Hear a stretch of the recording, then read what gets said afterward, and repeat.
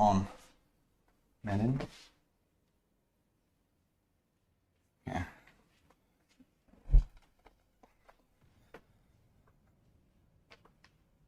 How do you play a lot of hours without sleeping? Well, I actually just woke up. So there's that. We had a stream run for the night actually. And now we've lost.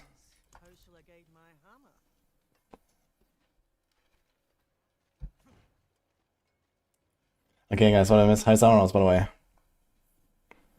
I mean, 21 hours to play non-stop, not sleeping is not that bad. It gets kind of tough when you do like, 24 or 30 or 35 or so. Then it becomes kind of tough because you're basically doing 2 days in one.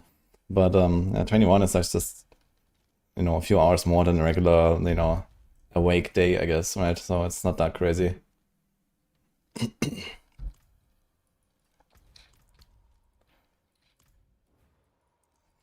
Okay, we are opening 83.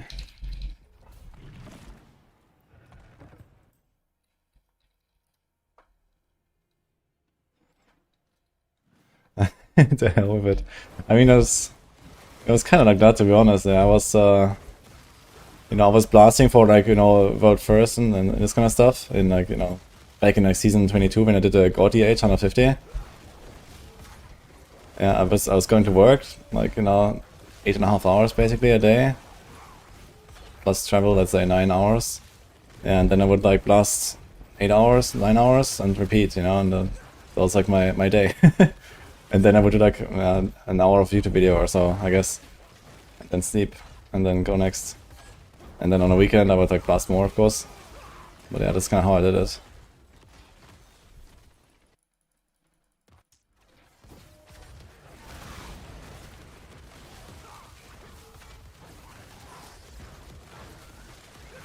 What did I do for work? It was just a small job I had. I was translating. I was translating stuff basically, interpreting for the Indians. I was looking at the Indian consulate. It's just like a job I found.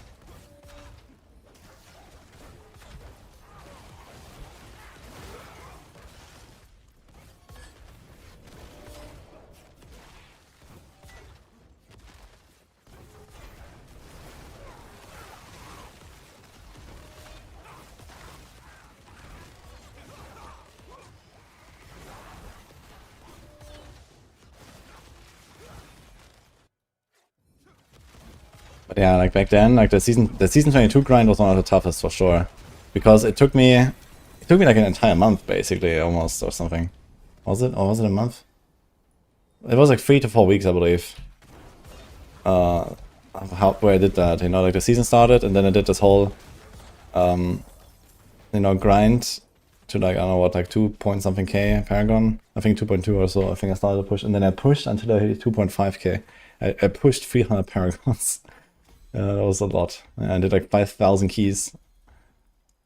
And yeah, that was a huge push. So, keeping that up for like an entire month was really rough.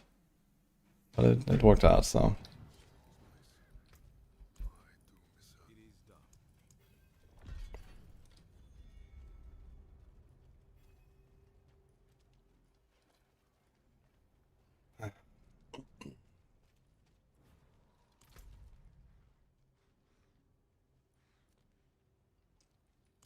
Oh, this was T3. Nice. Wasn't there like another whisper I wanted to do?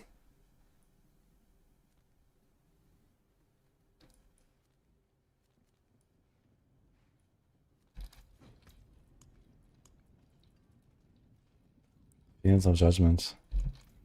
Let's try a T3 Bloodied, I guess. Longest sessions on your capped at 12 hours, too many 24-hour plus session in the past. Yeah, you don't want to do it too often, it's like not really healthy. So I try to not do like one of these super long sessions more than at most once every 2 months or something.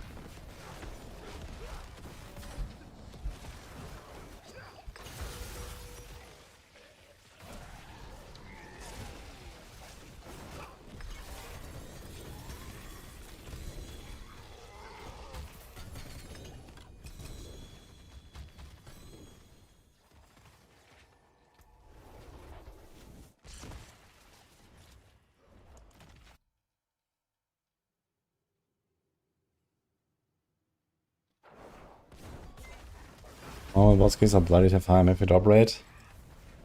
I mean, high difficulty probably means more mythics. I mean, that's in generally like, you know, a lot more loot in these blooded keys. You know, look at us. I didn't even pick up all the items. It gives you like almost a full inventory or something for like one boss. Or like 2/3 of an inventory or something. Normal boss is like 6-7 items.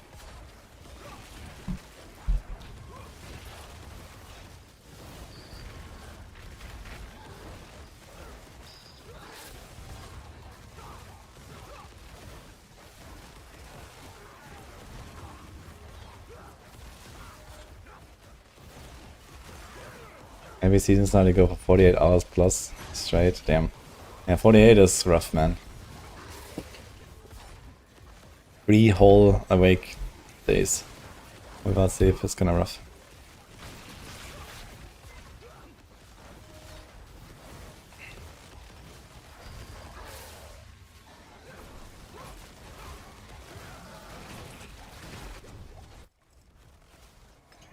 Nice soul chain.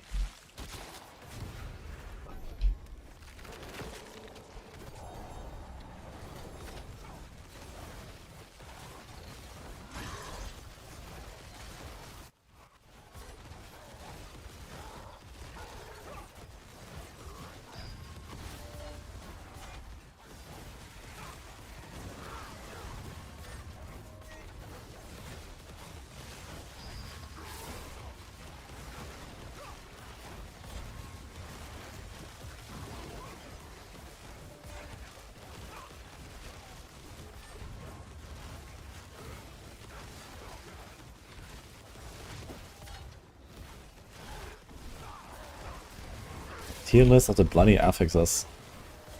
It kind of depends on how you want to build your character. Like for pushing, the priority changes quite a bit compared to like everything else in the game. Like for everything else in the game, you want to fix your character to just function and have everything in a kind of, you know, proper setup for you know, like scenarios where you don't have any kill streak. This means the only option you actually care about is like main stat on the kill streak. So have like a bit of a bonus, you know, when it happens. But when it comes to like tower push, you can very reliably expect to have at least 2 tiers of kill streak for basically almost the entire run, and then later even 3 or even 4.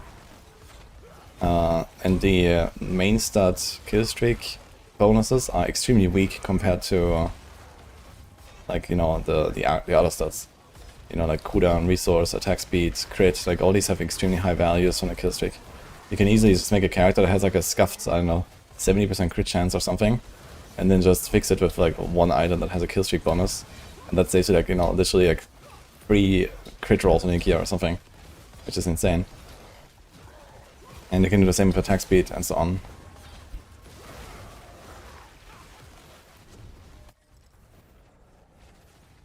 So this is actually the best in that case.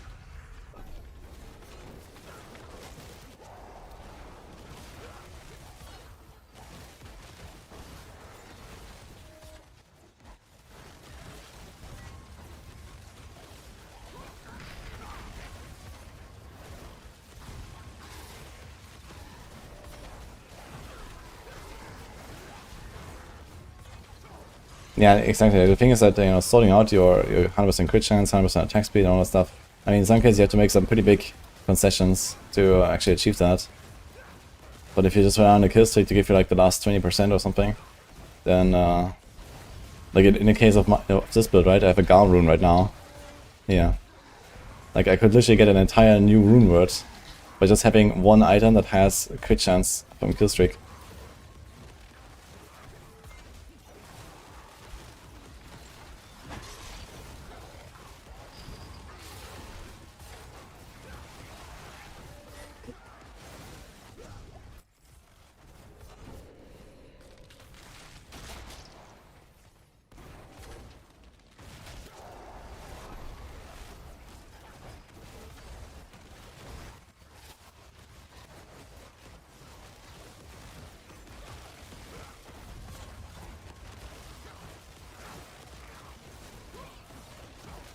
Hi, Mika.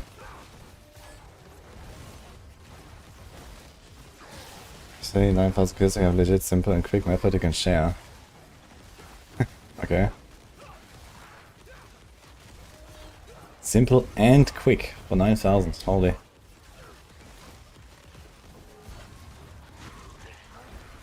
Sounds Monka TOS.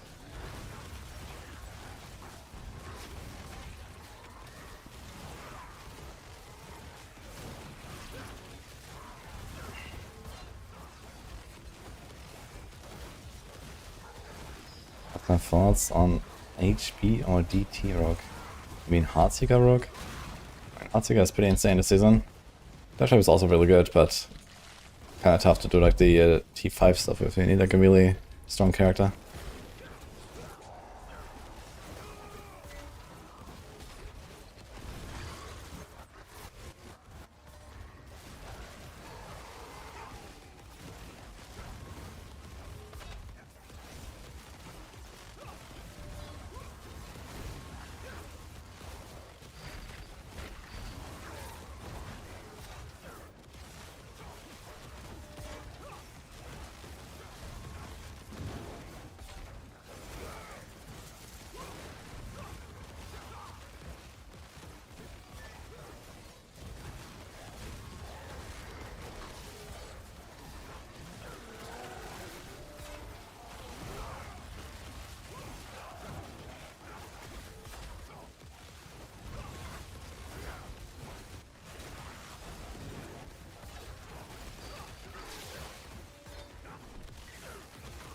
Mr. Rogue, but it might just go Sorg again. Well, I actually just published the Crackling Energy Sorg guide on Exile. Not on Exile, I'm from YouTube. I recorded one actually like a few days ago and didn't really release it. But here we are, so if you wanna reroll into a Sorg, I can check it out. You have it on Exile as well, like Crackling Energy. What I based the video on.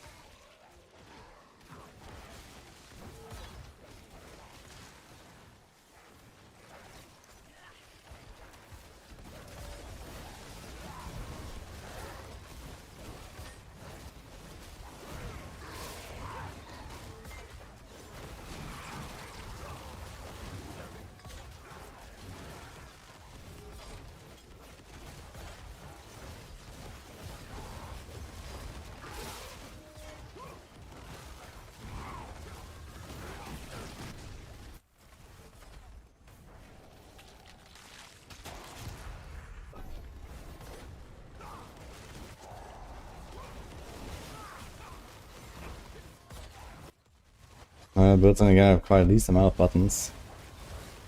Oradin. I guess Wing Strikes is also one of those. I guess there's like Whirlwind, Earthquake, Barb and stuff like that, which should be relatively chill. That's a nice rogue. I guess technically Crackling Sorg is also pretty chill, it's just like the teleporting you have to do.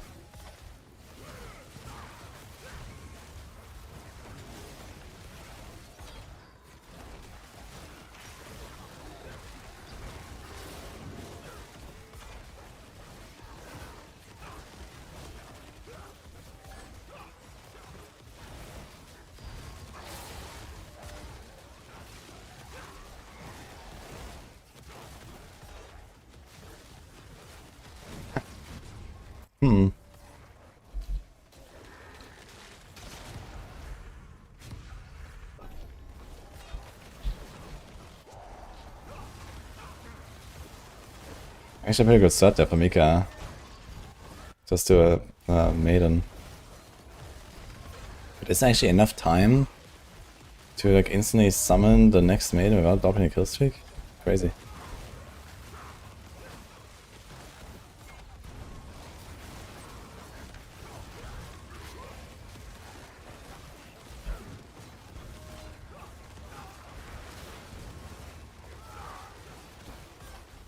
Need to make sure there are mobs up. Yeah, so you have to like kill the maiden, and then, I don't know, click one thing, refresh, and then click the other thing, and then like hope that the monster spawn instantly.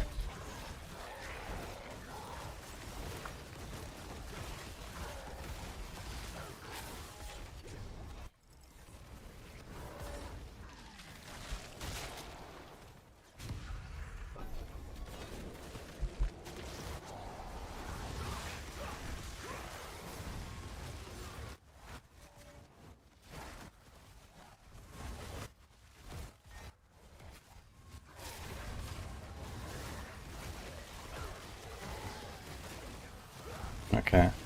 Interesting though. I mean, it seems like a relatively easy tech, at least.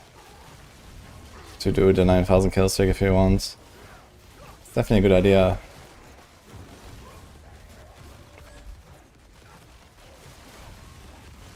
Or at the very minimum, you can try to get like a good kill streak going and then kind of like arrive at the Blood Maiden and kind of finish, you know, maybe half of it there or whatever.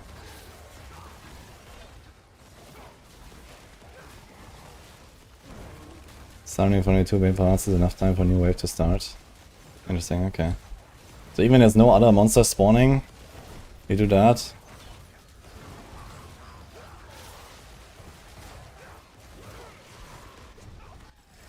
Oh god, is it enough? Oh, close. 1008, 1010.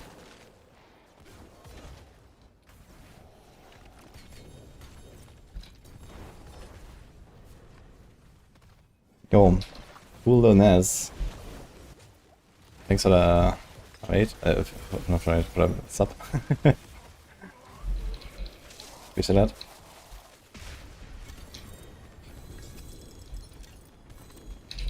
Yeah, Mika just explained, due to Penitent, there's only 2 hearts you need, and then you just like, you know, kill the monsters there and get a kill streak. Definitely an interesting tech.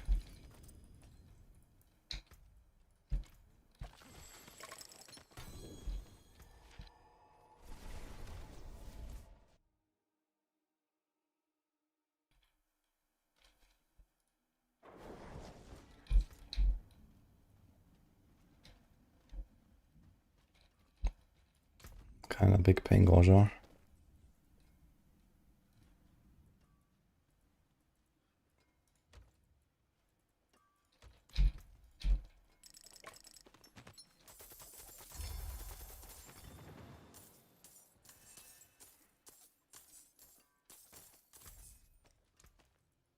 What's still got some good in it?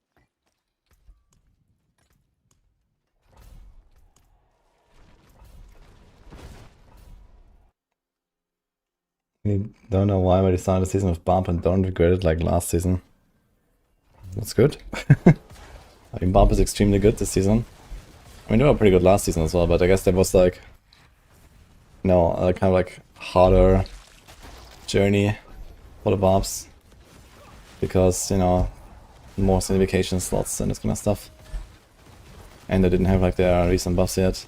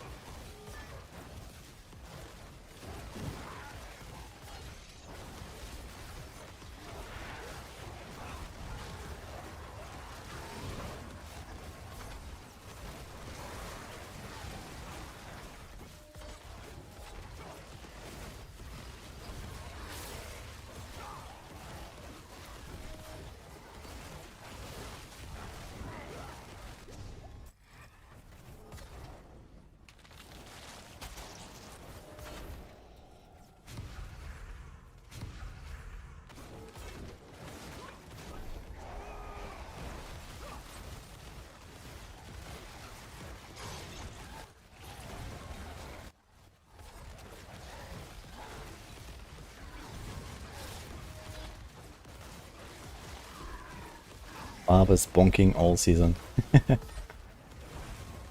I think even T5 bots should be not a big deal on Barb. They're like geared up.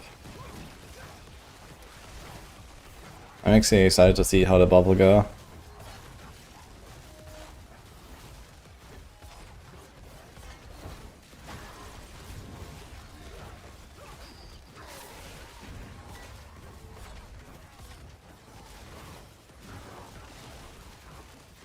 You can play Sog every season you play, start for the Warlock.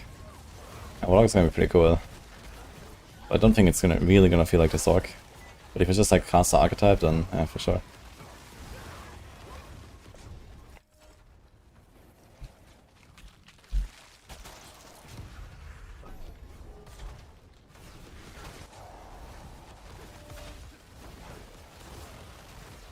Herald of Darkness is the best boss when testing as only features one of the other bosses.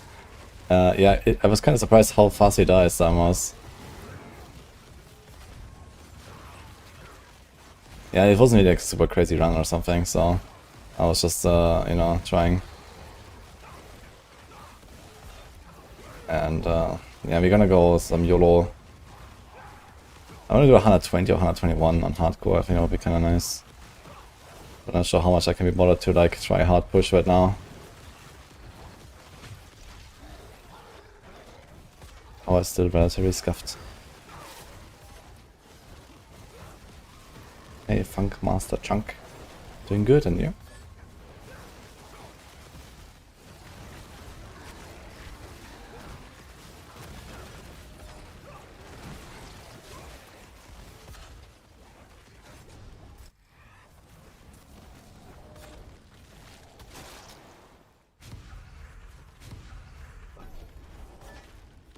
That's the playlist. That's my playlist.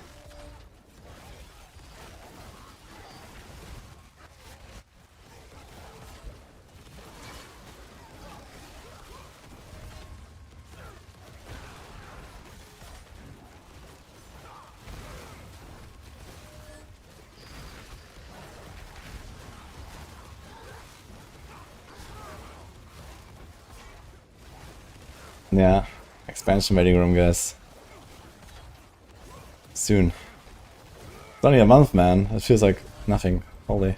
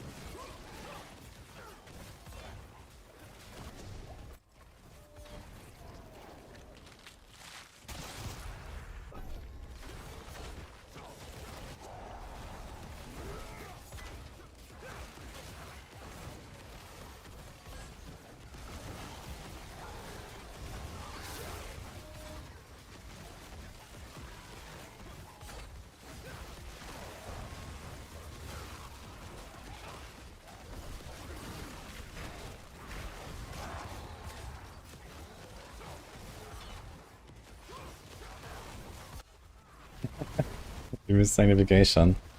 Don't worry. You don't have to go 6 weeks without. You can handle it.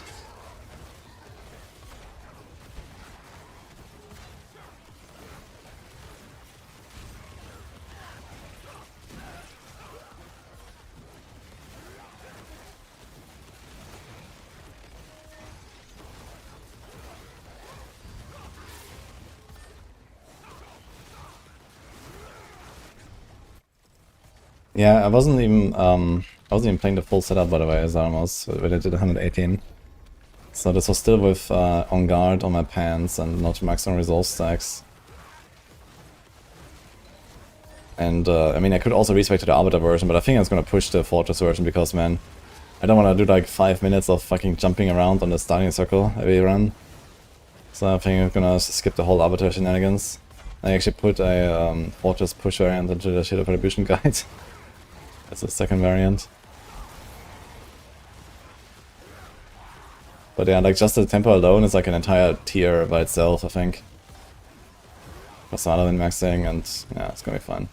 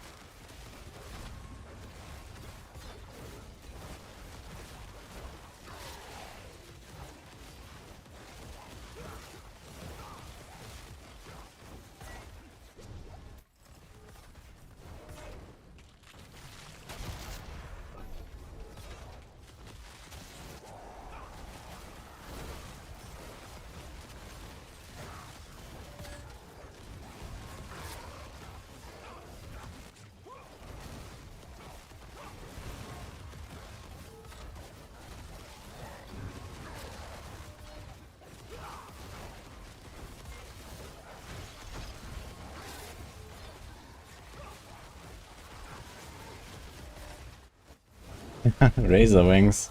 Oh my god. It's a super fun build, but holy. It's unfortunately super weak. It was really good in the Chaos Armor season. I played in the Chaos Armor season, man. It was so fun.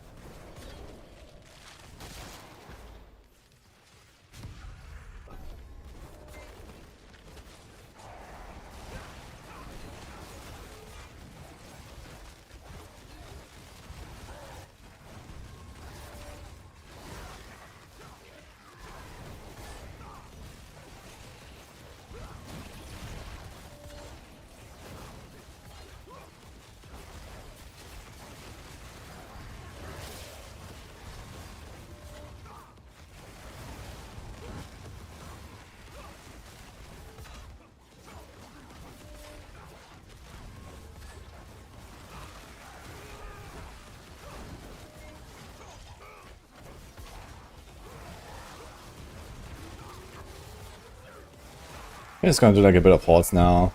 And then they're gonna go on one of our other classes. Question is, which one should I start first? You have Rogue, Barb, and Spirit one to choose from, guys. What do you say? They're all 60 already. Mildly set up, I guess.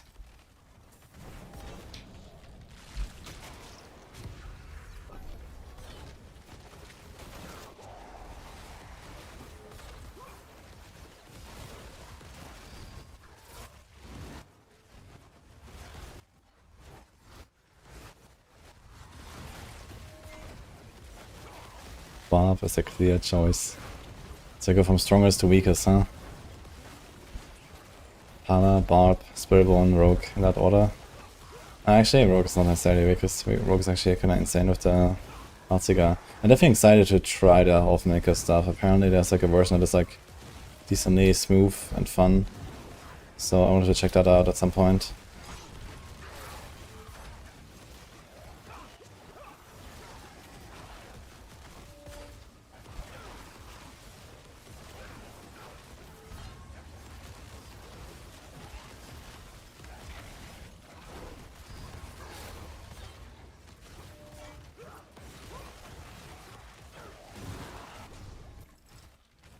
Oh, it's a pretty good run here. Over 1400.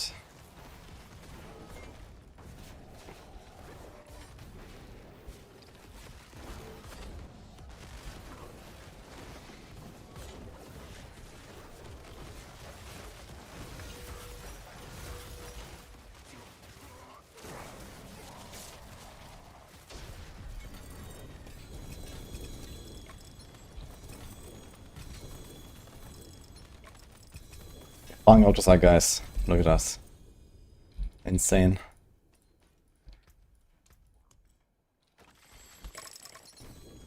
Oh, it incremented by plus 0.1. Gaming. I am ready for the 15 out the side.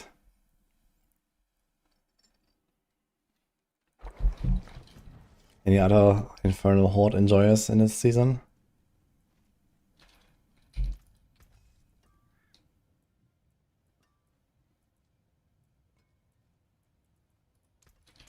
What's left, you ask?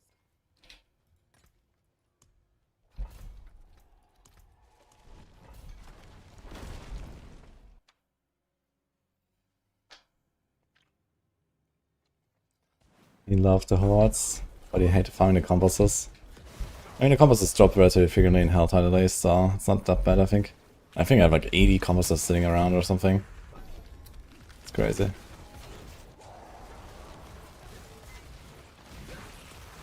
And like getting into Mars at the start and just sitting in one spot. Yeah, the 2 monsters at the start are kinda nice because they give you like a nice head start into the wave.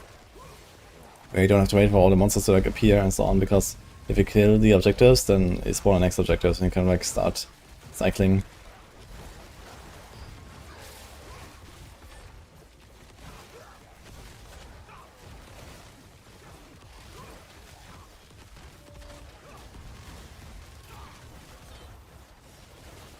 Self-spawning in other location. Ah, so you get the masters, and then you don't clear them. That's what you're doing.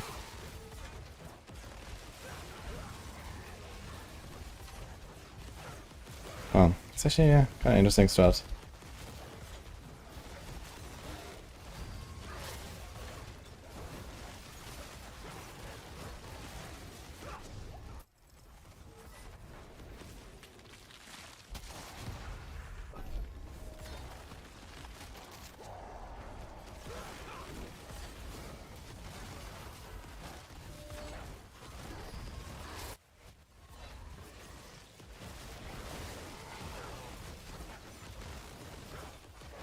Oh, sad what I did to Necro this season.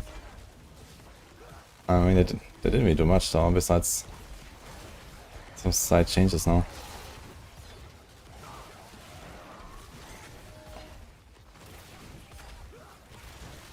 It is a soul spider anyway. I think I actually destroyed the mask somehow. I guess my screen clear is too crazy on this build. I'm gonna try some other build at some point. That's an interesting idea.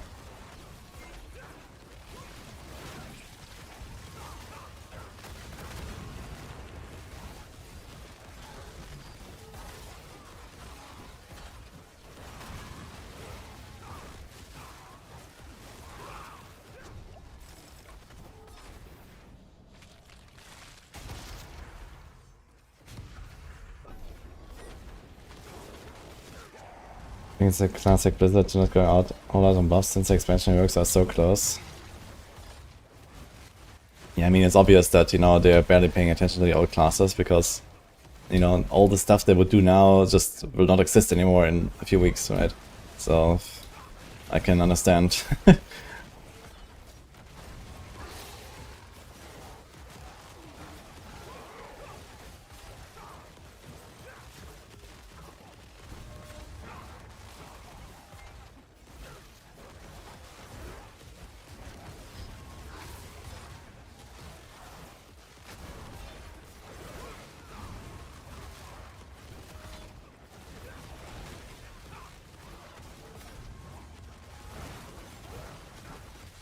I'm nervous or excited for a rework skill tree. Well, I don't know, I mean, there will be like 1,000 nodes to learn or something across all the classes. Or maybe 2,000. I don't know how many, I didn't count them exactly. So I have to get them all in here. Then make the connections between them as well. So, I wouldn't say nervous, but it's definitely gonna be interesting.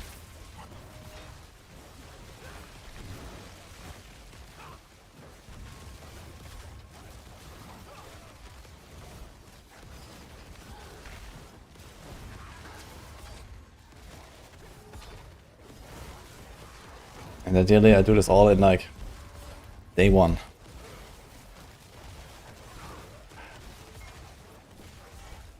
I guess realistically we'll be focusing mostly on the Warlock at the start. But I'm not sure how I will do this.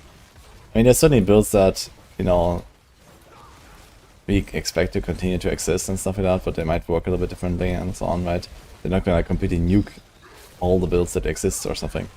So that's not the idea of the skill tree work, but you know, how you set it up exactly and like which upgrades you choose and like where you get this, where you get that in order to finish the build. Definitely it's gonna be quite interesting to see. So I'm planning to still make some build guides without even, you know, like pre-expansion basically, right? Just based on the stuff we know from the past. And okay, just okay, acknowledging that this is gonna be most likely somewhat different, but yeah, we'll see.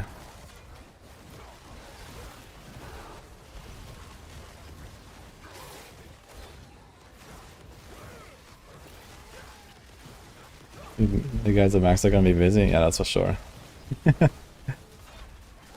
I mean, you know, we have like, I think we have currently over 80 endgame build guides on Maxwell for this season. That's a lot of build guides, and then we also have like leveling guides, like I don't know, 30 or something.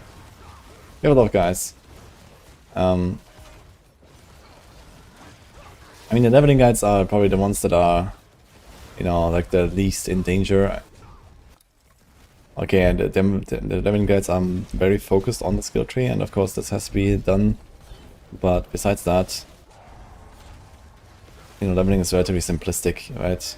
And I don't expect that is gonna change in a big way. It's mostly about making the right order of choices and then making the skill tree progression make sense and so on. Yeah, the big problem are the endgame guides. So basically, you know, with what we know, which is like little, you can basically just like archive every single endgame guide we have right now, and basically start from scratch. So that's gonna be interesting.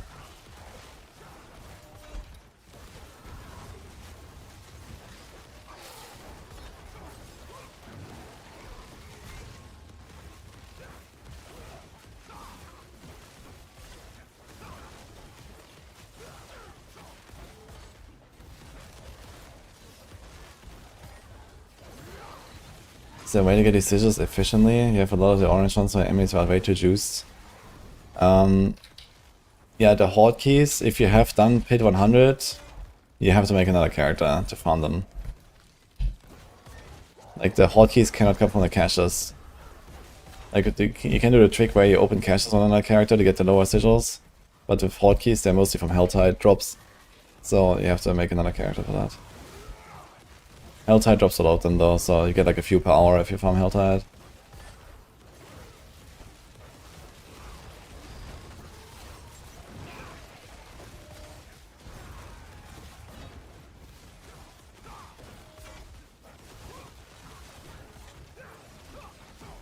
We all get to go in blind, but I really hope Blizzard gives you early access. Wait, do you want Blizzard to give me early access? Why? Usually people like taking out the pitchforks for that.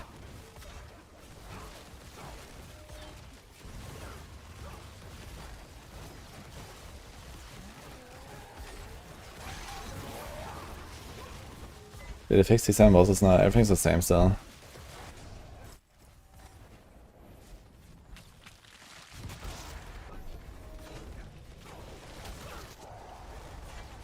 You have a rough idea of a Warlock build I'm planning. Yeah, so the stuff that excites me is the, I think it's called Blazing Scream. It's like one of the core skills that shoots out the skull. So I want to try something like that. I have some really cool idea for like a bombardment build. And the Hellion Sting, the basic skill. So that also excites me. And then there's like another one, it's called Tyrant's Grasp. There's like a way to spam this like a core skill. It's like this giant hand, and you can have multiple of them. So yeah, these are like some of the things I have my eyes on right now. I will see exactly like, you know, what I'll be working on. Because like most of the Warlock guides for launch will probably be written between Macro and me for Maxwell. So we'll have to see like, you know, who does what and so on.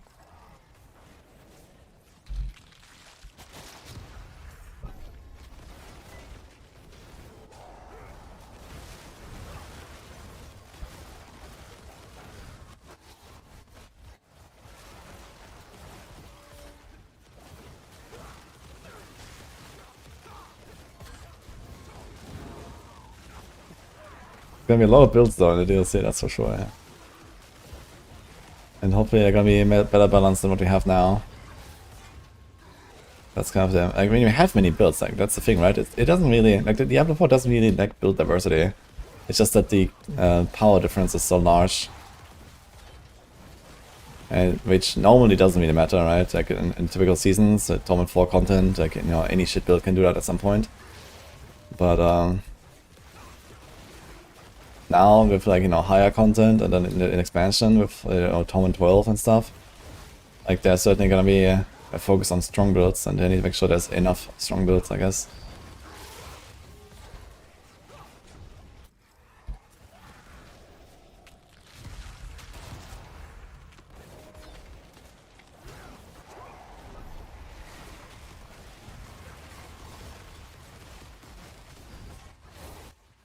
Hey, Nikon.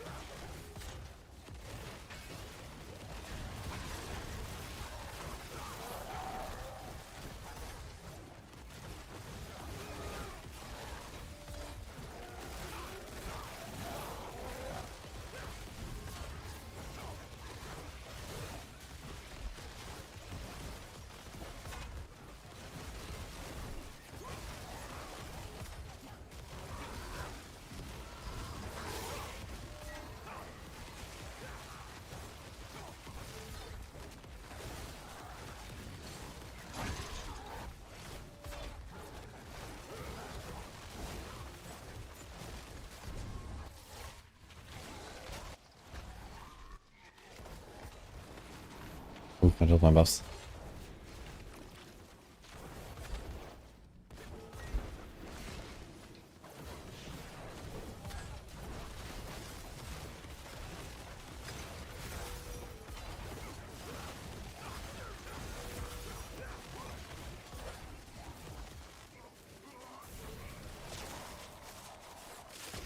Fishing! It's gonna be huge in the expansion, guys. Rust.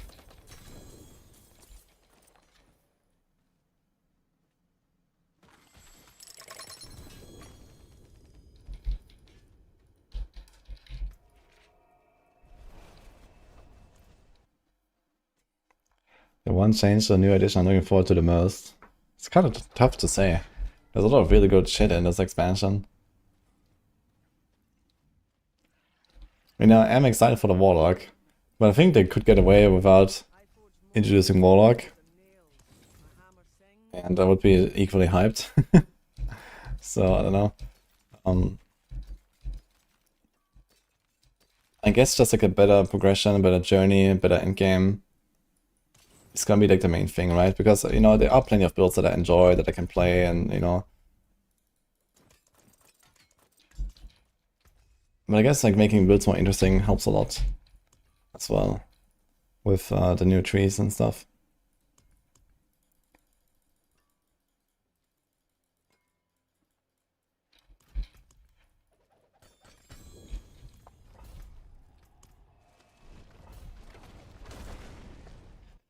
You know, I guess like one of the ideas of the skill tree is also that you have like more options of, you know, customizing a build, even though it's like, you know, the same build. Like, you know, I'm playing like a Heartseeker Rogue, right? And then you play a Heartseeker Rogue, but our builds are not necessarily exactly the same, and they don't necessarily have exactly the same combo and so on. And that is also going to be exciting. Because I feel like in the current game there's very little variety for most classes in terms of like which skills they use. Not just as a main skill, but, you know, as the rest of the kits basically, right? And it's fine that there is like some sort of like class fantasy, like, okay, you know, every paladin has a falling star and an aura or something, and that's just how paladin works. But then, you know, I still want to have like at least a few options for the other slots.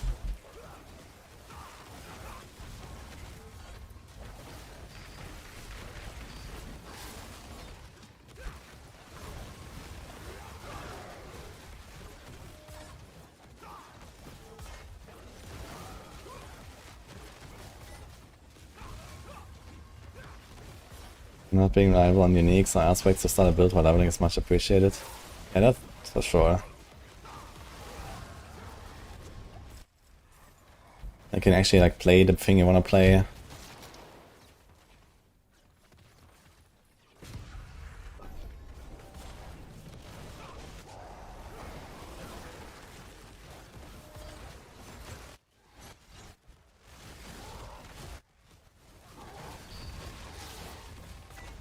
Yeah, I mean, you can already see this on the Warlock tree in Econ. If you looked at the Warlock tree, we actually have it on the default planner on Maxwell if you want to check it out. And you see that, you know, every skill has at least one option that changes it to like another type or something like that, so...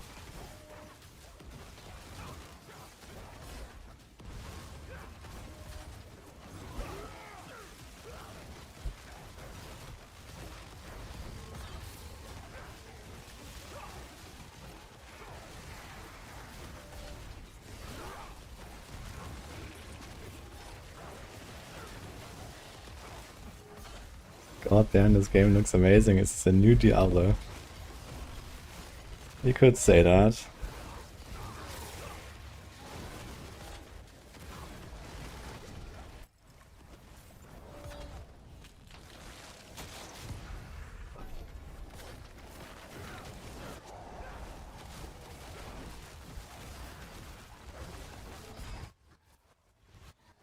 Sounds good, Mackie. Time for some fresh meat.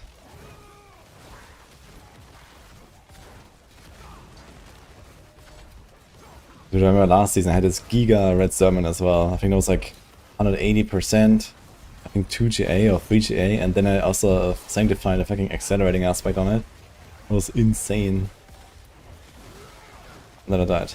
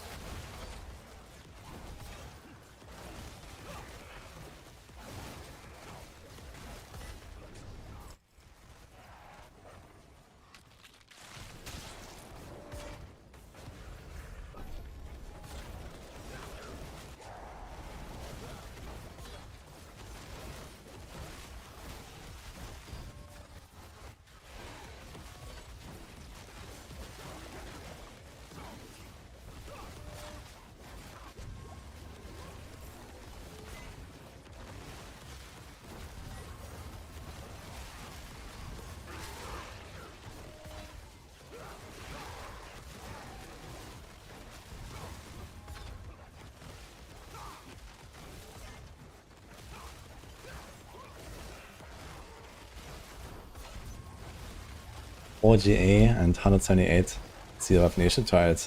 Seal is a fun build, man. It just feels so nice, and you know, it looks so cool. I like Zeal actually. I hope that they're gonna nerf shields in the expansion, so that Zeal becomes like a more viable build, basically. And two-handed paladins in general. I think it would be cool if there were more two-handed setups you could do with paladin.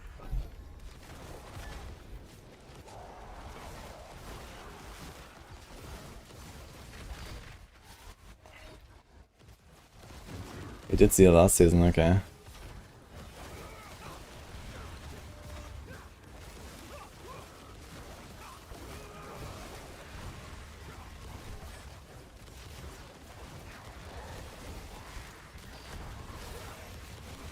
Up.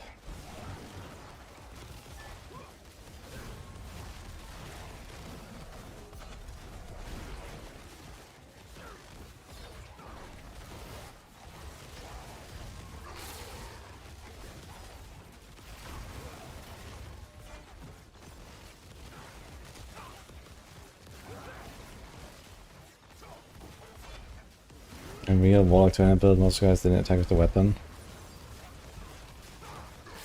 Yeah, I think like he's most just kind of like holding the weapon in like a weird way, and then casting spells. It would be kind of strange though to have like a, you know, like a real attack build, I guess. I mean, there's Hellion Sting, which is like an attack thing, and there's Doom, but you know, Doom uses like fists. It's basically like a monk punching in the air, and then Hellion Sting summons the like tentacles from your body.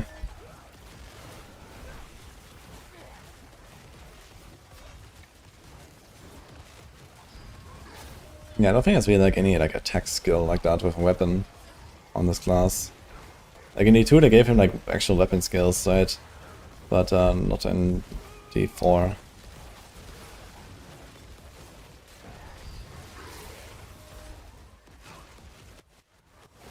Doom? It's one of the skills actually on the class, yeah. It's a basic skill.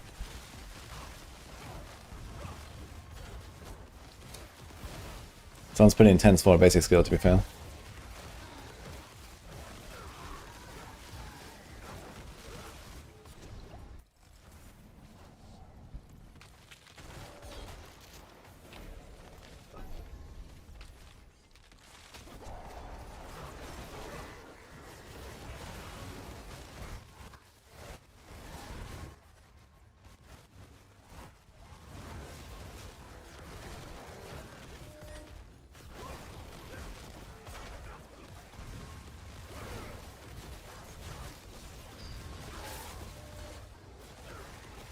There's gonna be so many flaming skulls bouncing around on season 13 world bosses. Dude, that blazing scream skill, that is so fun, man. It also has like an extremely fast animation, like you can spam that shit, man. It's crazy.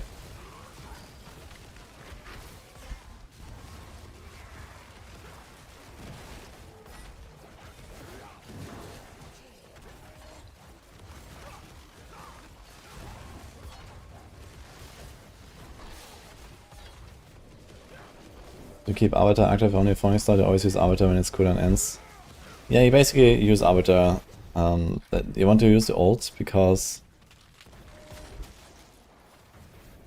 basically when you don't use Arbiter and you don't have like a long duration transformation, then every time you cast one of your ascension skills, there's like a little gap before your next wing strikes happen. But when you're like in Arbiter for like 50 seconds or something, then this gap doesn't happen.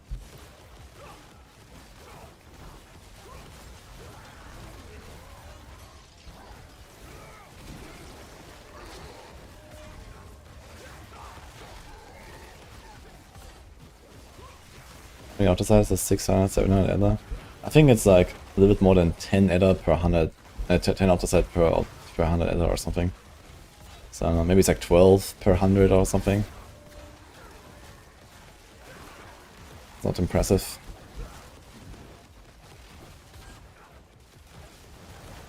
Will Rend be good finally? Holy.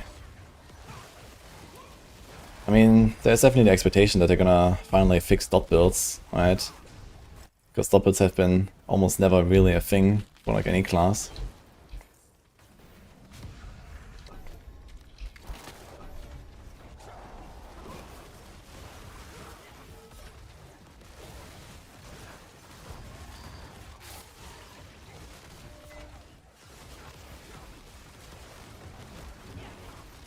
Heavy on a boy.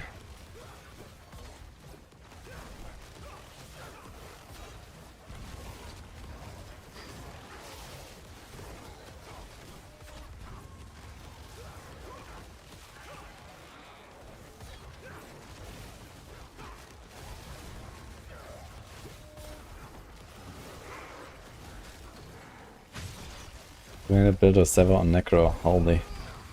A Sever is fun.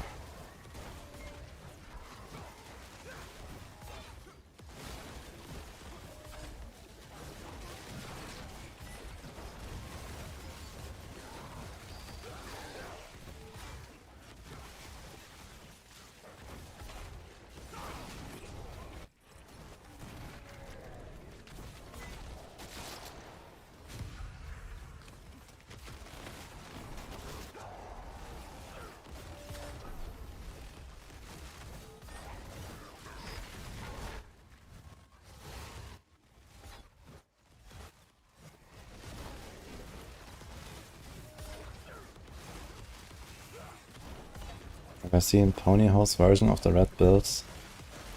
I have not, and I won't, I think.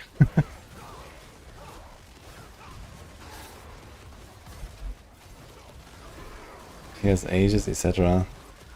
Yeah, I think Aegis is not really such a good skill to introduce in this build. Because you already have so much Fawn's bonus, and the 40% you get from Aegis is only a additive bonus to your Defiance Aura and your Fawns and Pistols. Your Fawns and Pistols is already a 150 bonus, and the Defiance Aura is probably also like a 100 something bonus, and I can totally have like, I don't know, 300% Fawns or something, and then you add like another 40, that shows like 10-12% or something. But then you also have to press Aegis every 4 seconds, and if you then try to rely on that for like 100% block uptime, then stuff gets really nasty if you ever miss it. So I don't really like the idea at all, to be honest.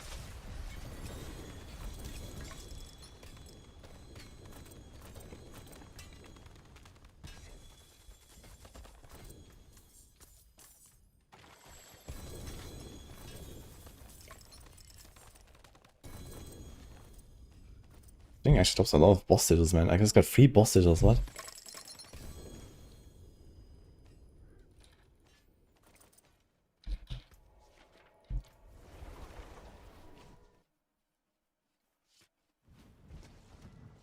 Don't I have extra Griswold's Opus? I do have extra Griswold's Opus, actually.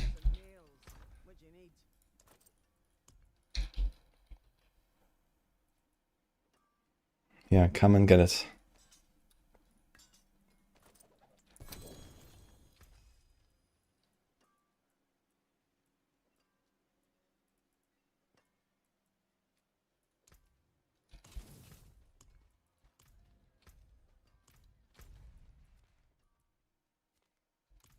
Can do a city whisper real quick, actually.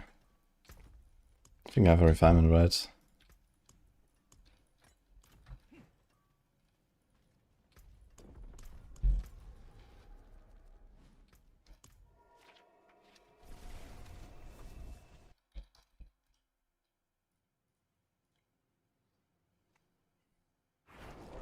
Hello, Emma.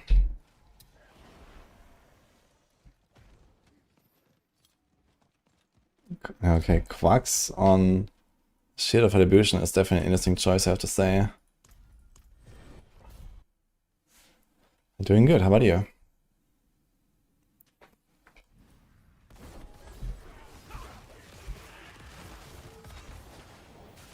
I mean, it can run Quacks, especially on the Fortress version, I guess. Maybe it's a thing I could explore, because the skill doesn't actually cost resources there. But it's kind of hard to get resources, especially if you don't spam ready, yeah? It's also how to trigger Quarks, that's another problem, I guess. You could do something like Tamwat or Igniwat. Get like a hit chance to restore resources and chance to make vulnerable. So you can maybe try something like that.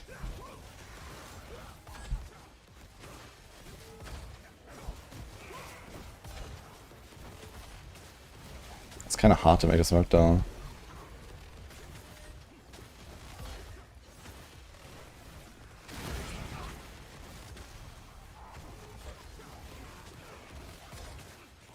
Alright.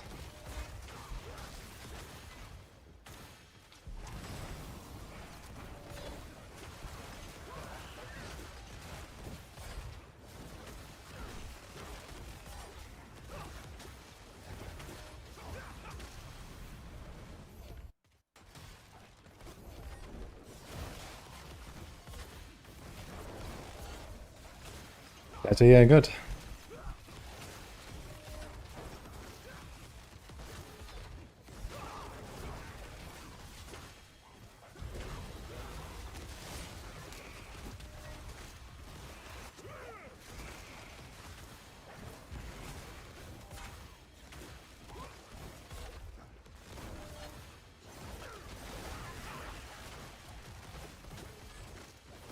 Oh my god, is that actually a Reddit thread?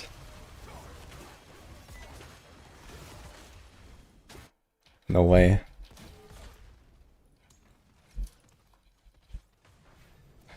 Well, Houdini, sorry to say, but you're not on hardcore. I can't give you a good result.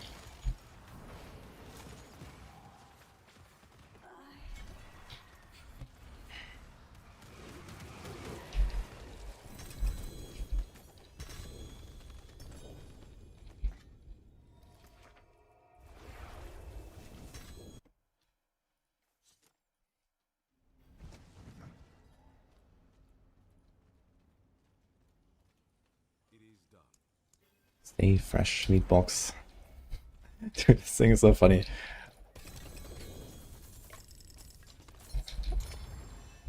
How is Opponent so tanky?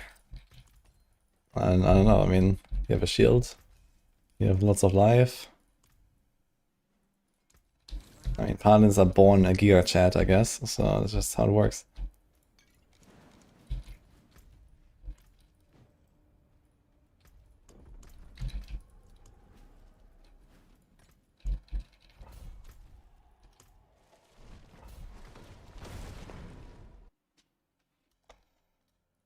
Dude, someone actually made a Reddit thread. How does Wudijo manage to play for 20 hours straight?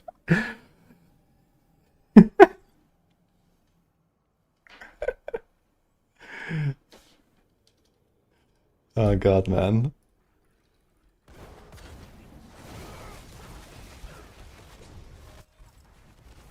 I mean, if you're looking for tips to become more tanky, then I can tell you, try to stack more life on a gear and get 100% block chance as a paladin. So 100% block chance is kind of like one of the like main builds, like what do you say? Not benchmarks, like objectives. You know, you work towards. You know,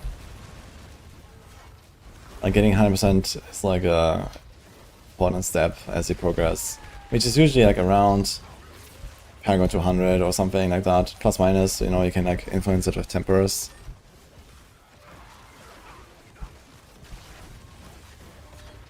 So once you have 100% block chance, it will feel a lot comfier.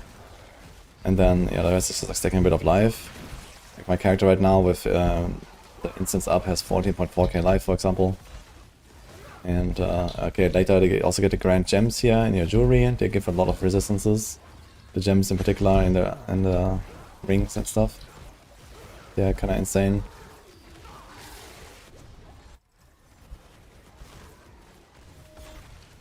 Answer Kappa. Oh, did I manage to play 20 hours? Time flies when you're having fun, guys.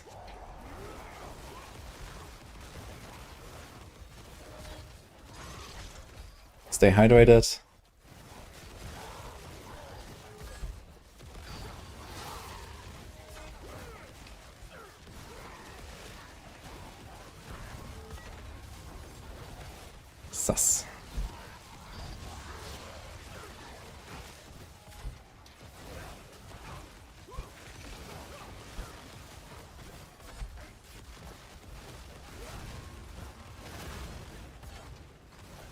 Step 1, get a fluffy companion. Step 2, keep up. That's actually a pretty good strat.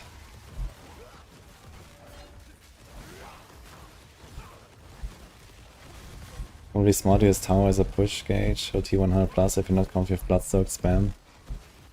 What do you mean exactly?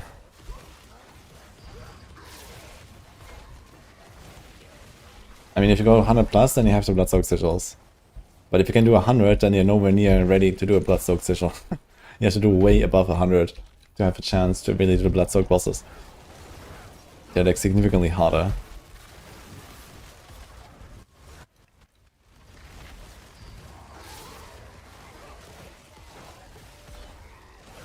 Yo, one Metal Viking, thanks so much for the sub.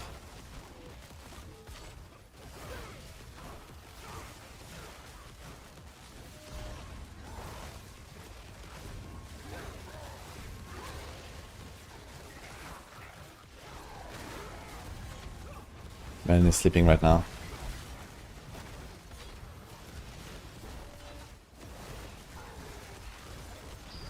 Yes, it looks like it.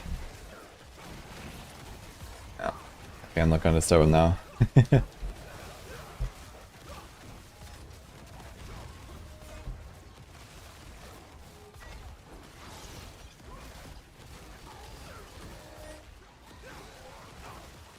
Maryland.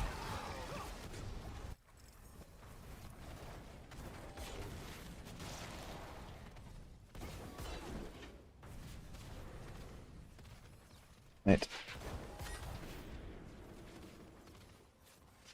Yeah. Hello, man. He looks so disabled right now.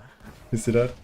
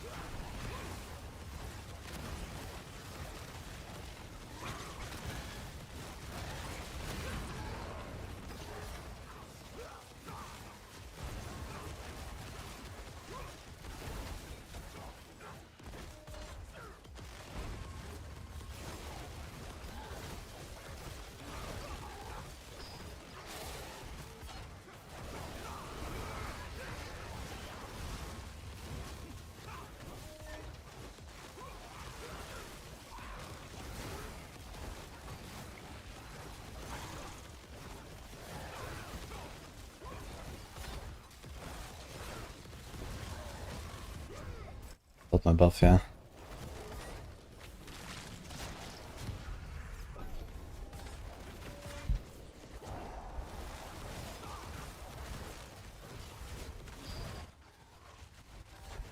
We're not 80 Paragon called Captain America. Interesting.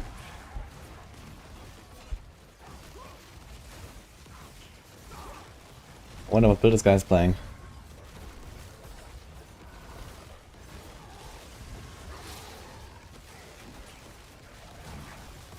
Moradin vs Wingstrike, which one is better? They are like pretty similar. You can play either.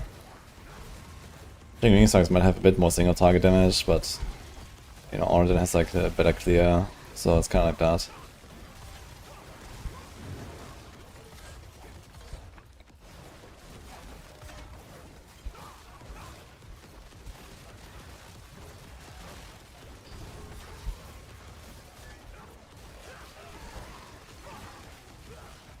Before they're the same build, but they weren't. No, they're different. But I guess they have like relatively similar playstyles actually. They're both like relatively passive and stuff.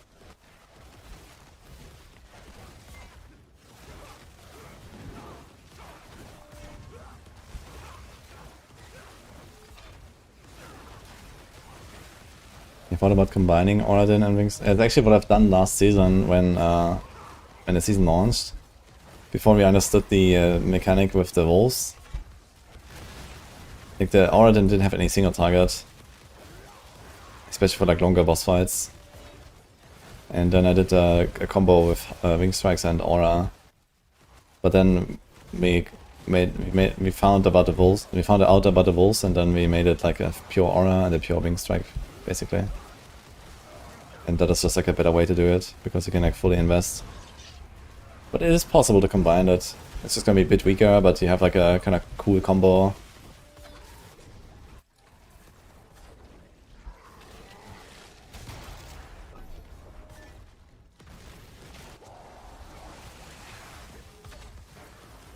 But they made it so that Oradin is like much better at single target now, I guess, because you can keep up the Dawnfire buff forever. Previously you couldn't keep it up. When the boss fight is longer than 15 seconds, then your buff dropped. Unless there were ads. And then, okay, we found out about the wolves, and the wolves were just hard carrying the single target.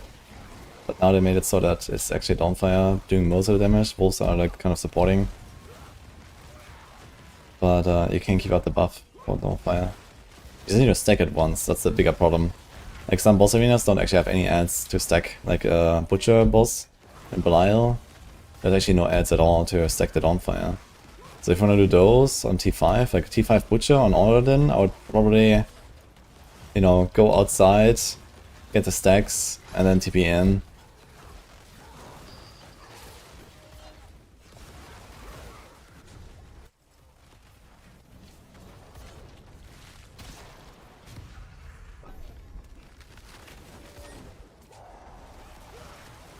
Yeah, wolves are working now, they're back.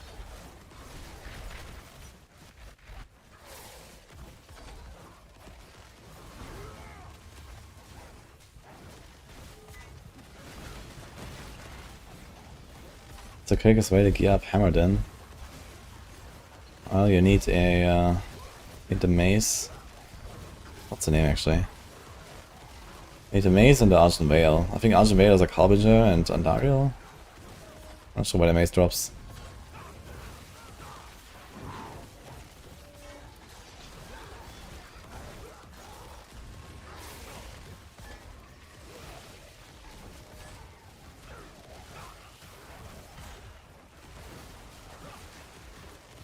Go from Duriel. Okay, maybe it's from Duriel. Easy. The Blessed Morning Star, I think it's called, right? The mace.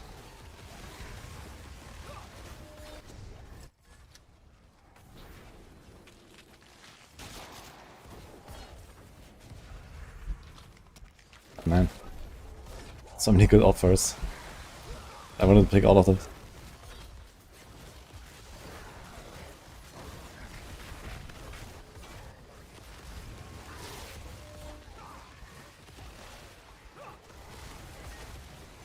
Event before or after the 3? Definitely after.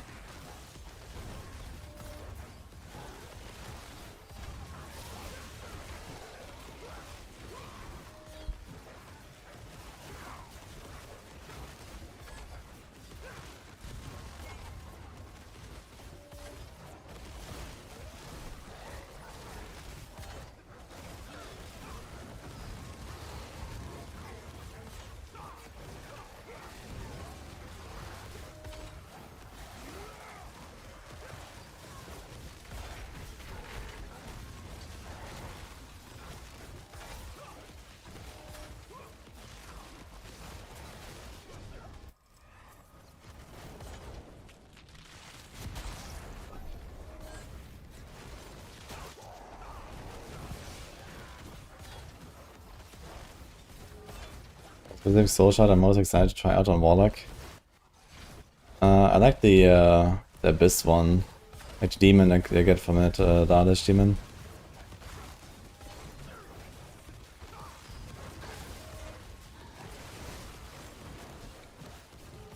But I think in terms of like most interesting combos, the Legion one has probably the most interesting. Because that's one where you can like make your greater demons cost nothing. And you can like, you know, summon, you know, I don't know, 5 of these Fiend of Abaddons or some shit like that, or like, you know, 5 of these like Profane Sentinels, and you know, all this kind of stuff. So you can like summon a lot of guys. If you like spam kills with bombardment, for example. So there's like cool stuff you can do that I wanna try. It's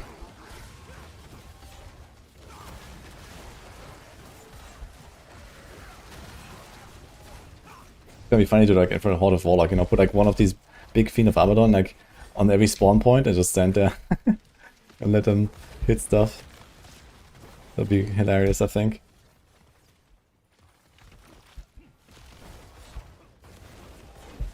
So Pit 99 speed build for Rogue this season. Yeah. I mean Death Trap, okay, maybe not 99, but you can definitely do 90s very easily. And then yeah, Heartseeker can definitely do 99s, no problem.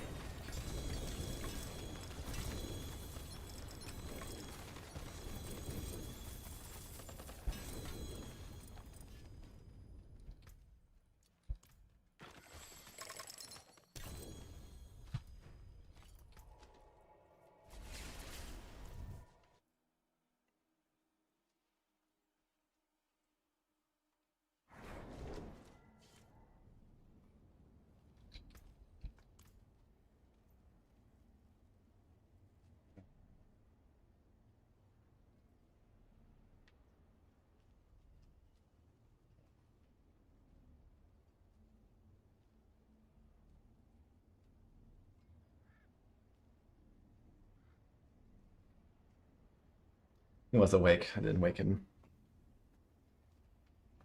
Say hi to chat. Hi.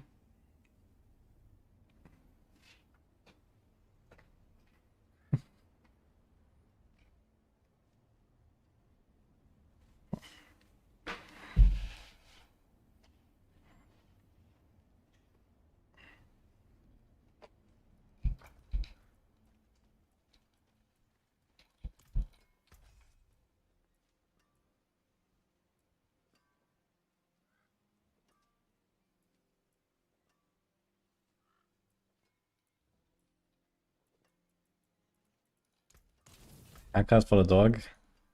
He's fine, guys. The world boss in 11 minutes. Do we go there?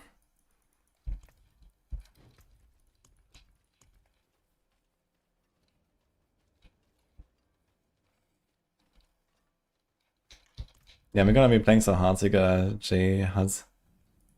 I also wanna try it.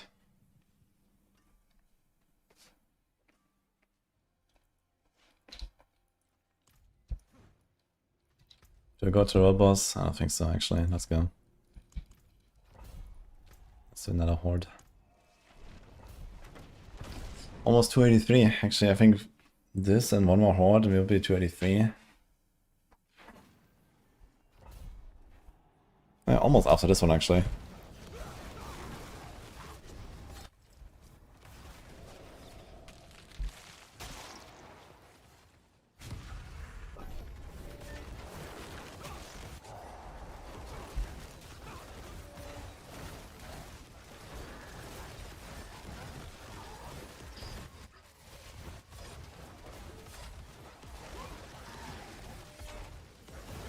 This is a good time to start playing D4.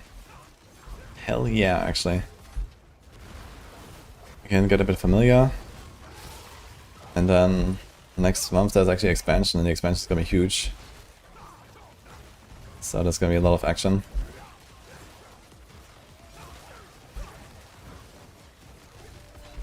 I'm playing a Fist of the Heavens build.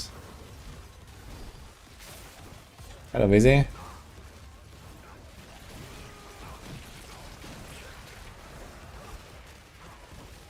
Can you give a little explanation of the endgame? Well, they added torment difficulties, which are like the endgame difficulties. So like World Tier 1, 2, 3, 4 is no longer a thing. There's basically leveling and then endgame. You go through those difficulties and kind of get stronger, and there's more stuff. And there's a lot of different activities now, so Season 3 was like, there was basically 9 dungeons and well, not much else, I guess. But yeah, you have like a lot of stuff to do now. Like this here, Infernal Hordes is one of the main activities. There's another one called Undercity Rust. There's the pit now, which is a bit like Greater Rifts in D3. There's also the tower, which is also a bit like Greater Rifts in D3, but with leaderboards. Yeah.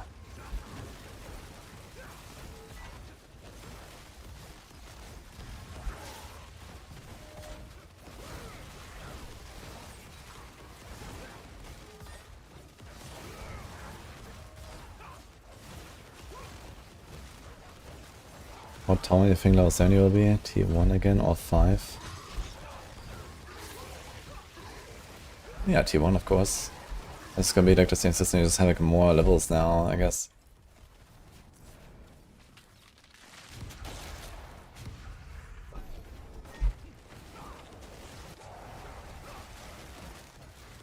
I mean, right now you can go into tournament before max level as well if you're strong enough. But it's, you know, usually like a very short part of the journey, right? Like right before the end, maybe when you're like level 50 something or whatever. It would be nice if they would like reduce the scaling of like the items from 50 to 60, so that there's not like this massive power gap. And then, you know, you could actually go to tournament like maybe earlier if there was like less of a hill to climb, basically. But like going to the tournament before level 50 is basically not happening, because there's like this gigantic gap. Unless you have like Twink gear and stuff. Is D4 looking more like D3 since launch? Yes. But also less like D3. So, I mean, they're taking some things on D3, but, you know, it's still a very different game, I guess. Most notably, it's just like a much larger game than D3. There's like just a lot more things in this game, in like, you know, both how you make a character and progress and what you can do and the activities you can have and so on. But yeah, they definitely took some stuff on D3. But yeah, like D4 has definitely like given up some of its own identity it had at launch, or like, you know, taking things from other games.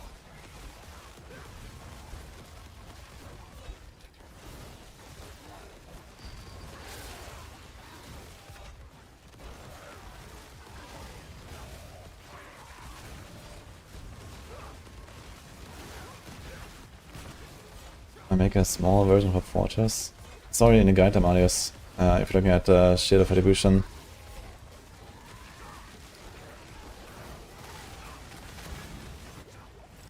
In the push version I put a Fortress variant as well. Actually I want to record a video about Shield of Retribution, I guess.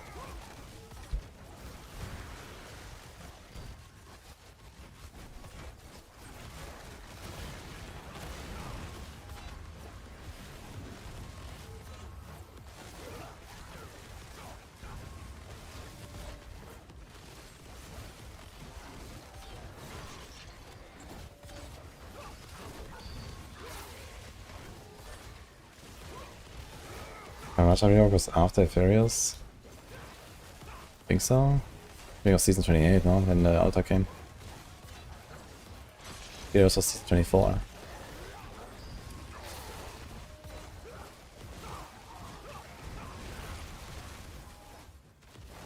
I enjoyed my hardcore run D2R with Warlock. Did I get hardcore 99 rank 1 or no? No, I did not. In fact, I wasn't even trying, because I was actually playing offline. And you know, like 99 in D2, when you play alone, online with no players aid, like that's quite a grind, a very long grind, and there was no time for that.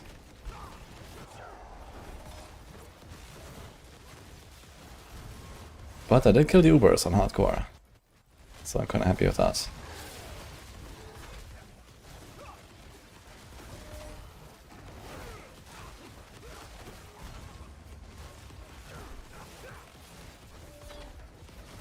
Update Shield of Retribution speed farm to add Argent Veil. Nah, you don't do Argent Veil on Shield of Retribution.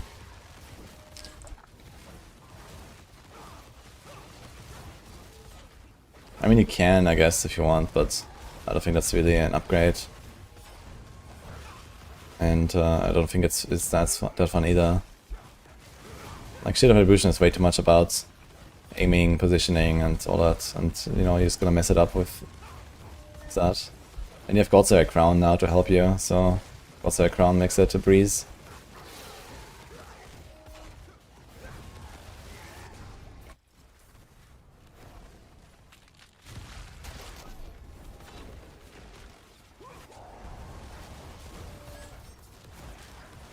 People are speedrunning T100 in 130 with this version. I don't think this is necessarily much faster though. I mean, I guess you can, yeah.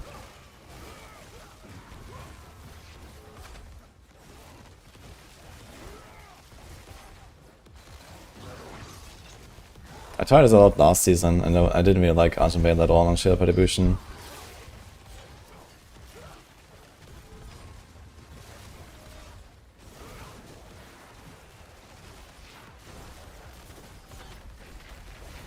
But maybe I'll check it out.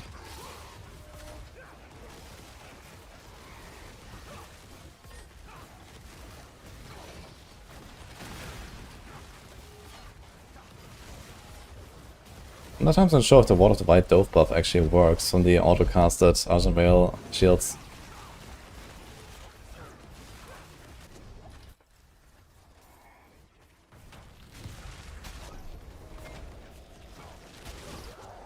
How tanky am I right now? Is this dangerous or easy?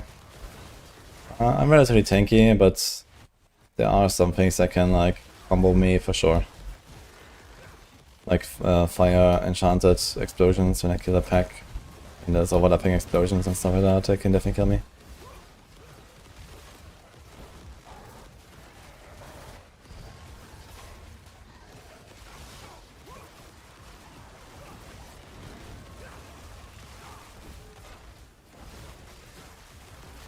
This build I'm playing is able to speedrun 99, asking for a friend. Yeah, speeding 99 is maybe not happening. But 90 is for sure.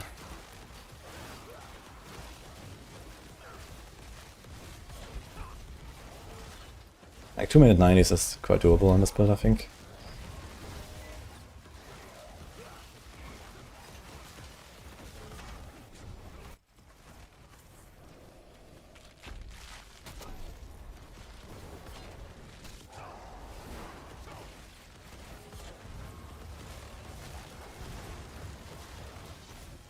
Good luck, Chief.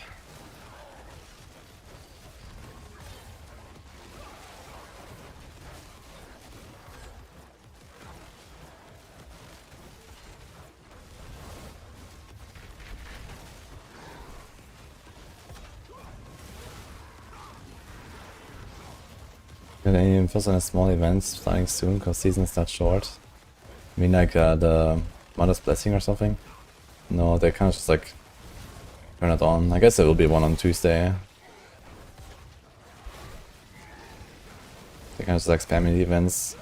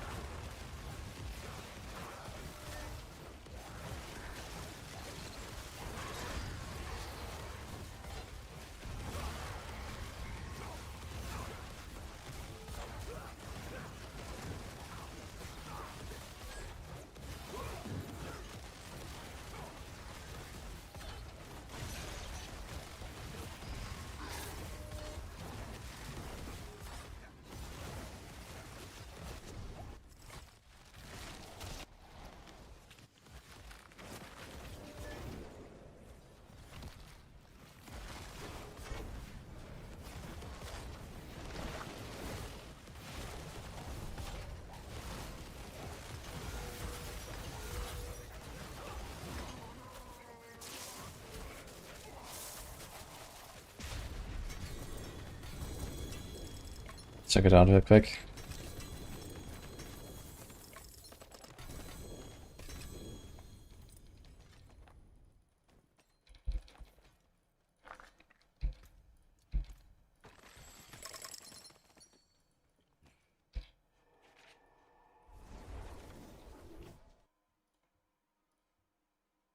I guess I take the Arbiter push and make a copy.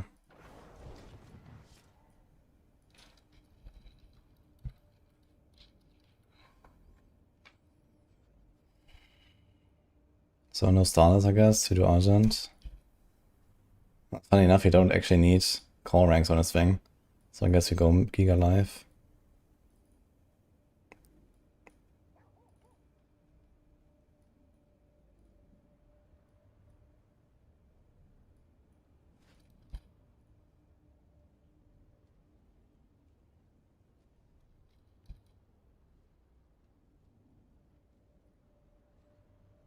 So something like that. And I guess, do we go Wild Bolt? No, you would still do God's Slayer, I guess. And C, I guess so.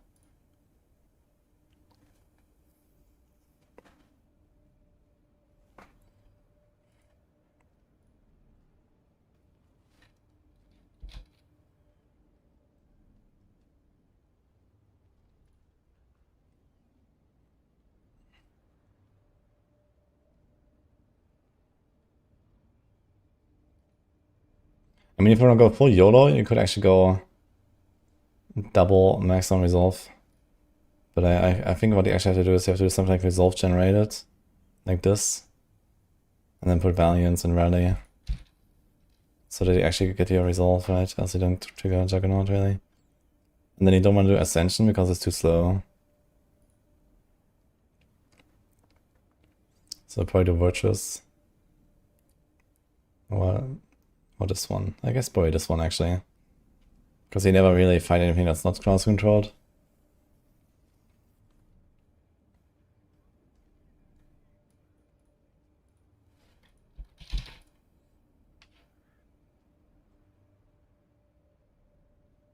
Attack speed is kinda low.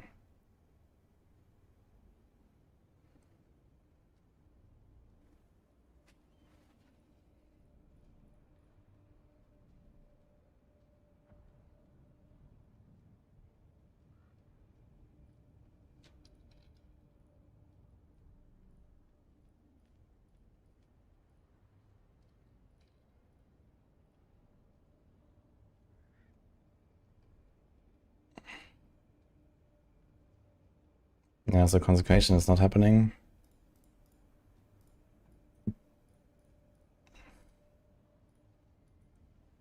Again, like this, you have a maximum resolve count of 13, 15. When we press this, we get 6 plus 7, 13. So we get all. We're missing 1 actually. It's actually kind of funny. So what you can do is you can like not masterwork the maximum resolve stack. So we had 14 maximum. So you have always 1, and then you get 13 from pressing rally when you do this. So 1 rally is enough every 5 seconds. So that's probably what I do actually.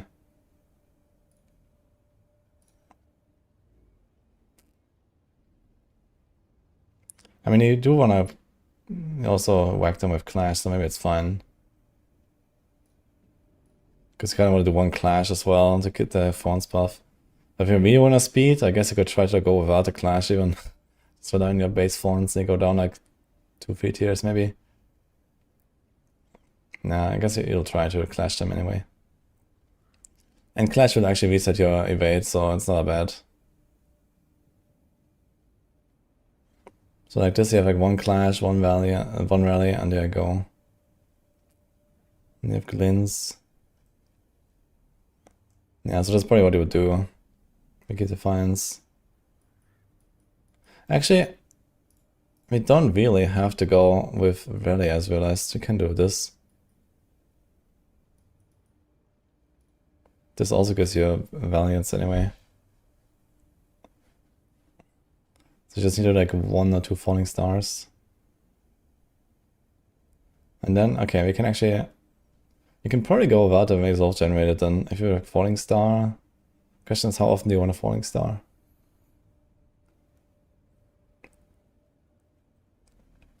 You have 5 seconds to generate 5, 10, 12, 20 resolve. Which is 1 clash and 3 falling stars. That's a lot of falling stars. So it's kind of tough.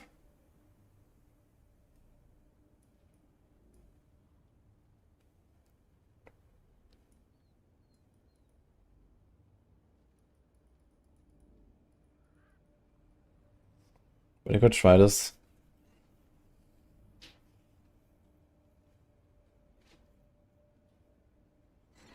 Dodge, clash, do we set evade? So they're not doing any manual casts? I don't want to see this.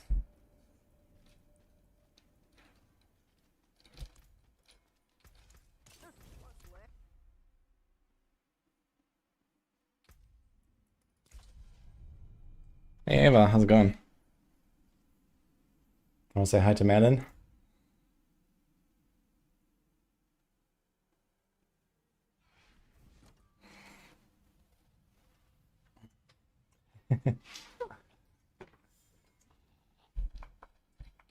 Five paragons. Look at that.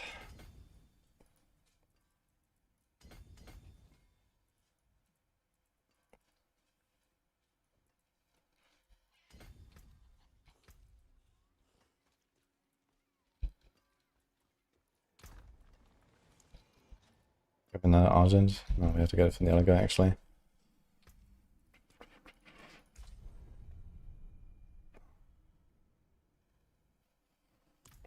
The clone bug is just often maker double dipping. Interesting.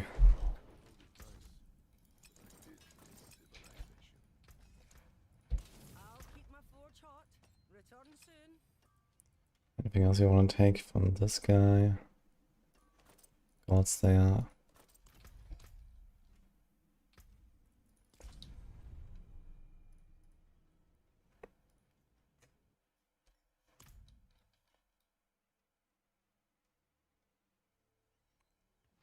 I didn't see the first person D2R thing.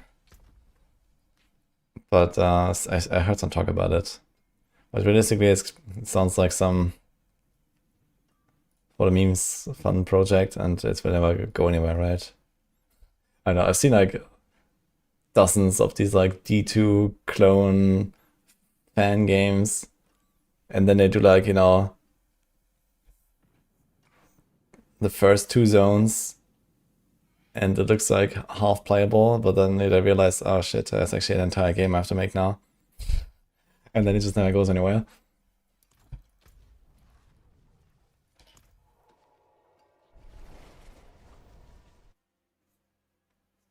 But I mean, good luck, I guess. The first person D2 game would be kind of interesting.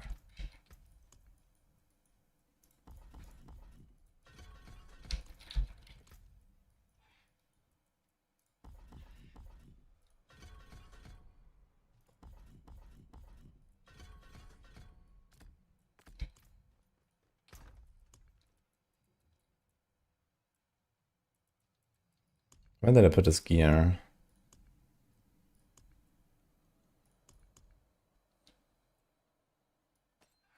Here.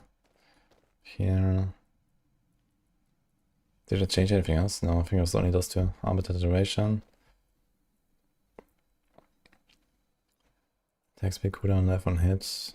I need life on hit, I guess.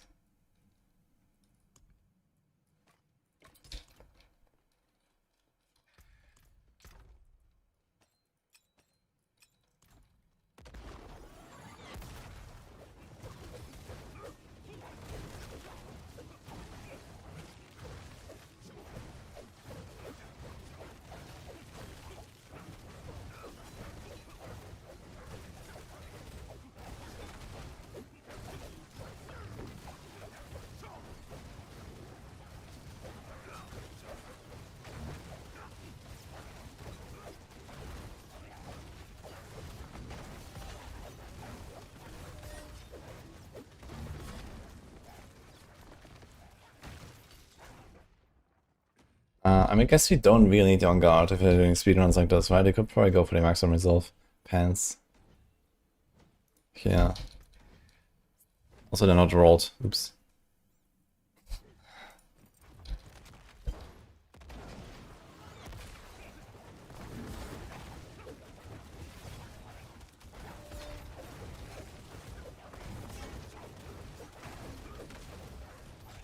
Let's do something like this here. And getting 20 resolve stacks if after resolve generated in 5 seconds is rough, man.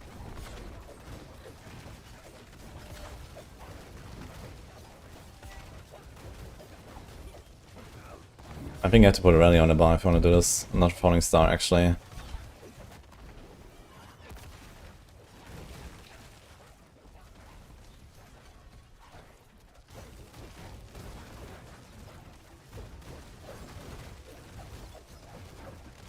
Because even if it's just clash every time, like, you know, one clash, one evade, it's not enough.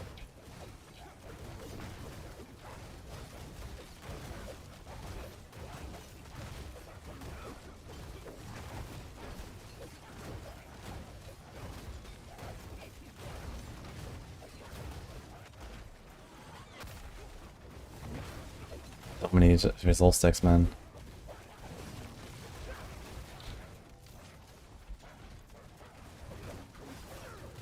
Guess you can do this, yeah. If you do like the live rally, then it's fine. They can also do like the evade rally and stuff, right?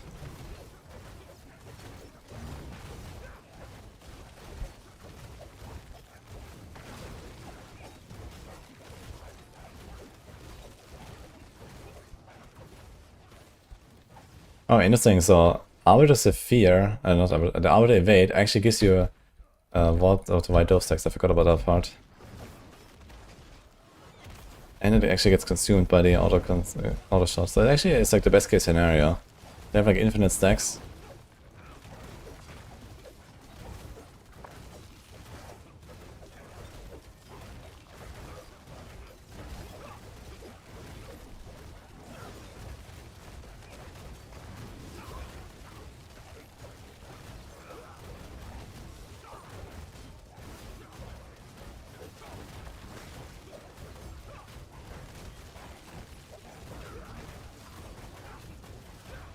Yeah, I don't think you want a full-time clash necessarily. You definitely want to cast your own less shields in between as well if you want to min-max.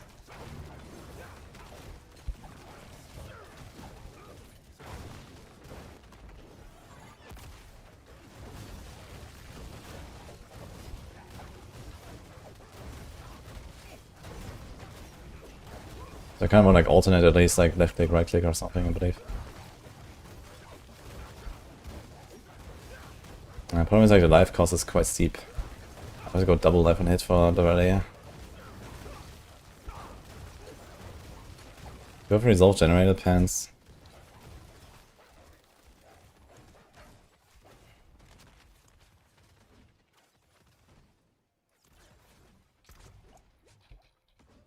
I guess he wants.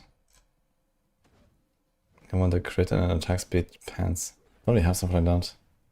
He has attack speed, 5 per second. He has crit and healing received.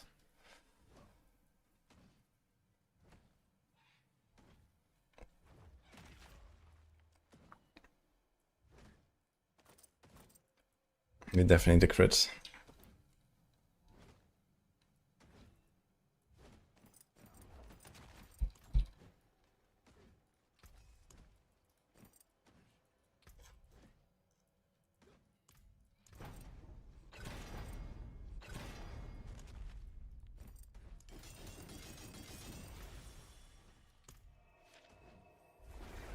The life is dropping because I press rally. Hi Robiri. Yeah, someone suggested to try Argent Mail on Blessed Shield, so I'm doing that. I'm not a big fan of it, but maybe it's actually faster now.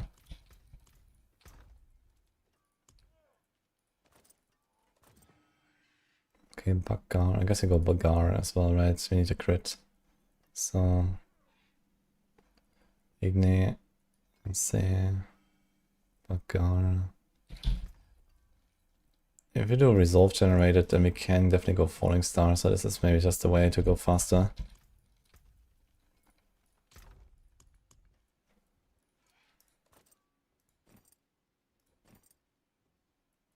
Okay, how's our block chance though?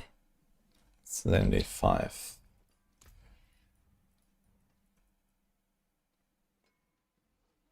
This is fine.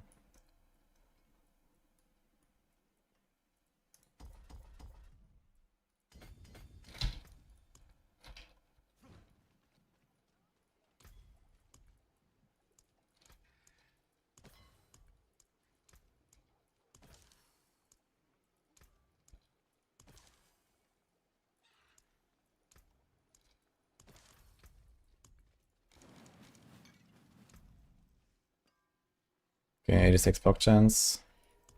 So we're good. Here's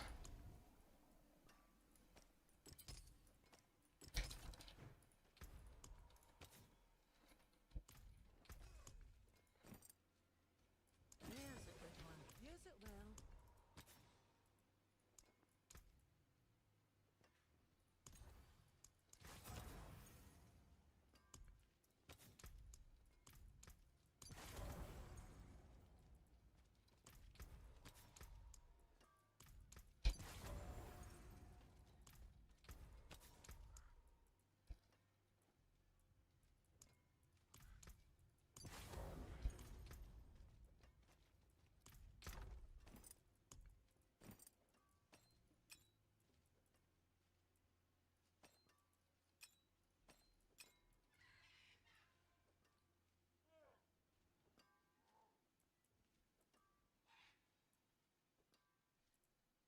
In fact, no Faith regen or something, but I guess we're clashing often enough, it might be fine.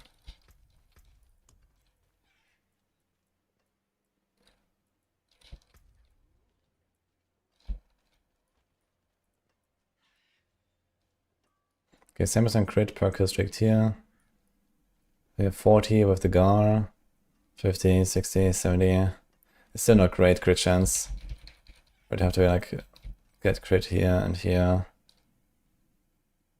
I guess you could roll off the life for speedruns, that's fine. And here, maybe the same. Then you'll be close to 100. Or I guess get another item that has crit. So my stats are definitely not really where they should be right now.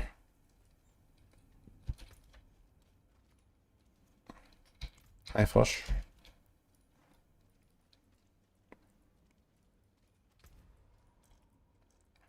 Okay, that's then like a 95.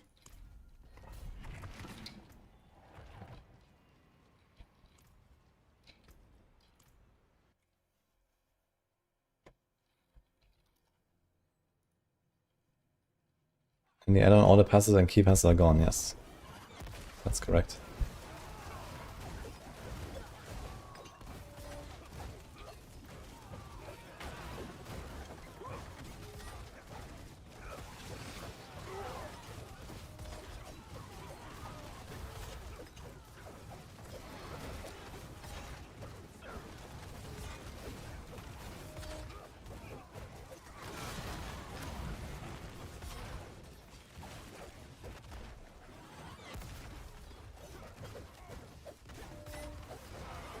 Not sure if that's really gonna go faster than just like manually casting, to be honest. I try like a few like manual cast runs.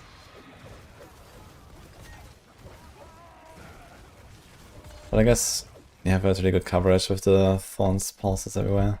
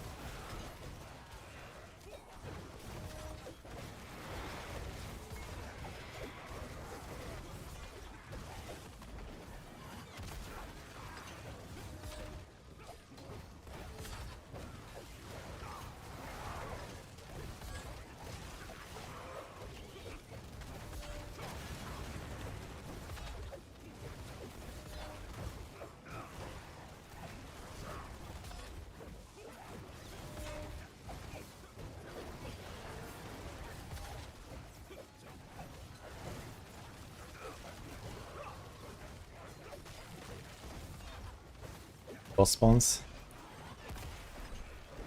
No.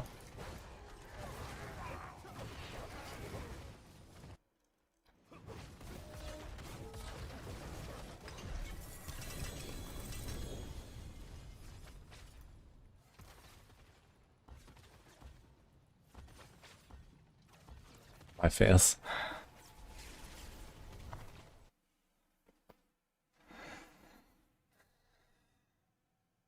Oh, morning millbearers, by the way. And Joker and Voldemort's tonics. How's everyone doing? Yeah, it's not like another 1 or 2 runs and just kind of get a feel.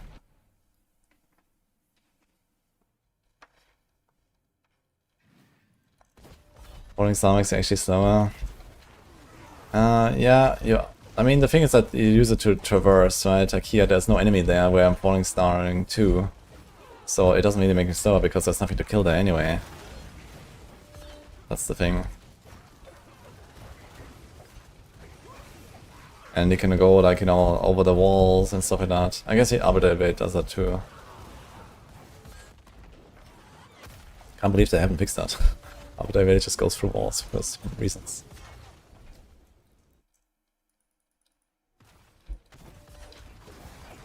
It was just like a crappy map there, and I had like full clear, didn't get any skip, and I had not enough enemies, so... This is a map where you get a skip. Usually, quite often.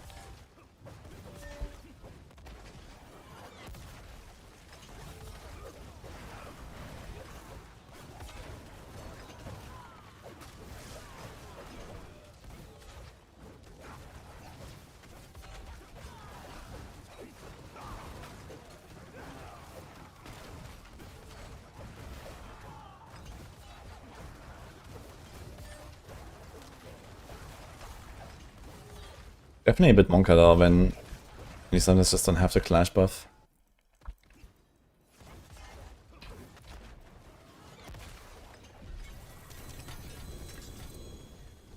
Like sometimes these guys just die before I ever get it, basically. Or like multiple seconds in a row. Holy fails, man.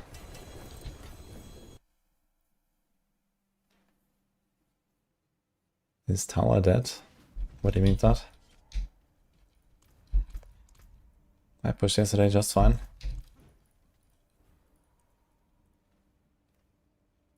Gets to 99, I guess. You don't want to go 100.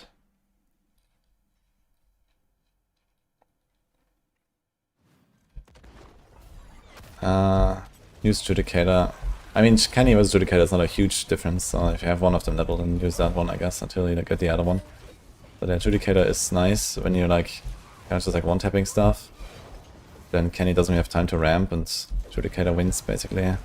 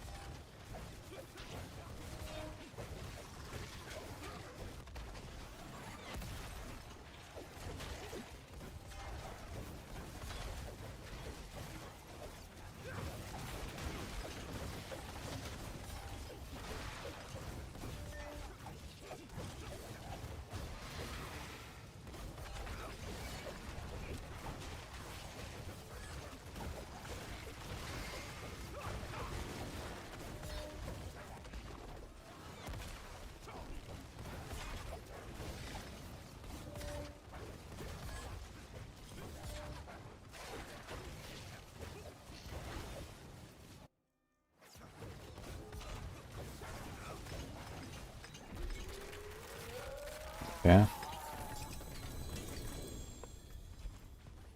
Might have to upgrade this build to 5 in speed.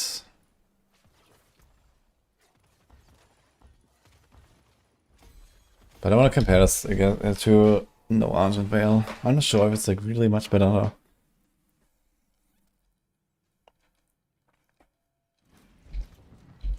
Like another, like 2 runs like this, and then we go back to normal setup and see.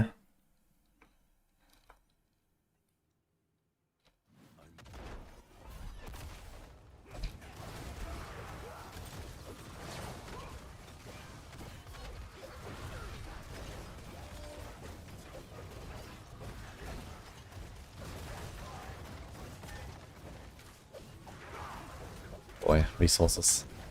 I don't have any faith per second right now, it's a bit of a struggle. I need to put faith per second on like boots or something to do this. I need to check if I have other boots. Because if I just cast my shields too much, then I just run out of resources and I don't get it back actually.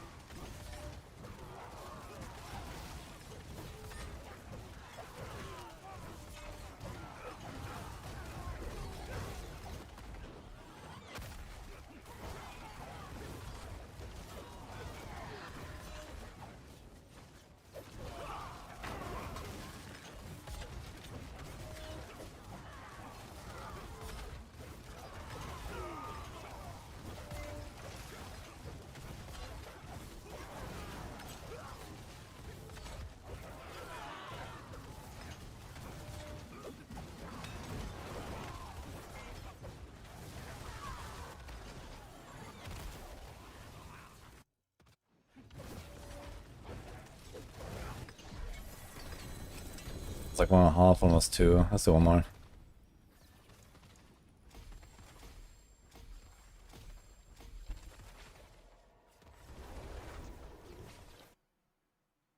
Am I visiting the Echo bootcamp when Race World first starts? No. I don't have any business being there.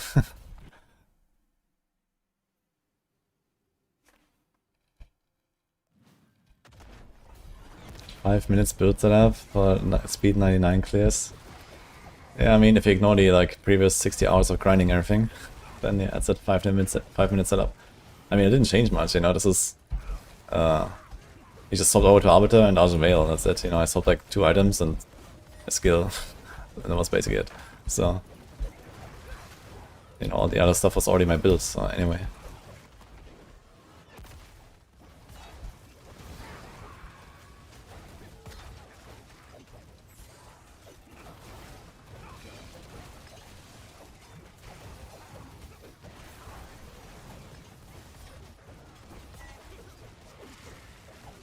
I should try what happens when we just like strictly clash only and not cast any shields.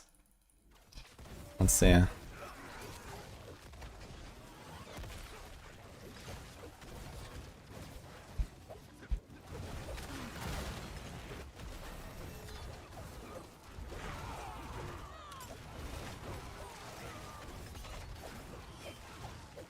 Still seems fine. But like not as min-max, I guess. It's just that, okay, 99 is like too easy for this build, so... And you don't go above 99 anyway, so... I guess you don't care. You just clash. And sometimes there are like these moments though where I wanna shit throw myself.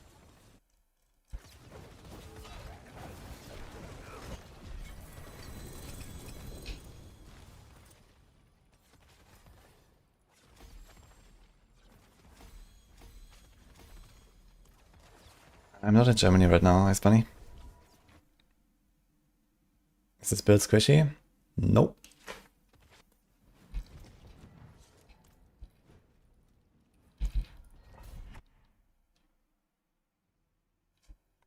Filters in the expansion, Lugan.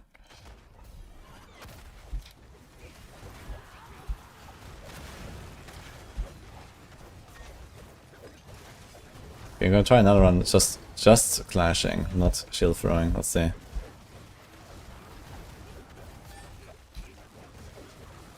Like here is a bit scuffed, for example, there. I definitely want to feel shield throw instead of like moving around 3 times between them.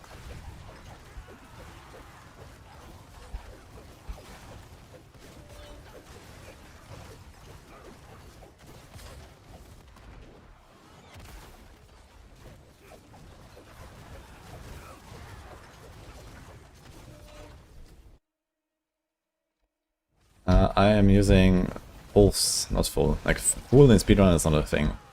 Forget about that. You don't proc it often enough. Vad is okay. You can do Bugvad or Ignivad or something.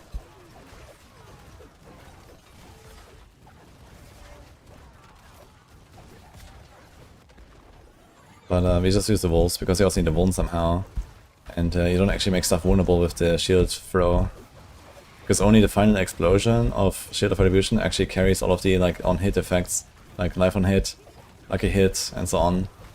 You can't even trigger exploit glyph with the Thorns pulses. It's kinda wild.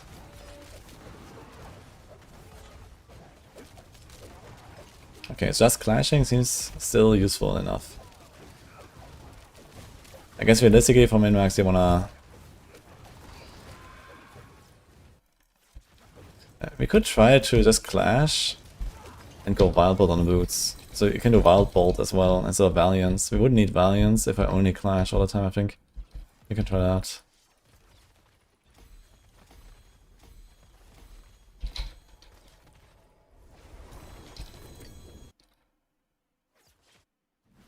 Do you still finish Diamond Dungeon after Strong Room?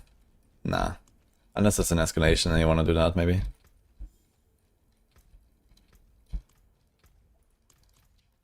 There is magic in all things.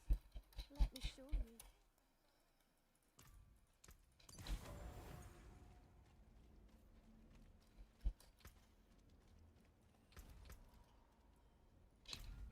Okay, starts with Wild Bolt here.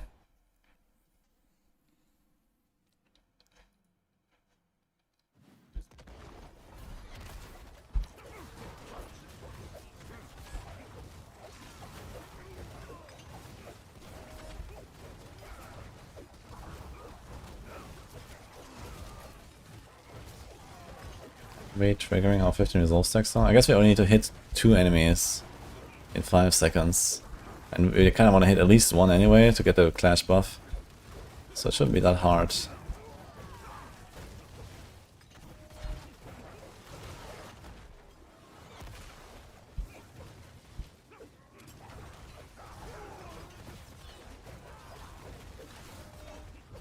It seems like it's kind of minor differences anyway. So the question is that's what's the most comfortable.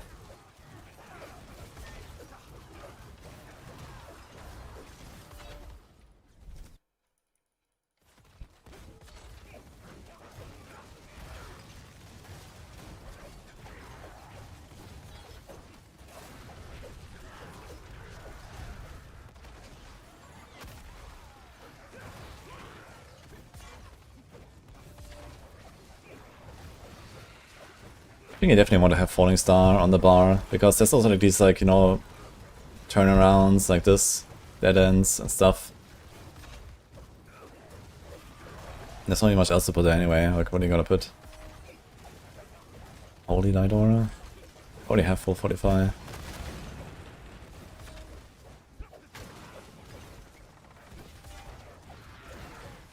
Consecration definitely too slow.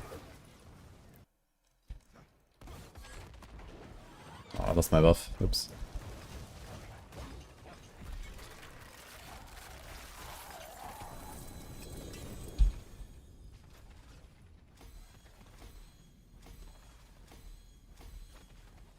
Can Temper still break items after Limit Rage? No. Like first of all you can pick which temper you want, and then you can also infinitely reset it with the scrolls. So there's no bricking anymore.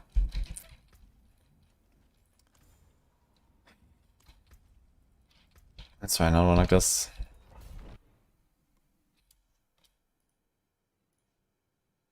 Is this faster than Sorg for XP? It gets close, I guess, but I think Sorg would probably win in XP. Well, I mean, there's the advantage that this can do a T4 hordes, and I think Sorg probably can't do T4 bloodied hordes. And you can actually notice a bit of a difference there. Like Sorc probably has to do T3. Maybe Sorc can do T4 forwards, I'm not sure. They have really good single target.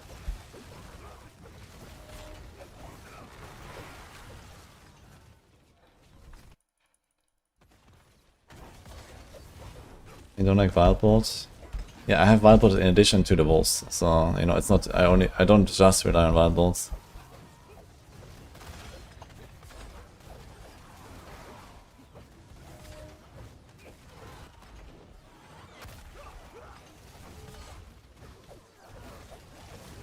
But yeah, kinda asking for trouble though. Not running 100% block.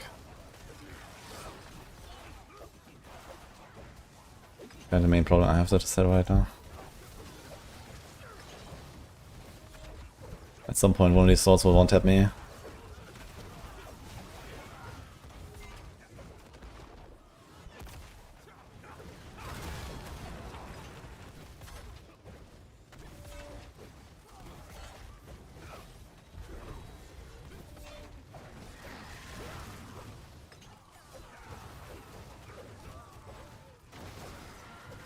I guess it's relatively easy to cure the Clash buff though, when everything is getting pulled to you all the time.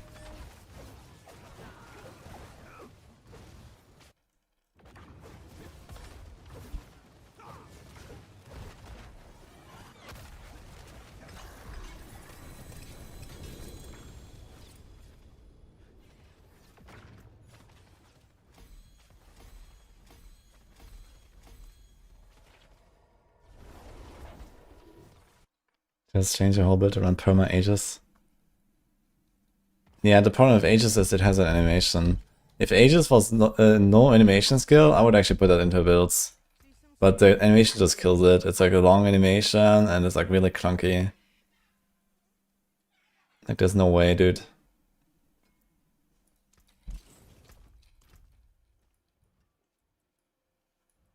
It's easy to have perma Aegis. You just need like one Aegis duration temper. And you're fine, basically. Oh look, we're halfway now. 283. Okay, let's compare this to Status. Question is, would we still run Arbiter? Just for the evading and stuff? I guess you could.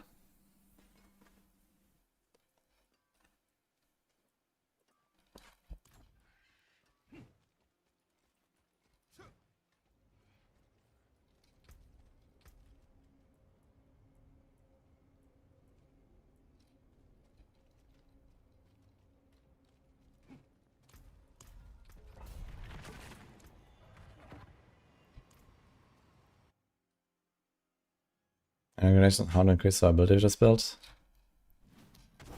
Why did we... I have so many people asking me like about our ability with this build in particular, like what's going on? Like why does everyone have issues? I don't understand. I mean, stack life, get 100% block, GG. It's basically how it works.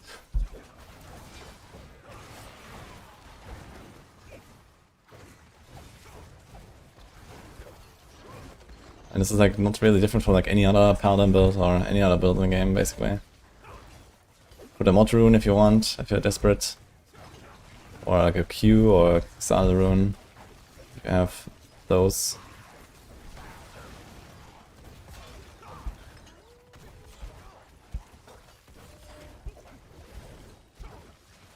I don't know how to stack block. There's On Guard Temper, and then there's Paragons, and then you also have the Clash buff. Right now I'm actually relying on Clash buff to reach the 100%. So I have 85 and then 50 from Clash.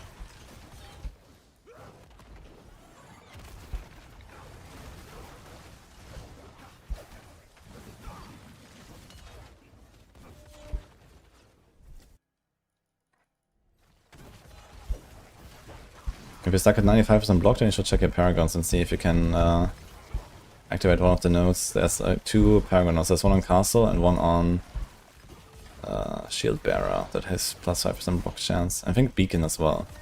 There might be 3 nodes that have like a doubled 5% block when you activate them. So make sure that you get those, I guess. You can do diamonds near here. You can use the All-Stars incense.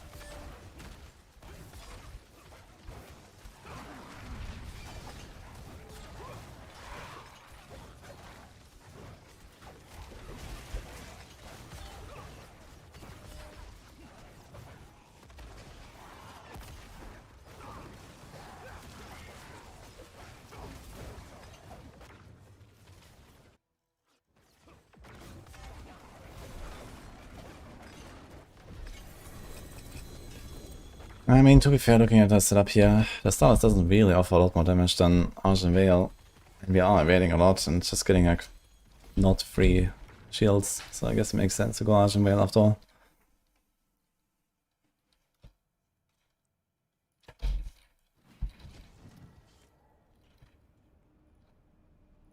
So you look here, you can check the city type block. So there's Castle, there's 10, and then 2 small nodes. And then there's Beacon, there's 10 and 3 small nodes. So those are 30 together. And then there's Shield Bearer, there's 10 and then 3 small nodes. And then there's 5 and 2 small nodes. This is 9, this is 16, this is 25 here, and 14, 16. So together this is 55%. 20 from the shield is 75. 3 Mengsin on guard is 90. And then we have 15 from Clash. So this is to close the gap if you want to rely on this. But for normal gameplay, I don't rely on that. So if you look at my build here, this has on guard temper. So this is extra 5% per rank. So when you have this, you're going to be per rank 100% capped. And then only for like pushing and stuff, you drop this to go more ham, basically. And the rest is like a bunch of life rolls and 1 life on hit. I always want to have 1 life on hit.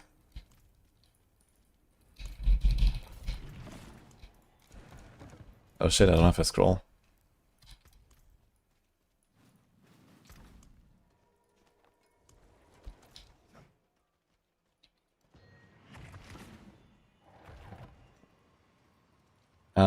Yeah, so typically on basically any on any parliament you get a +5 on guard. So there's like a GA and a masterwork on a temper basically.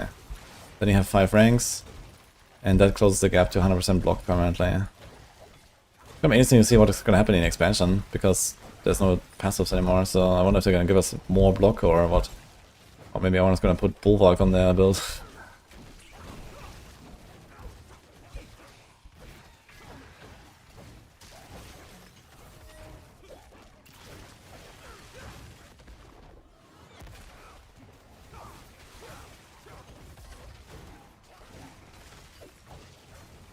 Maybe they're gonna make Bulwark a defensive aspect instead of an offensive aspect. For some reason it's offensive. And I guess it would maybe make sense to make Bulwark a defensive aspect so that you can skip the on guard temper in the expansion. And then you can put that if you wanna hit the 100% block. You really wanna hit 100% block, so. And that spider did a lot of poison, what the fuck.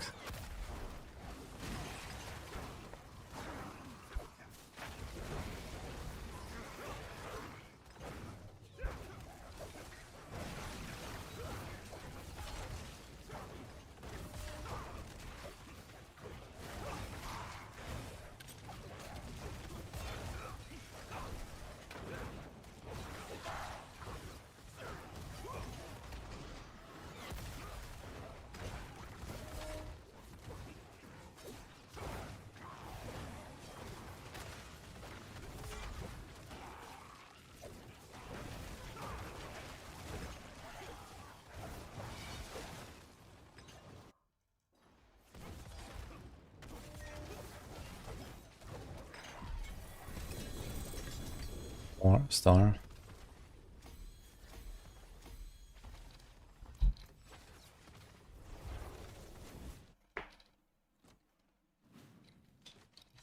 I'll change this.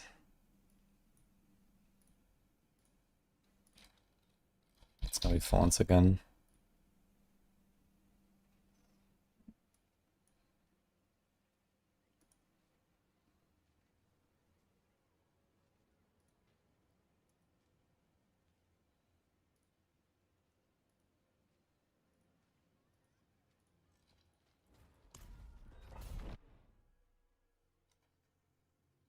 I forgot to change that after changing the setup.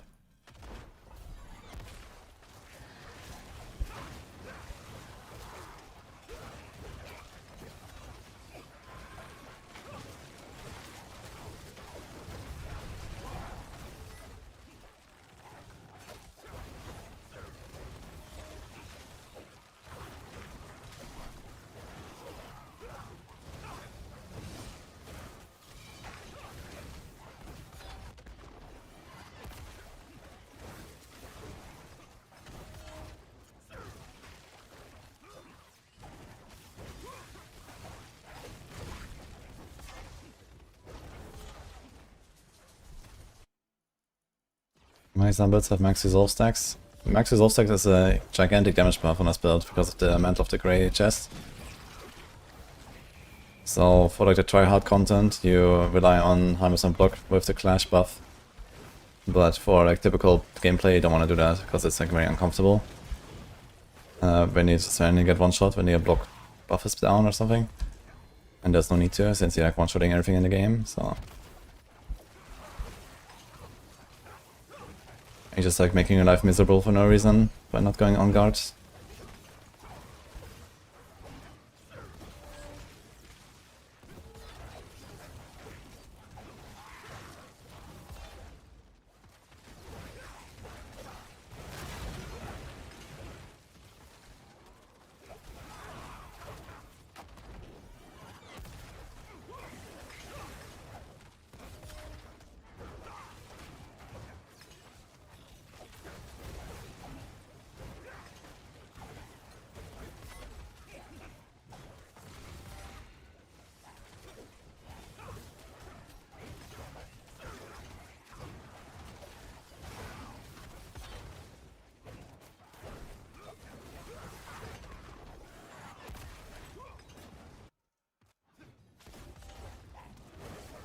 Only want Arbiter for pushing tower to abuse pre-stacking Ascension.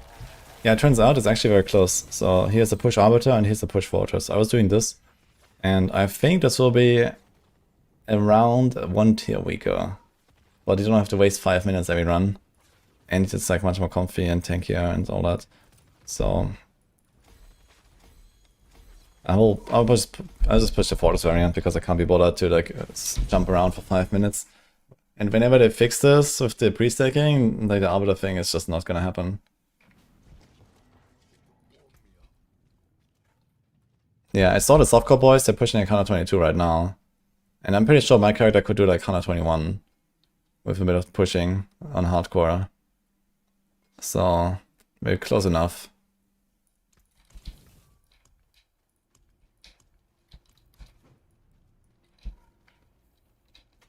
Hi, Crucible. But I do agree this speed farm variant is pretty good.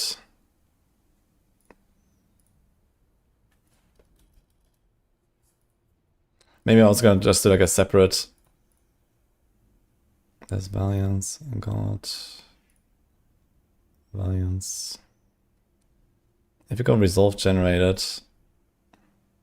which we have here, there's a block. Yeah, I might just do like a second speed variant there as well, I suppose. If I can Arbiter. Yikes, dude, look at this.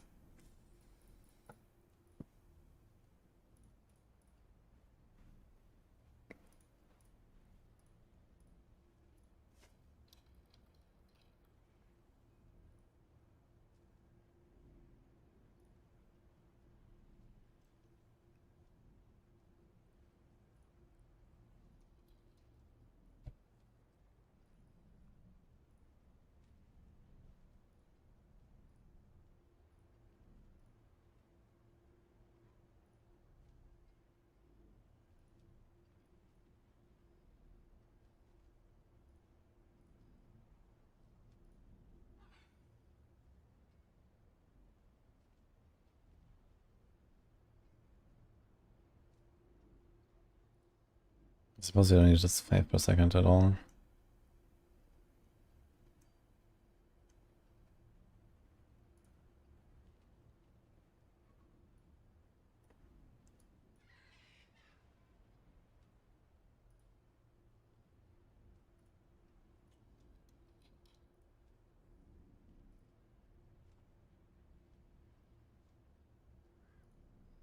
Yeah, he can choose to go Clint's Anvil or not, I guess. Speed Arbiter.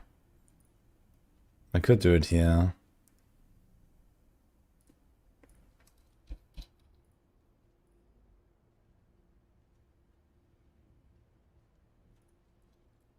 I was running Wild Bolt and it was okay. I don't need Valiant so much.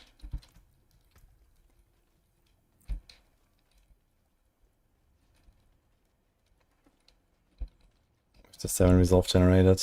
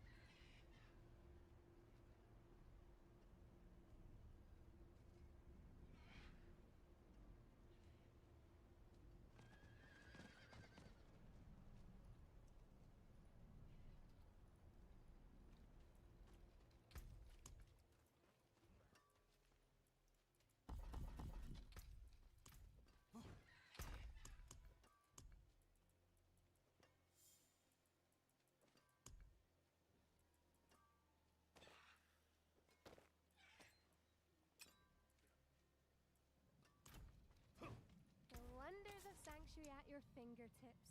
How may I help you? Masterful work.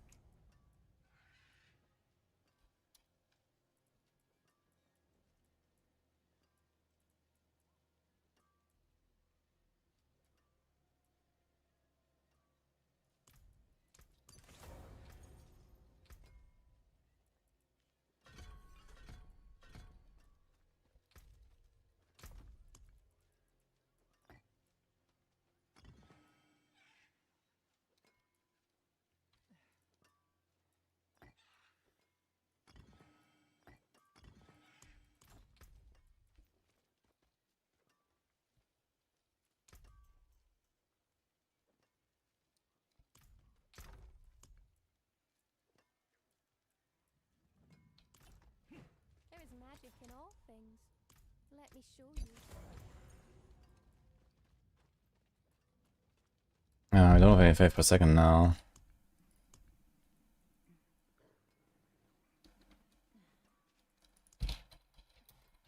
Do I have one of those? Can.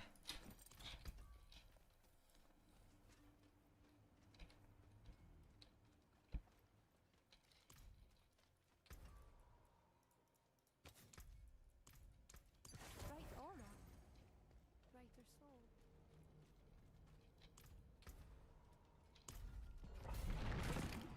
The contrast with Diablo and that's basically what I had there. It's like the regular version. It's this setup now.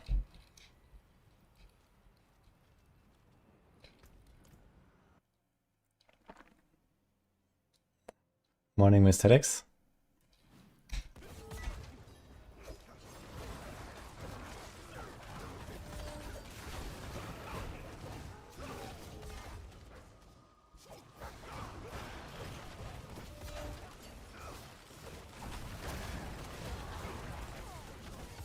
Really strange when you're so used to the arbiter thing.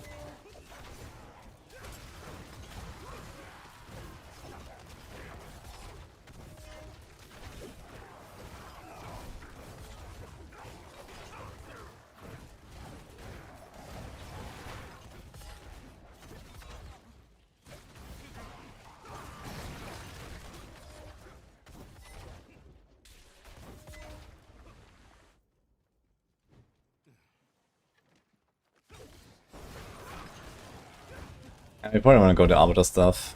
I'm gonna put it in a guide as well as the speed version.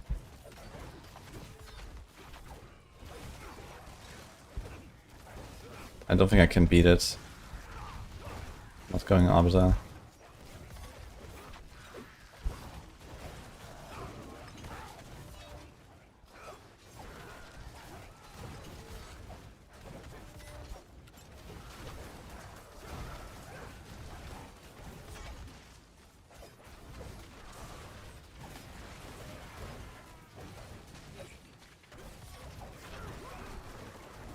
Actually, knocking some damage, yeah.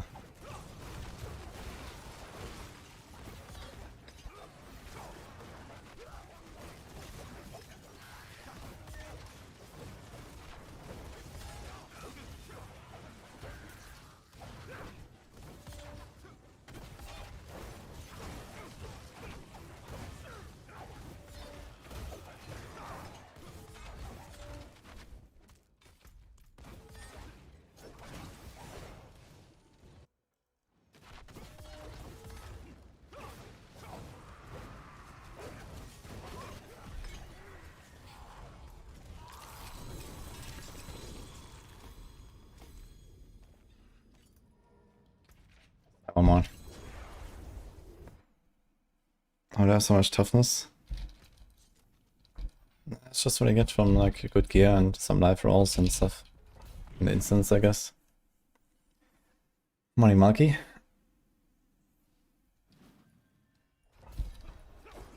That's not a dedicated hardcore duo run with a friend. Holy. Good luck. Yeah, Paladin is the way. This build and then a support Paladin that stacks Defiance Aura stuff. It's gonna be insane.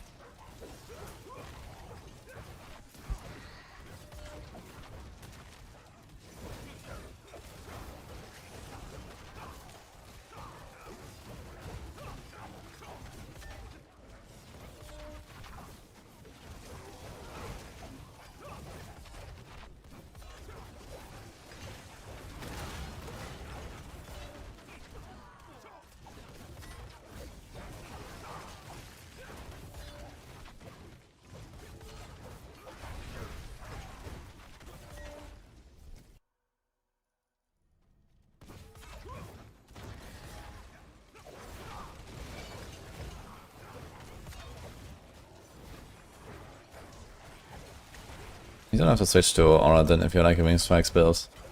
They're like pretty comparable.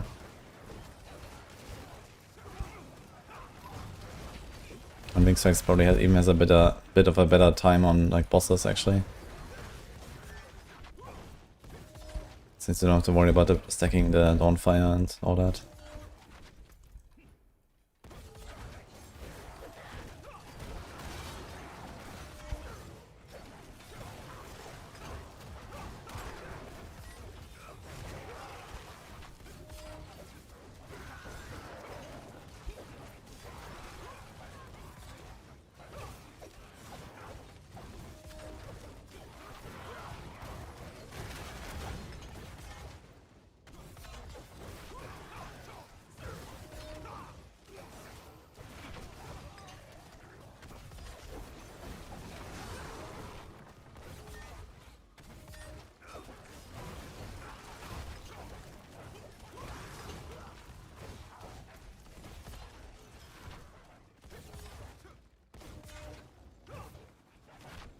Definitely lacking crit chance a lot, man, with the gods there and no Gar.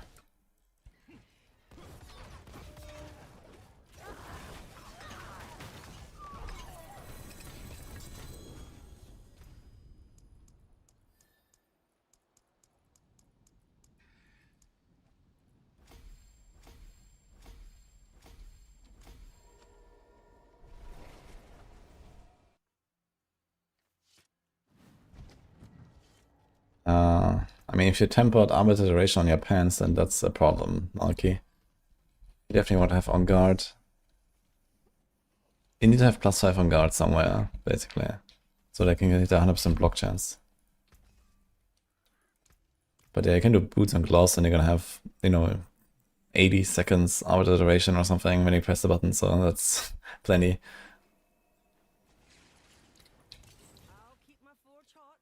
return soon.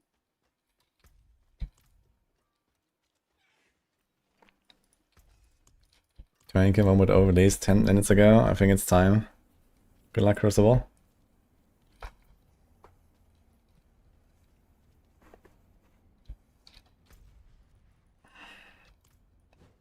Okay, I think I'm gonna finish the planner and stuff. I'm gonna put some stuff in the guide about this actually. So, gonna let us play here for a little bit. What I was just doing.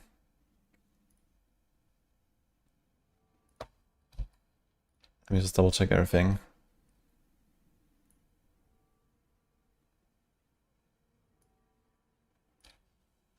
Best place to farm Doom currency is probably just Hell Tides and Nair bosses.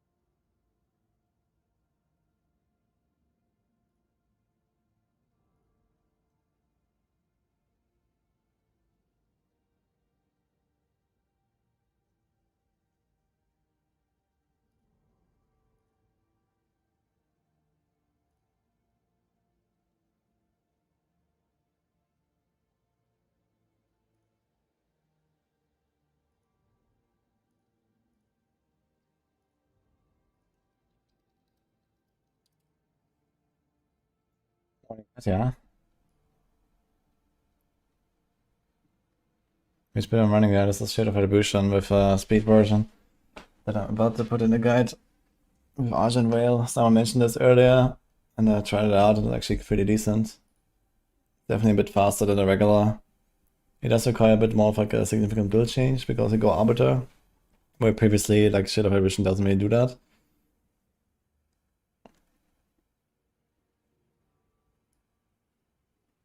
So I'm gonna make this like a speed exclusive variant.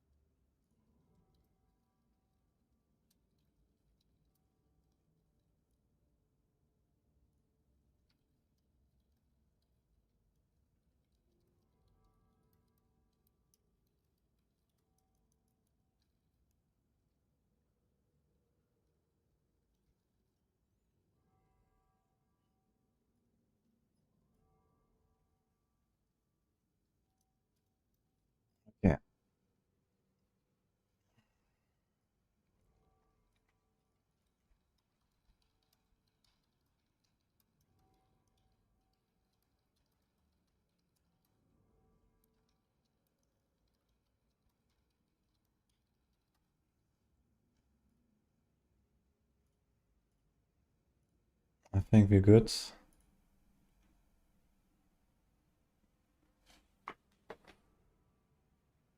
I want to see my control settings. What do you mean with control settings? Is the chat overlapping? Yeah, I'm doing this right now. I'm almost done here. I'm just updating the guide real quick.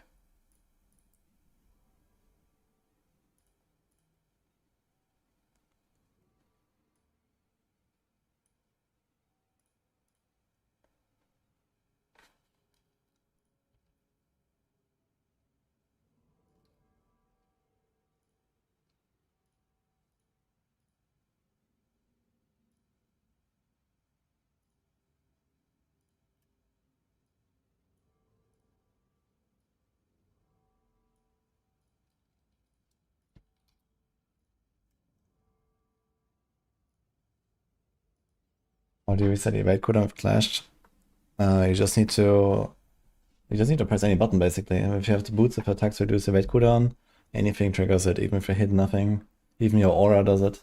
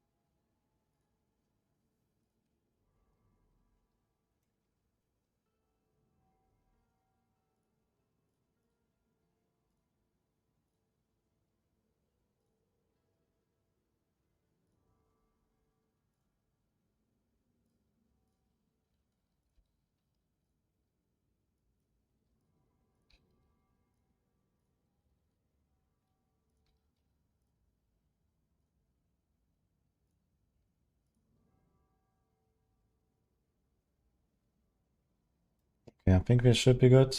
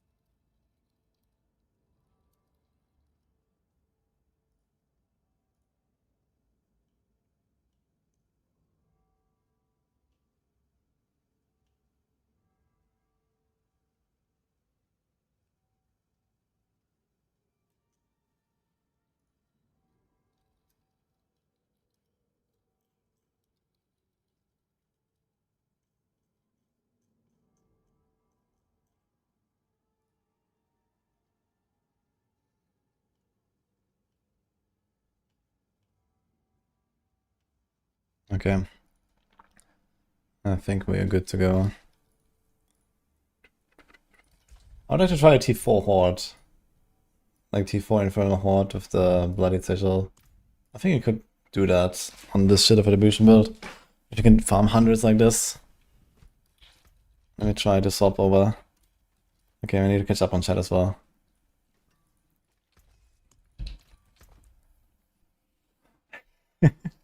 I thought I was seeing weird things. Does that happen sometimes, Katya?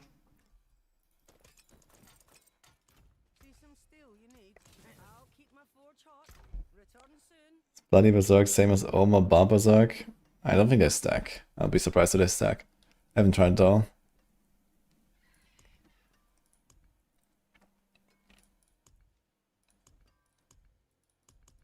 Okay, where's my stuff now? CFC.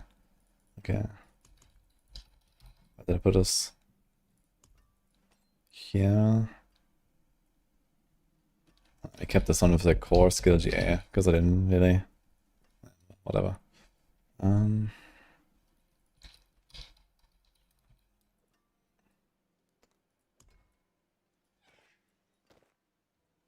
Okay, got this. Let's just drive.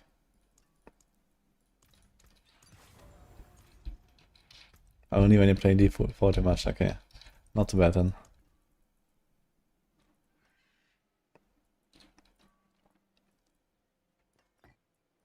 You can do Sem. Gar. I'll block Gar, it's fine I guess.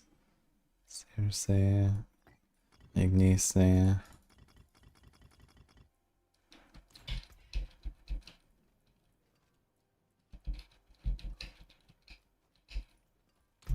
Yeah, the thing is you have to do the resolve generator again, right?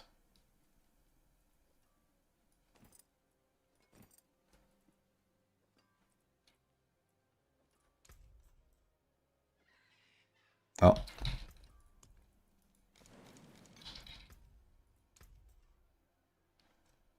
Okay, so we have this.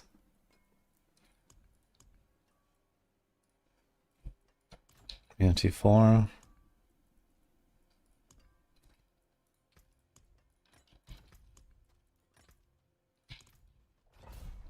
Let's try it. I don't think I changed anything else, right? We have Avatar actually.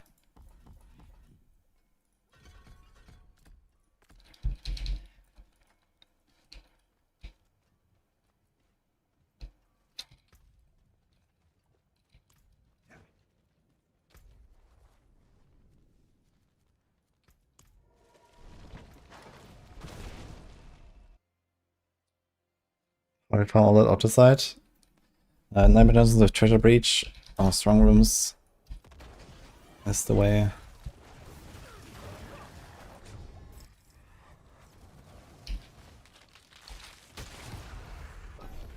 Alright, let's see it, guys.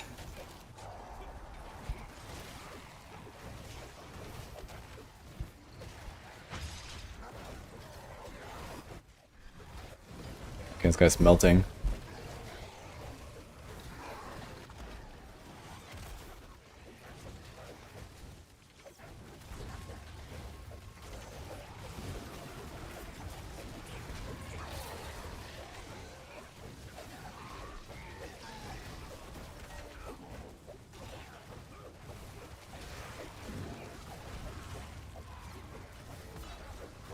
Did I forget to change the skill tree?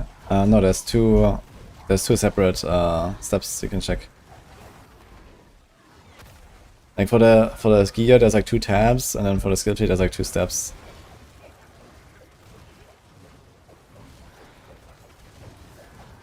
There's like not a better way to like display both basically, and without making like a whole new variant there. So I just decided to put it both there.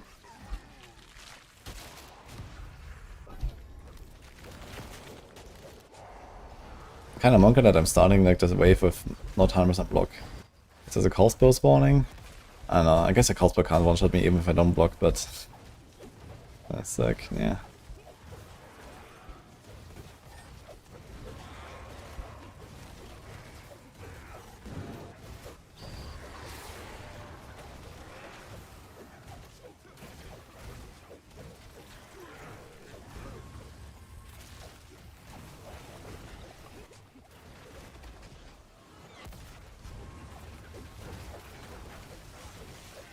Struggling as usual.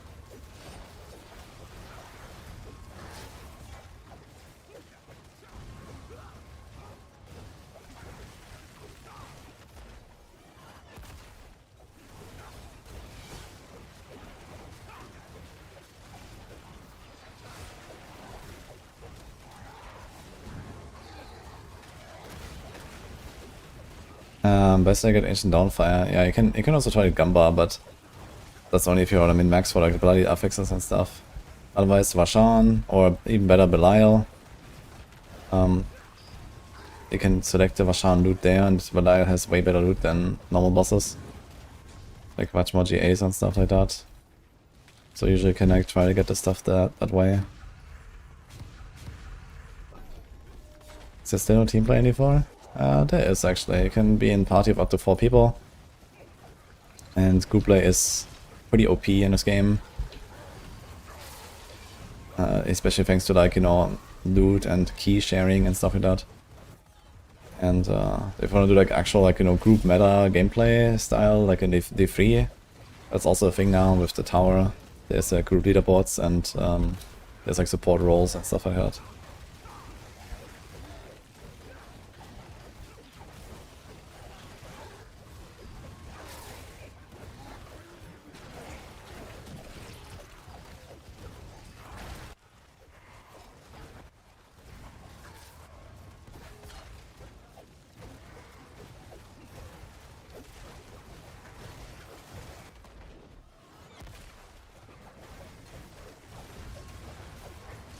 Yeah, they just brought back the same shit they had in the past, right? They fixed the problem and then they just bring it back. With the loot sharing, man, like I don't know, man. Stupid.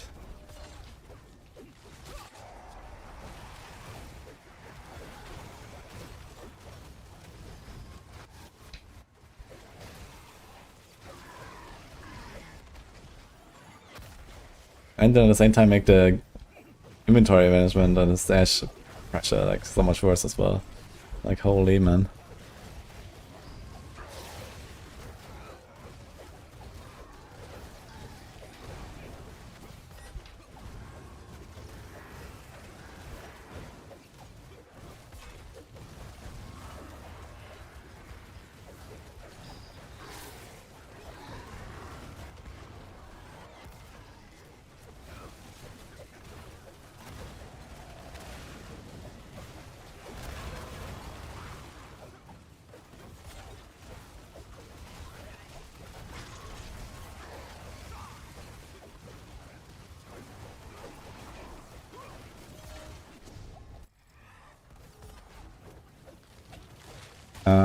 Yeah, this is Argent Veil. We're waiting.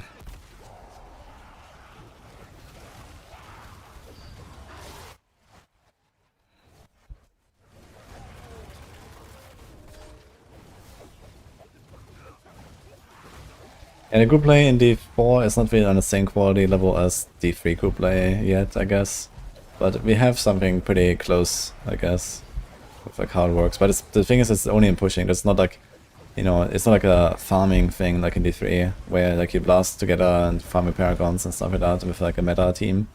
So this is not really happening. This is exclusively a tower push. And then for the rest, it's just like, yeah, it's mostly like the loot share and the key sharing and stuff like that. That is like OP, but everyone plays CPS, you don't play support in like this content here, for example. That's not really happening.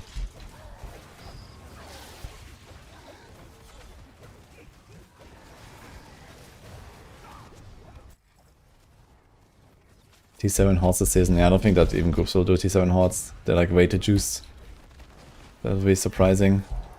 I mean, I'm not sure how much stronger groups are than solo, but let's say they're 10 times stronger than solo.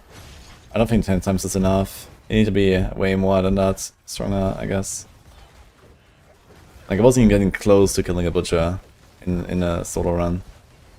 And even if I do it 10 times faster, I would not do it in, you know, in like short enough time to make T7 horde worth it. So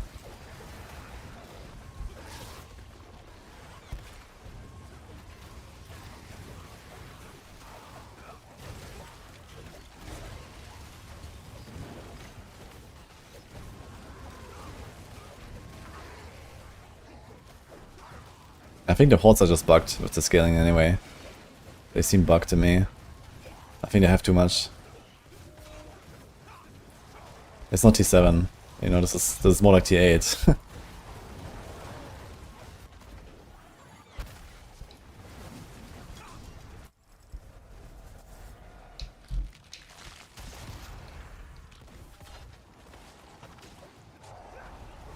With a ball party, you can kill 4 witches per wave on 45 hordes? Really? What the fuck? Okay, I mean, the pop party is strong for the retribution, but totally.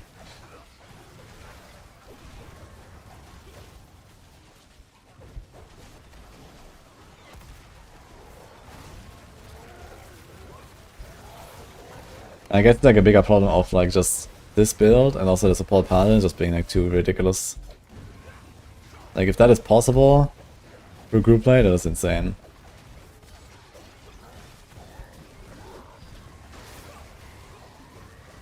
Like I would probably need 5 minutes to solo kill a butcher. And I'm like, you know, probably the best geared paladin in the world on hardcore right now. Huh.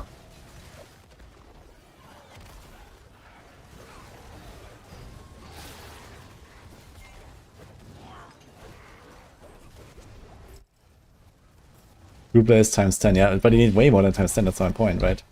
Like you need to, like first of all you have to deal with the extra HP. So it's not just you do more damage, but there's also extra HP. So a group play that's times 4 HP. But yeah, like you need to be at least 30 times stronger, I think. Or 50 times stronger or something like that in group play to make this doable.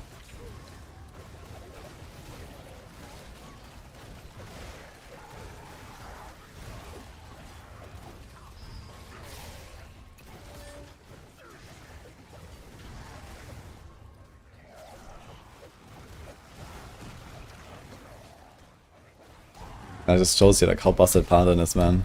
The support paladin, I mean. It's ridiculous.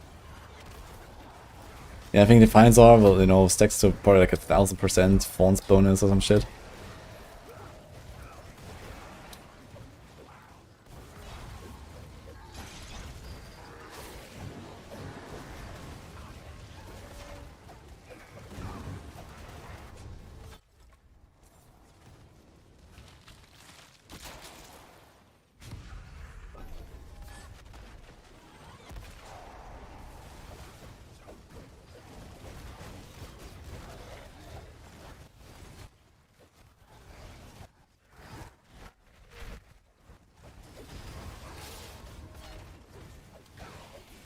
Can't find Argent Veil variant in the build. I put it in the speed farm variant. Check there.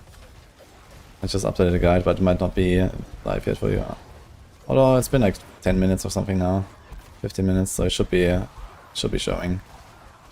It might be that sometimes a bit of delay though.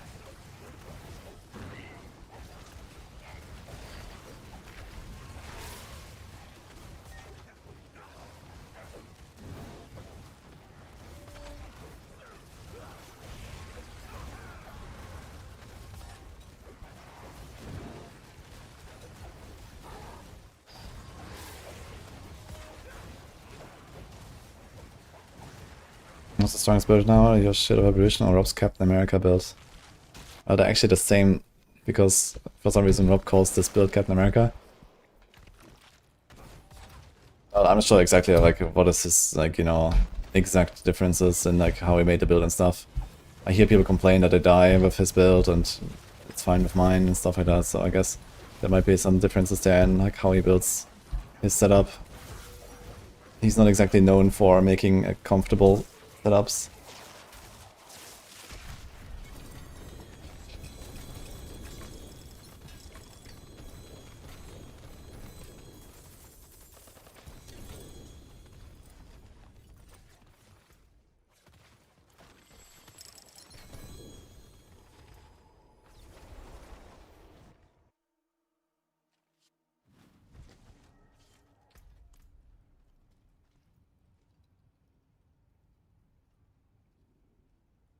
So here I put the speed where here there's the arbiter and there's another one, and you can use the slider here for the different skill setups.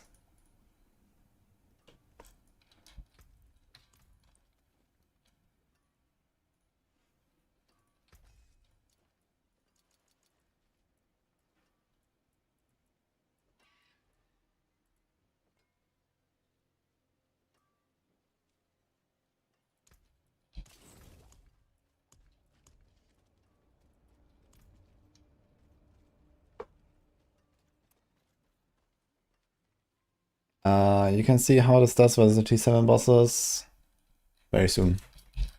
We're gonna upload this today, all the T7 bosses. Or you just watched yesterday's video when we killed them all.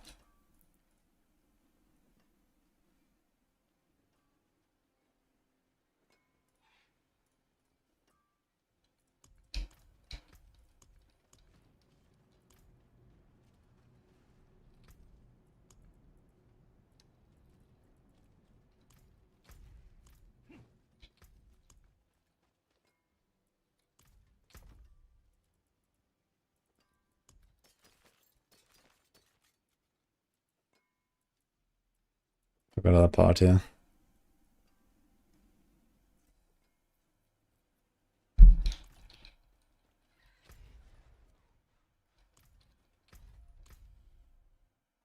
Morning, Annie.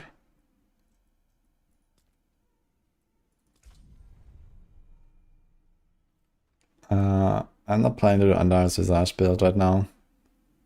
It doesn't seem to have like really any potential. There's only maybe a Spiritborn where I might do some testing with it, but we'll see.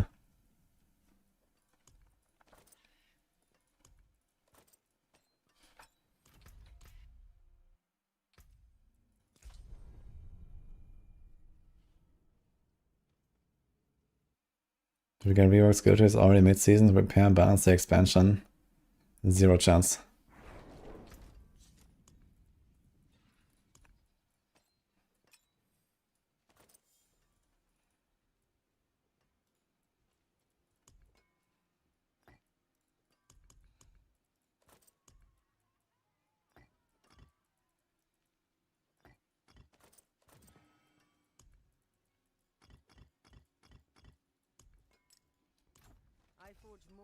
Hey, Gen Rockets.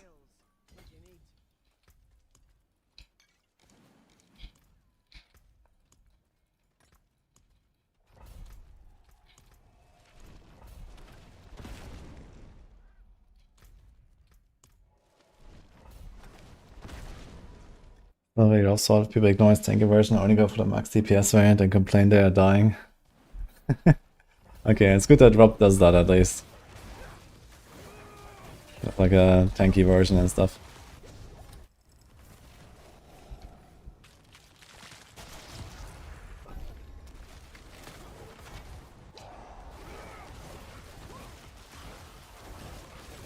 But I mean, if you make builds, then you have to understand that people, you know, don't know what's best for them most of the time. So you have to force them to play the right version as a guide creator.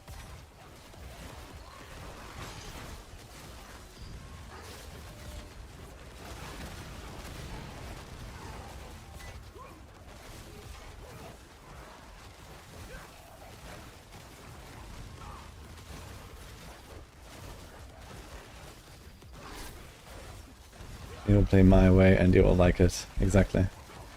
You will like it, to be fair. I mean, that's the point.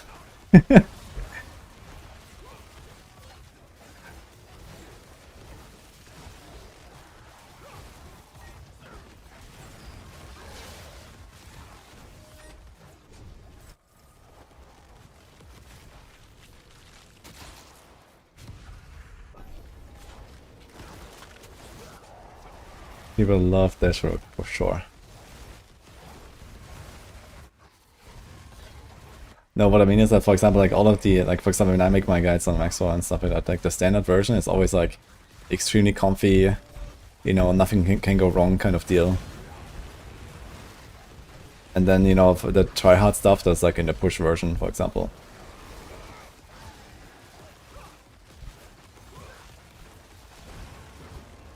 So, you know, I just want to have people to like, you know, have a good time and vibe. And then if they want to do the try-harding, they can do the try-harding. But it's not like, you know, the focus.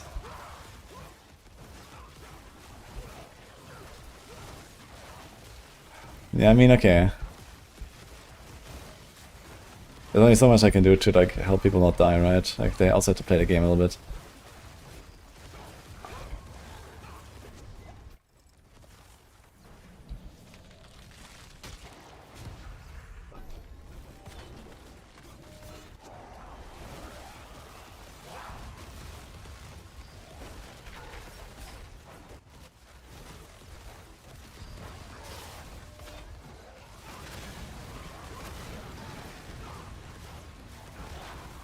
Who made it OP? Chain, Light, Sword on season 4 or 5?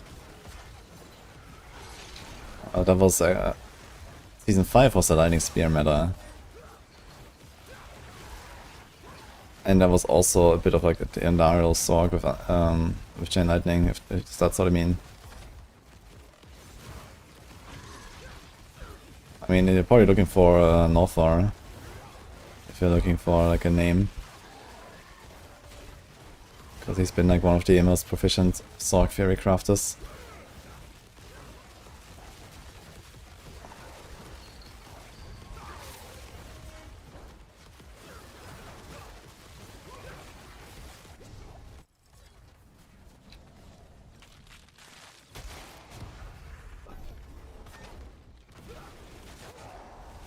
North still plays C4, yeah. He's still making like, I don't know, 10 Maxwell guides every season or something, so... Fortunately, like, 9 of them are completely worthless for Sorc every season, that's unlucky. But soon no more.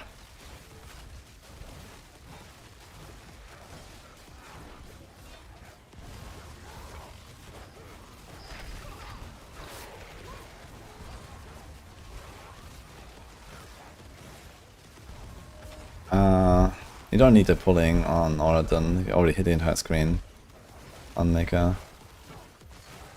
So Lucian is just like more damage.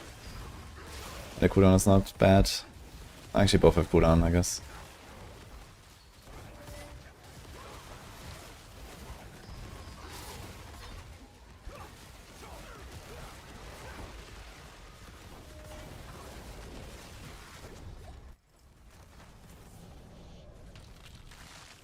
Demon Wings on the back goes soon.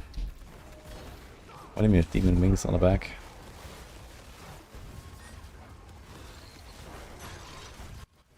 I mean, it's like a backpack demon that it can carry around. But I guess he's kind of like attacking too slow to really make like a functional evade build on its own. Like he swings pretty slowly.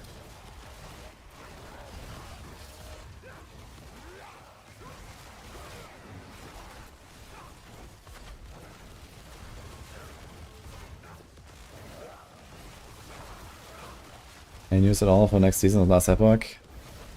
I haven't really heard anything, or any talk or anything at all actually about Last Epoch.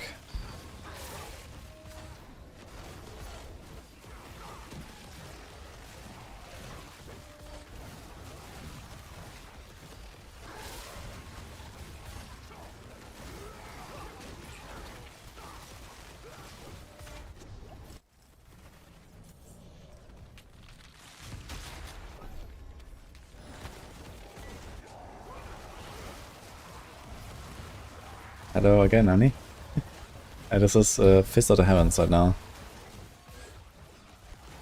I just did a bit of Shield of Retribution testing and updated the guide slightly.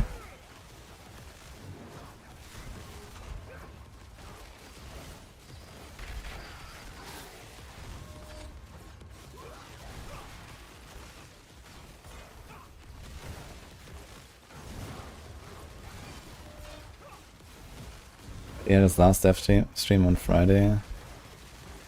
Before league start. I've been teasing Necro and Rogue stuff the last few weeks. Okay. I mean, for Rogue, that they kind of like made 2 new skills, right? But one of them is just like the Umbral Blade thing, I guess.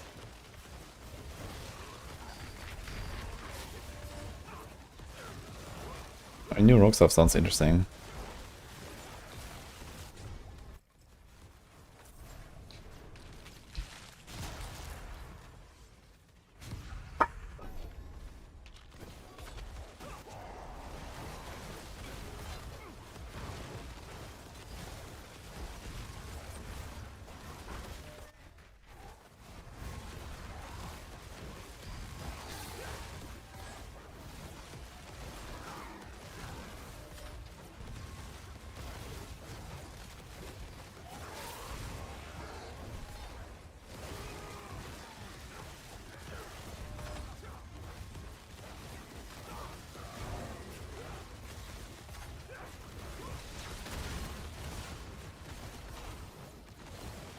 So, Executioner Swords, man, what the hell?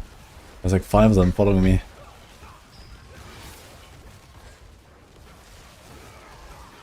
You're stuck with your pranks there. Ah, good luck. There's people that will find them, don't worry. It will happen.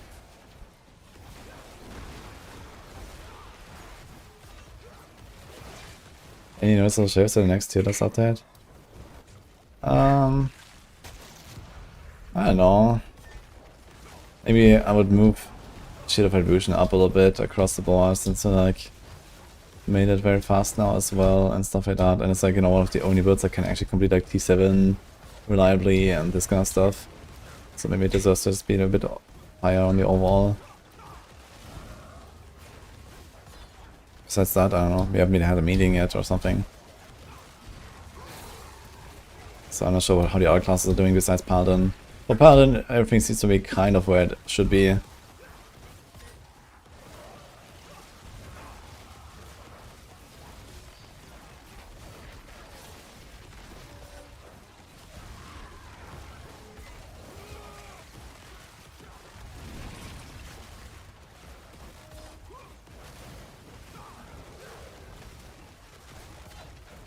Be 1 weekend long for last Epoch at max.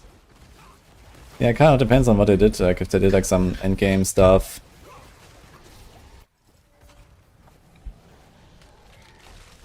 I mean, even so, like a weekend, you know, like a 30-hour session or whatever. Not one session necessarily, right? But like a 30-hour season for last Epoch. I mean, that would be okay already, I think. I want to do a little bit of warm-up. At least I want to like log in once before, and I don't know. I have to like check out all of the news, but yeah, I guess I won't be really ready to do like a try hard, you know, race to first 100 or some shit. Since I'm just kind of like rusty right now in last Epoch. But yeah, I guess we just try our best and go. Doing like another Abarov run on hardcore or so, that'll be kind of fun, I think.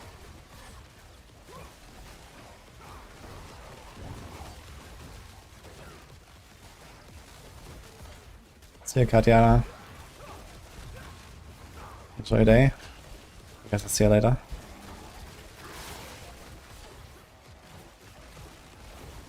Blizzard got my back.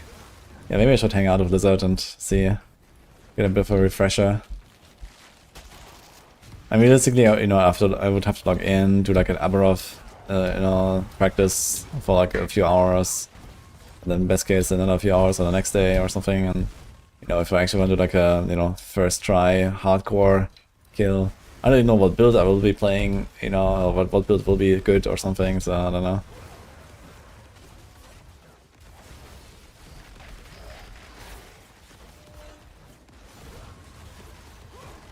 But yeah, Rogue update sounds nice.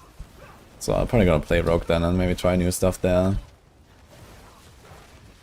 And who knows, maybe it's not a new Barbarov killer, but maybe that's fine. Can at least like blast to 100 and get on ladder. Do you remember like in last Epoch Season 2 when when I did like the Uber Abaroth race, and then afterwards I started a Rogue? And I still got top 3 rogue after the race. After I was playing Paladin. That was hilarious, man. With the Heartseeker. The Heartseeker rogue was super fun, man.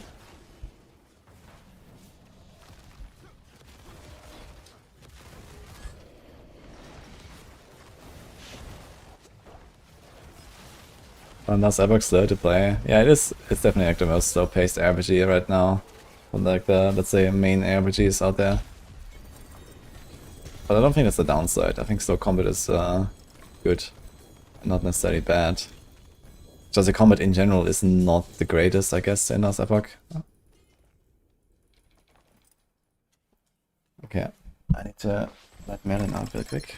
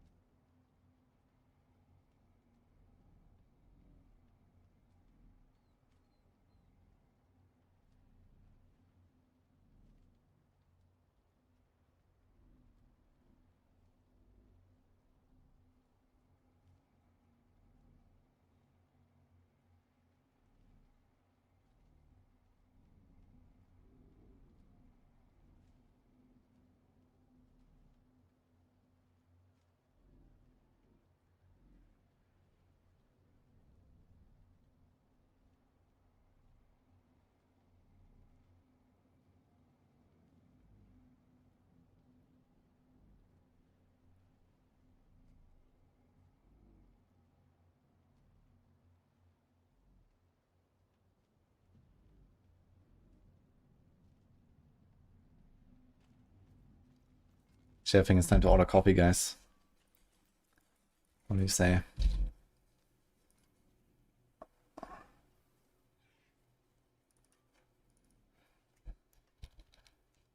into this real quick.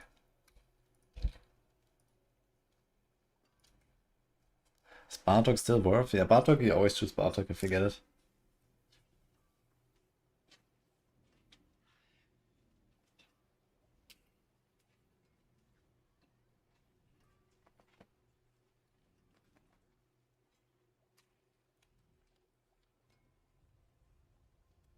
Oh yeah, the wink for Starscream. Sorry, I missed it. You hear?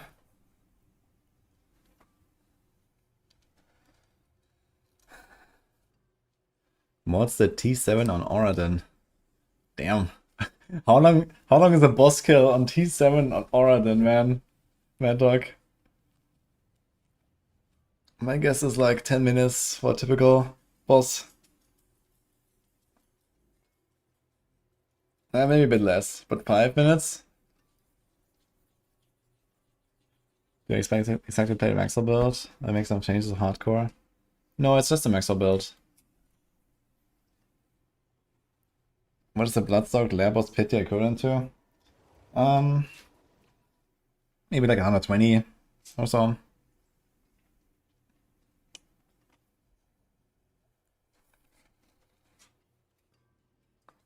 Getting the boss to the 50 kill stacks. Yeah, okay, I guess if you like carry stacks into the boss room and stuff like that, then yeah, you can make like a stronger setup.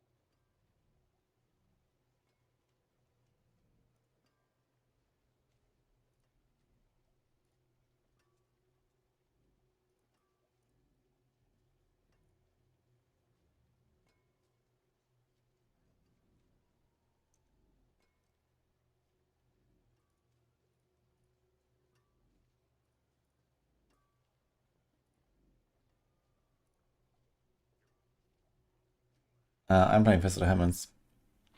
You can see it in a second.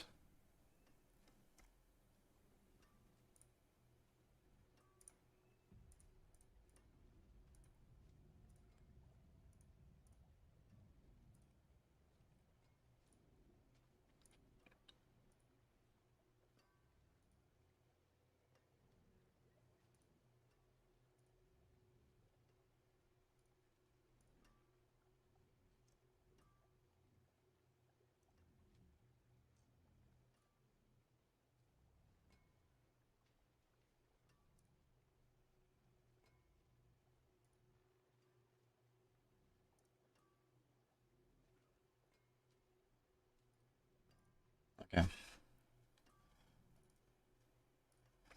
Got us figured out. Yeah, this build is Fist of the Heavens, so you can just watch.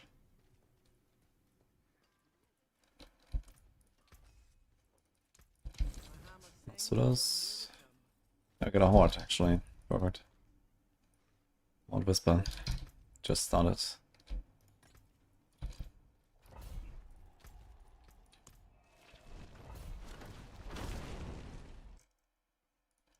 Fist of the Heavens or Share Vibration for Infernal Hordes. I think it'll be pretty tough to do T4 Bloody Torts with this build. I haven't tried yet. But Shield of Retribution definitely does that a lot more easily. Just because it has more like just raw power. Let's do this. It's a +4 Paragon from Season 20 still bugged. Yeah, but I don't think it's actually real. I think this is probably just like a UI bug more than, you know, missing cons.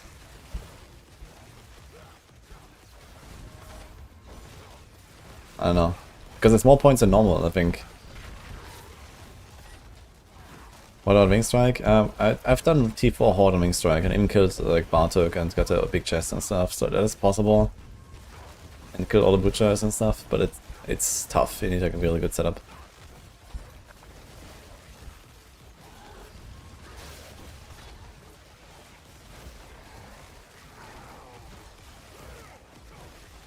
And right now I'm just kind of like grinding some hordes and vibing, so I don't wanna try hardcore T4 right now. On this build, it might be possible to do T4 Bloody Torch, but it would be a very try hard.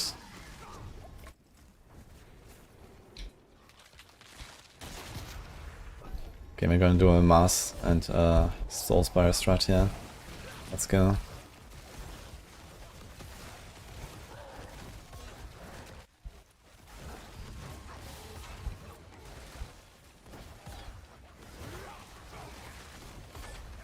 Blizzard miscounted Arrow for Paragon too much.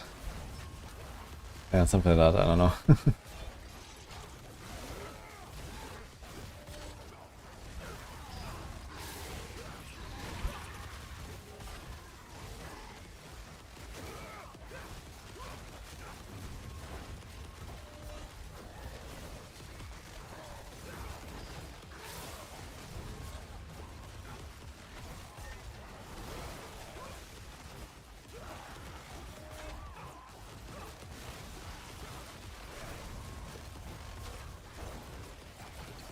Yeah, you need to kill all the butchers every wave, or else you don't go up in difficulty. I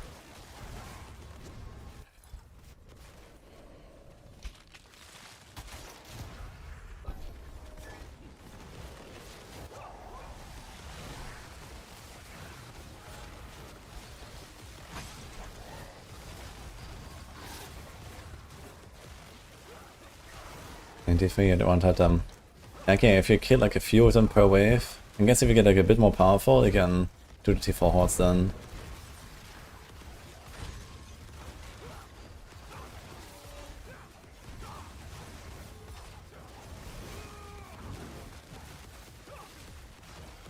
Yeah, they need to make it so that the jumps between torments are like way smaller in the expansion, right? Like each torment jump should be like a ×2 or ×3 roughly. I think that would be ideal. So that they actually have like more incremental steps. And you can actually like, you know, work towards the next torment and stuff like that. You know, now it's like, okay, you want to have everything in T3, and then you go T4 and you can't kill it at all, right? It's like, what the fuck, man. Stupid.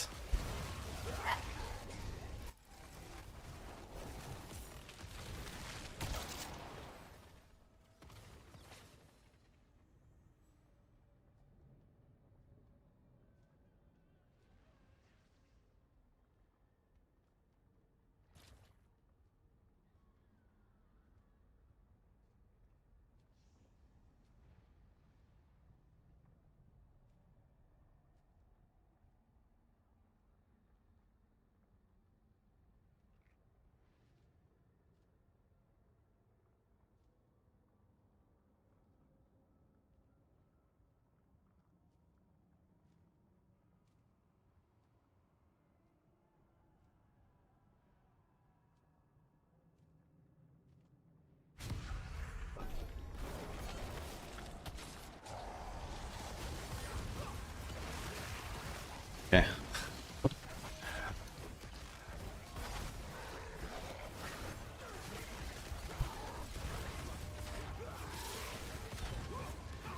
Why are we doing so many tournaments in expansion? Just that hard content like the bloody stages and bosses?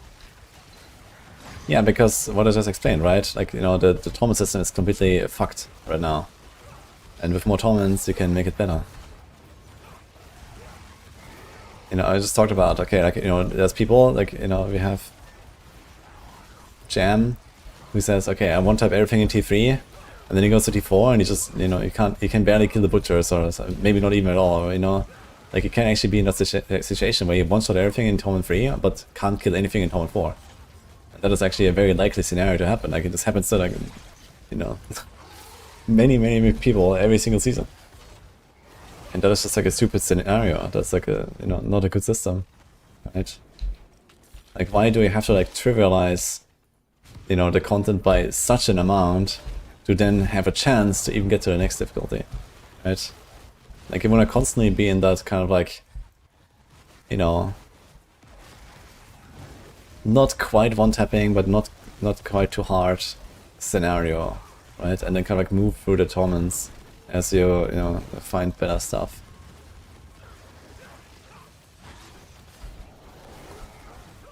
And with more tournaments, that is like way better to do, right? Because you have, like, you know, smaller steps.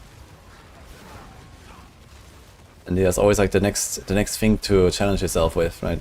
Right now it's like, okay, you know, like, if you can't, if you have like most of your build ready and like, set up and so on, and then you realize, hey, I can't actually do Torment 5 bosses, I can't do Torment 5 Horde, well, there's like no way forward anymore, right? Because it's like so much harder than you can ever possibly hope to improve your gear at some point, that, you know, there's no point to even try, right?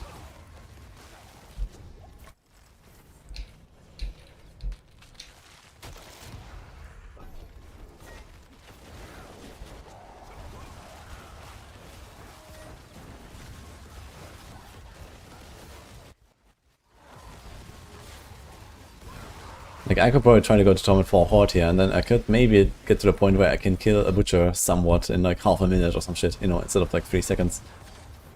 You know, it's like, yeah, nice. Like, why does it have to be at 15 times more HP for each torment? That's stupid.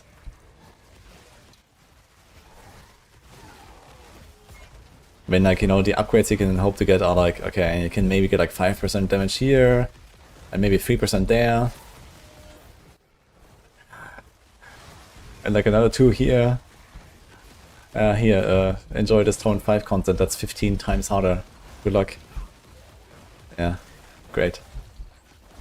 If you make each torment jump like at times 2 instead of times 15, you know, then you would actually feel your upgrades, right? You would actually notice, hey, I can try the next torment now.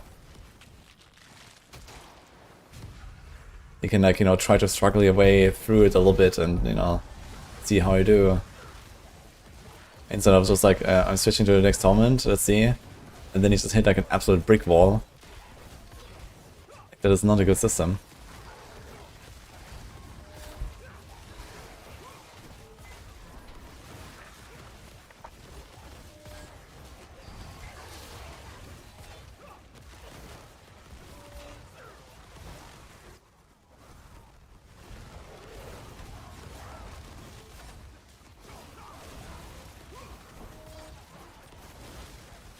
I should try Heartseeker. Chuck. Heartseeker is actually one of the best builds in the game right now.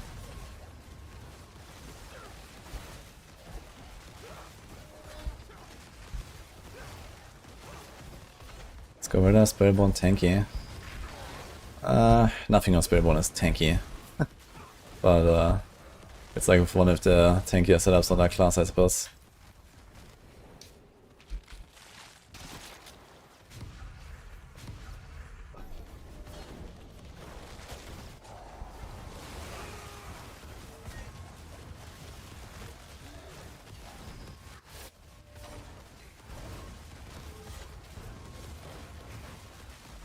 These tome jumps kind of expect the same power jumps as that Ernest gave in D3. Yeah, kind of, yeah. And this is like stupid, right? It doesn't make any sense. And the thing is that, you know, once you have all of your big power jumps completed, you know, once you have all of your uniques, and you have your mythics and all that stuff, at that point there's like just nothing big that would allow you to go to another tournament anymore with like the current scaling, right? This is exactly the point I was trying to make earlier. Like, hey, okay, like my build is pretty min-maxed now, right? And it's not even min-maxed, it's actually very far from min-maxed, right? But I just have like all of the pieces, right? I have all of this stuff in the right slots. I have like okay gear. And now the upgrades I can get are like, you know, 2%, 5%, you know, maybe if I get a really good amulet, I get 10% stronger, right? If I grind like 50 hours of just gambling amulets, maybe I'll get like a 10% upgrade. Yeah, but none of that will even make a dent in achieving the next tournament difficulty, right? I can literally spend another 200 hours on this character and I will not have a chance to go into the next tournament difficulty, you know? With like these small incremental upgrades. It's insane. So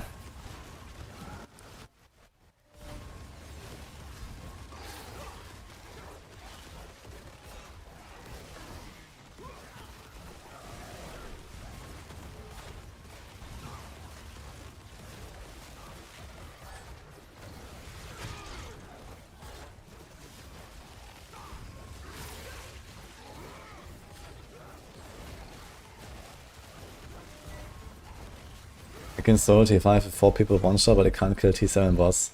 Yeah, exactly. You know, this is just like complete bananas. Yeah, T7 bosses are 210 times harder. 210.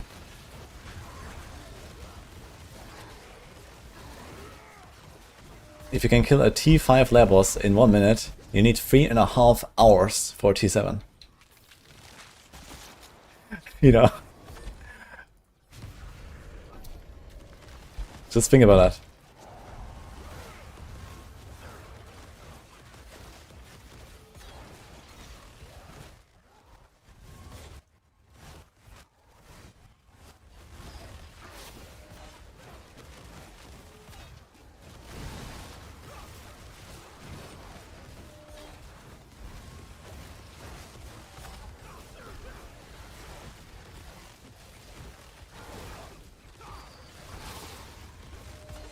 Ja, oder?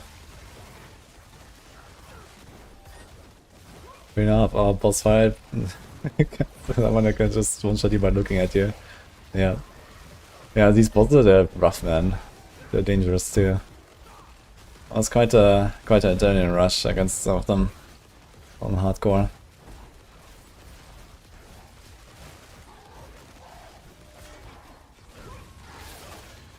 Ugh. No. No! Dude, I'm missing 11. Holy shit. The last guy spawned 1 second too late. Oh no. I messed up. BME.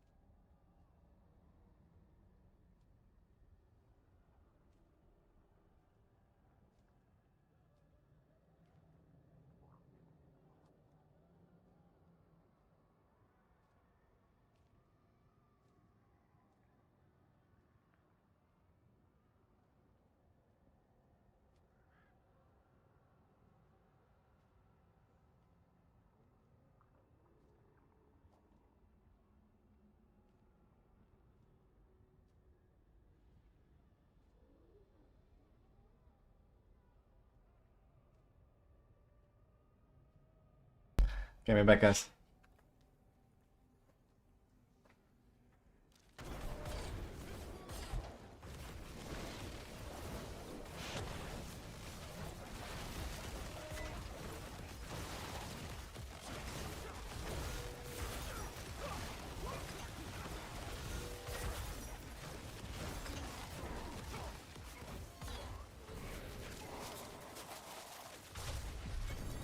For buffs, you want charge build back.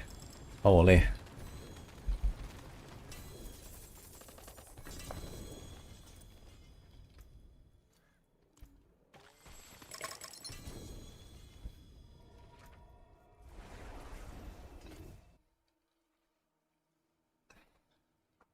Season 3 was the most fun, was the most fun build in the game. Yeah, Season 3 charge was pretty cool. I loved like double swing and charge, was a nice combo. I guess you can probably still make charge buff for Torment 4, no? For like Hell Tides and stuff. I think that might still be doable. And now with the pants, they also have a very easy cooldown reset. Like 100% reliable and stuff like that. I just changed Scourge Mail.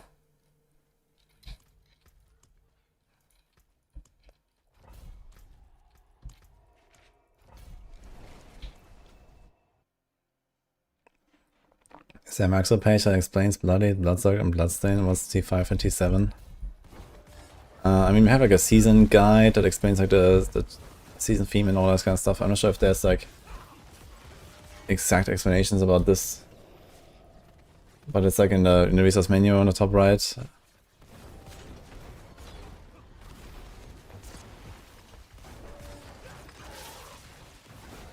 But I mean, TLDR, Blood Soaked is T7.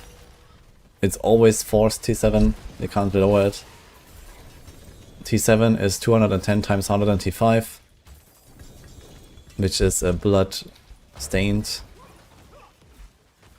on T4. Blood stained is always +1 torment difficulty of whatever torment you're doing, which is roughly 15 times harder than the same difficulty.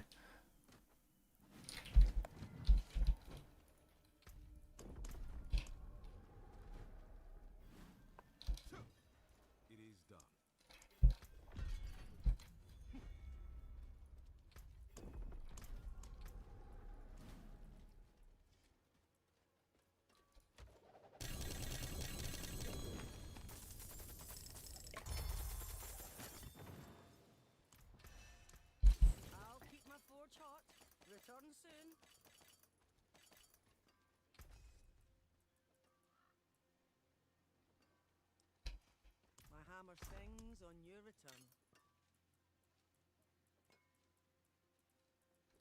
Greetings. How shall I guide my hammer?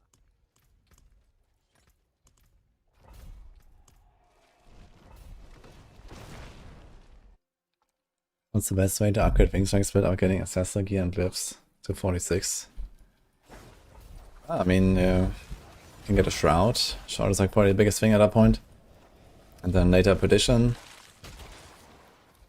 And then, I mean, you wanna start grinding your glyphs to 100 and get, you know, masterworks. I guess you don't have masterworks yet.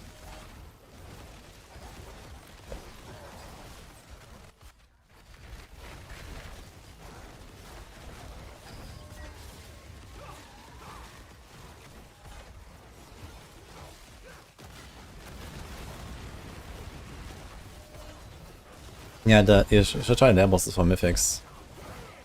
Bloody their bosses, normal their bosses, basically all your boss mats. You'll find mythics eventually.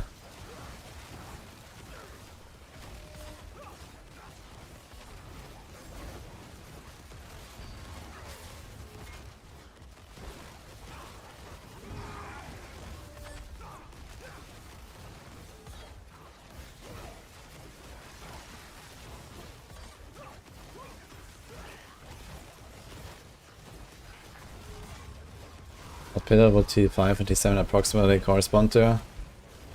T5 would be like 95 or so, and T7 is like 120 or so.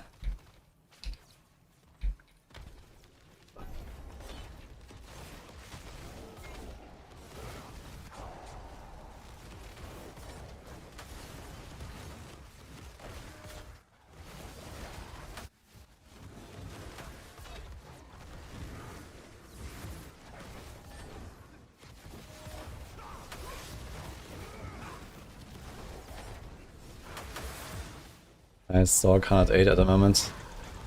Yeah. Yeah, I mean, Sorg is a bit of a special case because they're very bad at clear and very good at bossing. So they might be okay against C7 bosses. I think they should not really have too much trouble.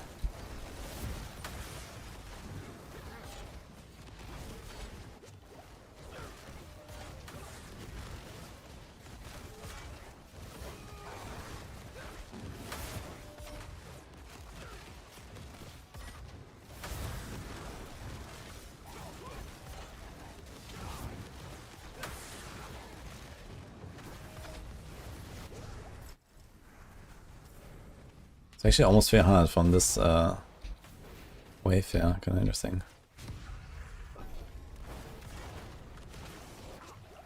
Can animation class use animation with arbiter dodge? Yeah, okay, maybe. But I don't think I will put it into the build anyway. Okay, there's like one thing there which is like that gives you max resolve, right? So if you actually cast Aegis every 5 seconds and not accidentally more often than that. Actually, is it fine to cast it every 4 seconds? Let me think.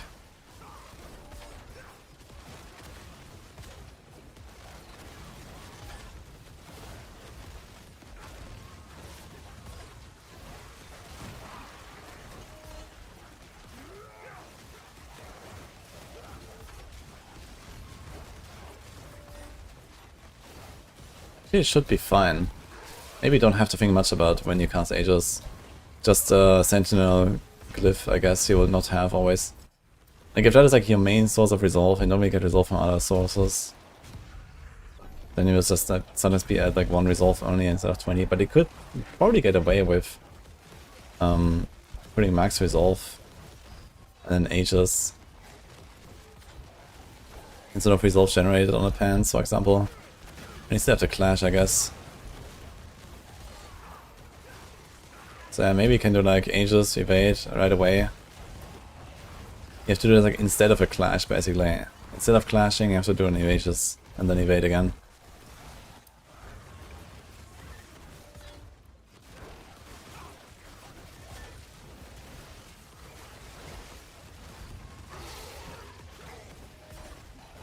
Yeah, Firma Soulbow, which is kinda neat. Have I heard about this RPG called Dragon King that released 1.0 today? I have, yeah. I played it for like 50 hours already or something. In fact, I'm like one of the like ambassadors basically.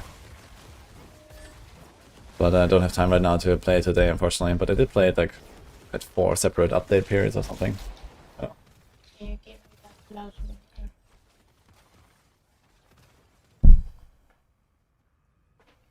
How is it? It's pretty interesting. Nice little RPG if you're looking for something new to try. They've done actually like a really good job with their like early access, I think.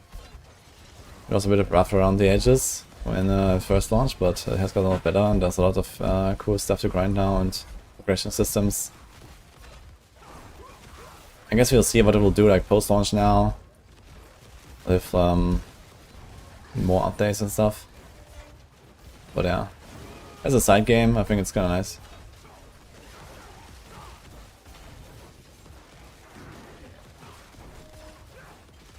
Is this a Leap build? No, Leap is Barbarian.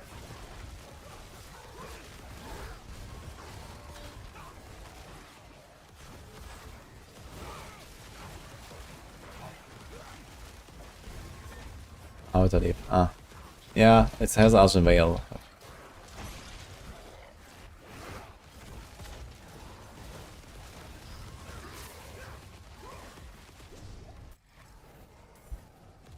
Why do you get treasure breaches? Haven't seen one all season. Just craft sigils when you can. Treasure breaches are like a 1 in, I don't know, 100? At least they were, or something like that last season.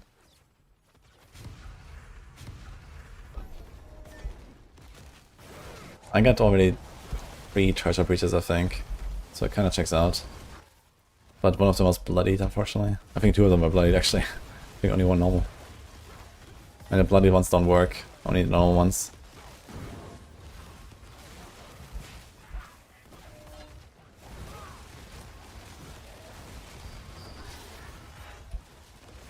I still have. Actually, I might have got 4.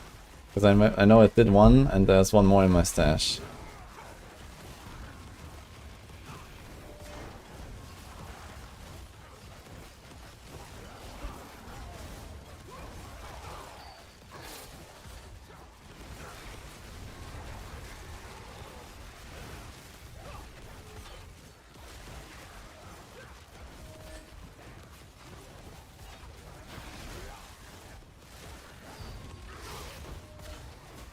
So many bugs this season. I think this season is actually not too bad compared to what I've seen. What do you mean?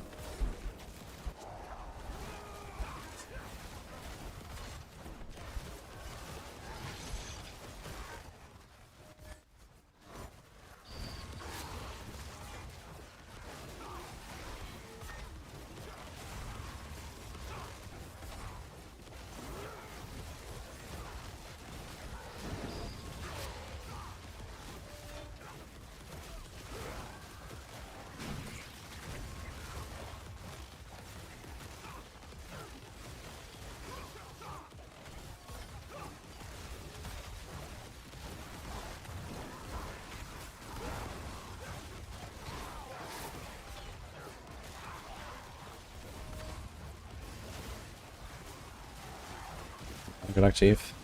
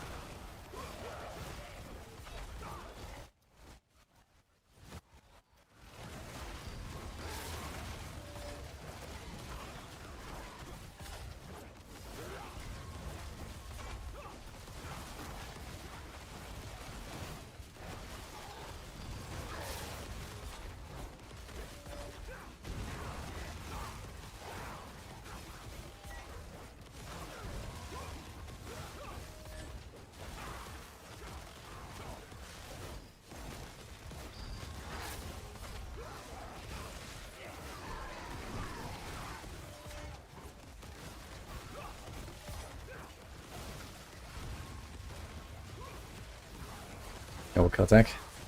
How'd you like it, man?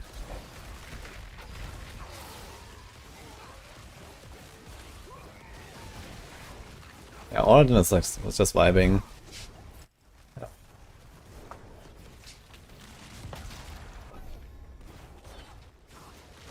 She's free. Yeah, he's eating it or anything actually. He was chewing earlier.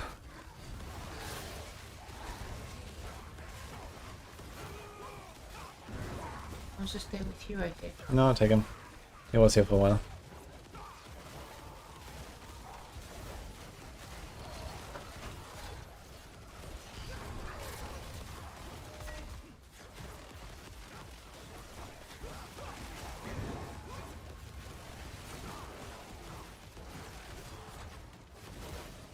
Yeah, well, Crytastic. Shield of Retribution.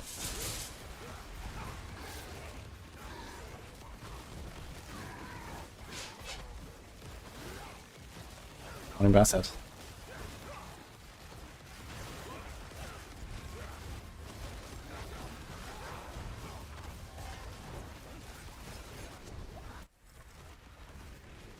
Got sailing for your bar last night. Okay. Nice. I'm gonna swap over.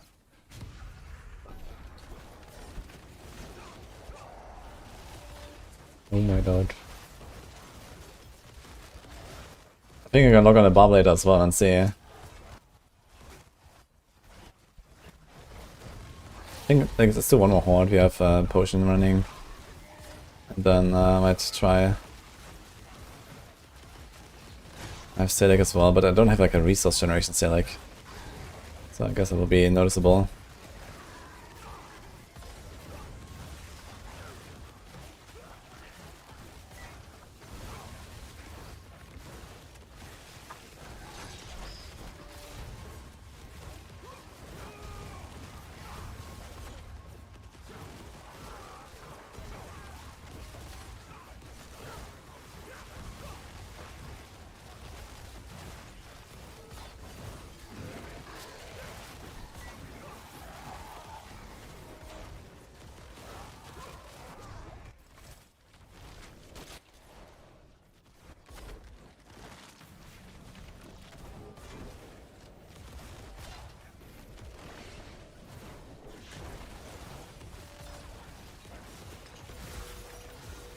Oh shit, okay. Be safe, Bassett.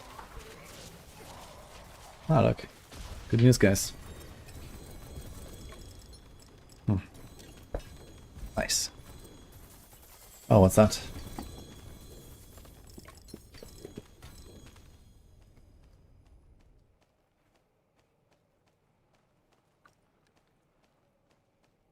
Mm-hmm.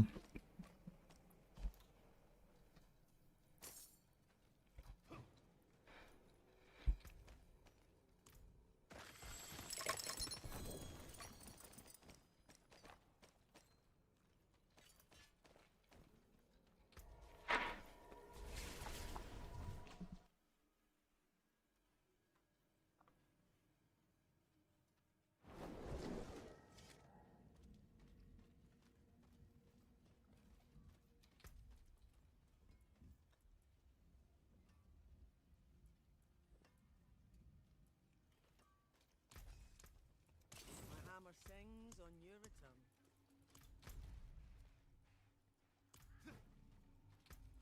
Okay, we said one more. Let's go. And I think I'm also gonna barb and try barb a little bit.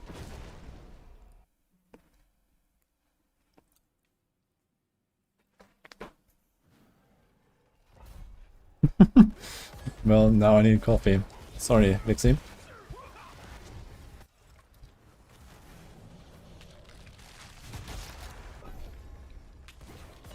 Yes, Kratasik.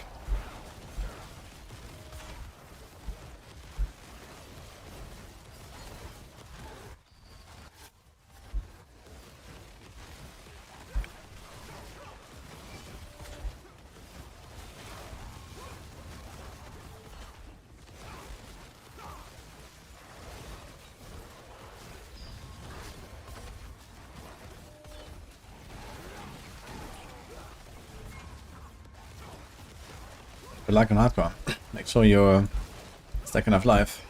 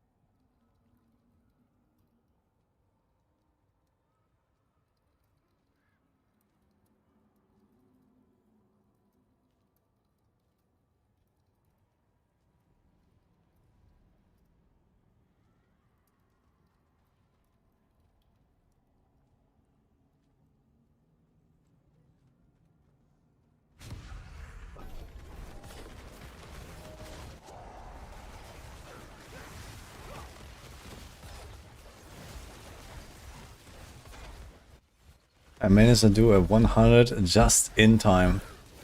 Oh boy, do I have bad news for you.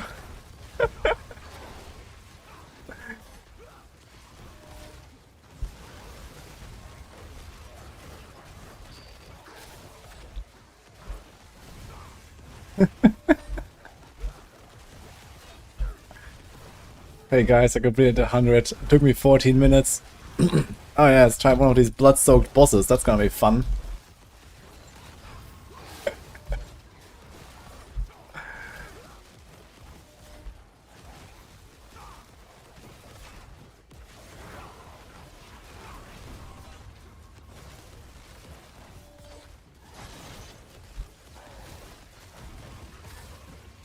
It's just gonna take him 14 hours. Yeah, that sounds about right, actually.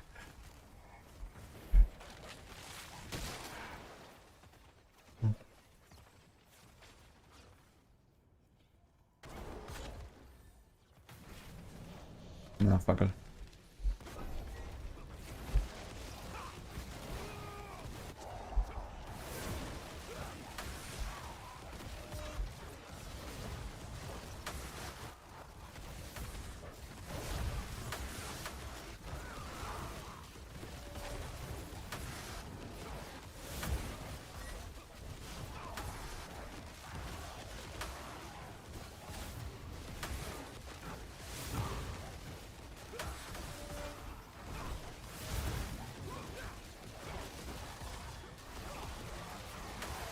Okay, there's a trick.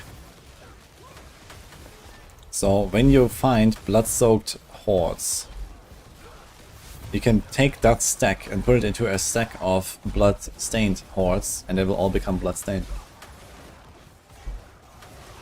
But it also works the other way around, so be careful.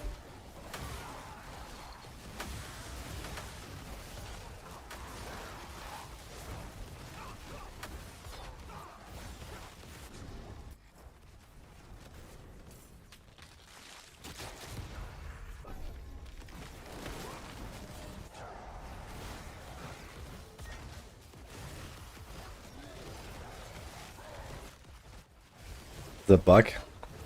I guess so. It was already on a PTR. It worked like this on a PTR. I found this there. Yeah, I guess it's because they, you know, the horde sigils work different from like 9-minute sigils or something, right? Like 9-minute sigils, they have like unique affixes and stuff like that. You can't stack them, but horde sigils can be stacked. And I think the stacking mechanic makes it so that it just like overrides the affixes that are on this thing, or something like that. And it doesn't actually recognize that they are different. Because it's the same sigil, it just has one different affix, and I guess the game just doesn't realize that.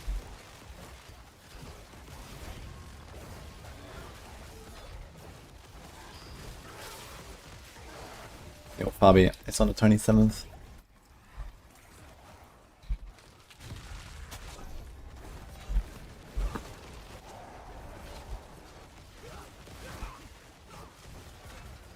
Shane, the Diablo sigils don't stack. Yeah, he could. Otherwise, he could do the same thing, I guess. Just keep like, you know, one of them around. Bloody Treasure Breach has not been fixed. I mean, it's... Tomorrow would be patch day, so let's see what happens tomorrow, guys.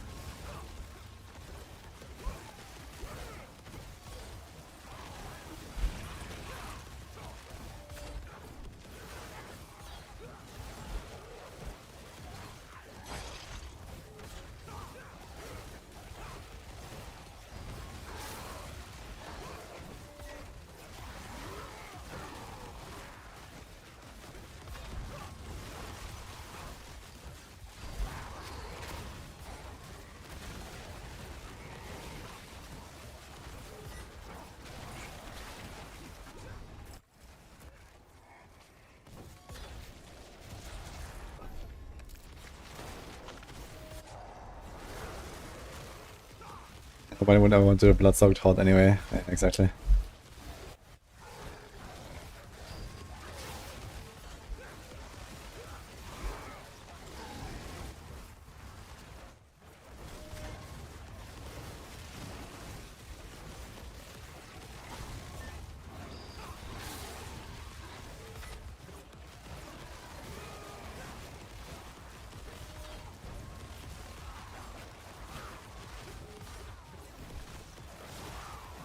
Hello, Ibrahim.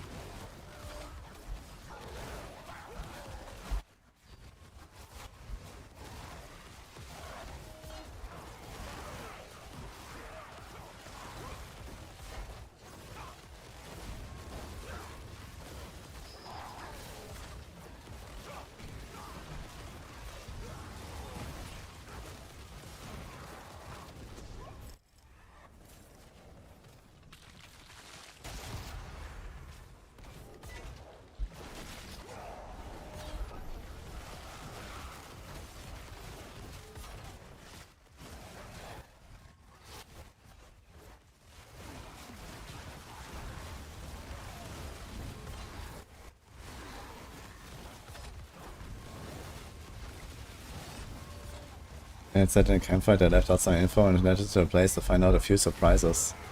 True, actually. But I haven't really noticed a lot of surprises. Like, what would that be, actually?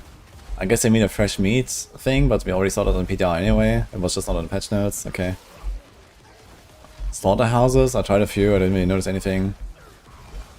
I expected it would be like maybe some stuff in the slaughterhouse or some shit.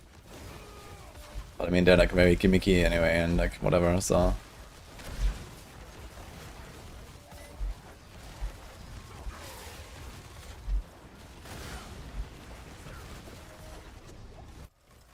Maybe there's a hidden Tom and 10. Yeah. Let's go.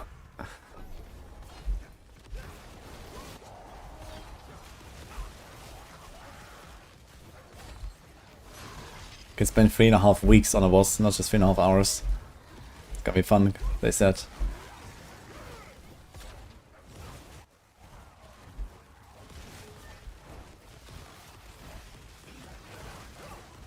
The surprises were the bugs? Nah, that's not a surprise. That's the feature.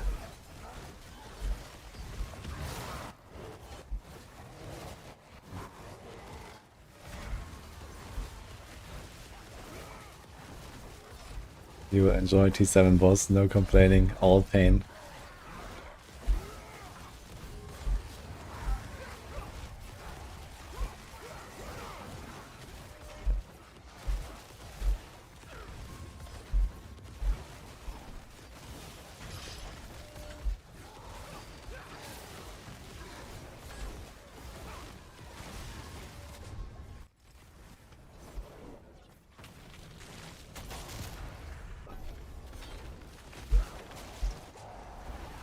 People wanted harder content.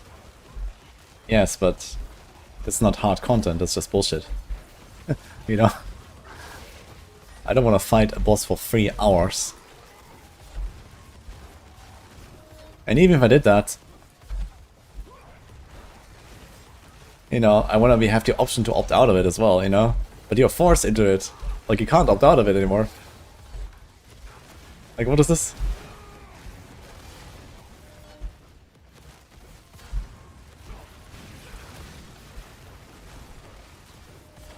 That's not how you do it.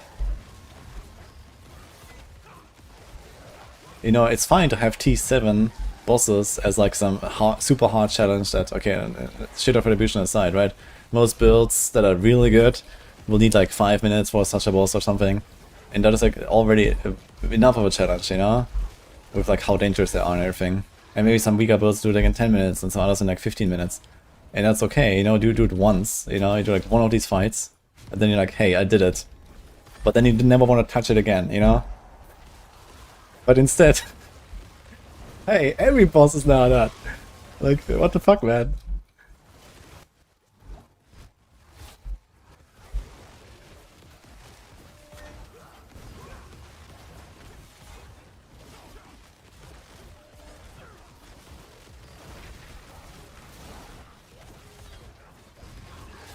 That's not what you mean with harder content, you know?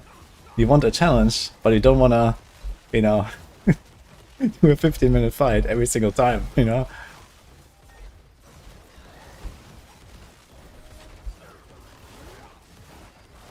Like, I kill these T7 bosses once and that's it, man. Okay, I might kill a few more of them when I go back to my shield retribution guy, but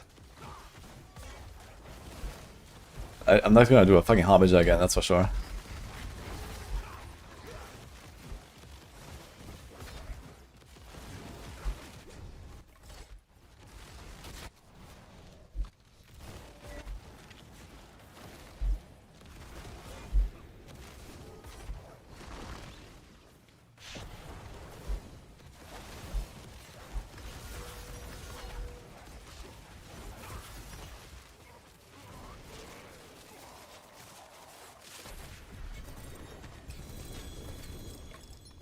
Next week I was coming out of a 1-minute T7 boss clear.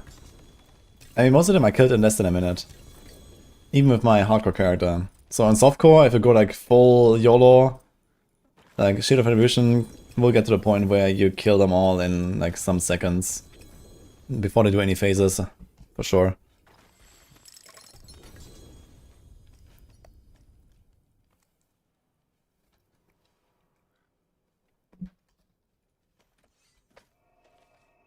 Even another build that can do T7 bosses. I mean, a few things on Paladin can do it in a few minutes, I'd say. I guess Hoda is probably fine. Crackle is probably fine. Heartseeker is most definitely fine. Yeah, there's like maybe 10 builds or so that I would say are like T7 bossing capable. My hammer sings on your return.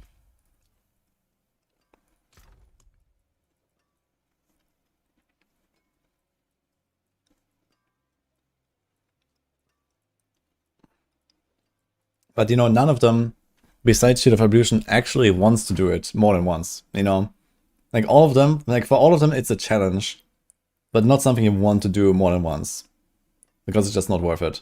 You know, you just want to go back to Torrent 5 bosses and do the Torrent 5 bosses and one-shot them, and that's it. You know, after you've done your challenge and you're like, okay, I did it. Okay, let's go back to blasting, right? So the only build that can do it is Shield of Evolution. And only if like super min-maxed, then yeah, you can do T7 bosses reliably.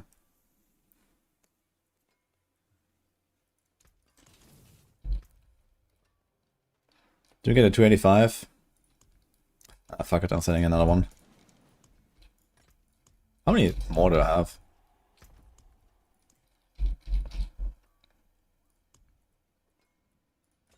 $29 there. 33 there. Oh boy. Okay. It's like 5 per hour. So it's like 12 hours. Do we just log in, guys? 12 hours, Horde?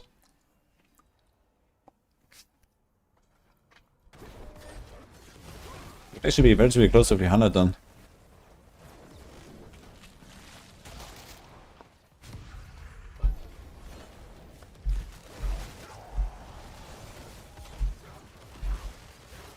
Also, loot from these 7 bosses is actually really good. These 7 bosses have insane loot.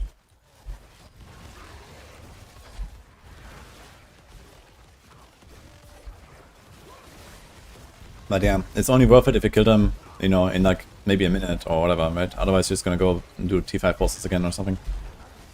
Like a minute or two is maybe okay for the 7 bosses.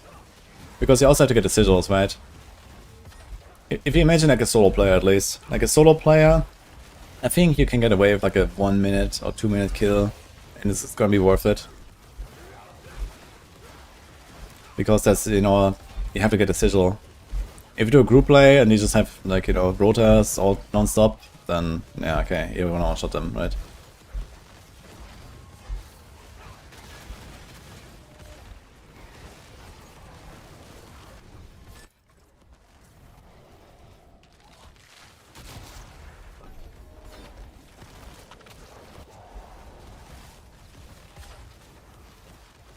Yeah, I definitely want to try to do T7 bosses on a Heartseeker and on a Hoda.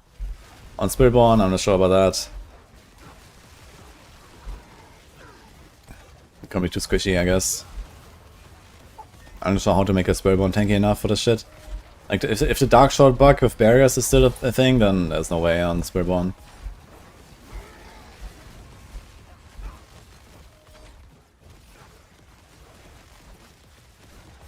Wait, wasn't Ava here? Ava, did you test it by any chance? Dark Shroud bug?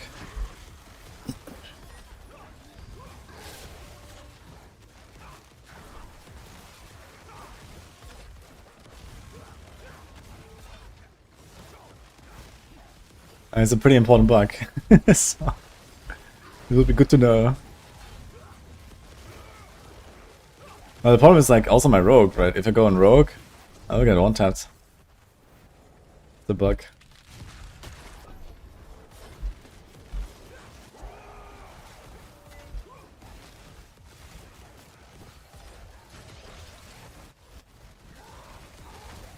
Pit just died and load screen to boss. Time to rename. Pit's down.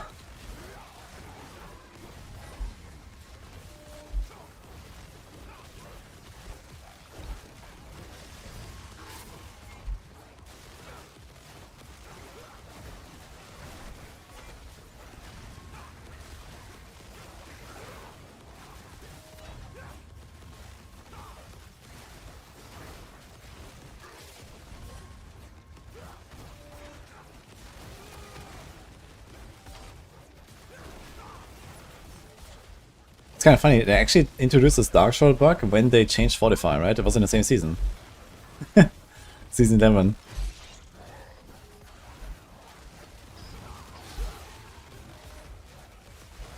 Thanks, Giltech.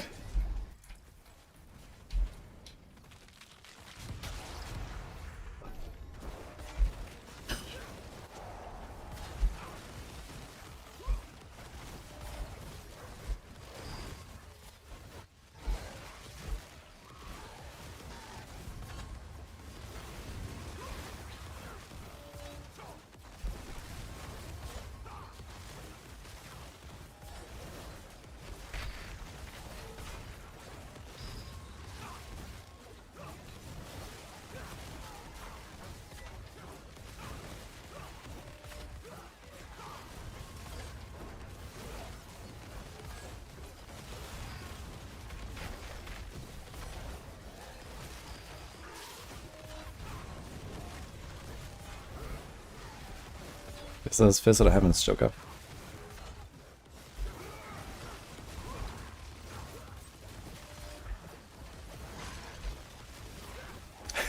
You also yes, it's like you should get a new watch streak though, like because every 48 hours there's a new stream. It actually counts as a new stream. Because I know the redeems and stuff are all reset as well.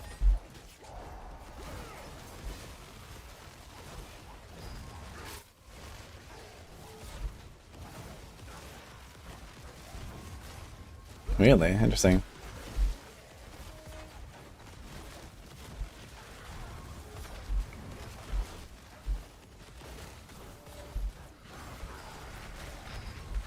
$285.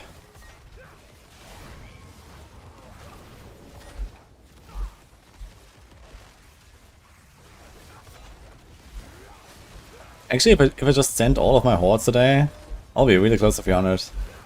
I have like 70 hordes right now or something. And per horde it's like 150 mil. Actually, I'll be 300 I think at the end of it.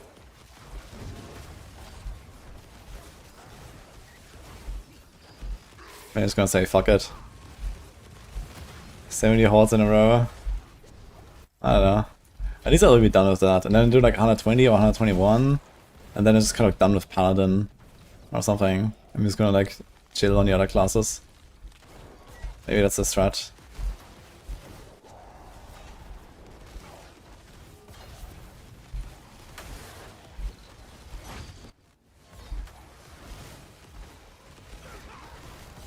Hope they fix the absurdly low opposite income tomorrow. No way. I'll be surprised.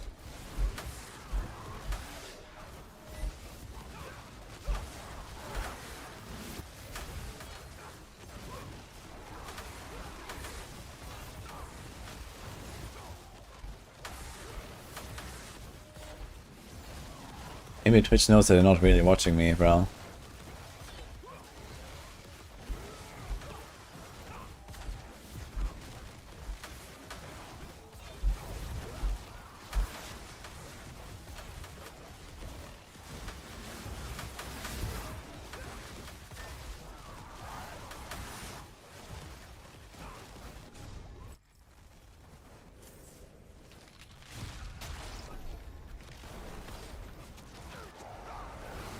So up to go dance.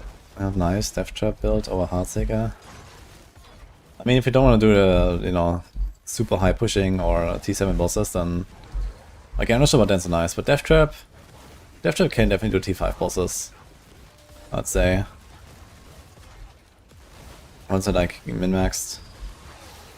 And Death Trap is like generally like an insane build, super fast and everything.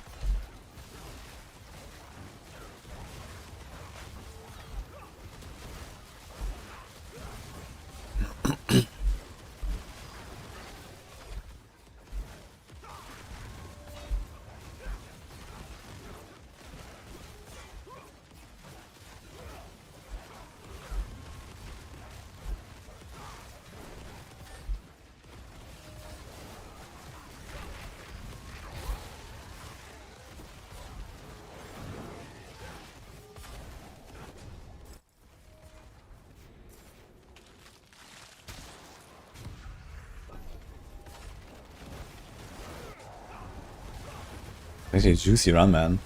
There's 3 more waves and already at 1k.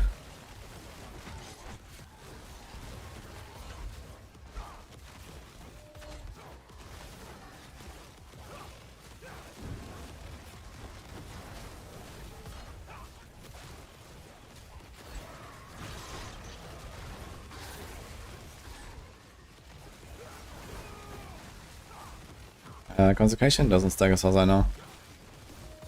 Also the healing is bugged. The healing is basically nothing right now. But I'm pretty sure it doesn't stack even if it was healing properly.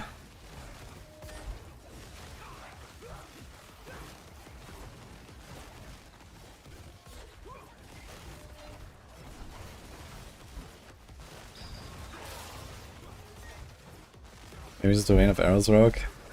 Dude, Rain of Arrows is really fun. And I know that Darkside made like some pretty chill version of Victimized that's like actually pretty fast. comfy. I tried it briefly actually.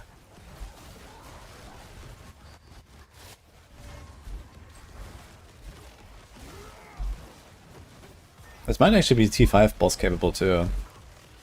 Rain of Arrows. It usually has like relatively high output.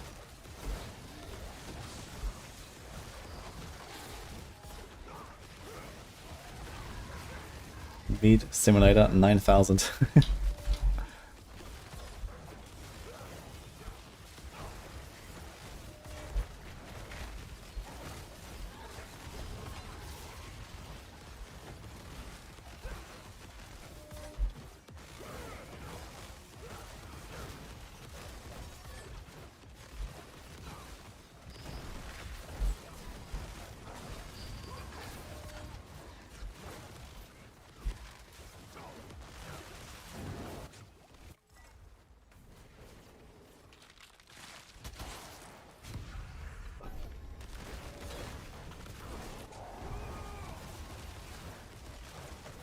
Tested the T7 boss for fun. Uh-oh. Darkseid does do T5 boss of Roar. Ah, nice.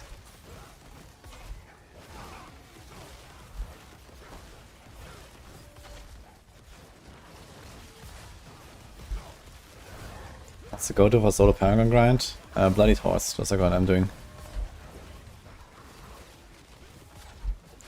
Beast took you 2 minutes to kill solo. That's not too bad actually. Assuming he also did, I guess, both phases.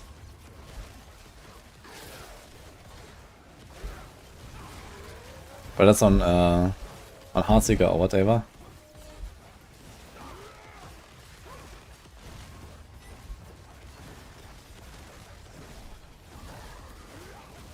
Okay.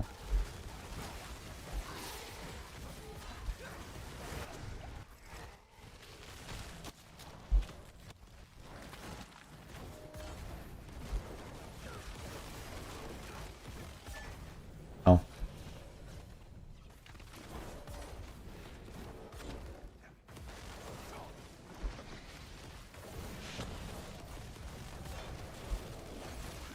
Okay, instead of going straight to 300, how long will it take me to get to 290?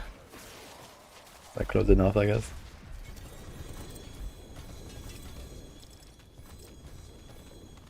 It's like 5 watts per level. So 1 hour per level, 5 hours to get to 290. Not that bad actually.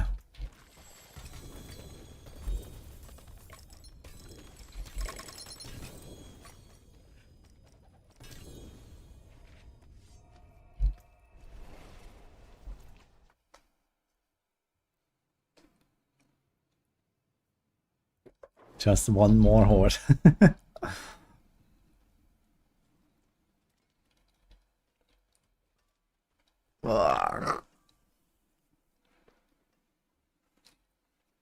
My Andariels is crying.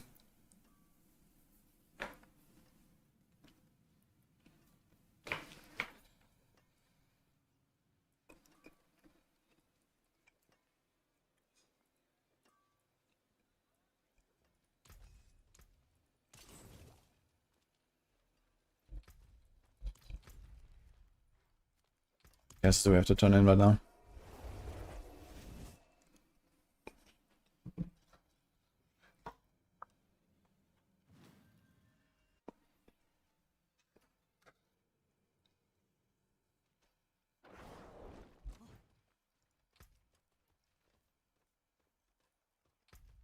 Holy shit.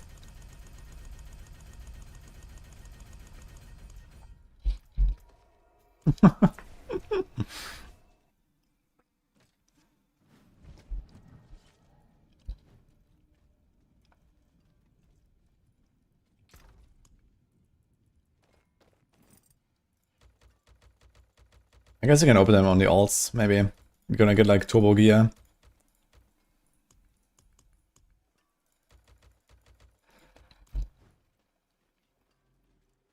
I heckin' love caches, man.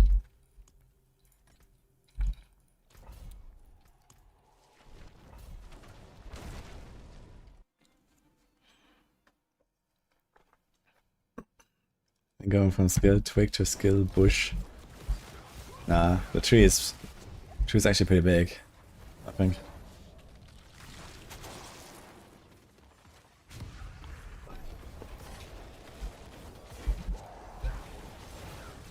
Yeah, you're gonna get an Atlas tree. It's basically just like the PoE2 system.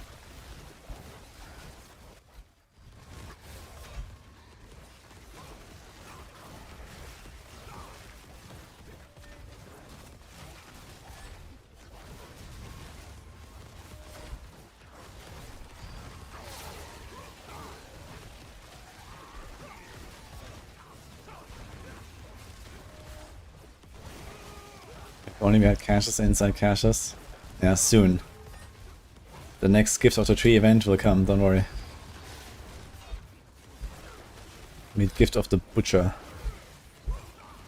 There's a fresh meat box in every box.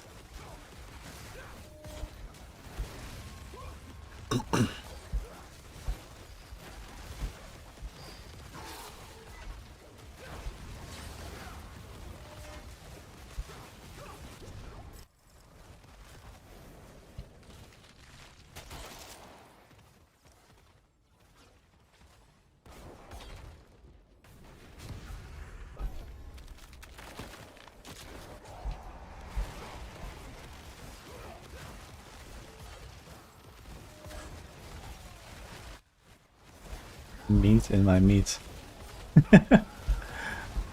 Hmm.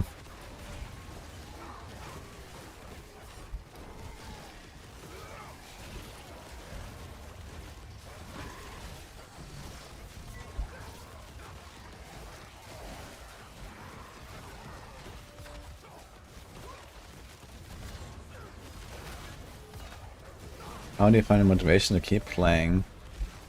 You have 5k hours in period like Diablo and playing Paladin gets boring so quick. Yeah, I mean... just wait 6 weeks.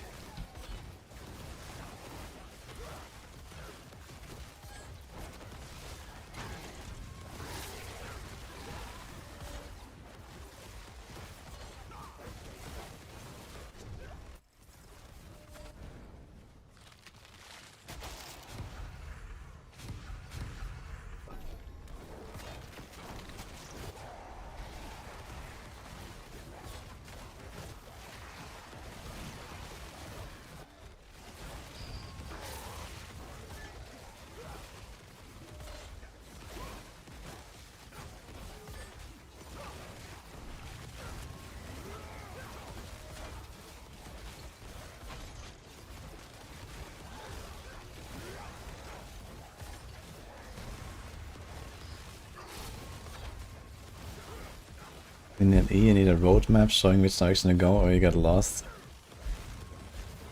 What do you mean with that? I mean, the game shows you where the objectives are, like, you know, like, you have like the minimap and the map overlay, and it's always like... It always shows you from the start where to go, basically, right? Like, there's not even like any exploration, the maps are static most of the time. They actually just very recently introduced like non-static maps into last Epoch, right? And it's just like the little side zones, like the Weaver stuff, where it's like usually like one path anyway. All the other maps are just static maps. The skill upgrade menu. Ah. Yeah, I feel like it's kind of cool the skill trees on last Epoch, but there's like too much clutter, I think. Like, you know, literally like 2/3 of the nodes are just like, okay, plus 5% damage, plus 5% attack speed, or, you know, somewhere along those lines. And then there's like 1/3 that's like interesting, right? Where you actually make some real choice.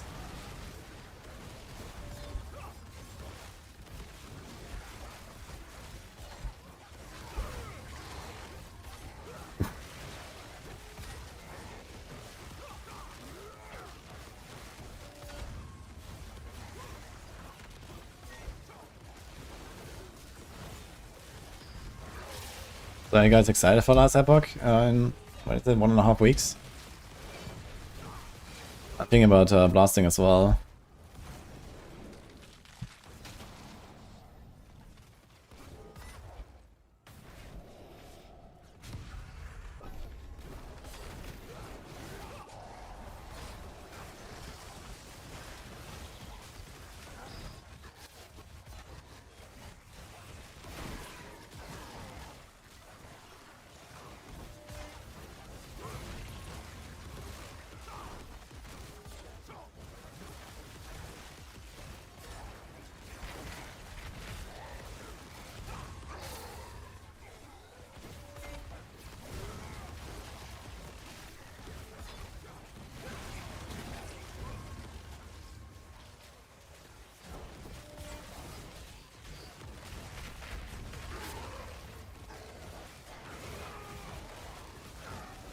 Sadly, until season 13 before info drops, and then go full fury. sounds nice. Yeah, I wonder how much info they're gonna drop. I don't imagine they're gonna show us the other class skill trees. Like, no shot, man. There's gonna be like, you know, one of the big hype things to like discover, I believe.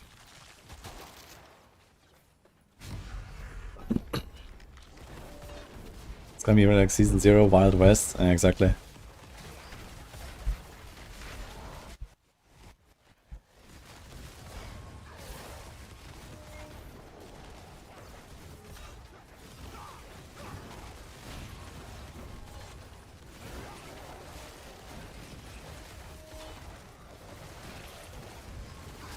It sounds like we're like reading a book.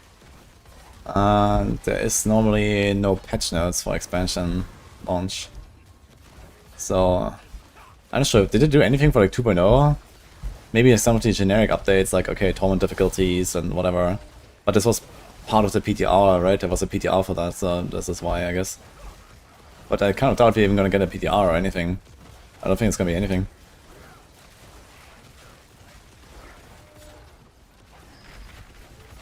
Why is it so bad to farm runes? Try their bosses and harmony tributes. And you can also convert runes. At the Joda.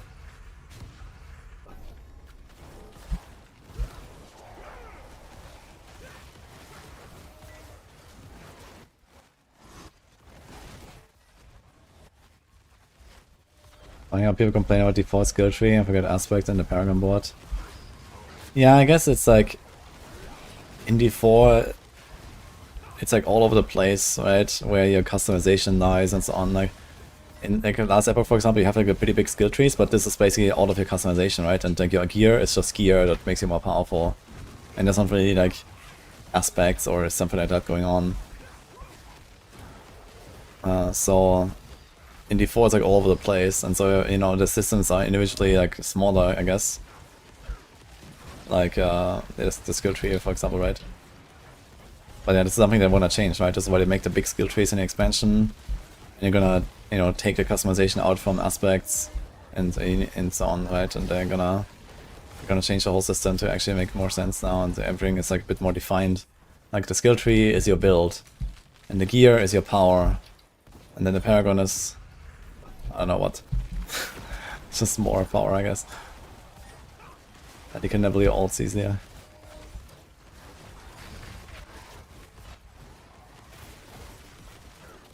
Dude, this one is cursed actually, as well as 400.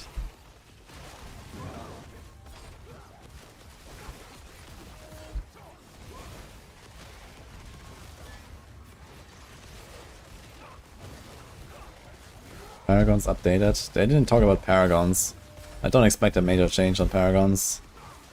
They have never even mentioned it anywhere, so I think this is like a expansion 3 angle. Because, you know, Paragons is like an okay system for now, I'd say. The only thing I would like to see changed in like the short term would be make it less powerful, basically. Especially like additive damage. Like glyphs need to come down and this kind of stuff. Because like no one ever puts any additive damage on their gear. Because Paragons exist, right? You just get you get like 3,000 additive just from Paragons, and then, you know, why would you ever put any on your gear? Like, you know, this implicit on the weapon is like, doesn't matter, you know, like that's kind of stupid, I think.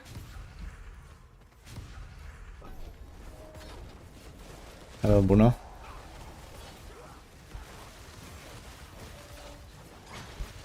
You heard that gear and expansion of procs that cast skills similar to runes, is that true?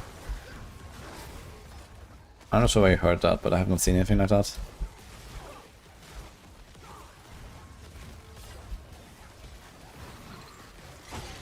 I mean, some uniques might be able to do something like that, I guess, but I don't expect it to be like a very common thing.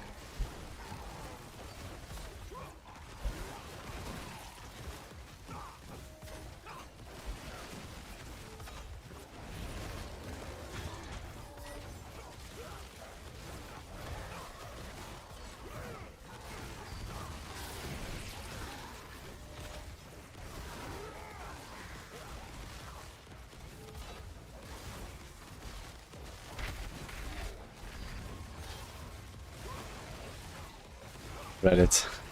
I heard it on Reddit. Okay. Nice. Okay, the only way to say this run is Elder Lords or Goblins. Let's go.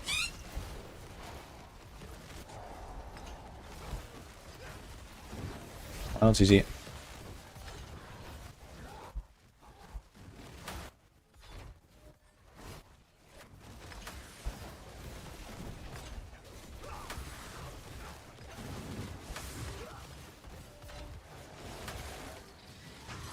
Trust me, bro.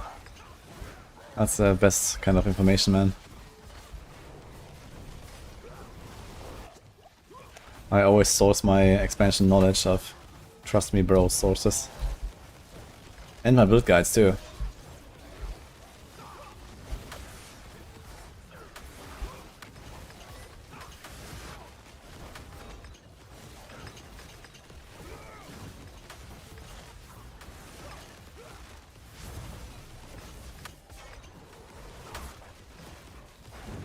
Yeah, I'm not sure what Moxie is referring to there. And we've seen a preview of the Warlock uniques. Some of them. They were like in the blog post. And I don't know, nothing really comes to mind where you do your proc stuff like runes. I mean, runes have that kind of purpose of proccing stuff from other classes and so on. And okay, there might be unique items that have something like that too, but I don't think it's gonna be like, you know, just a general thing.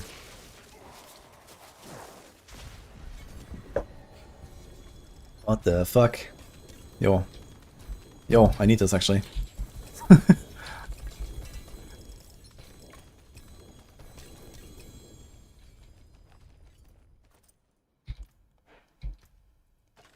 Omega level. Perfect. Good thing I didn't start a barb yet.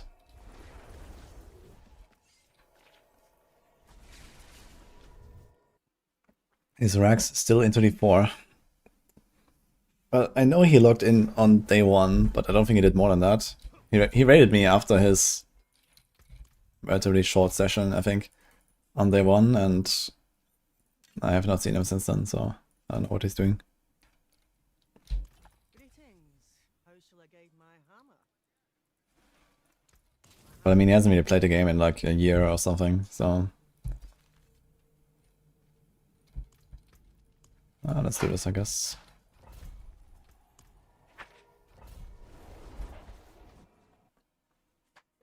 Farming D4 bad for Penthouse.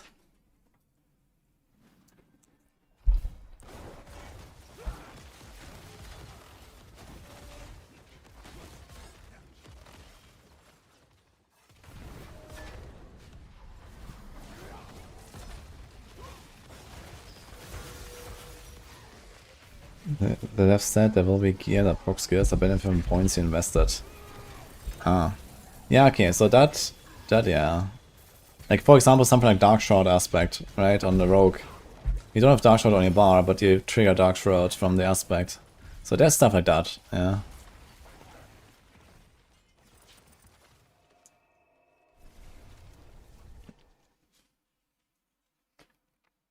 But I wouldn't expect like every single build or something to do this, or even most builds necessarily.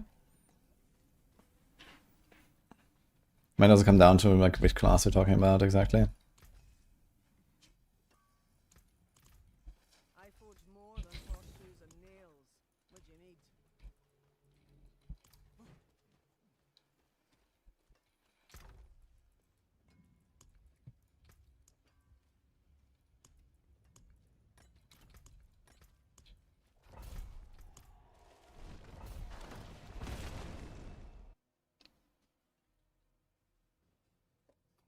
It would be wild if one season mechanic would open up talismans to work across any class.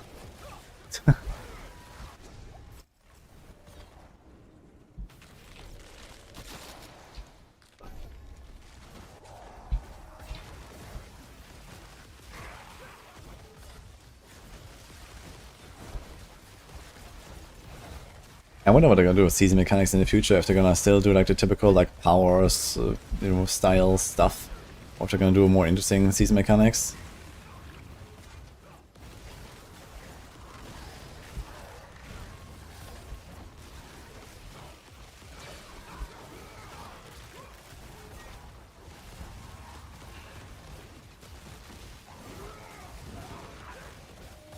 Because when you think about it, like, you know, Talisman is not that much different from like just like Season 2 season theme. Besides the fact that it's probably like way more powerful and way more polished, and you know, it's like an evergreen system and not just something that they can like, you know, low effort throw into the game and then delete it again. But I mean, the mechanic of it is like pretty similar, I guess. It's not the powers, you know, you have to set stuff. It's kind of close.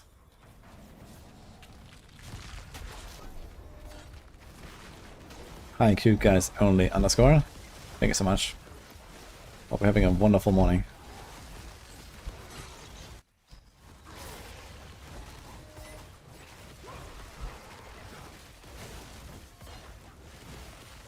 You know, strong room sigils, yeah, equipment, there was... Well, they made strong rooms more rare, for sure. They're like 1 in 40 or so, I'd say.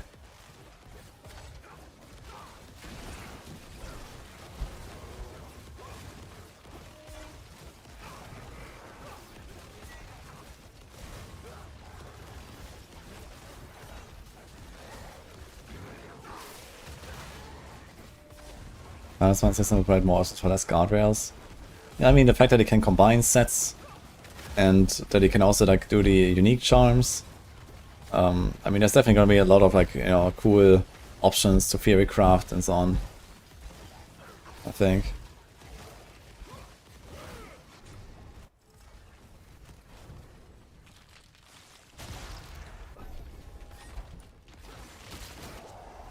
I don't really have an hour right now, but I'm wearing a grey sweater and some joggings.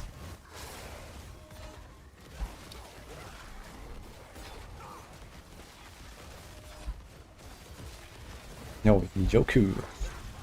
Thank you for the prime. Joku.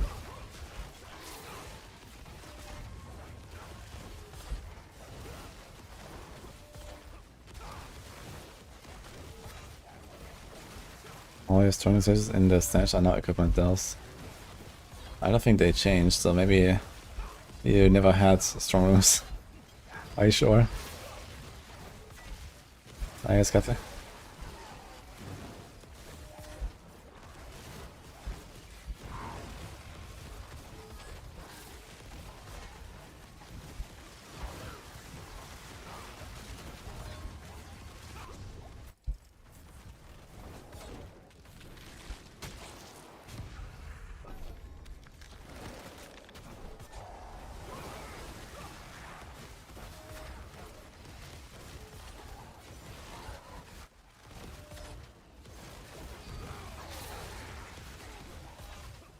Rarity of the Horde item. First of all, forget about normal Infernal Hordes, only do Bloodied. And second, Torment here.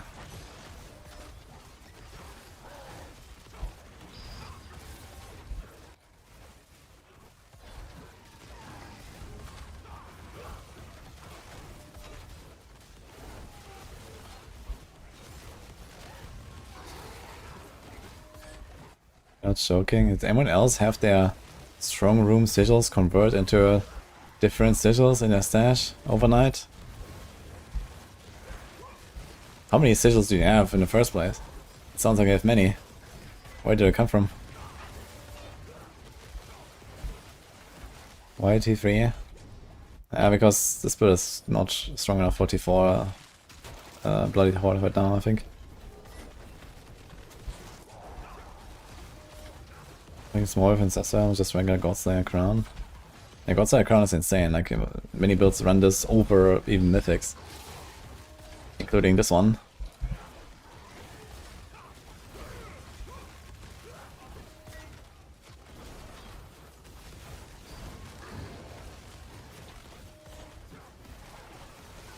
One Nightmare and 3 Bloodied all changed.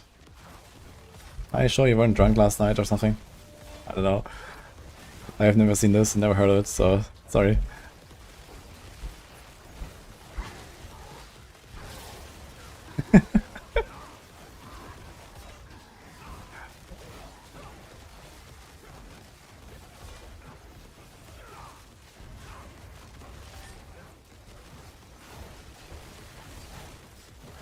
He said from yesterday to this morning. I don't know. It sounds weird.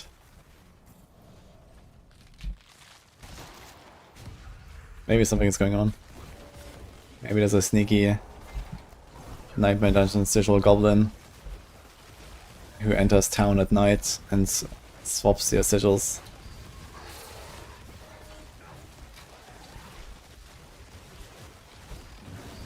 Same point to the slaughterhouse. No, slaughterhouse are pretty bad.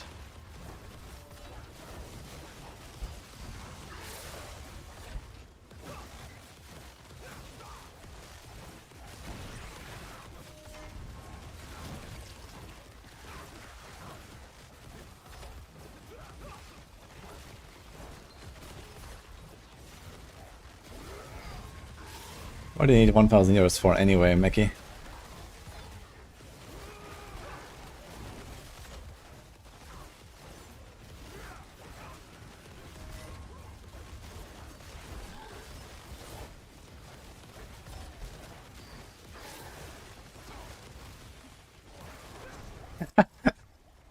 Okay.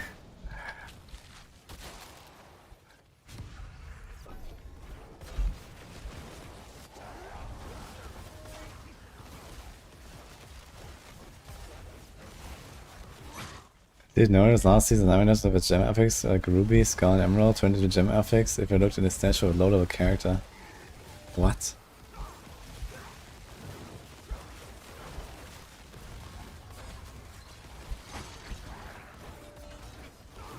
Farm Helltide Moza for Horde Sigils.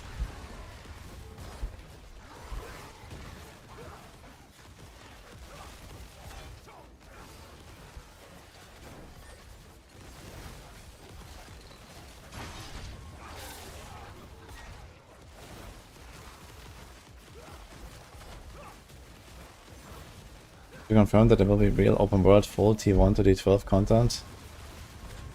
Yes. Everything will scale.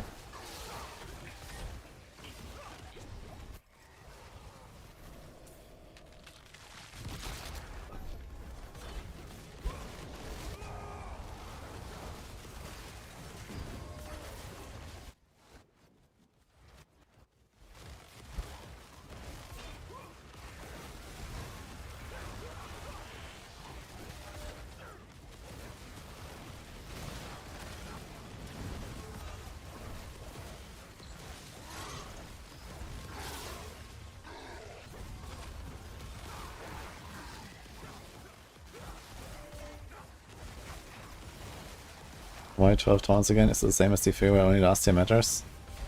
No, I don't think this will be like D3 at all.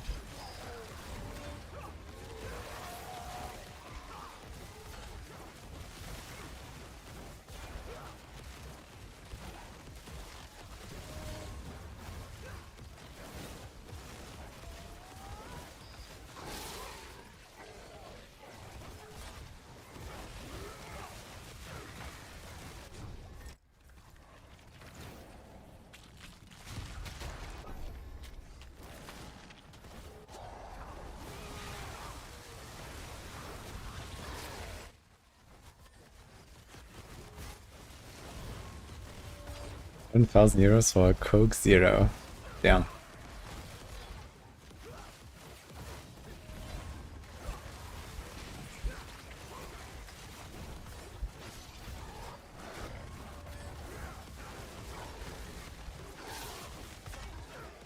And a change in scaling? I mean, that's the whole point of adding more torments, I think. Because its scaling is completely fucked right now.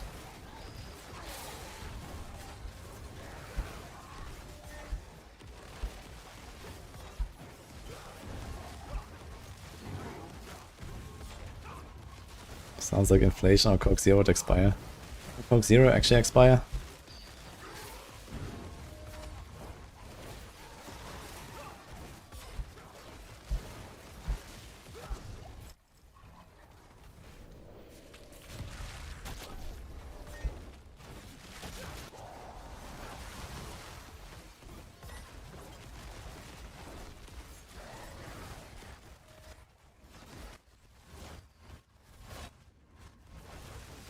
Nine months after manufacture.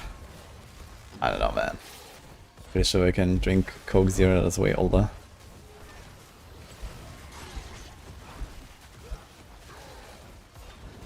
that shit just kills everything.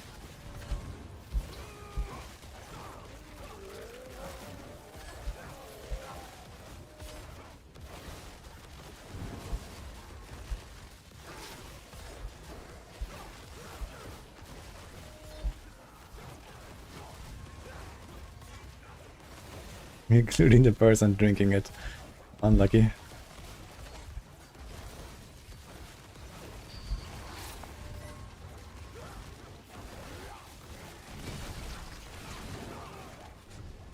Yeah, Make Sense is insane, Joey. But there's other good builds out there.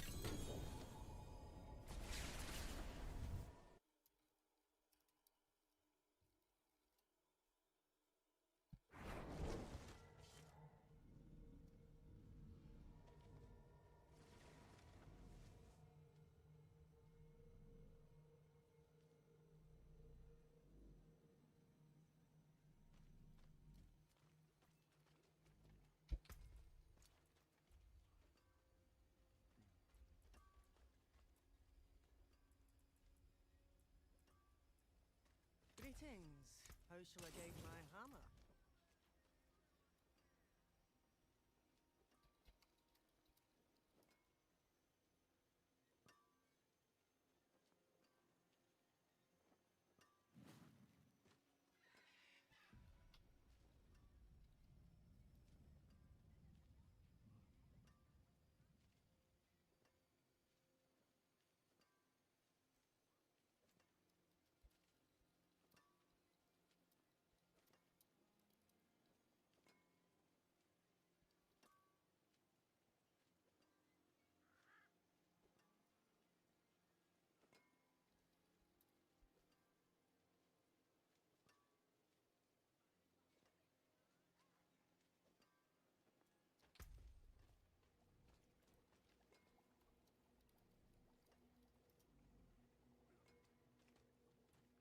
One second.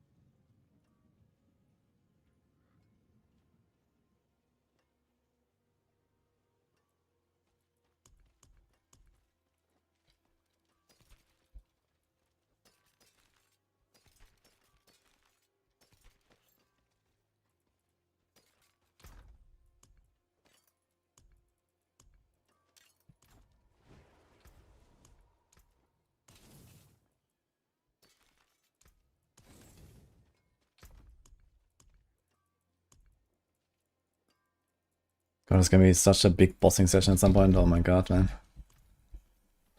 I have like 1,000 sigils. Good thing I'm not trying to do rotas.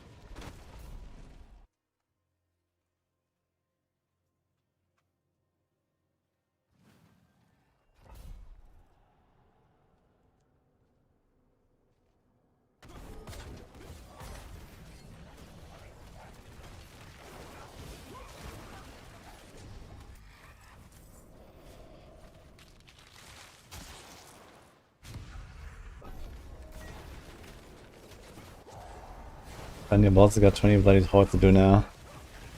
Oof. The bosses dropped the hordes. You're never gonna get out of this loop. I don't know what I will do, man. I basically have to have the glyphs on my alts. And I guess I just kill bosses non-stop or some shit. And that's probably about it. And then hordes and to get the Paragon 300. I'm not gonna do Hell Tides anymore, or Whisperers, or Under Cities, I guess. Under Cities with Radiance Tributes or Refinement. I guess I have to get some Opticide at some point. That's the main problem I have, I guess.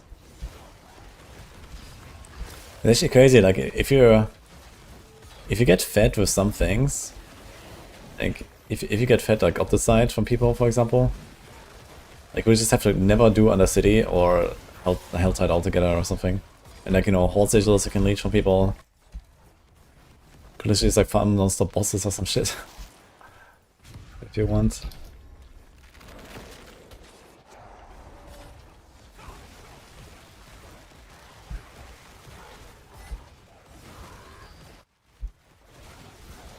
You addicted to season 12.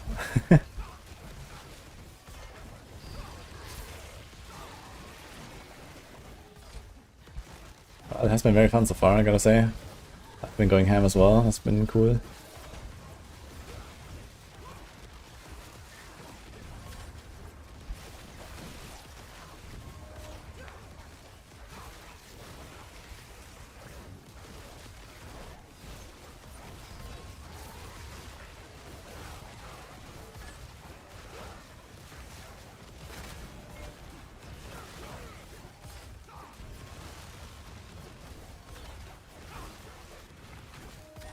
Went from D4 to D2 and still can't do bloody hordes, Lamau. Yeah, Blood Soaked, they're fixed difficulty. They just go up when you go down. So they don't actually change. It's a good system, guys.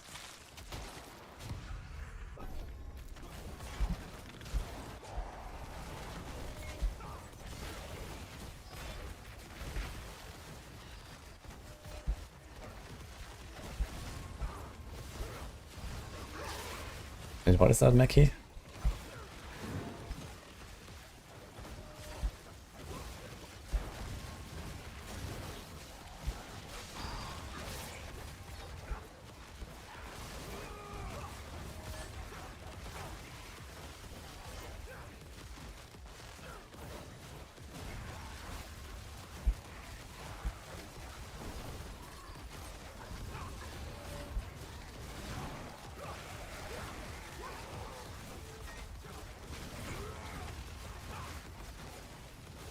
Ah. Okay. This is Fist. Kunya.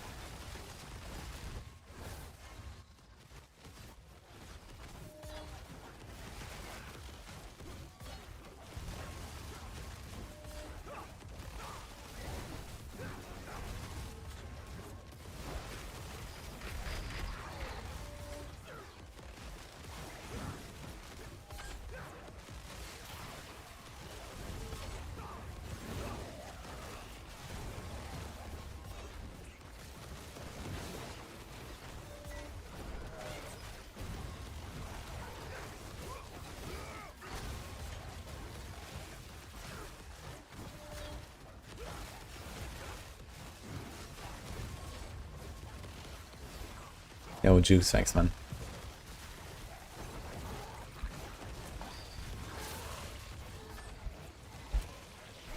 I have to say, I was sweating a bit more against the T7 bosses, though. They were no joke.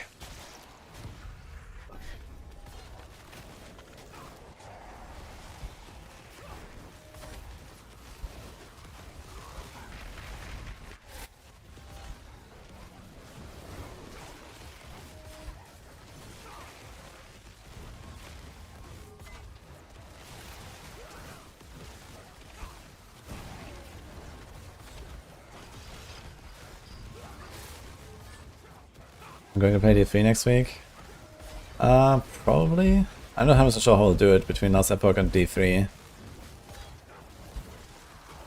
I mean, for D3 I won't really need a warm-up, so that's good. For last Epoch I definitely need a warm-up.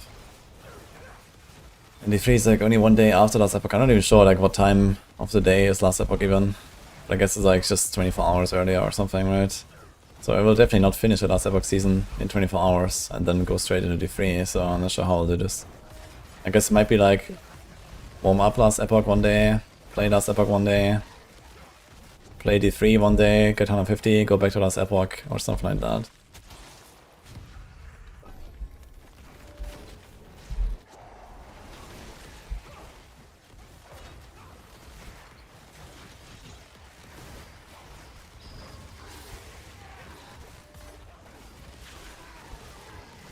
Yeah, I think Helta should be best for Doom Turgons, and their bosses I think dropped them.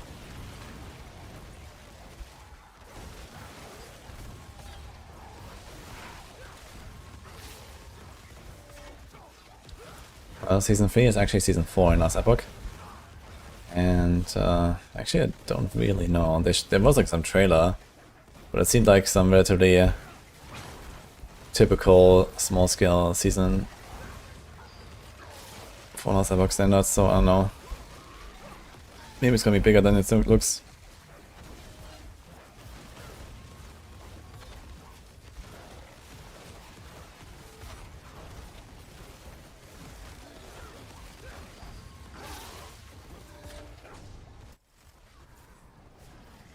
And the free theme, Ethereal.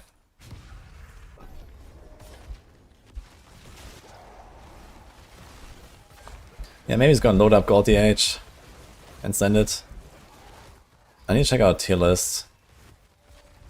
But I think Gold DH might be good enough to do 150 with in like a one-day session. In Ethereal season. Breezer is pretty strong. He's gonna play Odyssey's end version.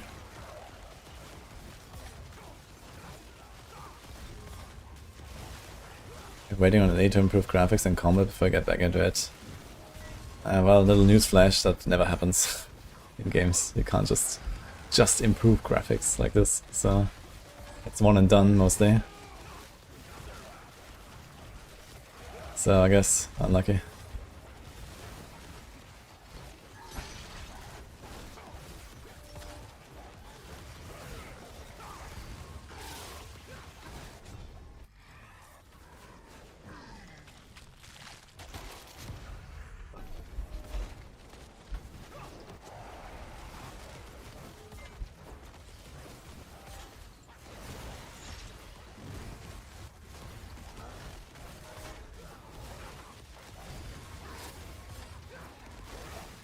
Yeah, combat, I mean, I could probably do some stuff with combat in LA, but maybe the expansion will be like a big turnaround or something, I don't know.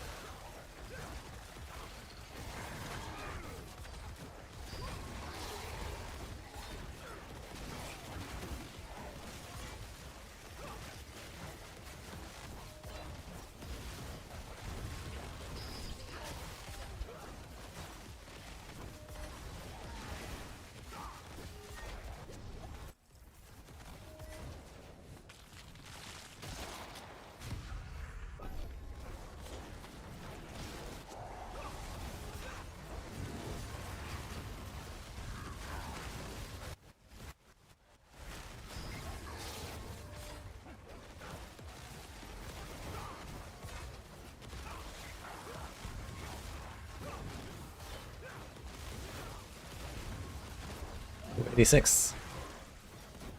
You were 280 today when you started, right? 6 levels now. And I was doing like a bunch of pit and whatever in between and build testing.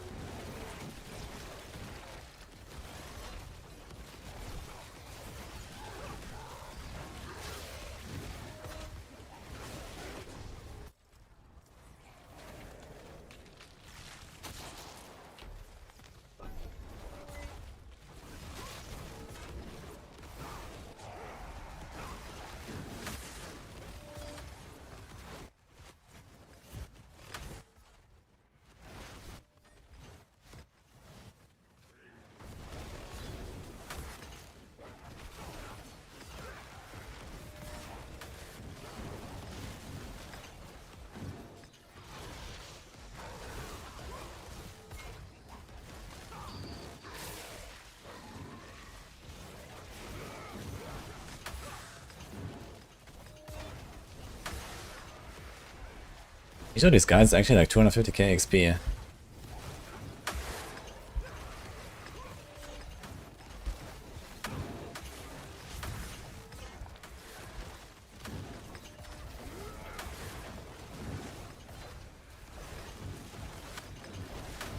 And the butcher's like 3 mil.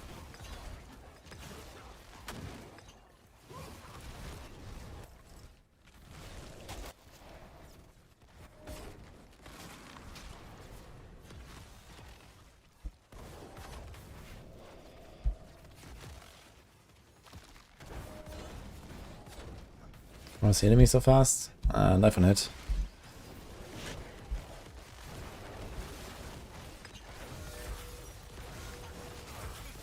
Do like, you know, 3 casts per second or something, and then there's life on hit here, and here with double life on hit. We also have a bunch of healing received, like the skulls here.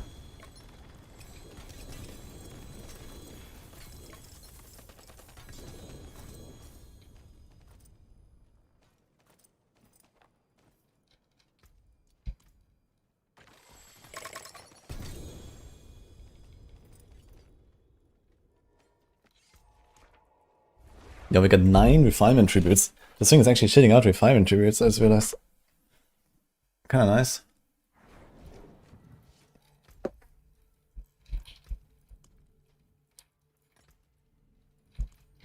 Guess we go again. I should run those refinements at some point soon. Because you have to make a bunch of gear for the other alts.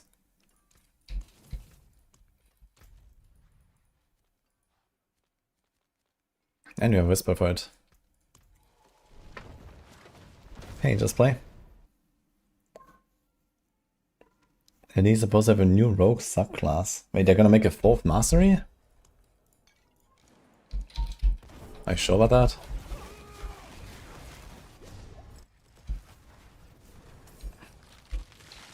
Sounds a bit surprising.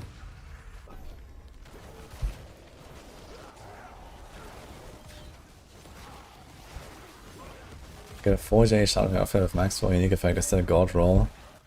Yo, that's insane. You're gonna be rich.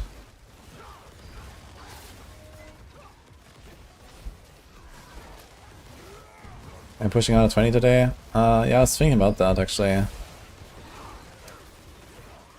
And I kind of want to try and see.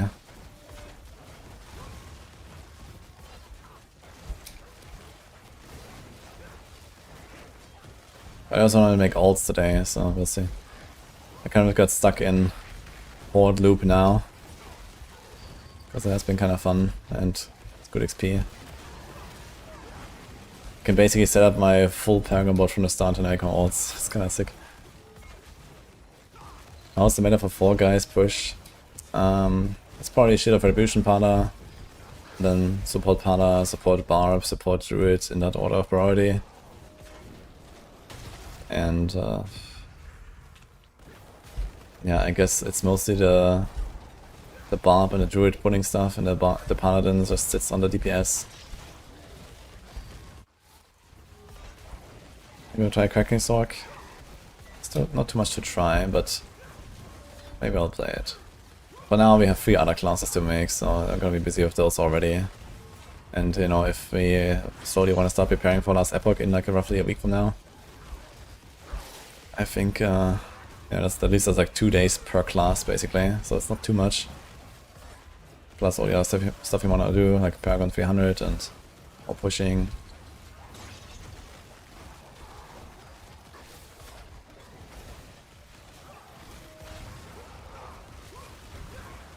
Stuck in Horde purgatory. Actually, I've been kind of a blast in Hordes this season, so the fact that it just gets so much XP and I see the bar move, it makes it kind of feel good. And I mean, it's actually fun to do Hordes like actively like this, I think.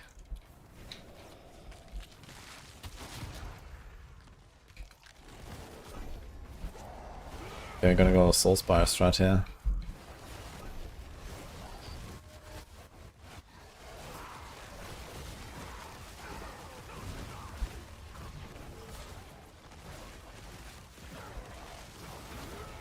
Why don't you chip rune in the Shield of Retribution builds? I mean, there is There's also other good rune glyphs, but that's why, you know, they have Sentinel. It's very powerful. What else is there? Spirit, that's very powerful. These are like auto-include. What else is there? I think outmatch, very powerful. Chip is not that crazy, but I guess you can if you want. You ramp it up pretty fast and it's like an okay boost.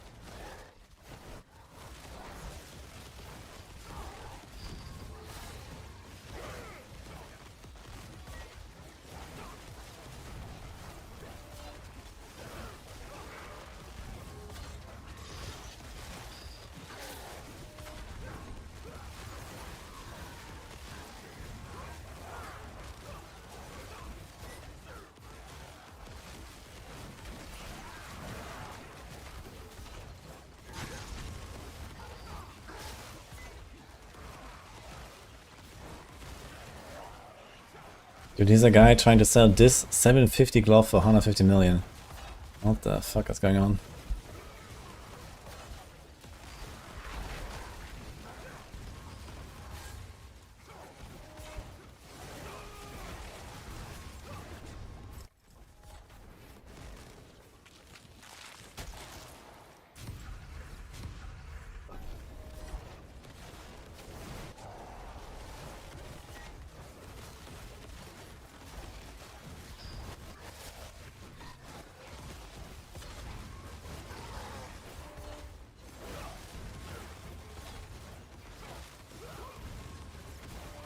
I found my XP here, relic, and I guess Autosite and gem fragments and refinement tributes for more Autosite.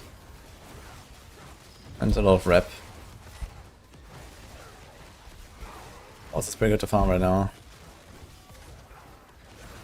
I think craft XP push to level 10. Level 5 or level 10, simple.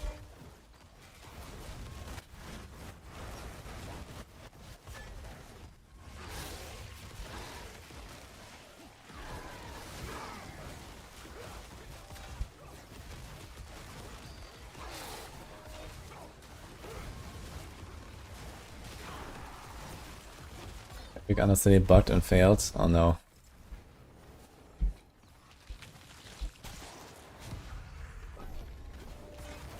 Hey Jared.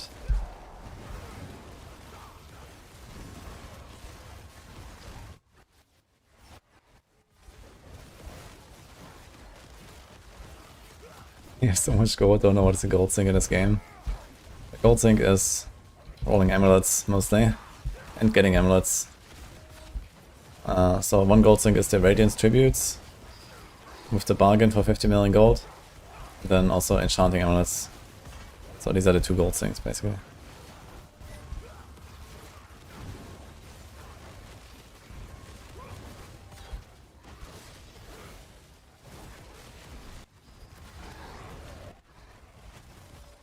I have 5 billion gold, and this is actually about trading. Almost. So 20 times the time I spent now. If I open a gold chest and keep farming holes like this, I could probably reach gold cap just like playing his stuff in like a few weeks.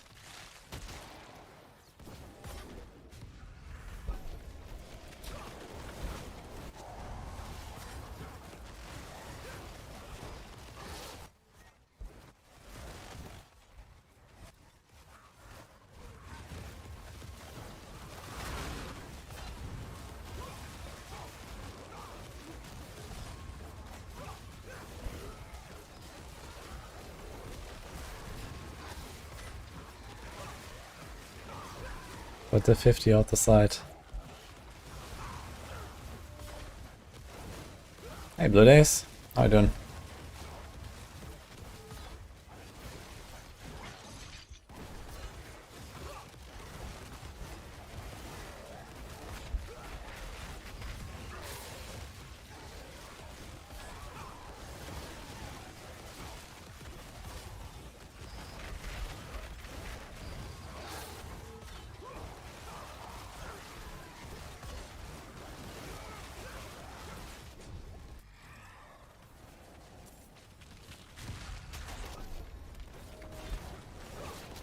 What's an SSF take? Make everything tradable when SSF is introduced.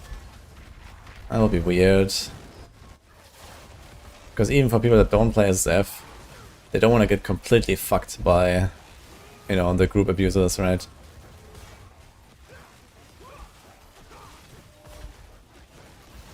You know, and a lot of stuff is just not tradable, you know, mechanically, right? Like, you know, materials, for example, right?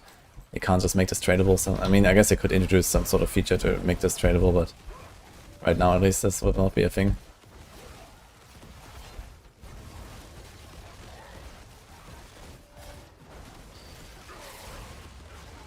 Don't forget the gem fragments. Yeah, gem fragments are actually accumulating slowly. Very slowly, though.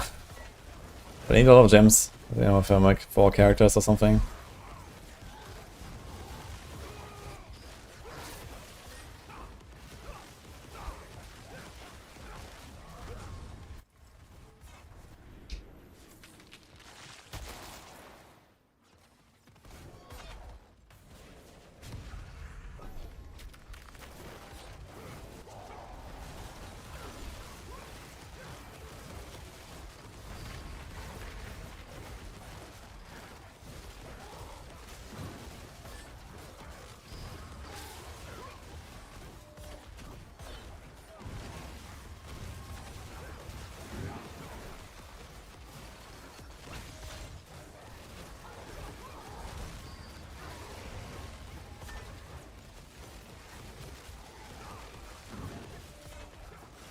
Yeah, I have a rogue, a barb, and a spiritborn at level 60 already.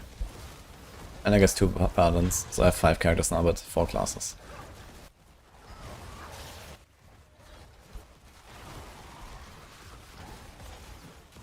Oh, the SSF players get screwed by non-SSF.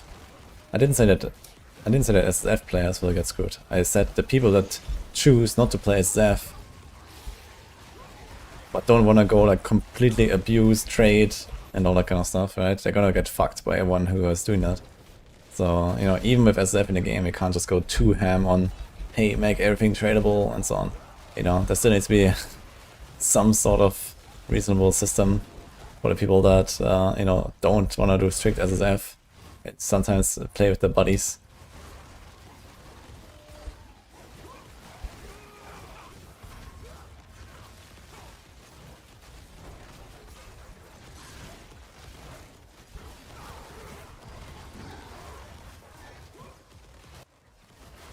Should we get some info soon on expansion? Doubt it. They did hint that there would be maybe something else before the expansion, but that would be in like a month, I guess.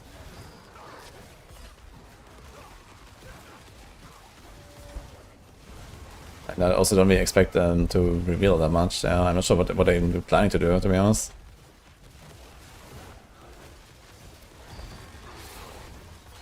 Maybe more like some, you know, big trailer and some bit hype and stuff.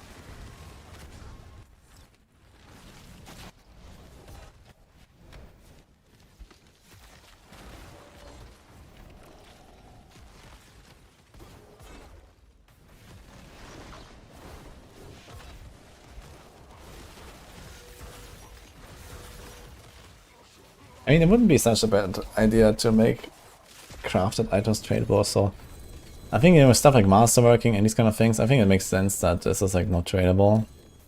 But yeah, at least like, you know, let's say, you know, heraldic cube crafted items tradable, I think that would probably make sense.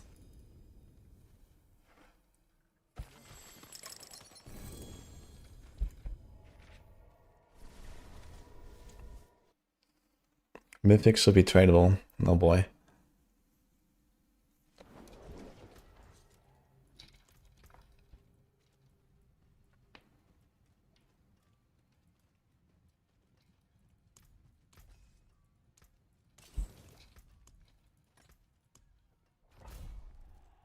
Shit. Too late now.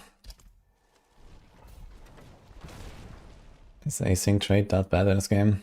Well, it doesn't exist in this game mostly.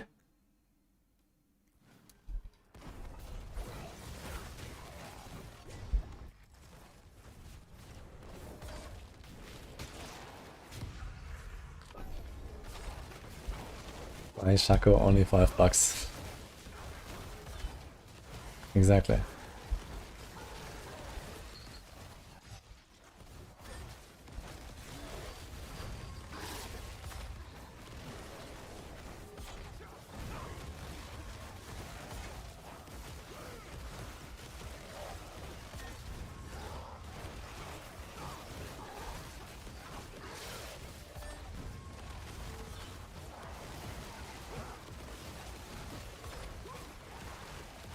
Your body dismantled a triple GA shroud yesterday.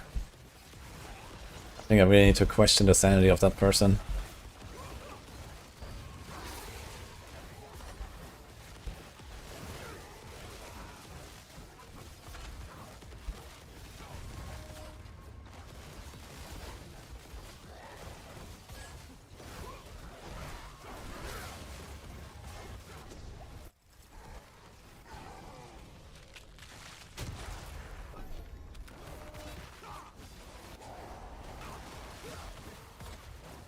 Where are you from, Lux?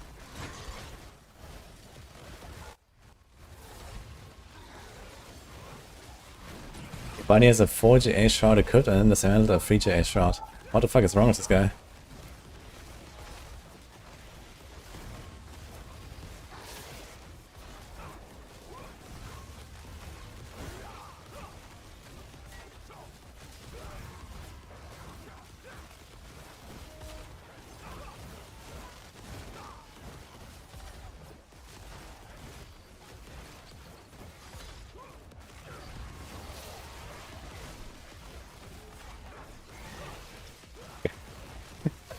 Oh, that's insane, man.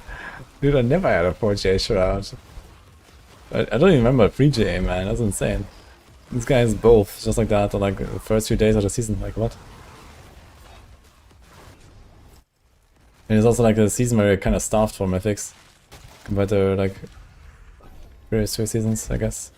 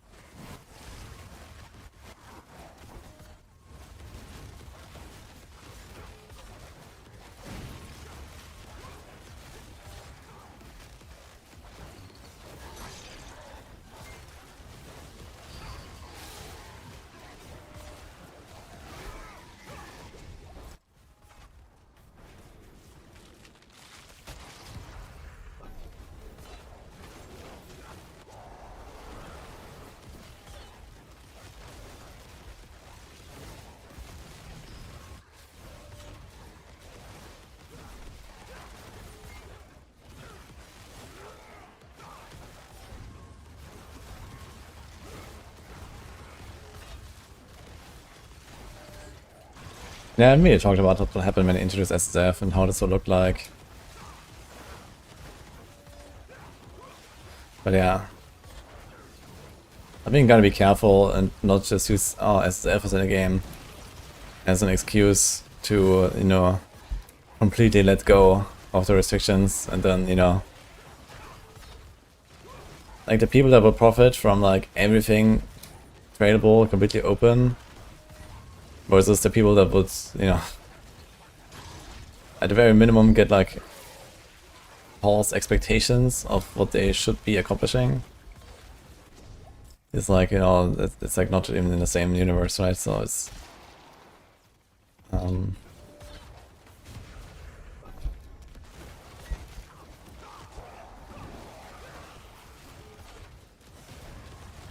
might as well play Hero Editor and offline.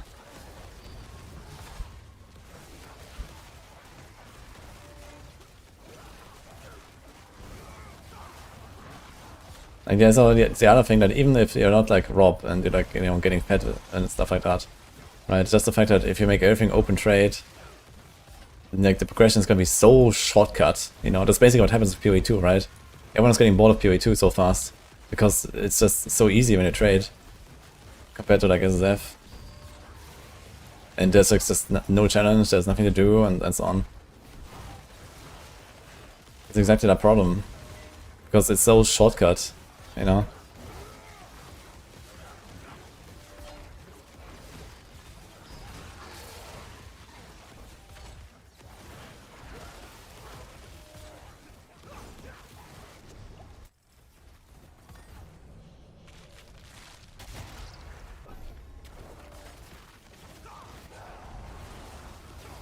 Honestly, bug, you keep getting no monsters of time extension? I haven't seen that.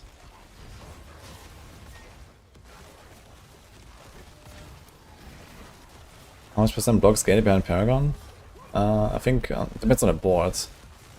There's 14 on Castle, 16 on Beacon, and 25 on Shield Bearer. Together that's 55.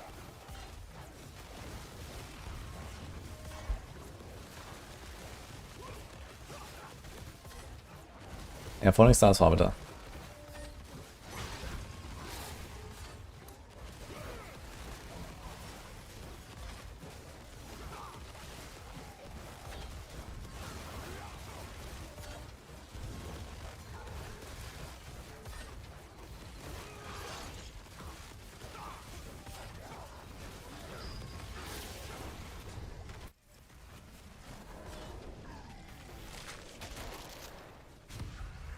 Temple extended the life of PoE2 hard. People can't get enough of Temple. Yeah, they can't get enough of Temple so much that the community decided to do like a full restart like 3 weeks into the league, right?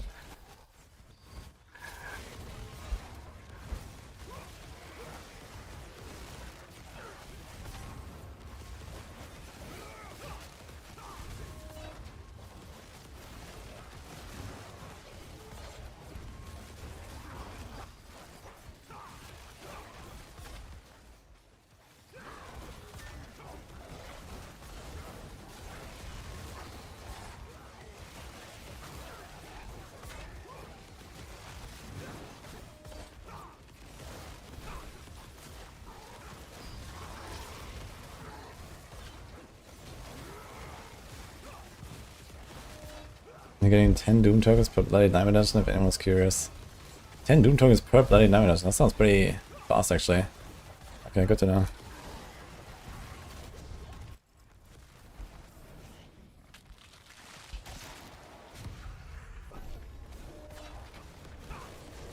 Yo, good luck Artemis.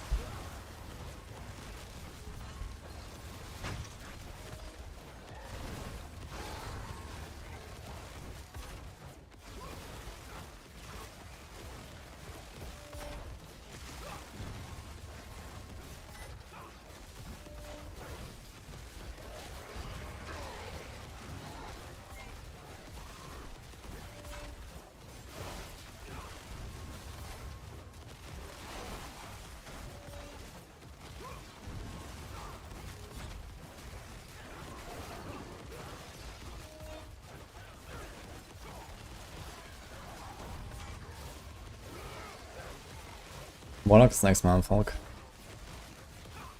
I don't think I'll ever make mythic boots and gloves. I don't know if they know what's good for them, then no. But who knows? Maybe.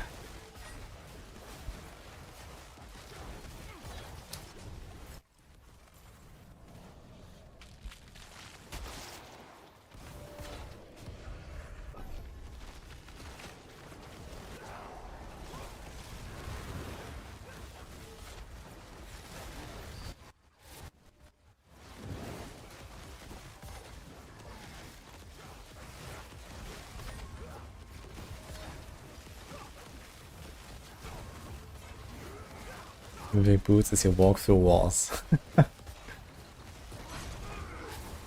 Insane.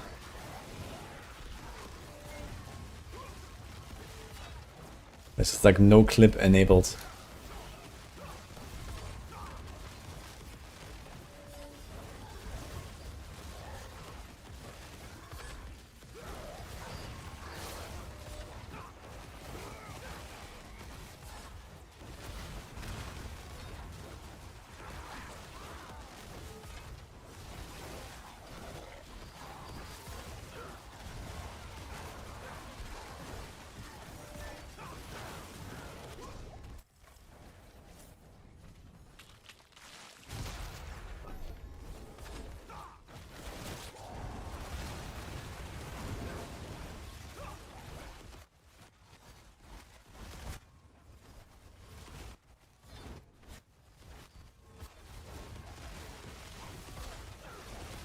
I think the streamers didn't like the temple at all, Tinder's down.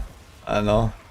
I think the retention was really bad in this PvE League, and you know, everyone was just like complaining about the whole temple thing. Okay, maybe some people liked it, but I think the general consensus was pretty negative.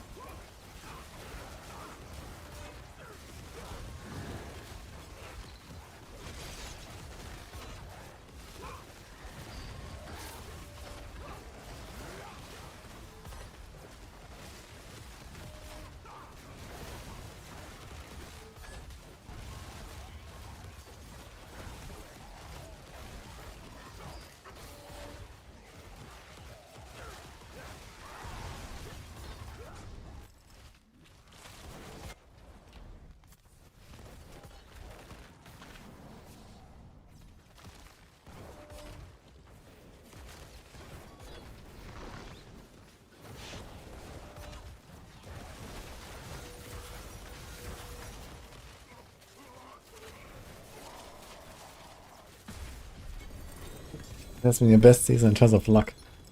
Well, I think in general, like, Mythic drop rate is not very high, but you know, you get everything else very easily. Right, you have the fresh meat vendor, you can gamba, you get lots of GAs on the bosses, and so on. So it kind of makes sense, I think.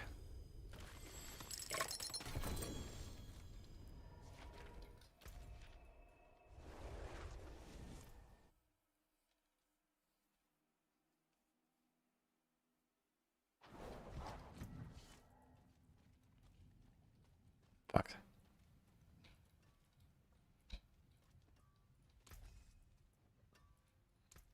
I'll keep my forge hot. Return soon.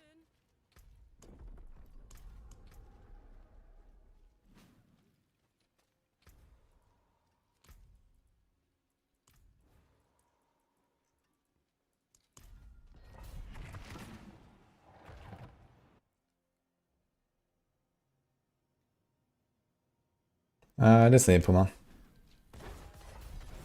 We got started today like 6 hours ago. 10 to go.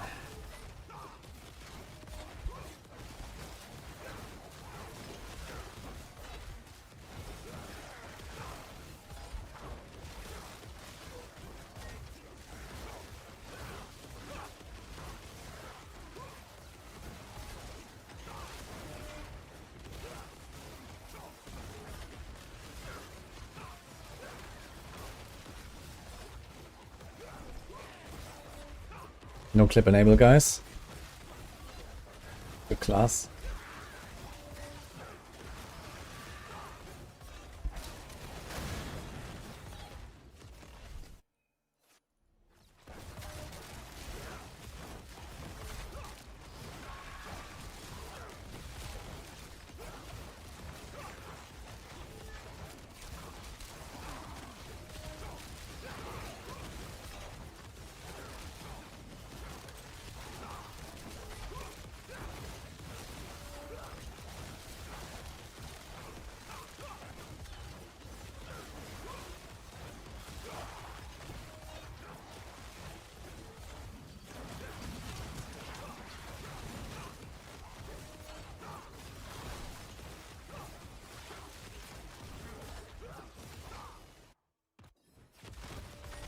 Lucky.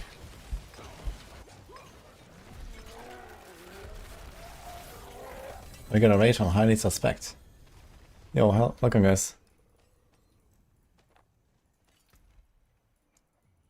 How are you doing, everyone?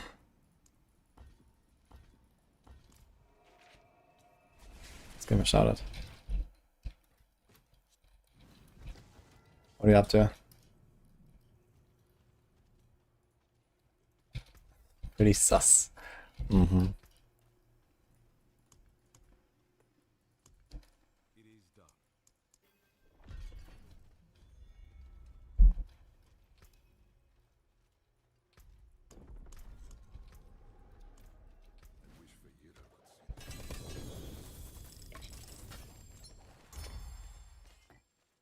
I forge more than horseshoes and nails. What do you need?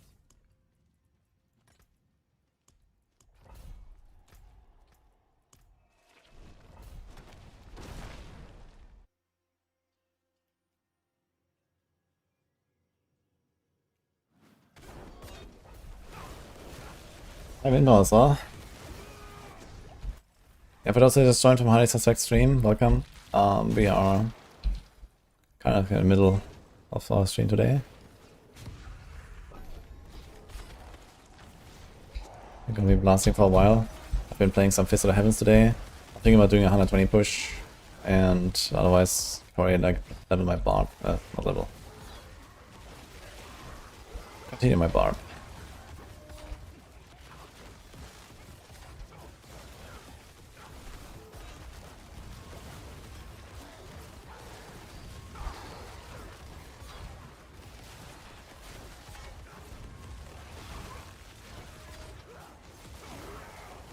Is Tyrael being used in a build? Nope.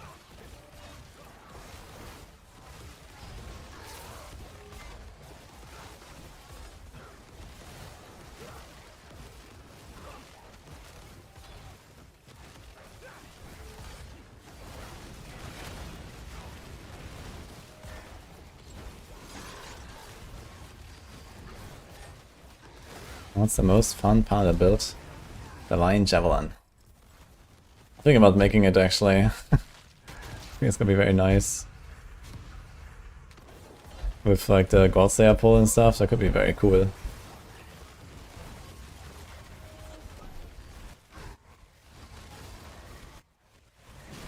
Do Paragon points carry over when you use hardcore character? Yeah, the Paragon points stay.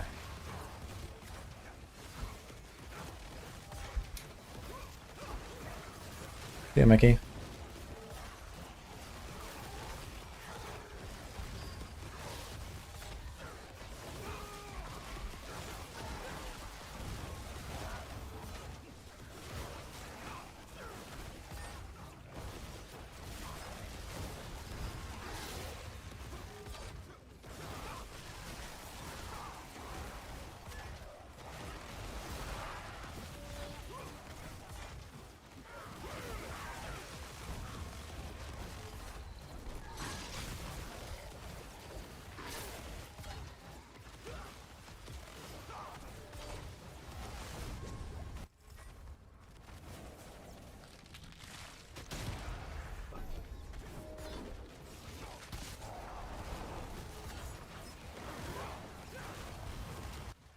I'm pretty sure the fresh meat should scale with difficulty, but I haven't really tried gambling on low difficulty. I mean, at the very minimum you can't get GAs when you're not in Torment. But usually it scales with difficulty, I think.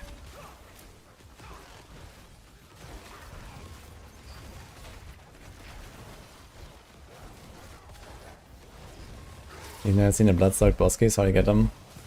You don't want to know.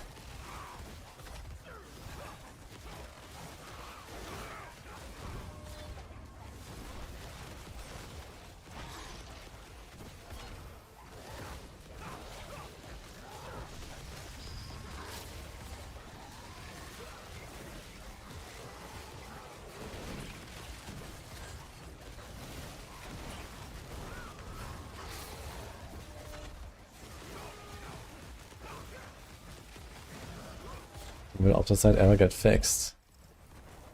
It seems like it's intentionally low drop rates.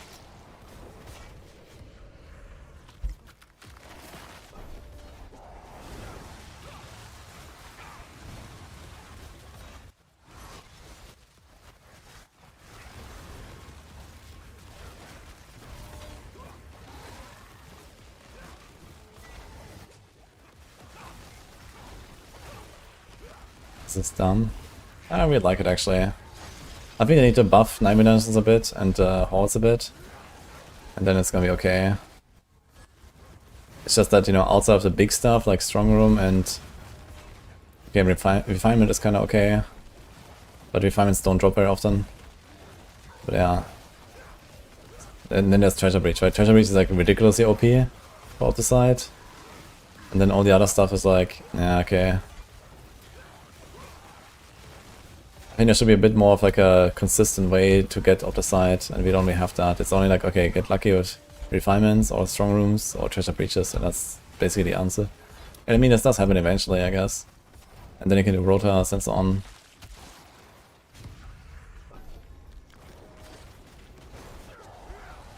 Yeah. Yeah, that's the baseline Nightmare Dungeons, and Hordes need to be a bit better, I think. But not much. I think like times 2, times 3 or so would probably be okay.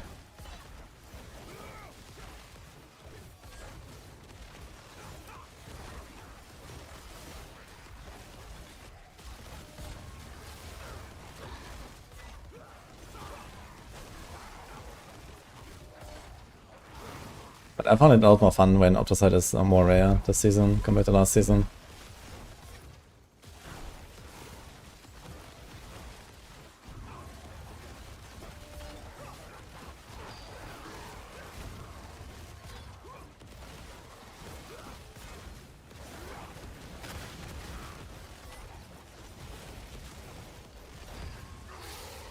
This character has 9 refinements in the inventory, by the way.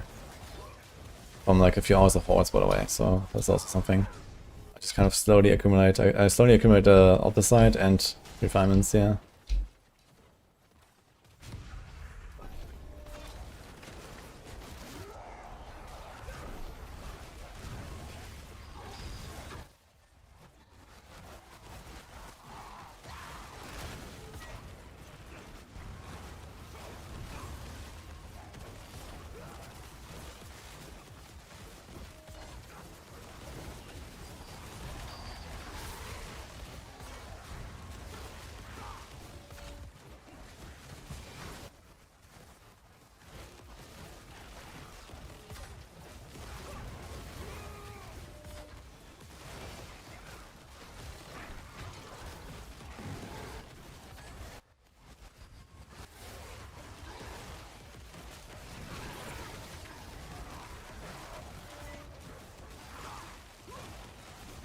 What did I like about the test besides Warlock, if I can talk about it? There must not be much else besides the Warlock. What do you mean?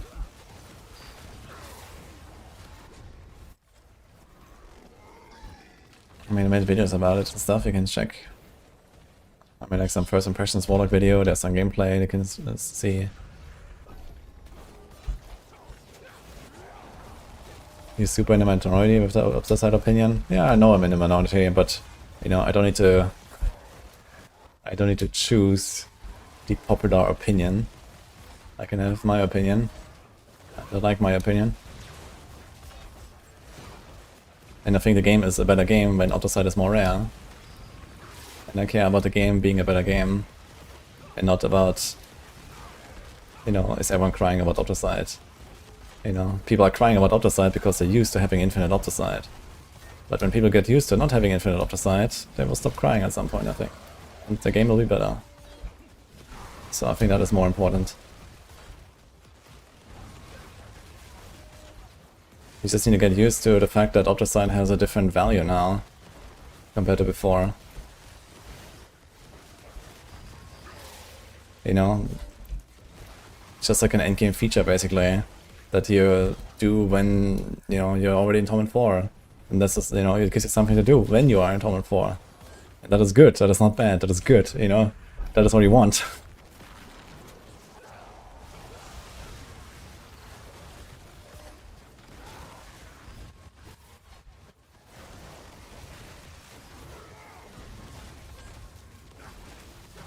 Or people just stop playing.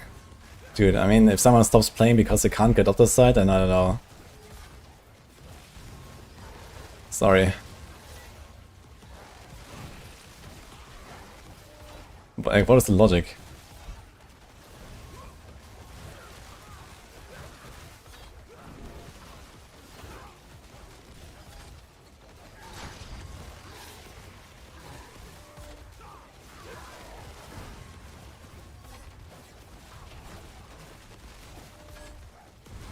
And the thing is, you have so many other things to do with your character that, you know, the Optosite just completes itself on the way there anyway, you know?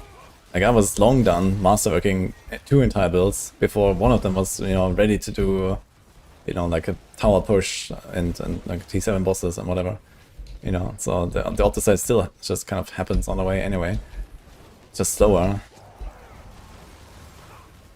I didn't really go much out of my way to get Optosite or something.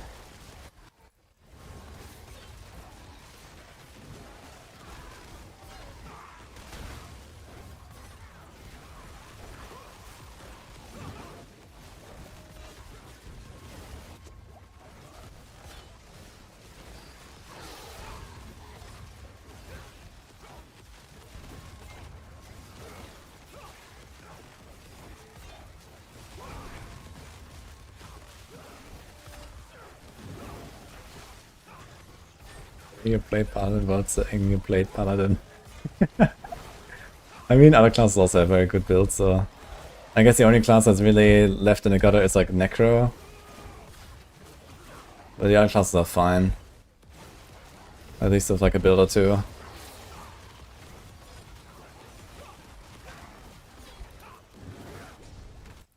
So hotfix coming. I mean, tomorrow we expect a patch. Because it's Tuesday, right? So we'll see, I guess.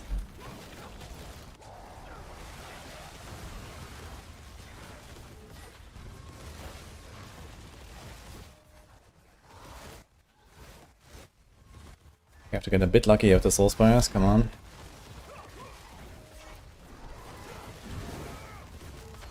Okay, we're fine. We're farming actually, holy. I thought like, man, I need 200 in one wave, but holy, we're actually getting like 300 here.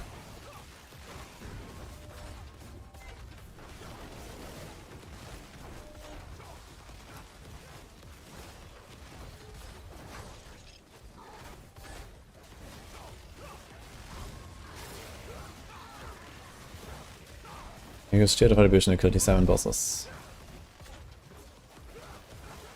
Actually, I need to do a recording.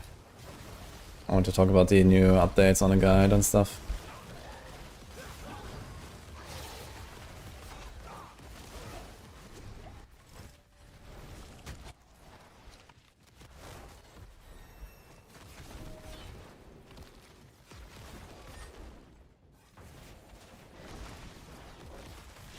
We'll try Divine Javelin.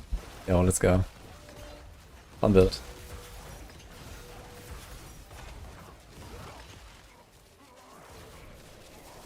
This is a Paladin, Clyde.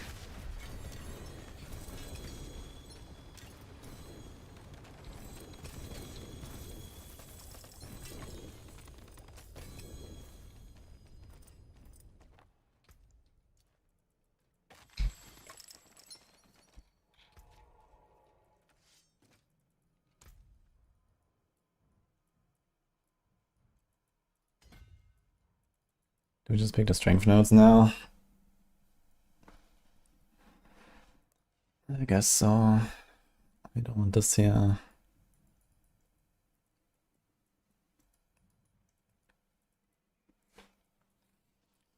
That's like a crowd control damage node. And then there's one int node for 3 points. Yikes. There's a cooldown.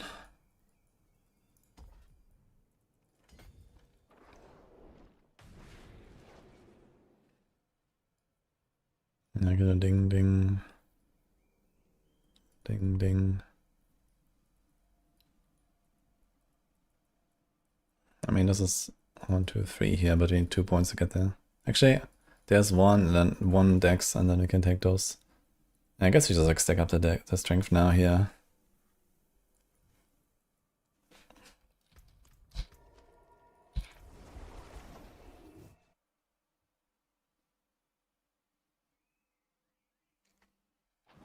They nerfed the pit last season, but they brought it back this season. It's back to what it was basically. So pit boosting is pretty fast. And even like self boosting, you know, pit and stuff like that with mythics, you can do that.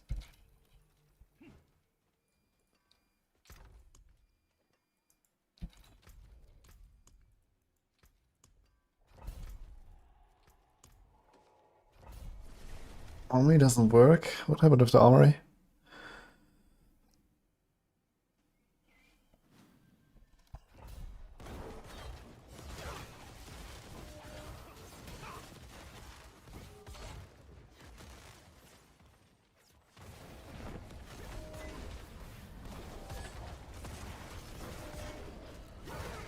Someone is selling a Grand Ruby for 250 M. Do I do that?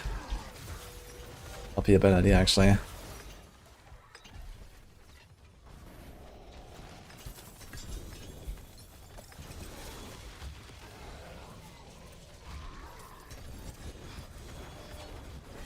Belial. Don't have any buffs though.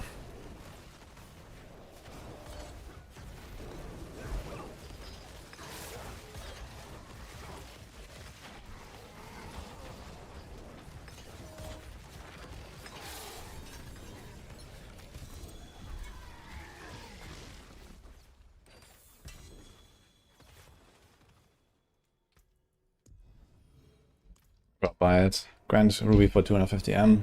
It's not that terrible. Just so I have an extra one.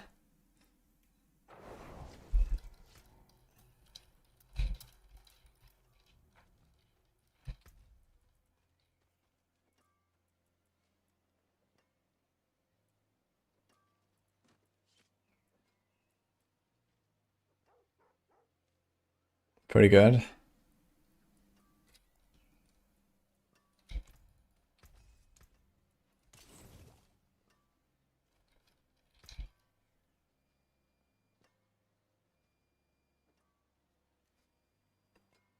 There's a lot of cool free cosmetics this season? Yeah, for sure.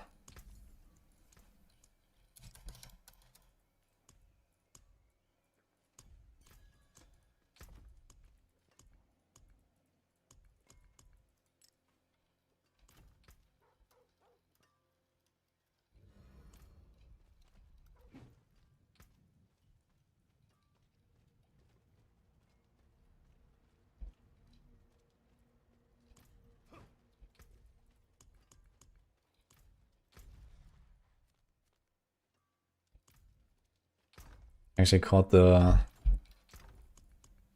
boss whisper in like the last second, I just realized.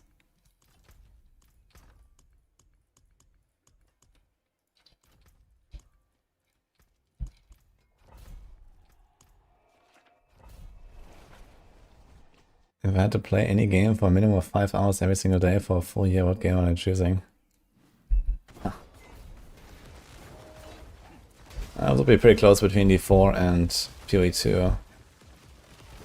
Right now, I would say PoE2, but since the expansion is coming, I would say D4. Because, you know, that the expansion is definitely gonna keep me busy for a year, no problem.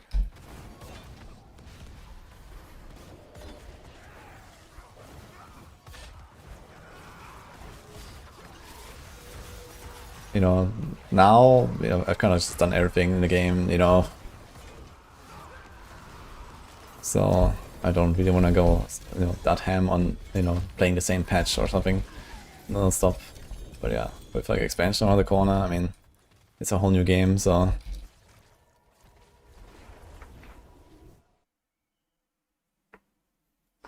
Five hours is okay numbers. Yeah, 5 hours for a full year. That is 1900 hours-ish. So, or 1800 something. Yeah, I mean, I played PoE2 roughly like 1100 hours in the first year. So that's like 2/3 of what would be 5 hours per day for a full year. But yeah, I definitely play D4 more than 5 hours on average, I guess, if you count it throughout the entire year.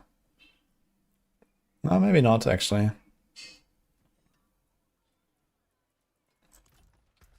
I mean, if you include all the other stuff in the background, like videos and max roll and PoE crafting, then I guess I'm certainly at 5 hours, but maybe just raw gameplay, I'm not. My hammer sings on your return.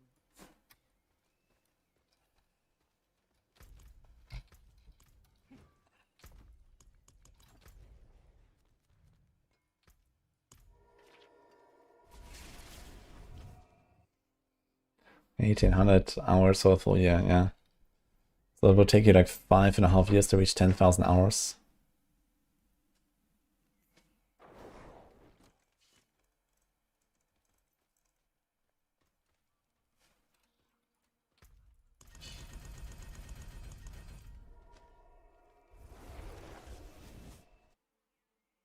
Wing Strike is probably a bit better for bosses than well, but Origin works just fine as well.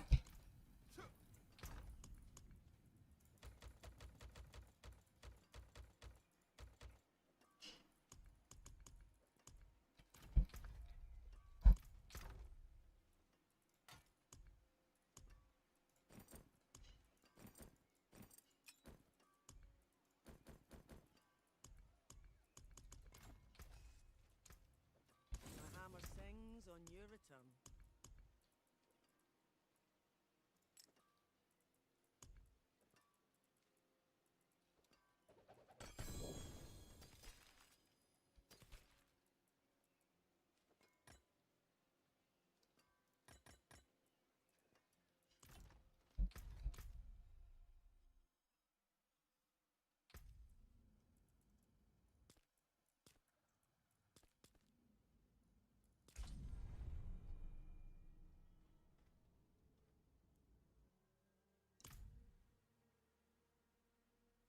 Need 10k hours into a 2 last year of casual average game time since 2013. 12 years of 10k hours, yeah. That means like 2 hours per day, roughly. My hammer sings on your return.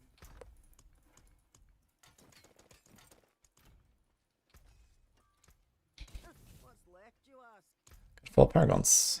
Look at that.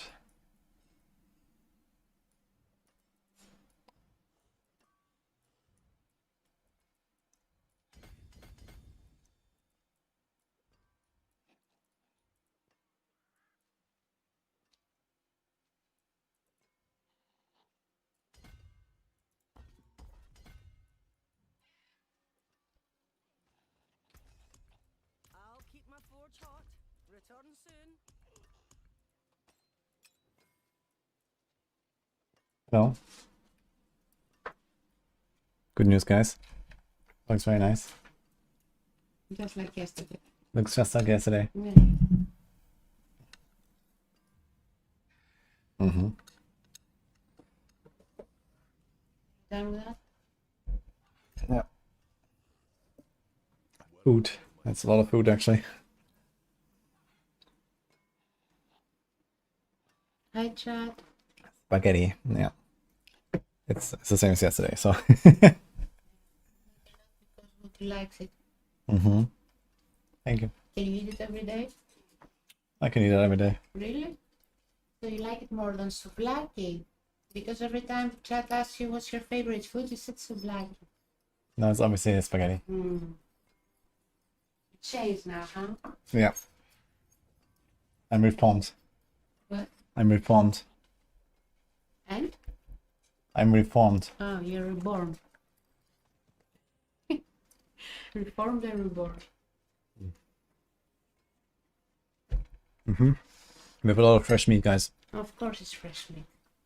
Right from the butcher.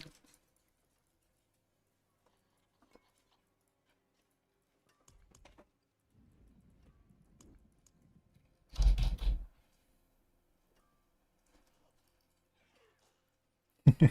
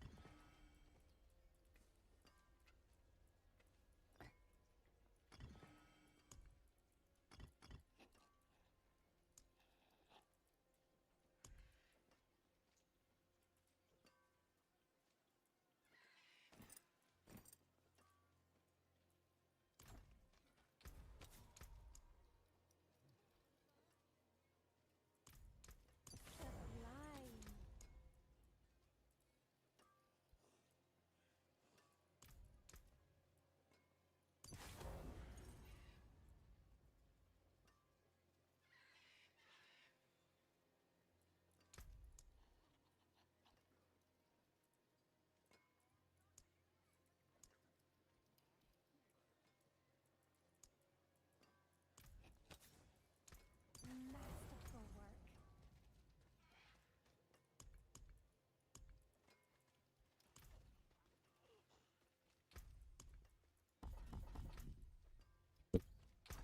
One glove. Actually, where did I put these?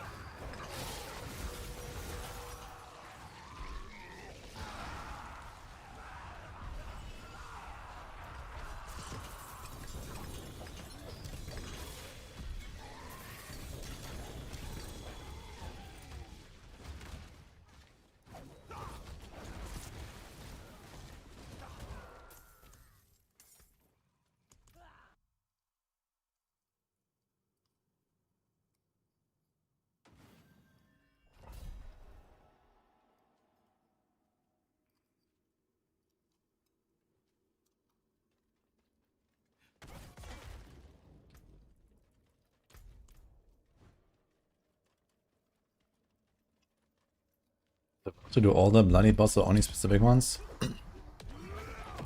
Yeah, you wanna do all of them.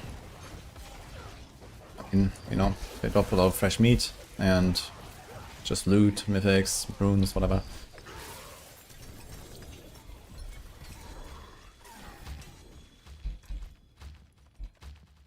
Look at this here. I'm gonna check the fresh meat cap. It's gonna be a 1 million fresh meat cap, guys. Find out in the next episode.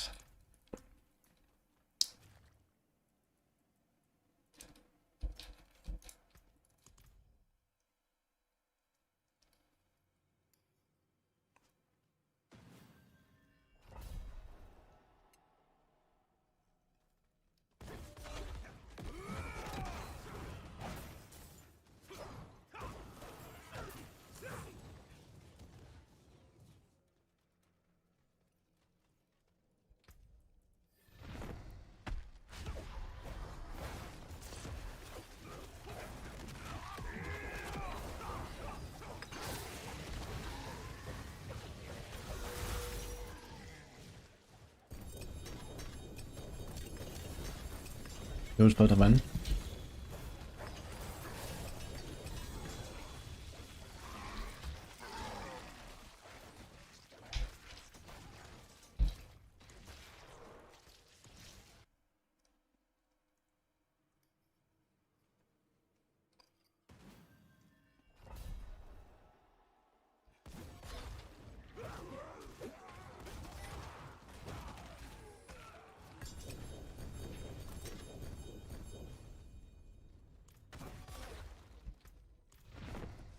How long does it take to get to 1 million fresh meat?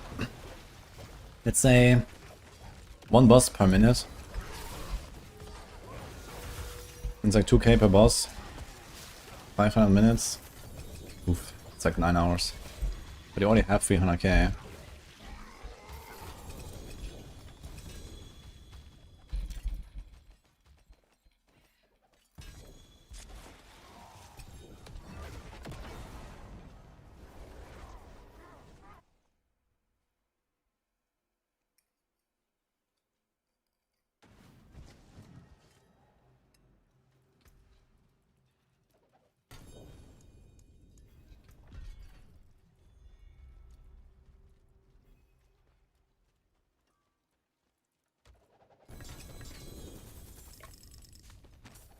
How much meat is in this one? I didn't see him. Was a stay fresh meat box.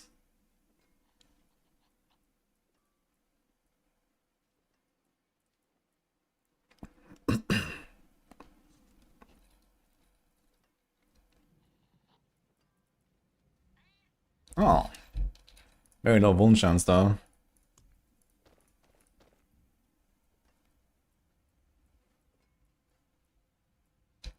I forge more than horseshoes and nails. What do you need? I'll keep my forge hot. Return soon.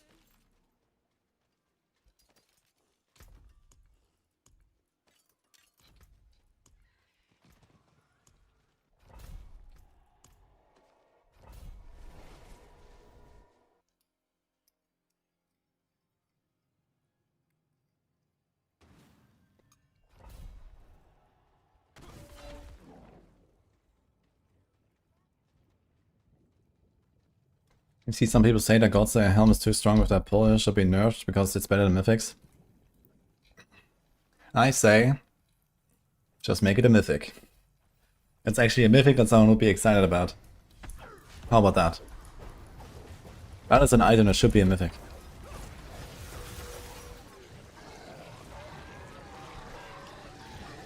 Just don't change it, make it a mythic next season, easy go.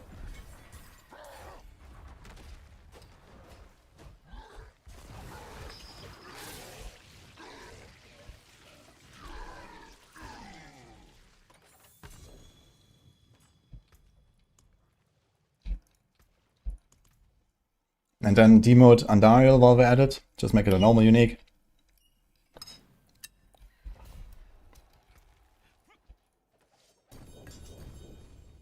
Oof. Close.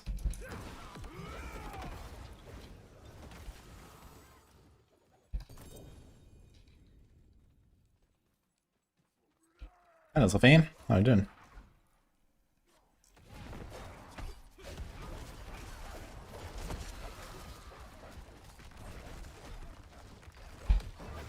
You're making a mythic, you won't get one. Option 1 is Godslayer gets knocked into the ground. Option 2, make it a mythic. What do you pick?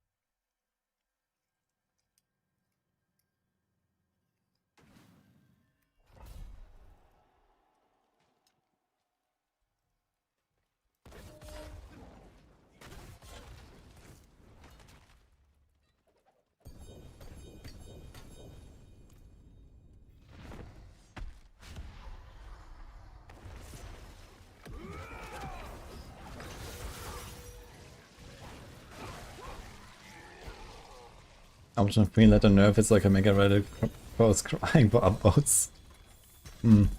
Easy internet points, actually. Good idea. Need to take an opportunity when you see one.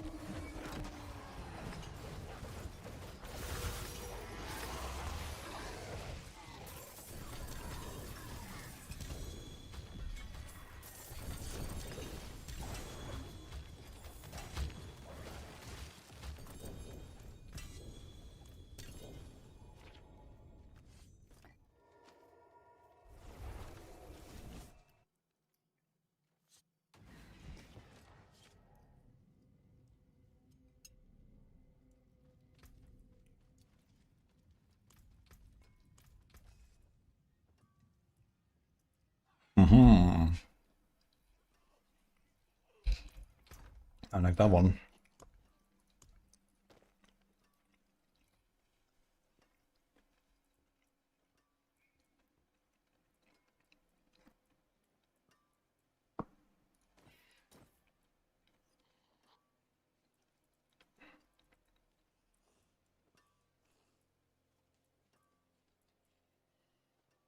Okay.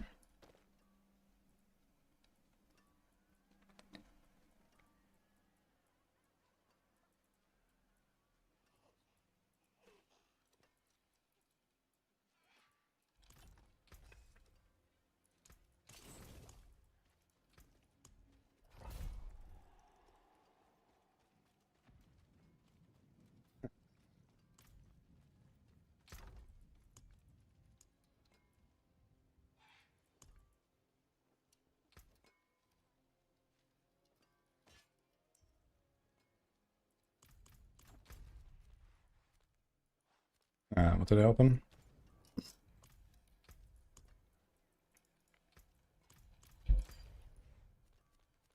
So hard to see this Vashan thing, man. I should move Vashan a little bit to the side, man.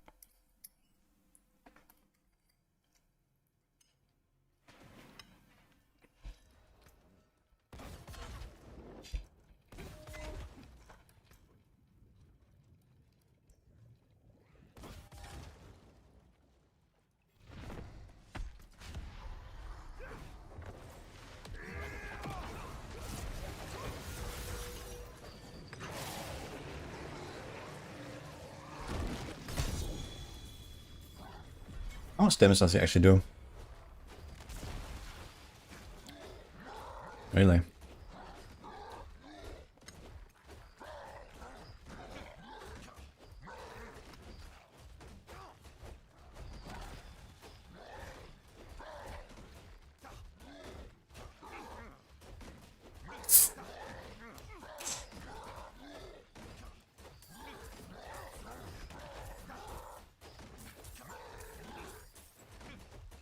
Torment 5 Butcher.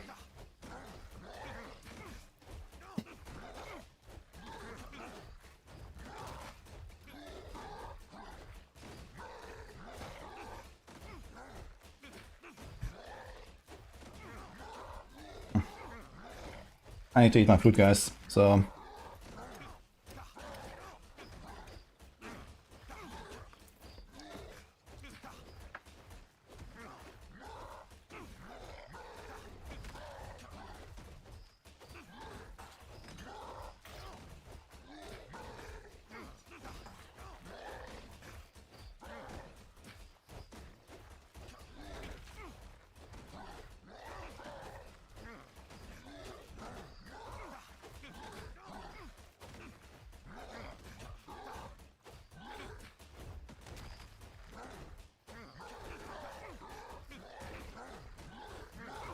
People always ask me, like, how do I become tanky? And they feel squishy on a paladin. I'm not sure what you're talking about.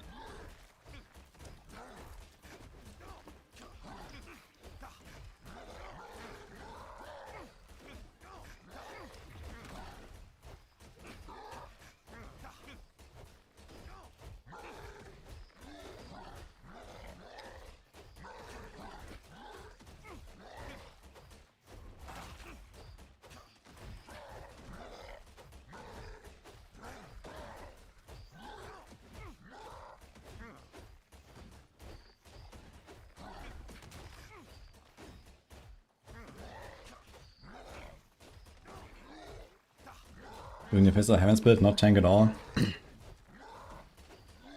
should be pretty comparable to this though. Like, I make all my paladin builds relatively comparable actually. You usually end up with like, I don't know, 3 to 500k toughness, 100% block. Like, I don't know, somewhere like 11 to 15k life with potions.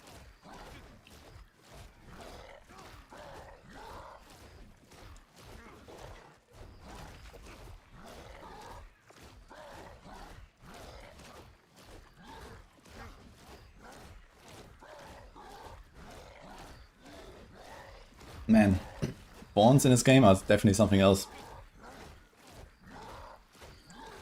A very successful build concept, it seems. Look at this.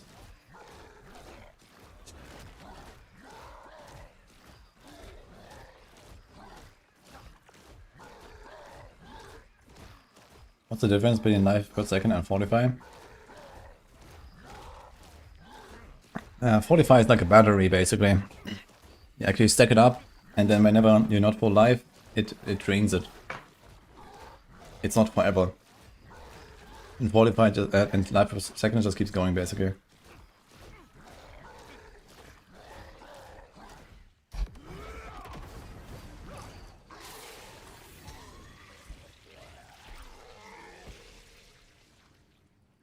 Okay, nice fight, Butcher. I have a lot of places to be, sorry.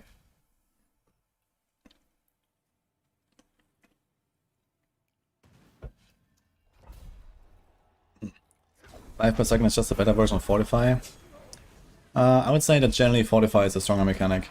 Because Fortify scales with your max life, and max life is the #1 way to increase your toughness. Where life per second, the more life you have, the harder it is to heal up. With life per second, or even life per hit. Life per hit by itself is like strong enough. But life per second is relatively slow. Even if you have like multiple items of it, you know, you will feel it, but you know, the damage is relatively spiky in this game, right? When you take damage, it's usually a lot at once. And you need to heal up fast. And Fortify does that, and life per hit kinda does it too. But life per second is like not really doing it. So life per second is something, if you wanna be like extra comfy in like easy content, then life per second is nice. Or when I do like AFK farming and this kind of stuff, you know, I had like life per second on my Oradin last season when I was AFK in Hordes. Or whatever, but realistically, it doesn't do that much.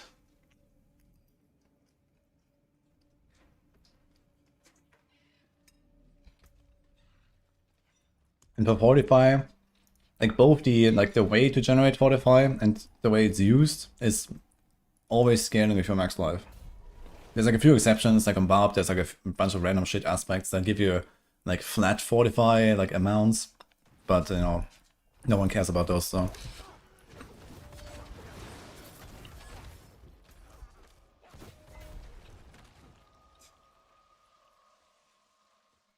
Can Odin do this content? Yeah, Odin does T5 bosses, no problem, I think. I mean, you won't like one-tap him, but I don't know, a few seconds maybe.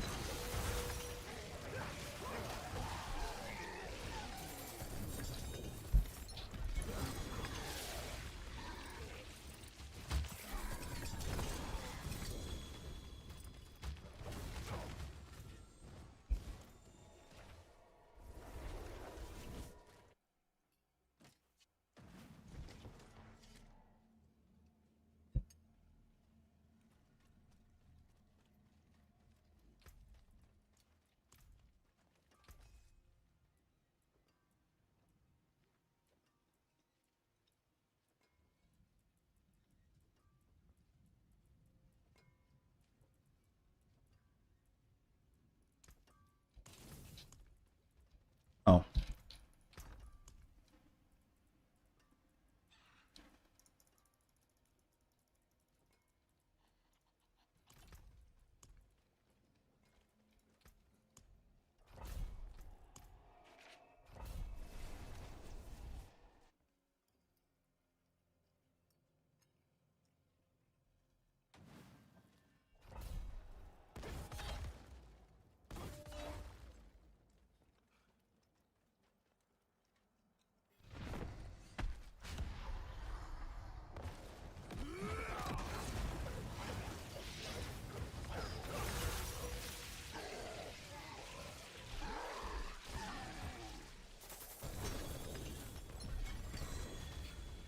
Yeah, people think that next season is gonna be like Diablo 3.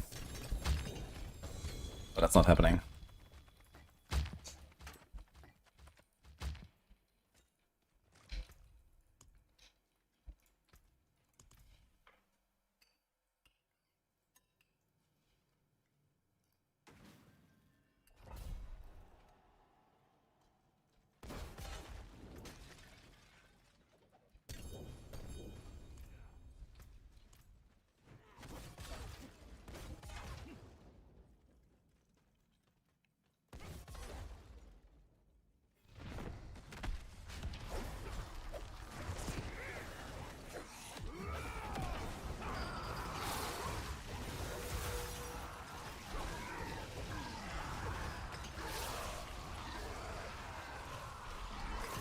Slaughterhouse are not really worth doing.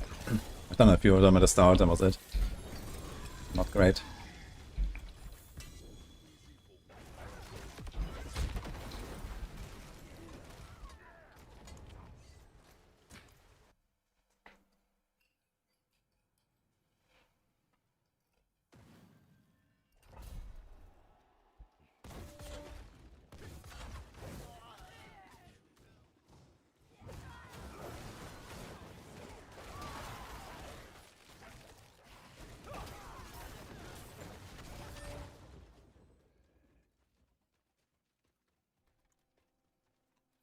I would definitely play Sunday 3, only time I can use 200 weapons on the Barb.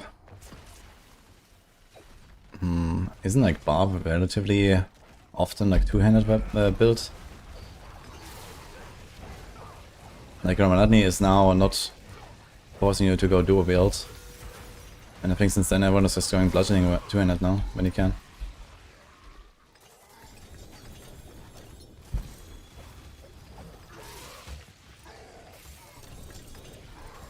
I mean, which builds in D3 are actually two-handed Barb builds?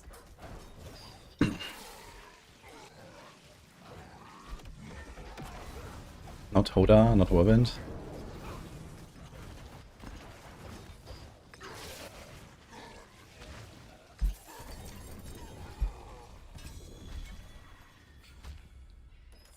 Not Frenzy. Not Seismic. I guess Leap is a two-handed build in D3. What else is there? Raycars, two-wheeled as well. Like D3 has like almost no two-handed weapons actually.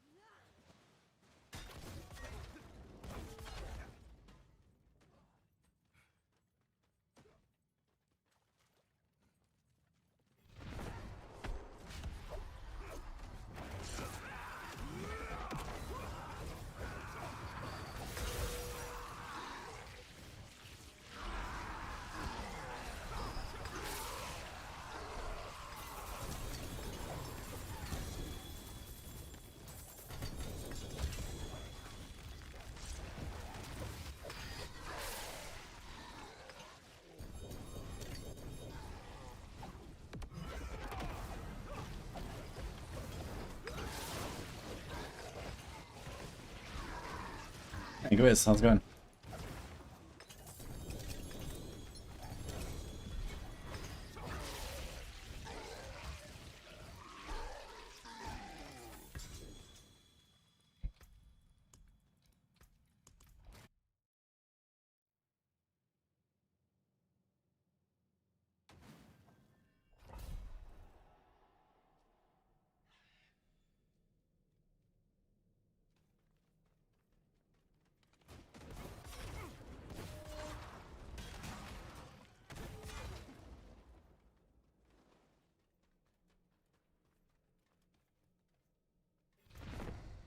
In the G8 drop rate is very good here, and these bloody dead bosses, I gotta say. It's like 4 or 5 kills, and I have like an entire inventory of loot. Yeah, I like it actually.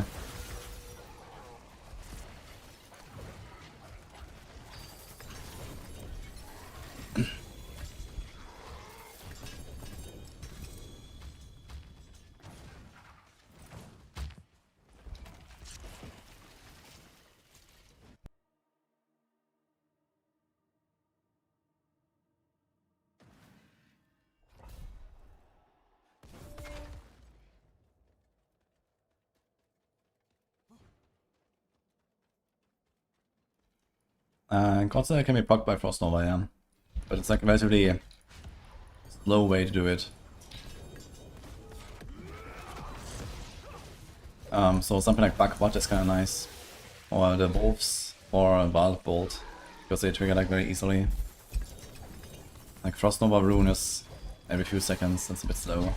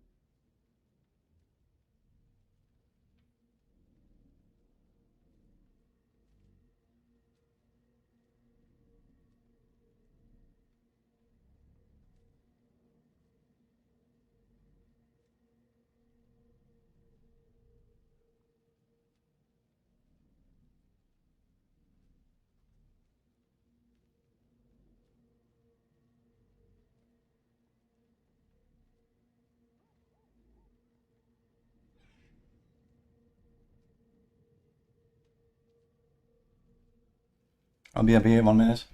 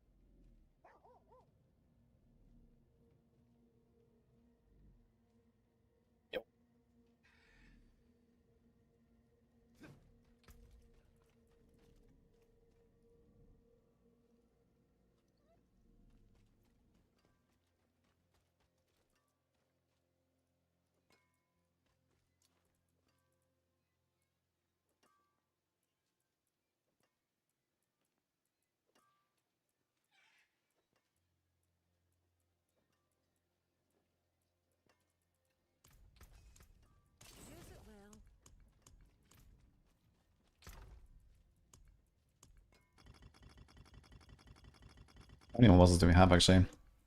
I want to get rid of some of the sigils here. Oof, quite a lot actually.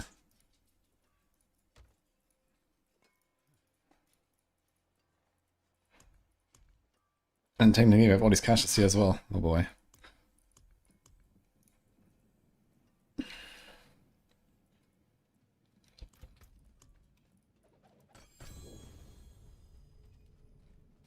Okay then.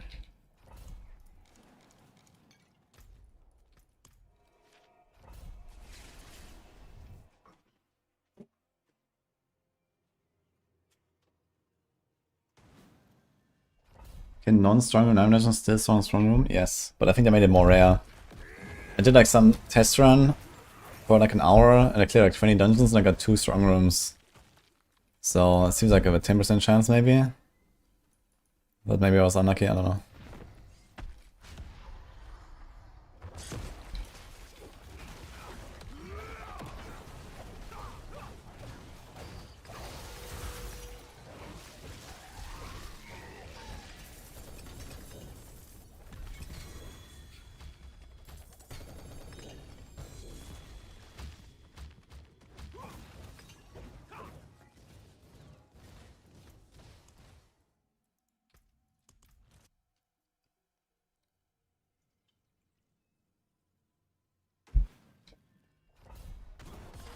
Holy.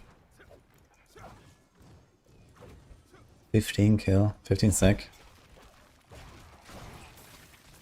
That's kind of nice, actually, Eva. Yeah, like I know, like I played PDR Death Trap, and the D5 balls were okay there.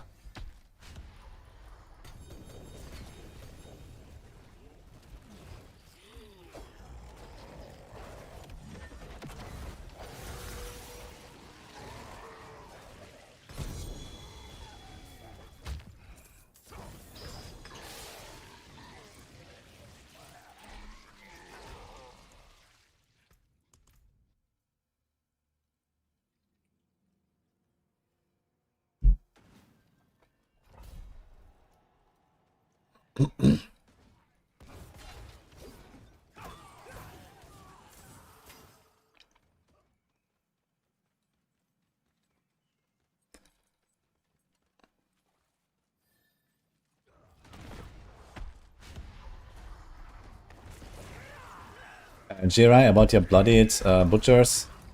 Is it like a blood-soaked one? Because blood-soaked is fixed at T7. Oh wait, about how much difficulty you go.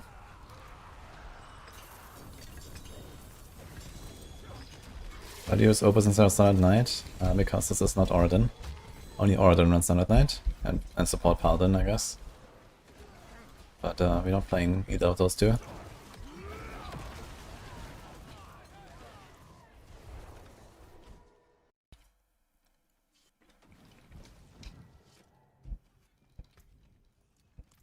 See some steel you need?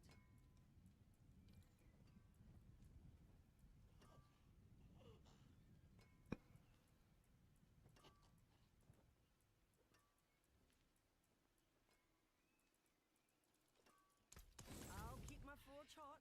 Return soon.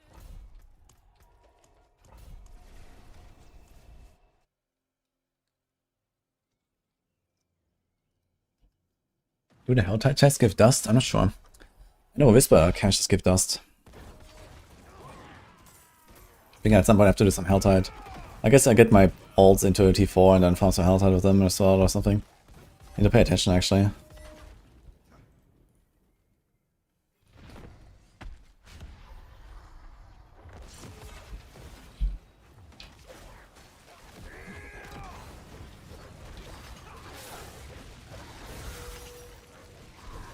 Whisper is like, I don't know, what, 100 dust or something? I don't know, maybe that's optimistic. But you definitely slowly accumulate dust from Whispers.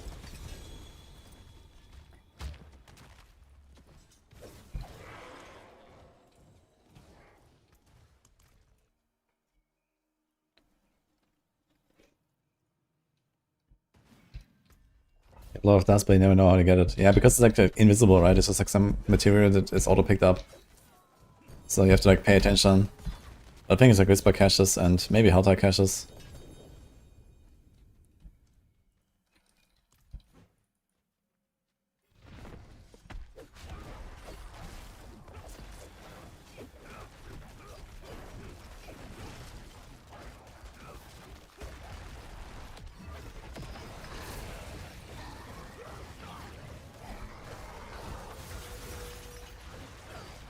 I'm not getting Xynos.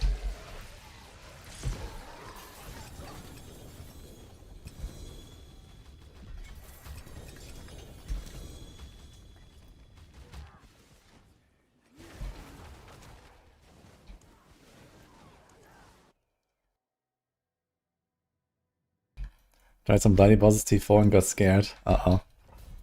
Did he kill him?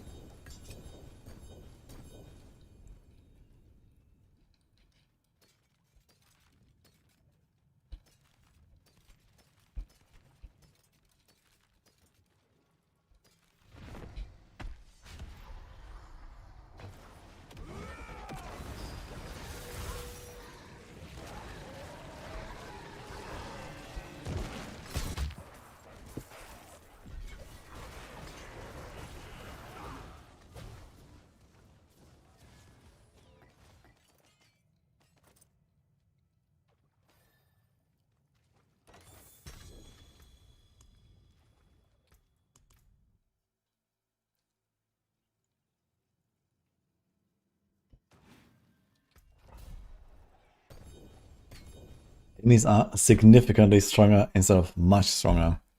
And in Blizzard Land, the difference between significantly and much is times 200. Enjoy.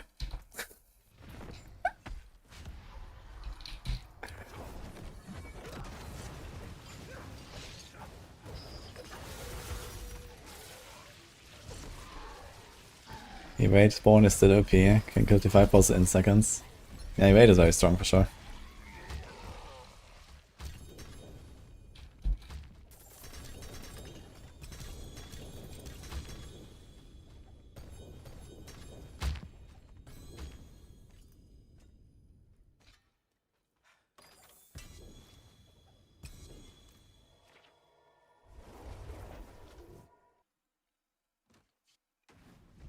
Morning Steampunk Dragon. I forge more than horseshoes and nails. What you need?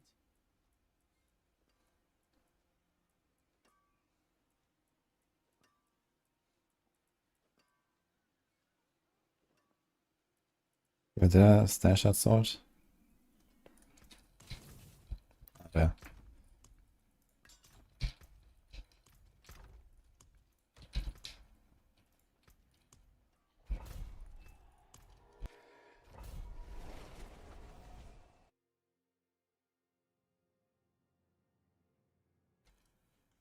The PC turbo button. Oh my god, man. I remember we had a PC that had a turbo button actually. I was running on like, I think it was like running on 40 megahertz or something. And then you press the button, it went to 60. Holy man, Super Mario was going ham when you pressed that button.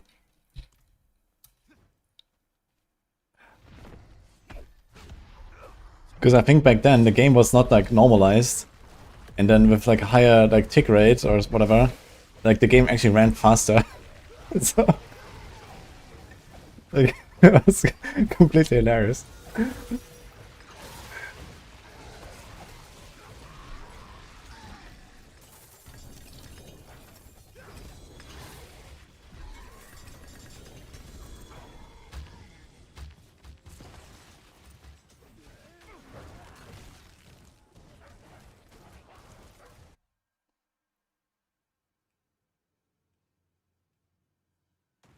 It broke some games, I had to be responsible, yeah. It's hilarious, man. Oh. Kinda good boots there.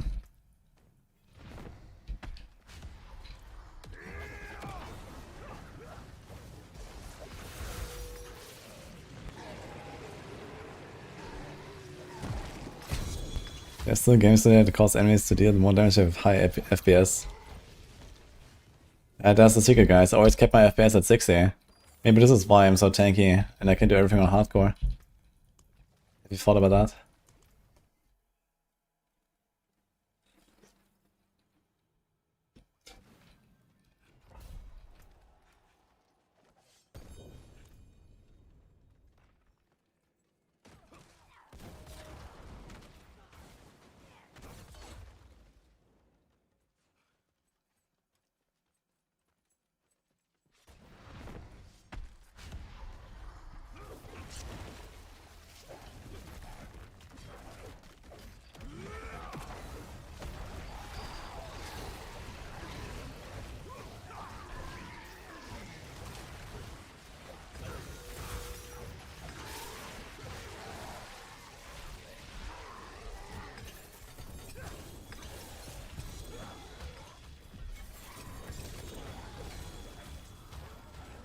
I just realized since you have this like portal here, spawning monsters, something like Art, it doesn't actually care much about getting kills outside of the dungeon. You can actually just get them in the fight.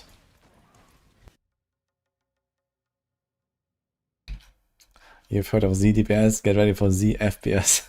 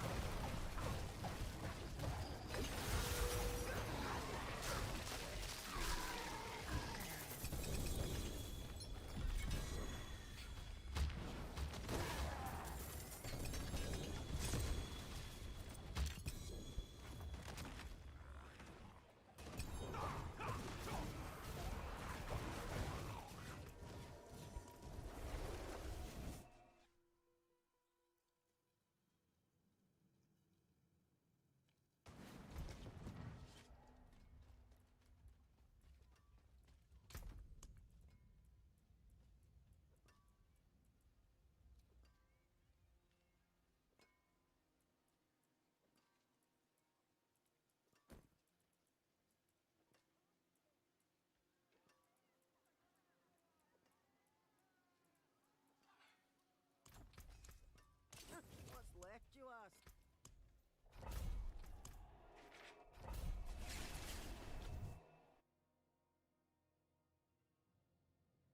Is there still an imprinting bug on Legendary gear? Yeah, bloodied non-ancestrals have a bug.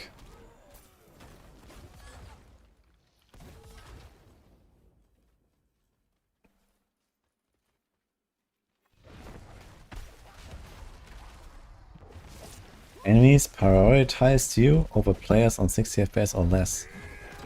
What the fuck is that?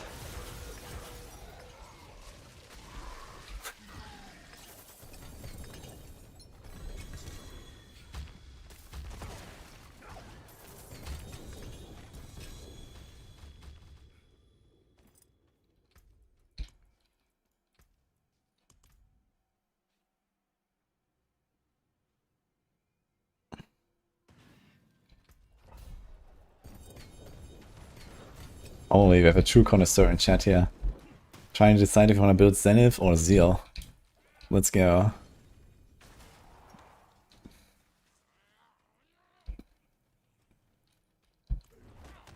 State of Diablo 4 2026.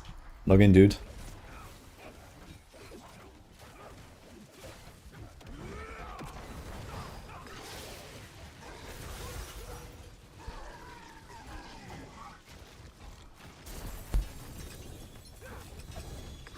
There's a non-bloody piece? I haven't seen it on non-bloodies.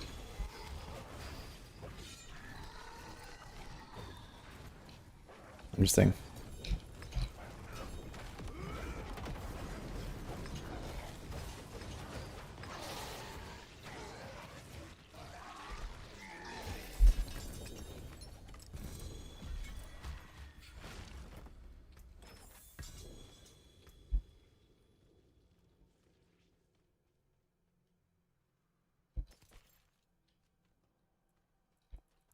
Pretty good Doom chest item.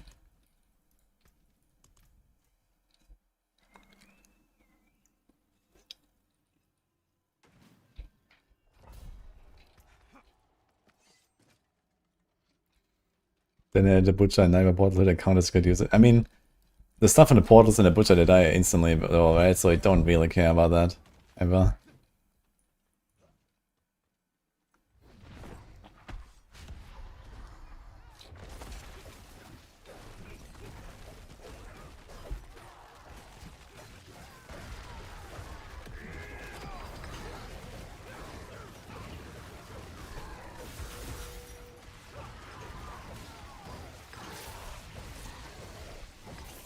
Which is tanky. Okay. Oh, purple. Ugh.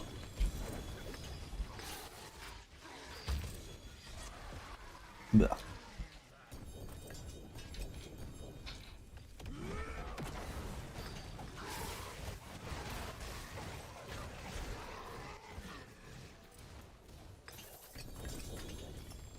Kind of interesting how Belial just drops less loot than the real boss. Maybe Belial is like not properly buffed or something. He drops much less loot here, but he's supposed to drop the same. At least on like normal encounters.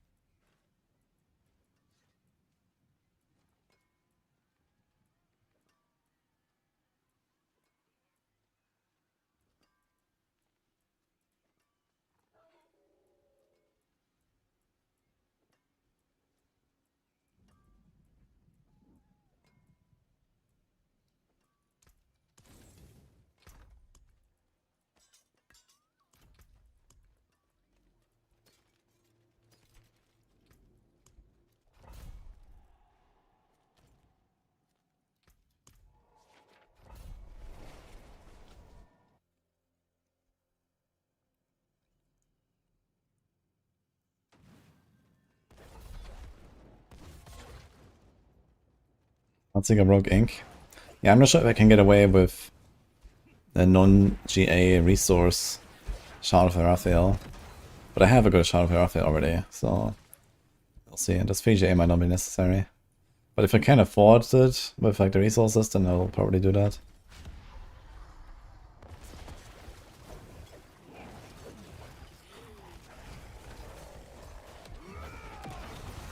We found a bloody escalation, only the first floor was bullshit infested, the rest was normal. Oh really? Hugh told me that Astaroth exists though as a bloodied boss. And I was trying to get it, but I never got an escalation. So I was like, okay, fuck that, I guess not.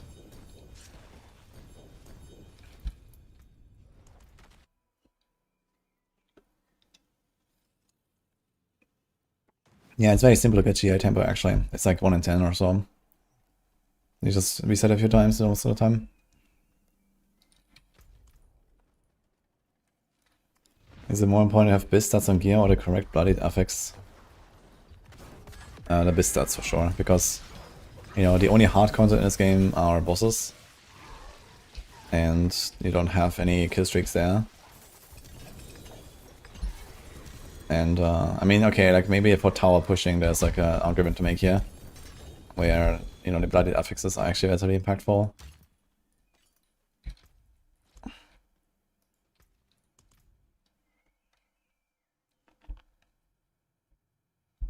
Why is the weapon damage number stuck at 596? That sounds suspiciously like you have a 750 item power weapon equipped.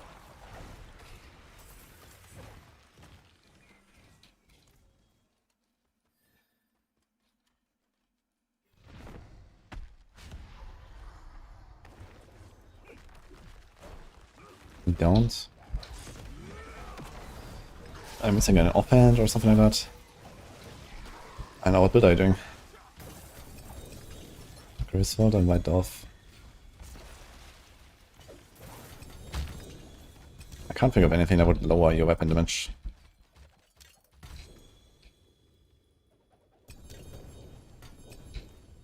Not that it matters. Like your weapon damage is irrelevant for this build, so.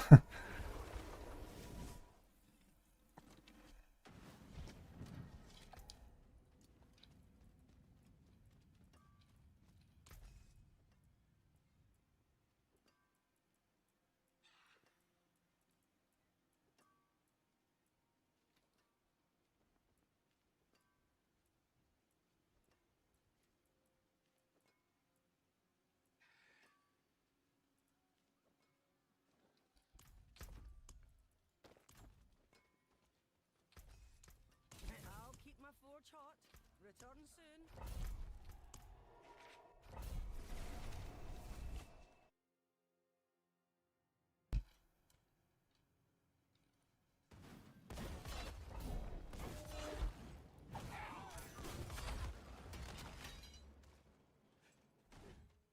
Nazir is here in the Darkened Way.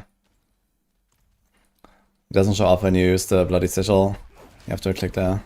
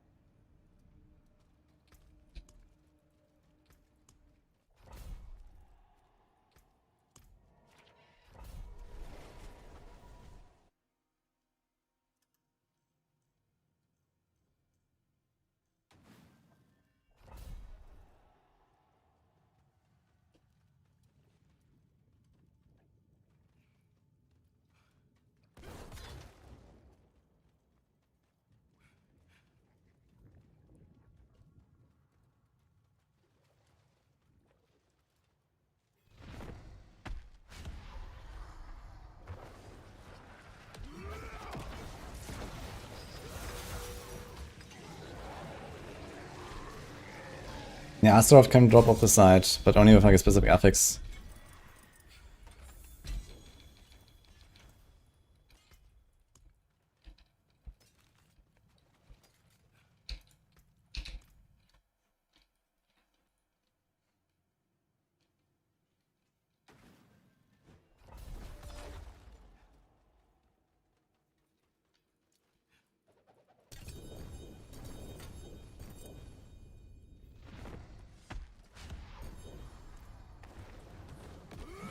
Fish and rice and eggs.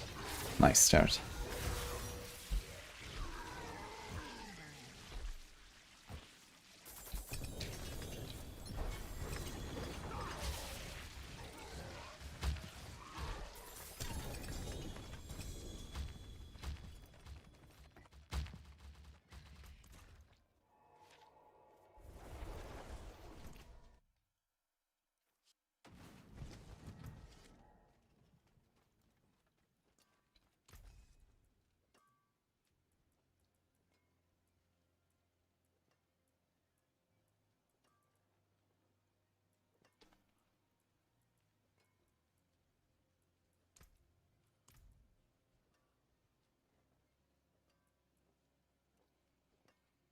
Every 10 kills release a blood explosion for 114 damage. GA, by the way.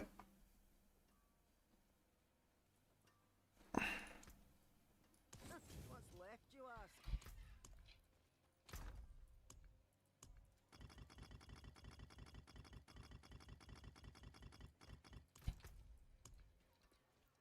Nice.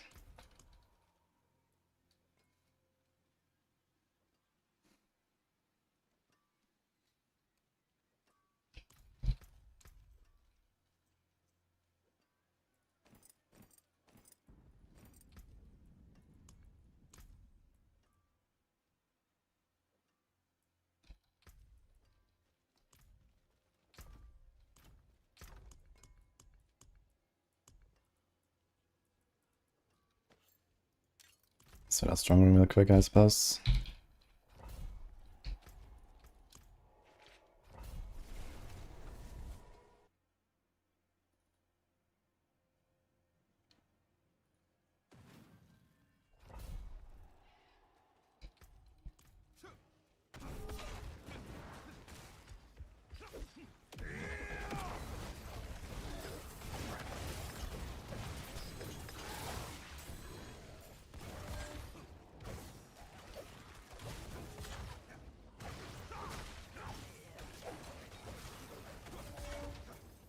This shittiest dungeon, man.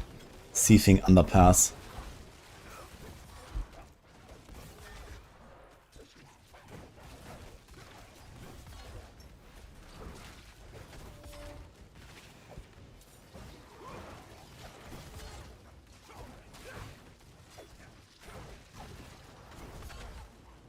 It's so hard, you die in 1-2 hits as a butcher. Yeah, I guess it's like not really scaled for PvP.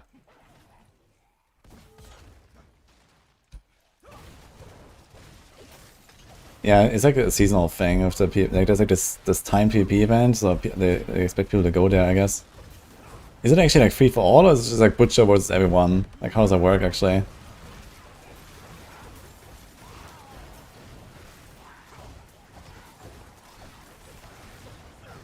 Yeah, no, you turn into butcher, but I mean like what about the other people? Are they all on the same team? Against the butcher or what? Okay, yeah, that's kinda stupid. You turn into butcher, die in 1 second, done. Well, that's a reward for winning the competition.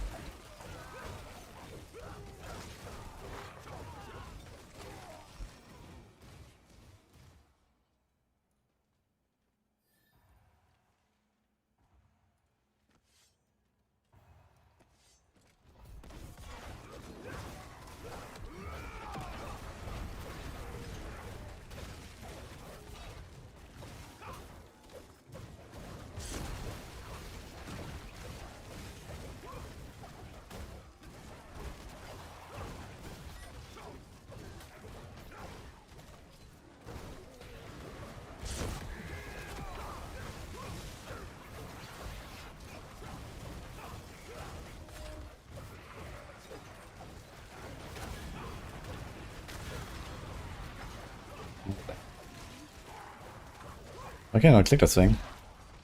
What? What happened there? Wasn't this like... What? Why is this still active? I killed the guy. Is this bugged out or something? What the...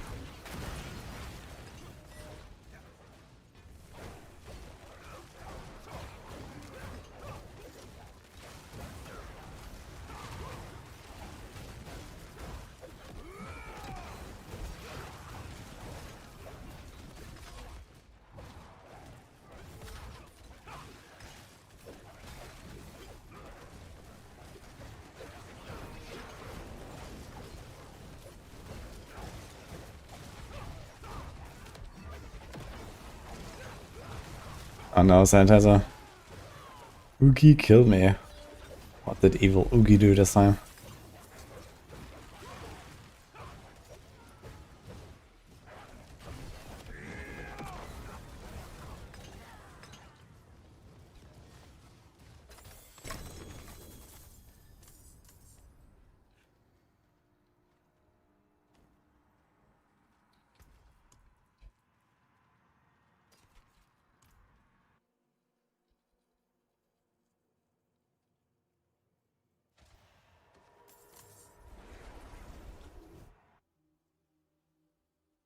Is it worth to make bloody diamonds and you just have one hidden armory loot? Was way less than regular one.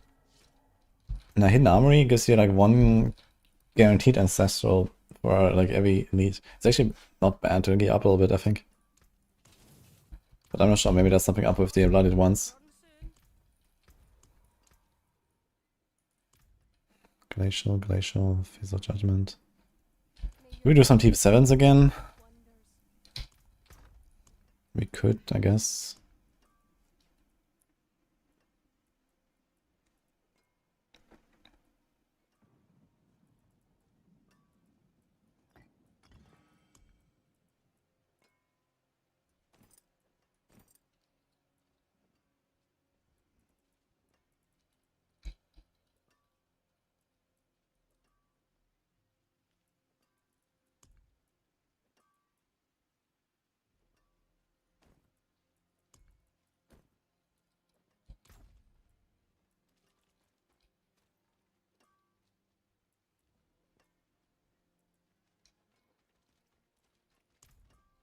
Seeing something? Missing 4% block chance mostly.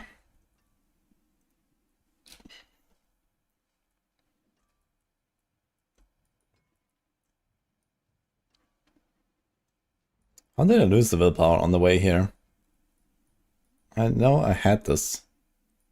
I don't think I changed anything here. Why is it gone?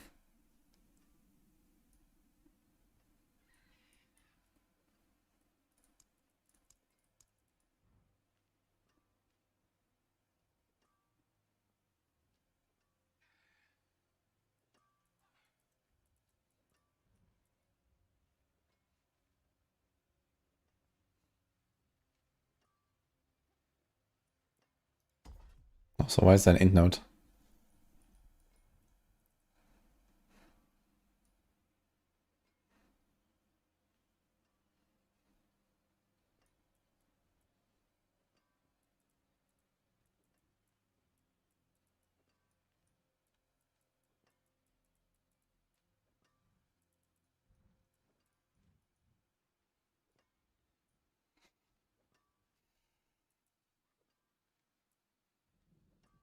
You can do this actually, which has 3 willpower nodes.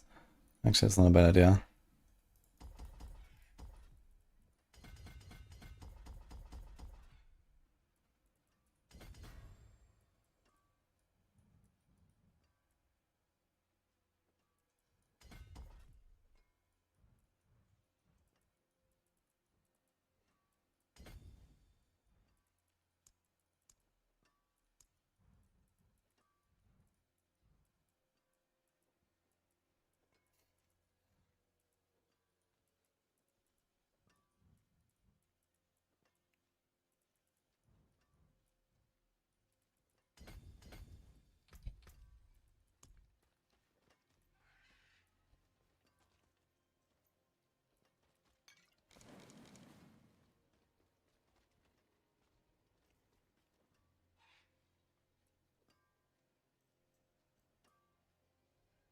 What?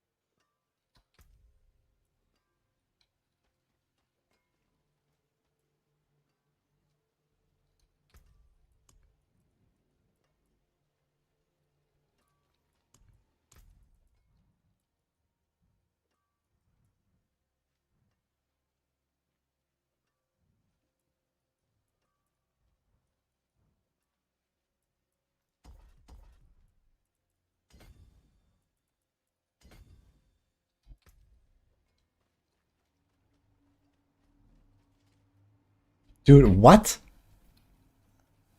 It was 81. And now I put the 2 nodes and it's 90. What the fuck is going on? Now it's 86. Yeah, that's what it's supposed to be. Like, it didn't update or something from the Paragon node. Okay, now we go, I guess.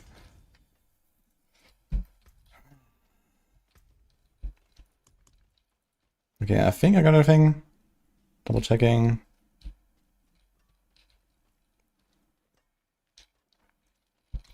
Do we care about, like... Oh, okay. Okay, one thing is missing, which is this. I think the rest is fine.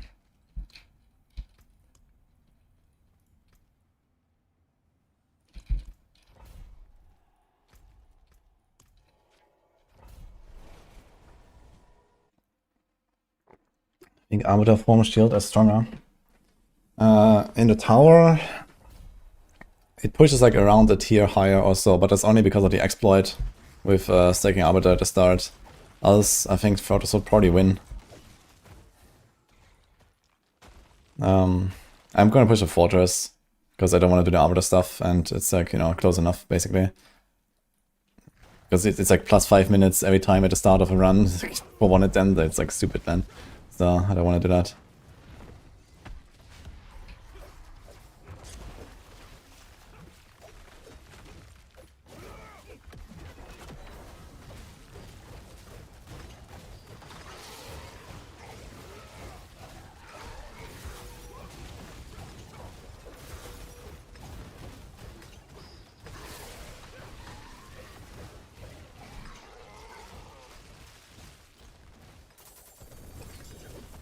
Beefy boy, man.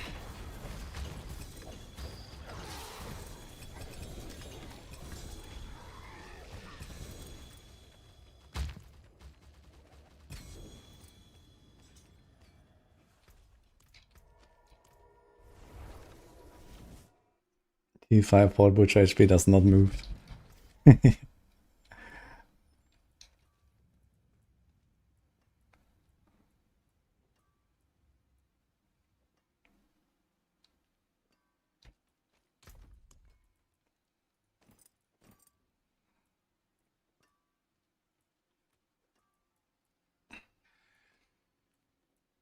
It's a good design, trust. Greetings. How shall I guide my hammer? I'll keep my forge hot. Return Okay, another Glacial Fissure.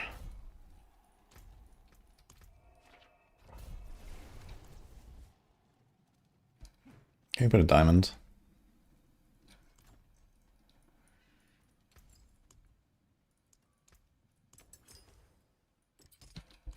Oh, where's my Sapphire, actually? I should swap this out.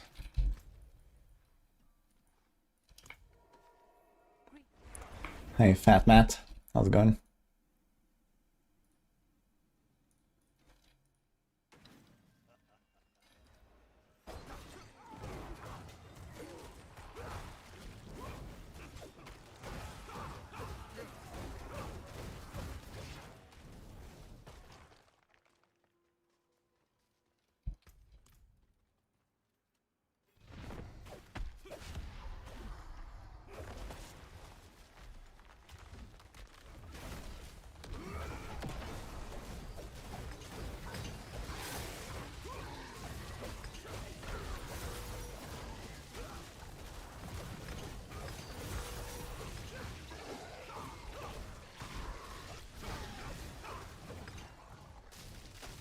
He's kind of pumping, man.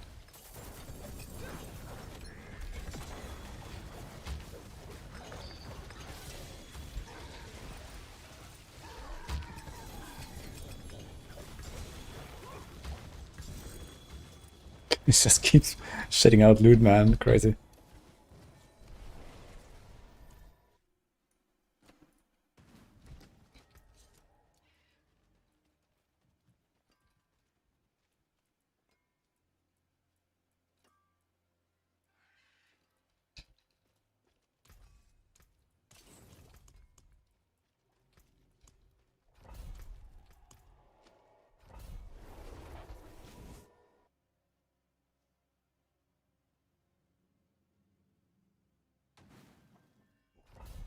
But inventory or gold, ores and meat don't display at the bottom. You open this here, and you can turn them on here by clicking on them.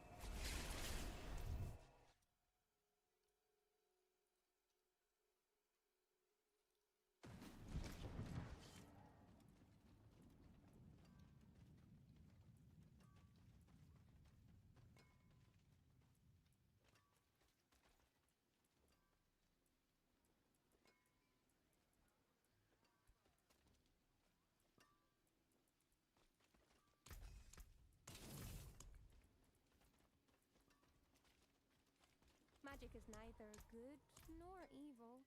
How may I help you? Bright aura. Brighter soul.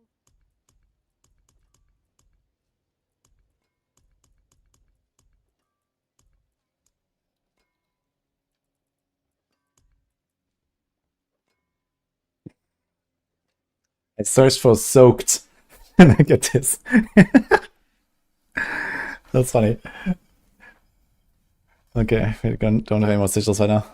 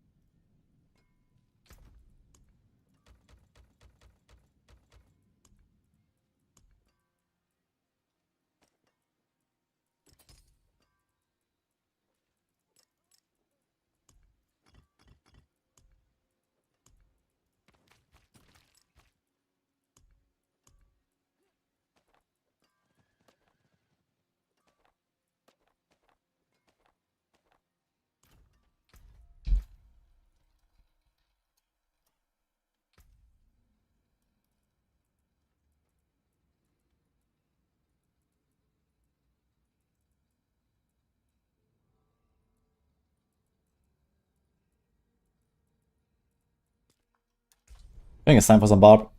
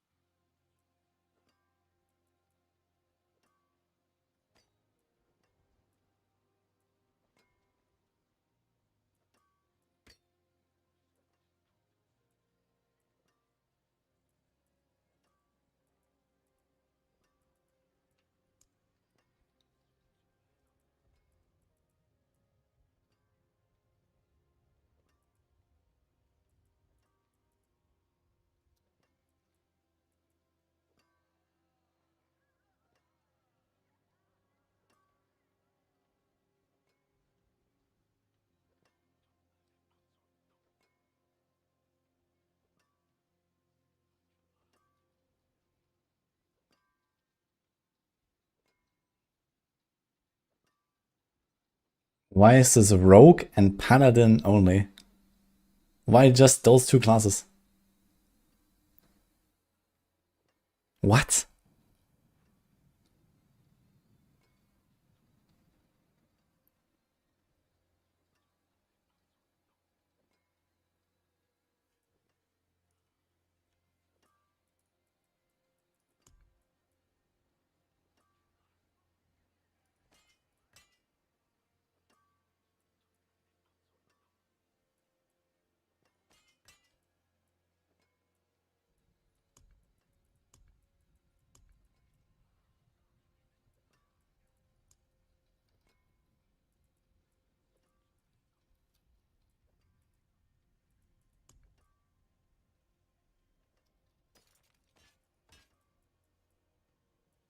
There's the Whisper boosting. Yeah, but how's it two classes? It's Rogue and Paladin. Not Sorg, not Barb. Like, what the fuck? How does that happen?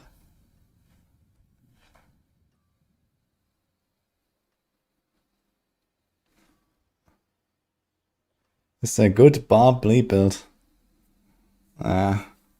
Wait 6 weeks for that, maybe.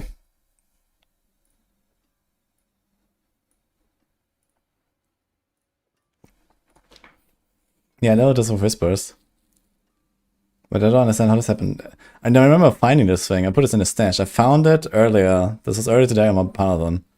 But somehow I can use it on a Rogue, but not the other classes. I don't understand why.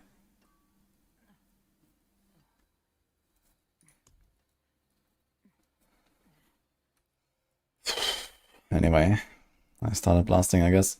So, we went out of cooldown on this Barb, right? We also want to start this, apparently.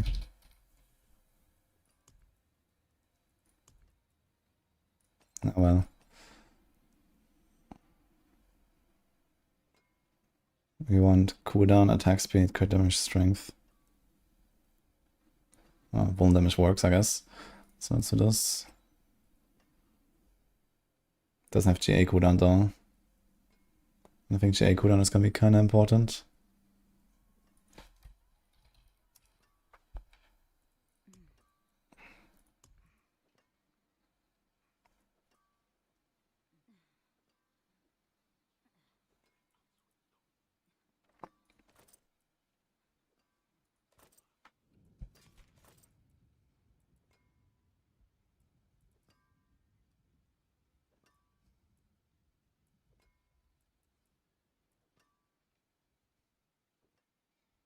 And cooldown, attack speed, strength, fodder.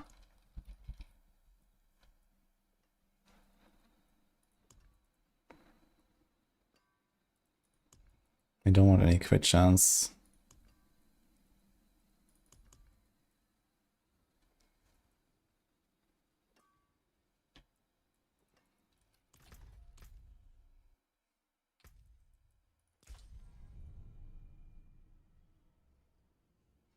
Almost impossible to find cosmetic Doom deck on a Paladin. I thought it's just random. I don't think it's like, you know, smart loot and stuff.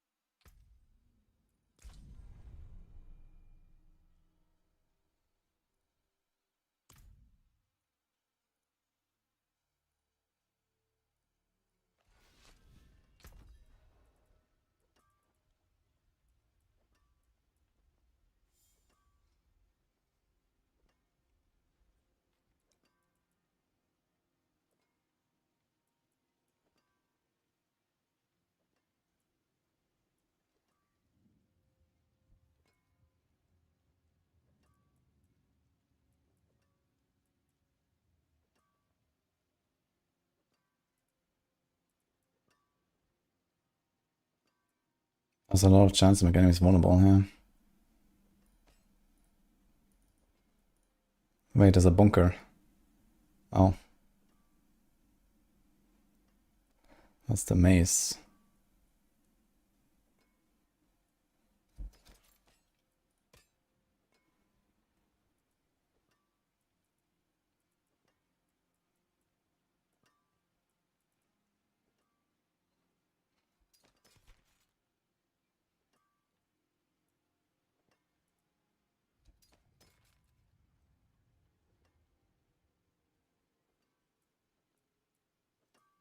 There's two reset 2 random cooldowns.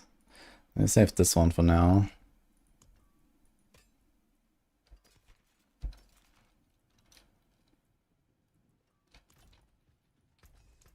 What's still got some good in it?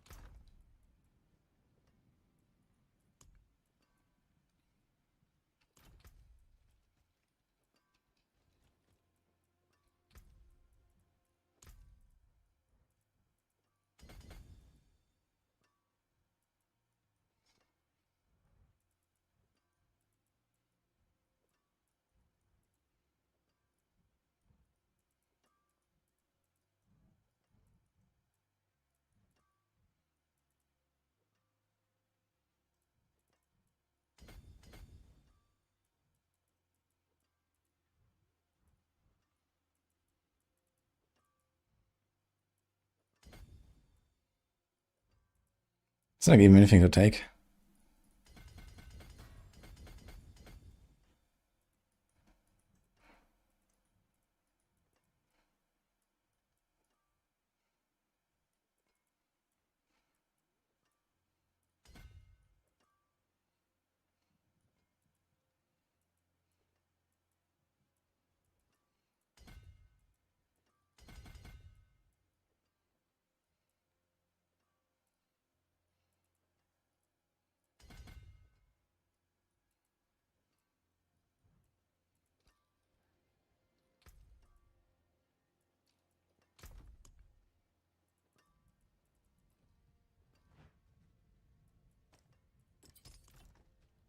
There is power in these stones.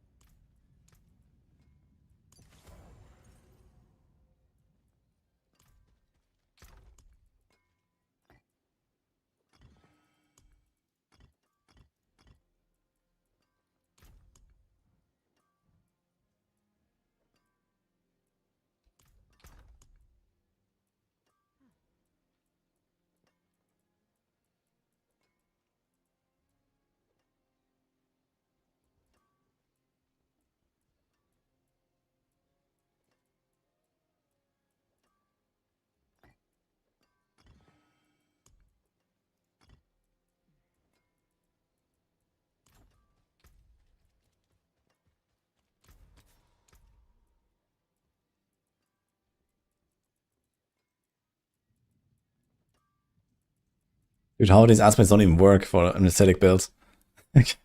All this like fortify, take damage, life regeneration. Like, what the fuck, man? What do I do?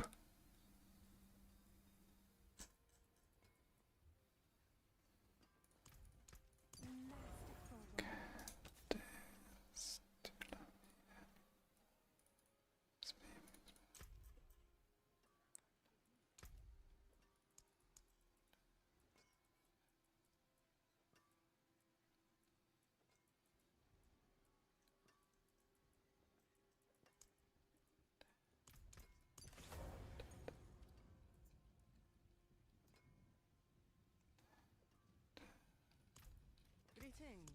How shall I guide my hammer?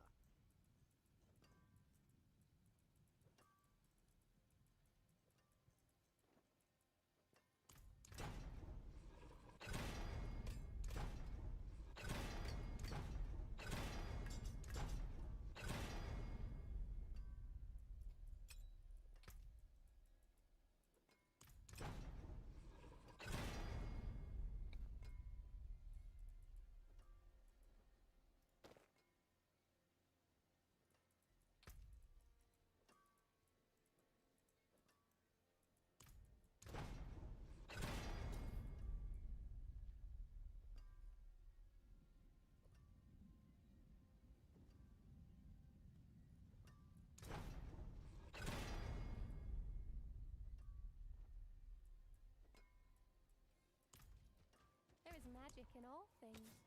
Let me show you.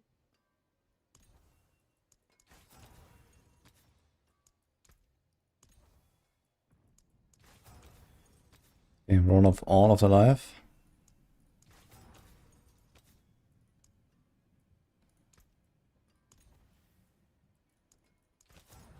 Oh my god.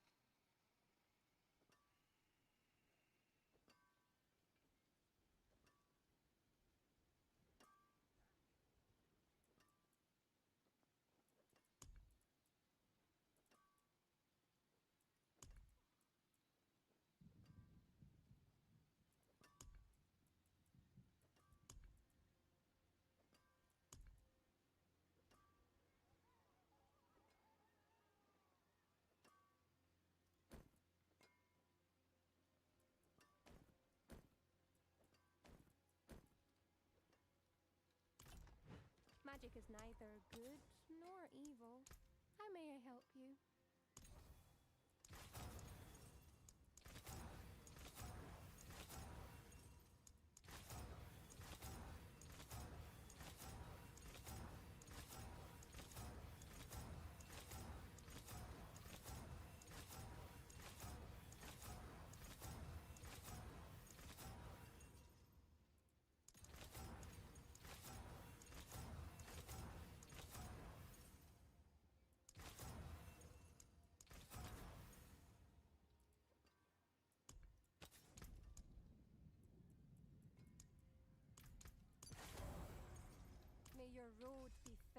wonders.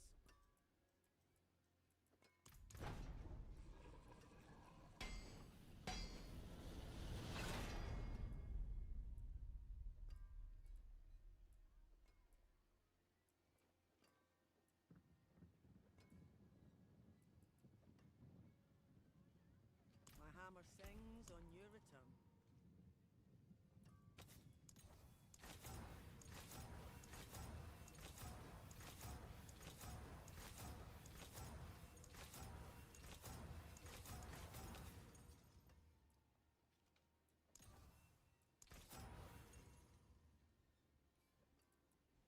Hey, Nemalius. Yeah, I'm gonna be on the buff for now. Dude, what the fuck?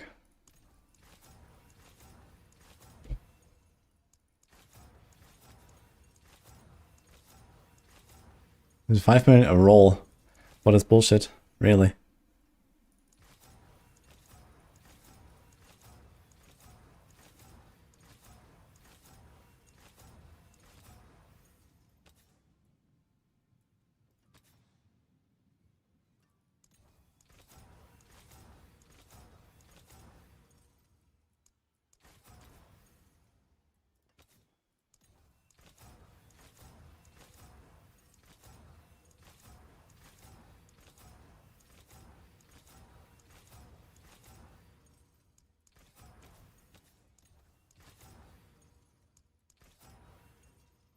Mirroll.xd.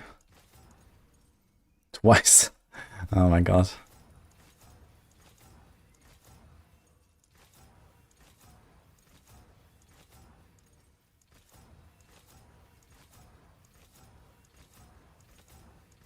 Okay, that's insane.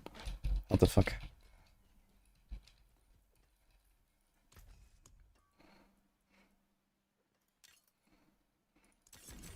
Solid bit here.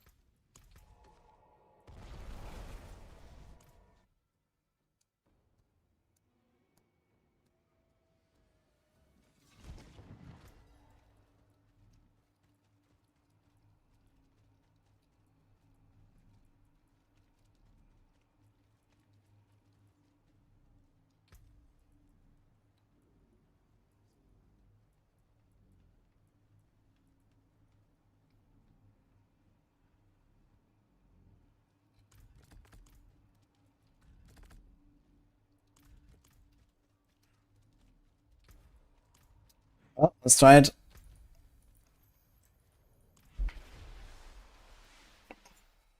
Wait. I wonder if right here is gonna like insta trigger on everything now because I have 200 life.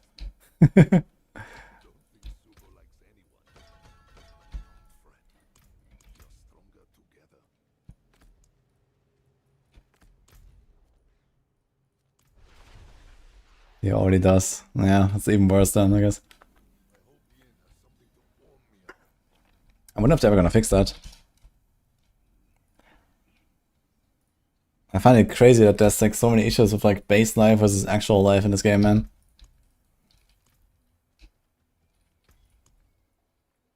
I guess we do a resource pot here.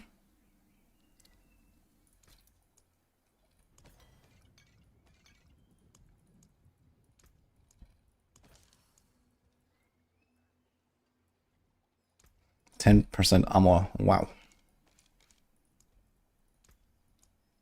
Excellent. Speed of the pack. 3000 toughness, let's go.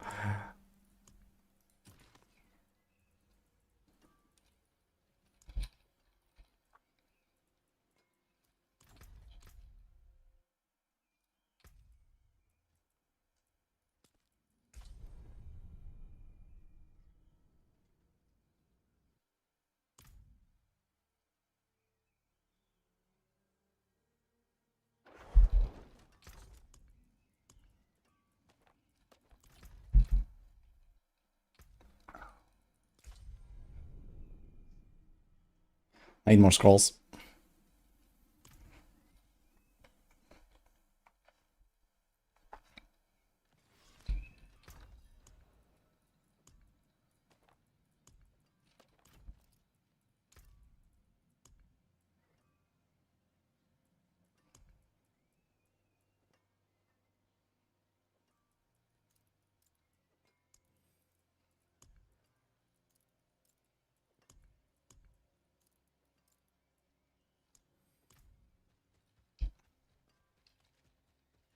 The nonsense where like attack bar was.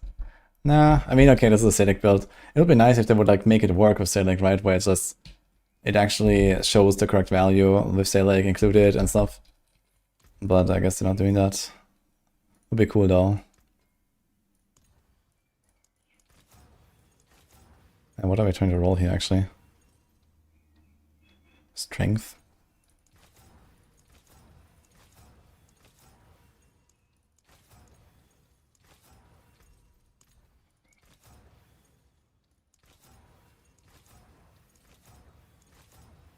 Dude.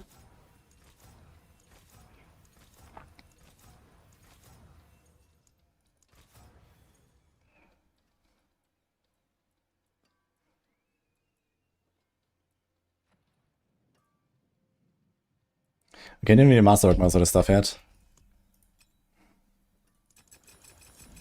But I guess this ring will be not replaced, so...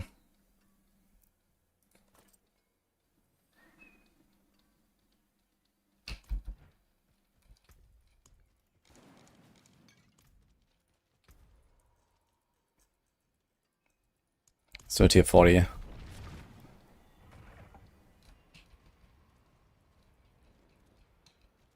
My tower again unstoppable.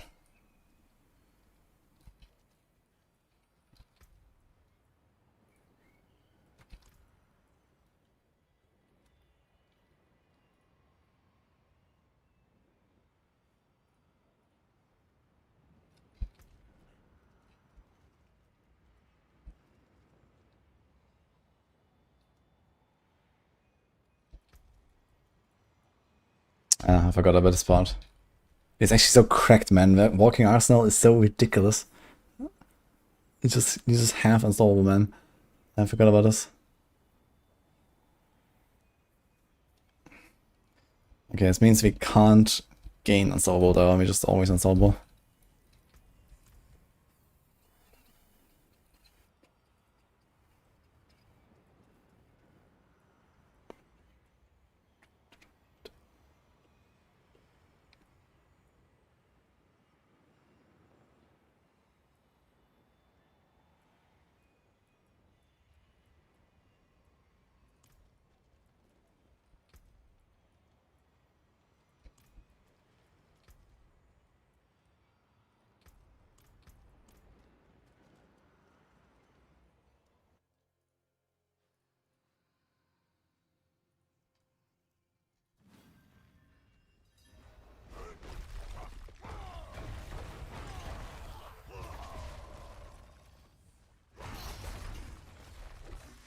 Yeah, so...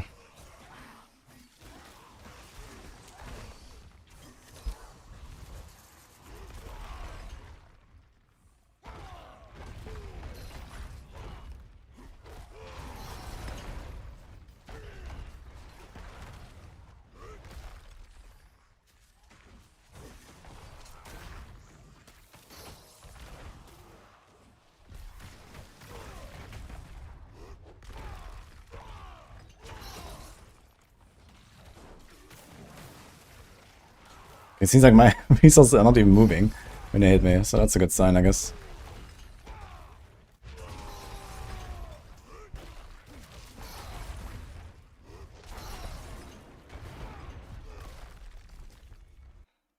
How did my leap reset there?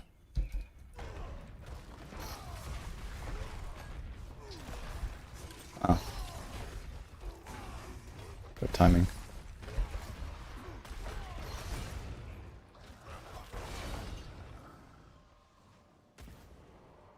Really? Salt didn't move my HP either. Oh, it's here 40, interesting. It's not that real.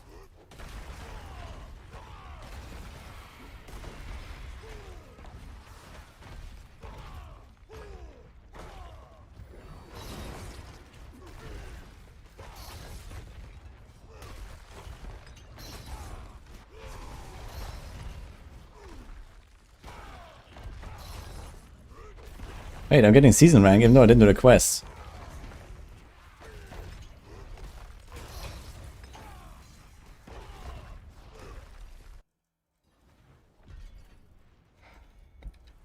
Dude, you're actually gonna be flying. This was a 2-minute run? What? And that was like testing.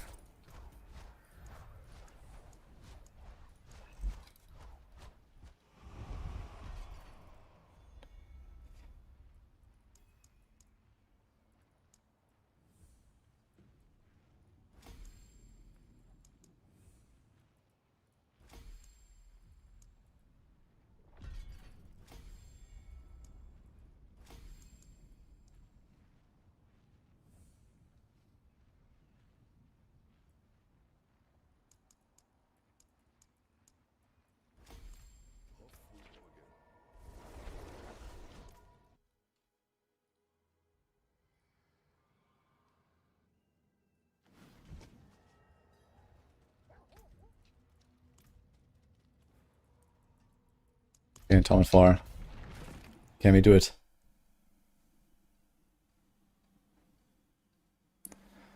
Indirect damage on bosses of Wing Strike pattern. Wing Strike can definitely do T5 bosses. Like I've done T5 bosses on Wing Strike in like a few seconds. So maybe you're missing stuff.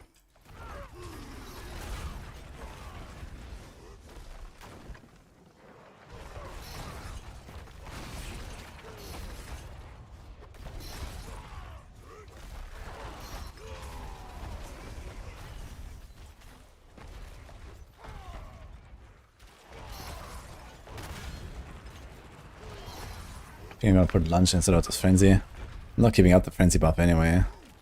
Just bonking shit. And with lunge at least I can like reliably engage and stuff.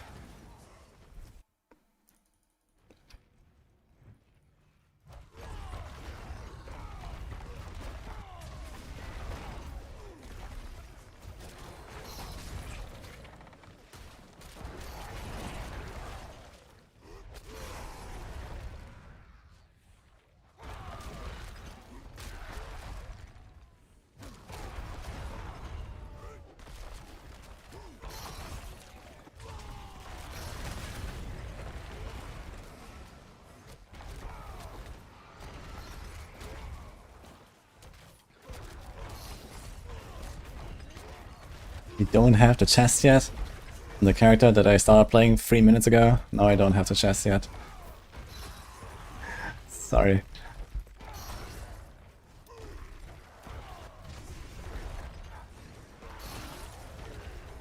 But don't worry, it will take me another 3 minutes and we have it.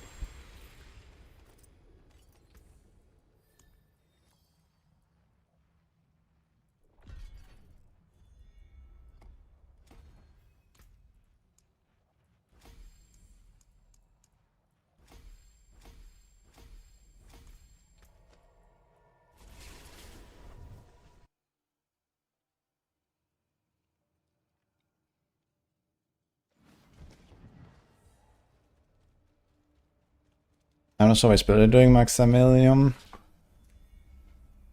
But there's 3 Paragon bots and can give you a block chance, which is Castle, Beacon, and Shield Bearer. So check all of those and check if you have to double the effects if you need them. And then it's the On Guard passive. On Wing Strike. Yeah, on Wing Strike you get there with +5 On Guard and a Shroud. And the Paragon nodes. If you don't have the Shroud yet, you might want to just go for double On Guard. Oh, you can't actually. Well, if you have a normal chest, then you can do On Guard there, I guess, until you get a Shroud.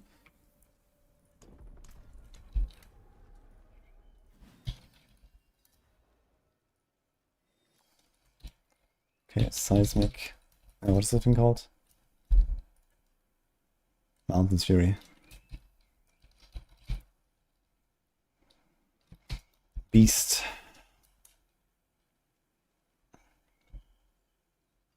Only beast, actually.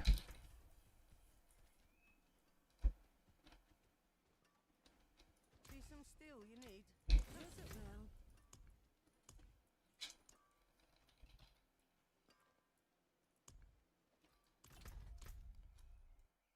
well? What else do you want? 100k steps.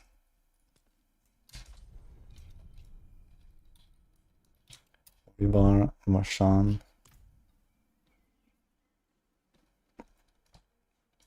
What else do you want? Chain Scourge is Seer. We need to find like all the fucking bosses, man.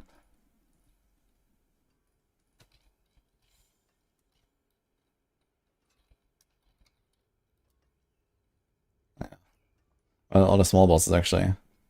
Marshan and no Grégoire, I guess. Grégoire. Actually, Grégoire has. No, you don't want Rage of Hargad. But you want Roladni. And you want the Saber. Saber is Duriel.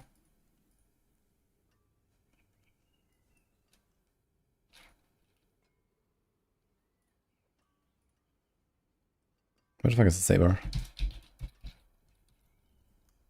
It's also Vashan, actually. And Roladni is also Zia, right? Okay, we skipped Greek and the big bosses.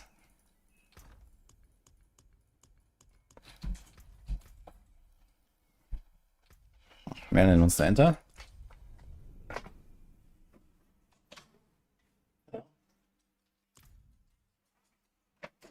What's up?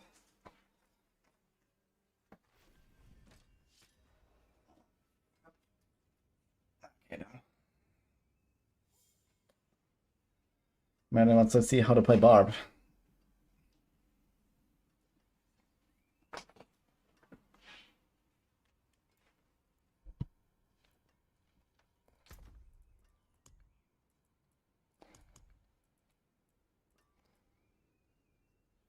Okay, Vashan. Dude, this is all my beast mods, holy. And I have a lot of Zir, okay. Guess we're bonking Zir a bit. And Orivars a little bit.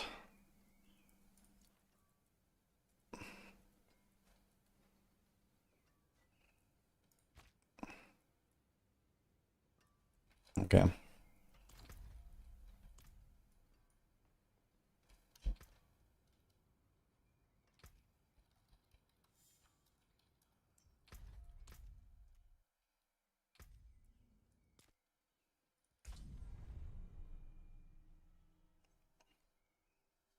You managed to kill some T7 boss with the Shield of Attribution build. Yo, sick, dude. How can you get 10k max life? It's not that hard. My character with potions has like 14 or 15k.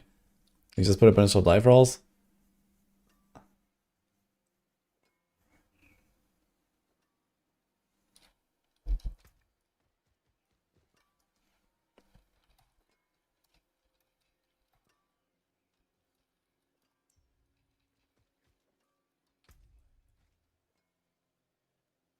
You have 6.7k. Yikes.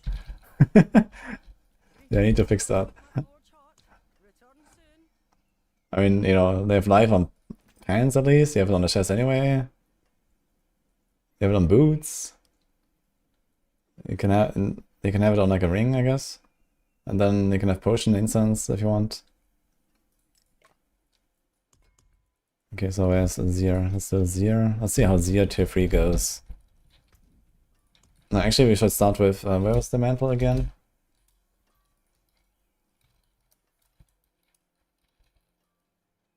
Beast. Let's start with Beast. Okay.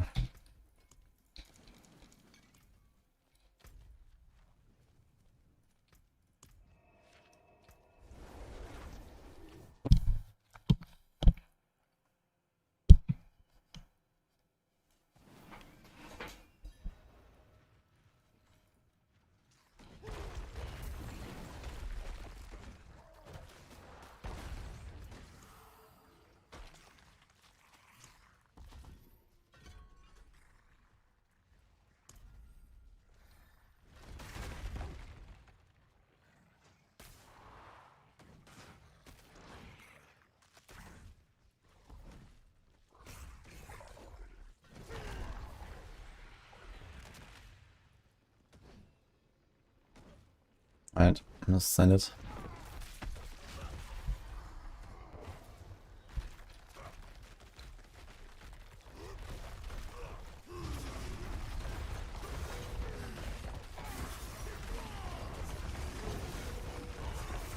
Okay, T3 is just fine right now.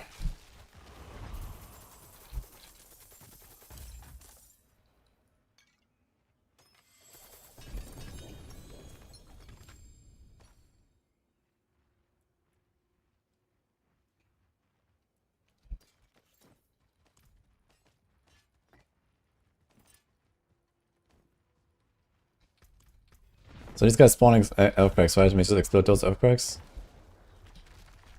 No, you don't have earthquakes actually. I don't have earthquakes.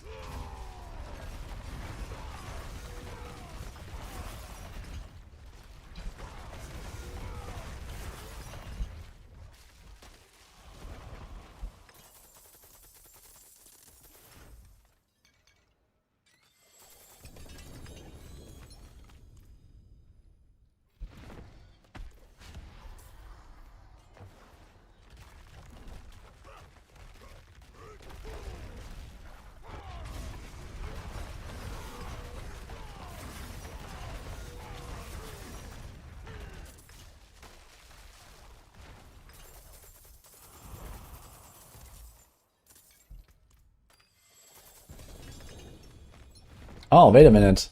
When we farm bosses here, we're gonna get the Dune chest, we're gonna get Renatni, easy peasy, right? And the Saber, oh boy. That's gonna be sick. Dune chest is OP, man, this season.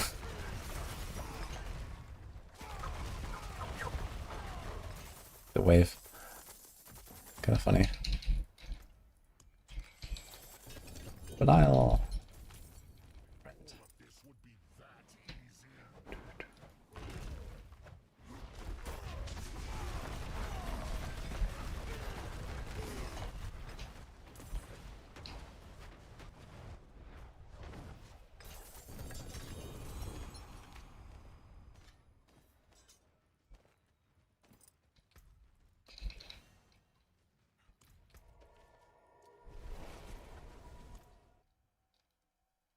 There's no Dune chest in Beast.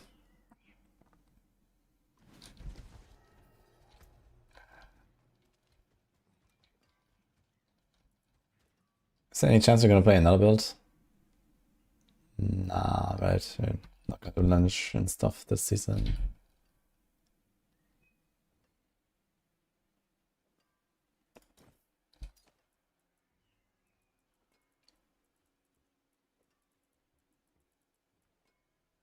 Das bringt echt keiner Arzt. Any lungers?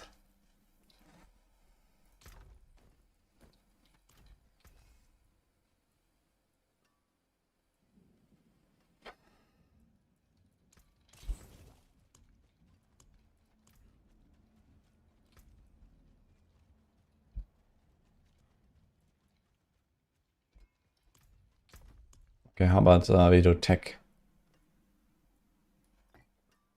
Not mod. Seems like we're tanky anyway, so who cares?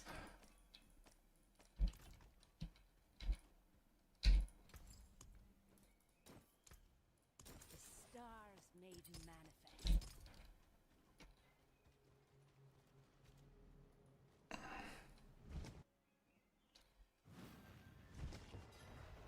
I should add some sort of tutorial quest to Armory. Just, hey, go click this thing. Dude, they have this like for most things, right? Just like, hey, there's a thing.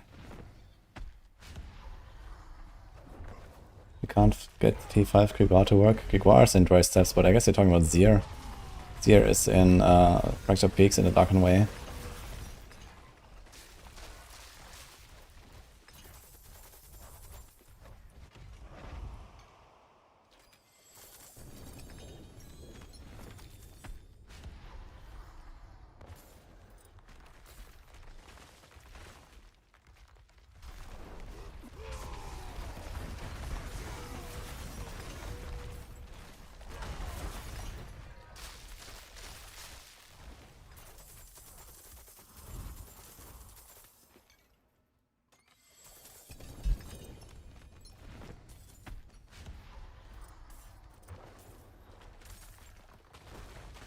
Dragon King when? Yeah, this will be in April.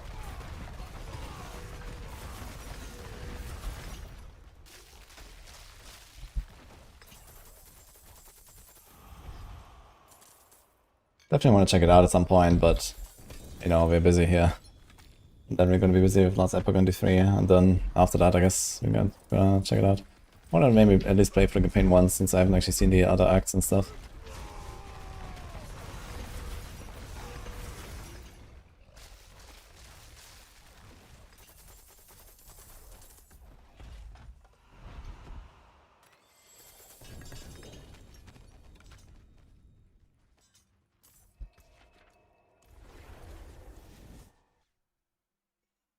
Eternium win.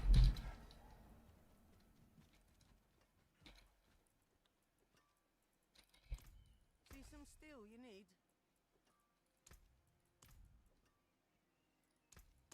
What's left, you ask? Yeah, so next is Zero time.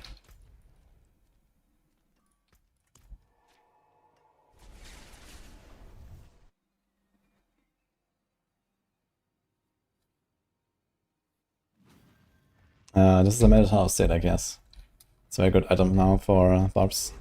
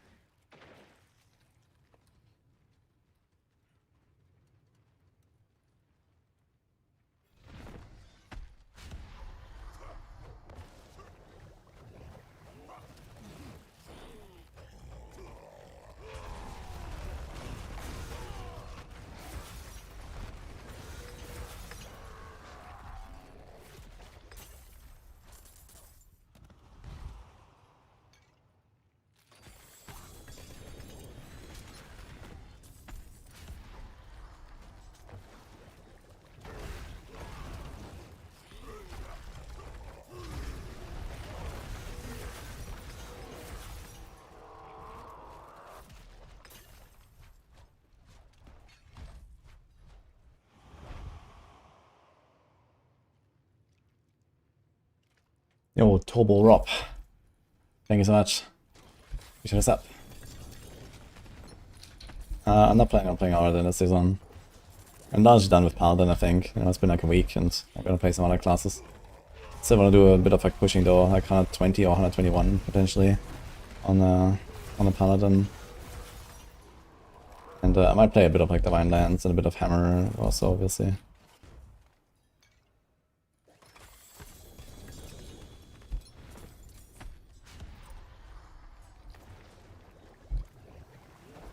Yo, bro.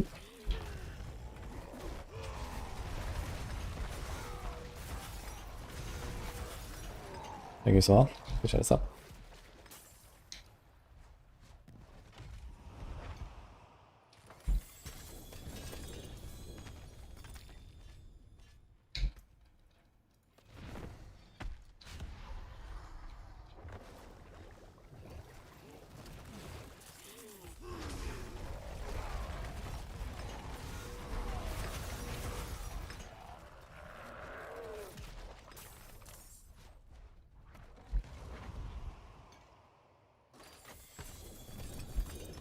Summon 4, not worth being on. Not on a character that's 10 minutes old at least. I didn't even select a pet yet, I just realized.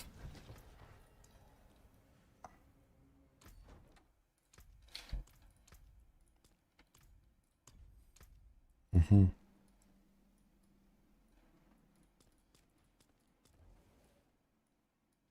are some big wings, man, holy shit.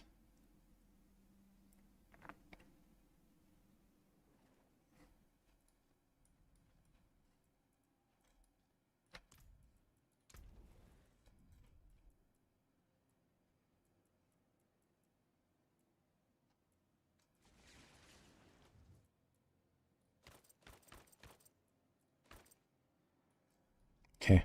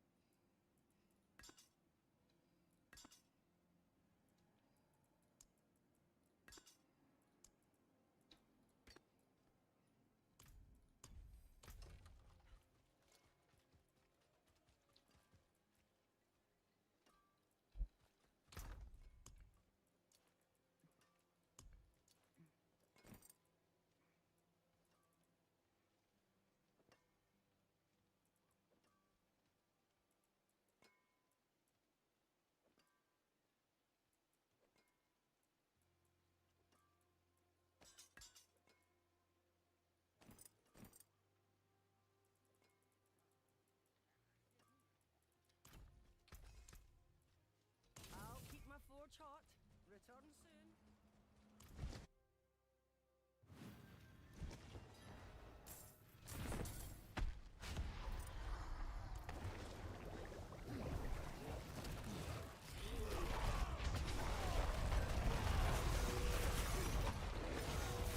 Double DPS now with the new transmog. Easy.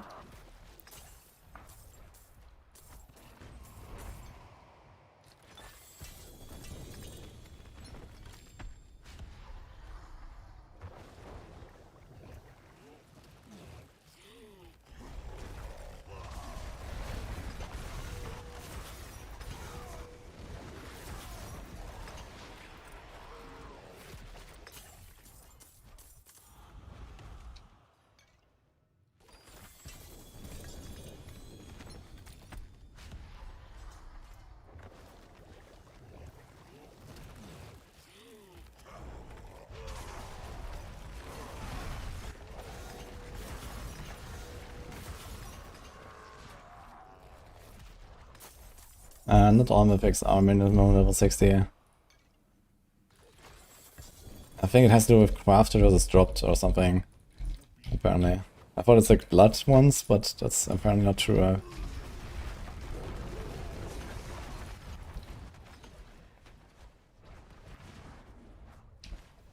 Damn it, wrong GA. Good thing is he only really care about one stat on this thing, which is the Hammer of the Ancients GA. Everything else is kind of whatever on this. It should be easy to get. Even like a bloodied one, that should actually be kind of easy.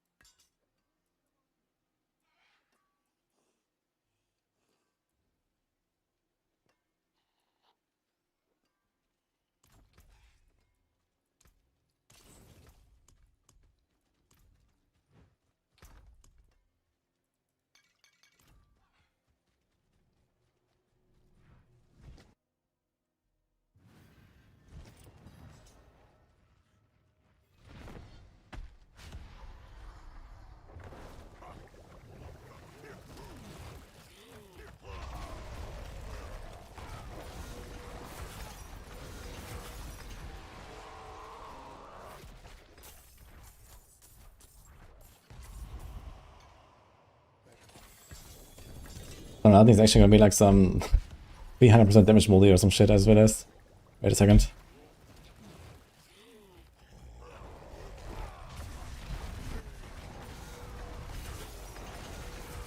A 588 Fury. 668 Fury. Okay. It's like the main reason to run Sadek, I suppose, so makes sense.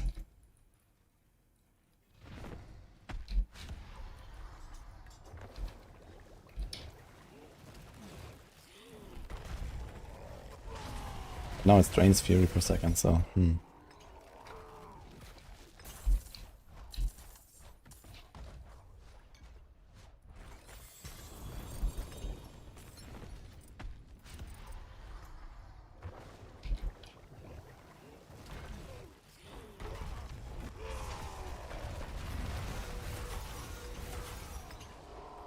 How do you do this actually?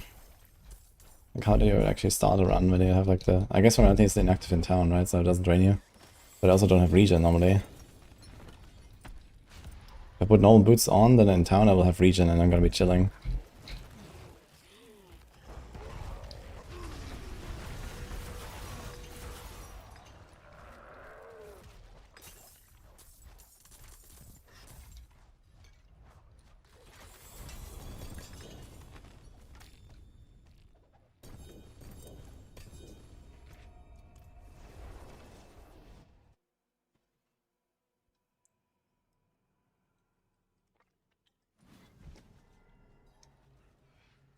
I'm using the instance as well, Emrace. There's also a potion for life, if you really want.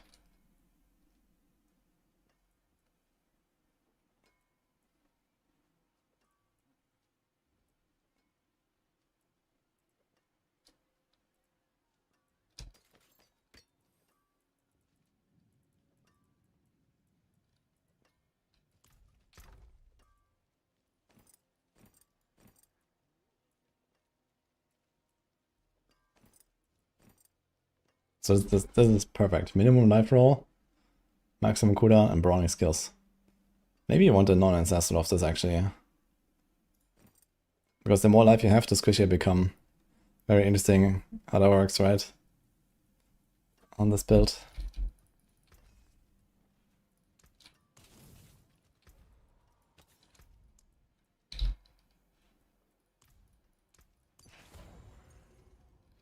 My magics await your return.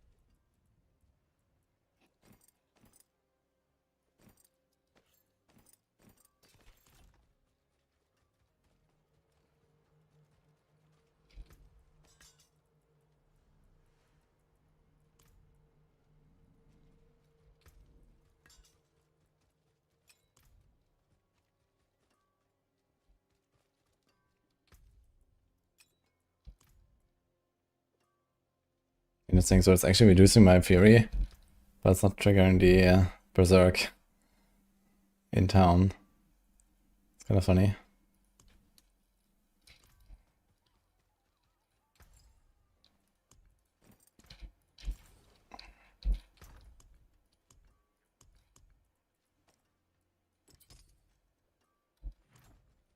Wear the stars around your neck. Fare thee well.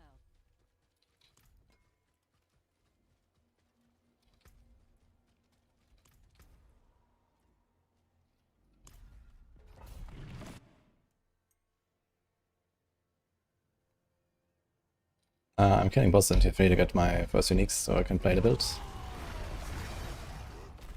I've played this character for like 15 minutes now. Not very strong yet.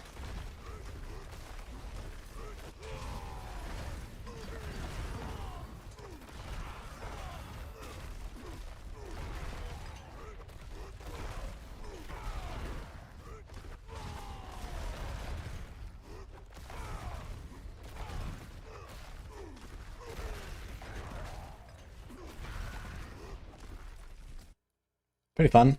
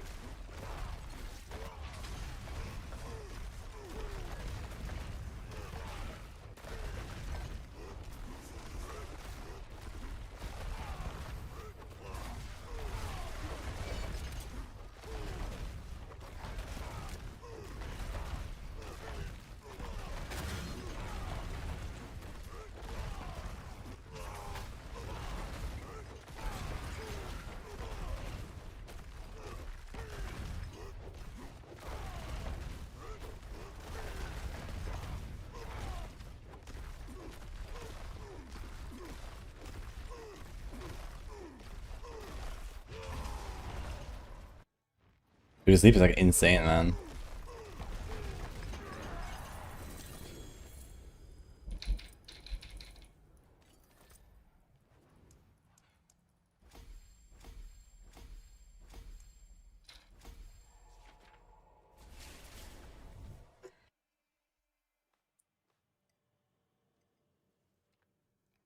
Soda.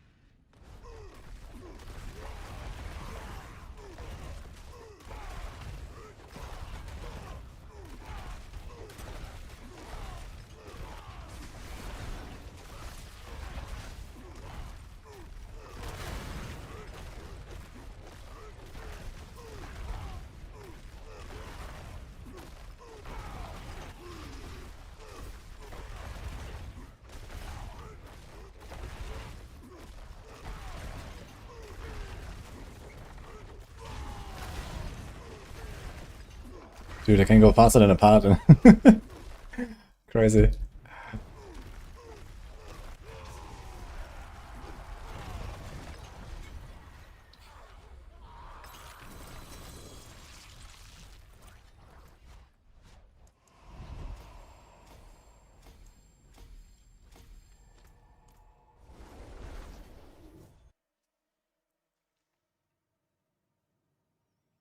Yeah, outer side is treasure rooms.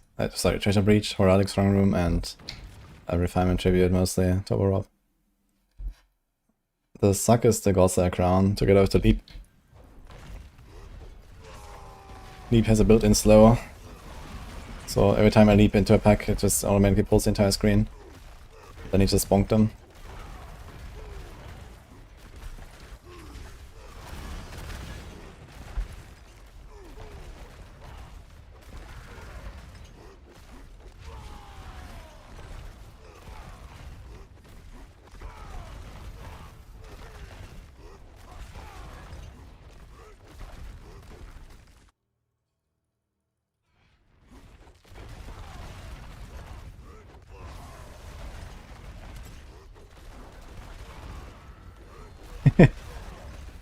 Bastard is just there vibing, bonking.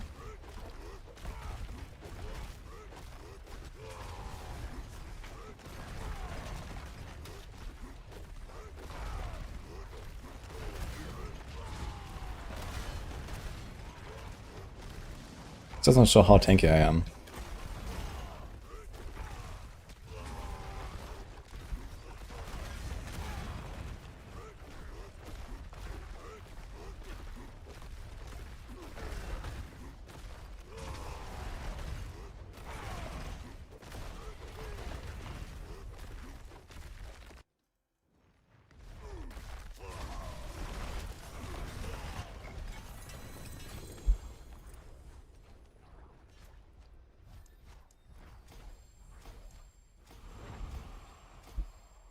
You can probably go up a bit. This is Hoda Barb, guys.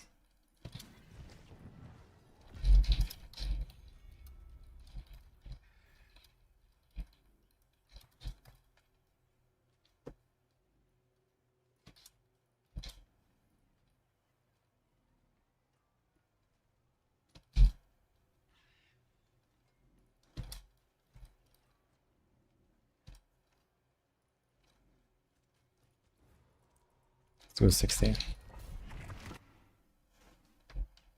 Hi, mobile. I will play Rogue. I have a level 60 Rogue already, actually.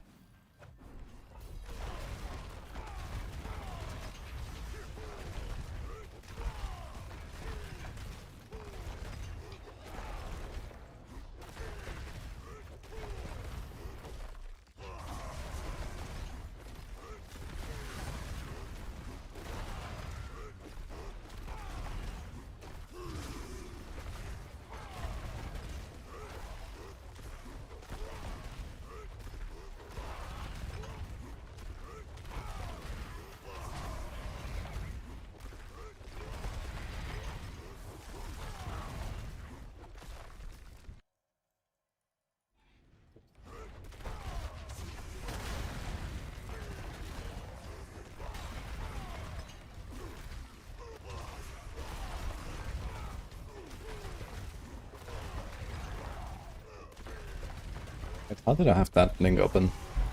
I guess I didn't notice at all when I just opened it.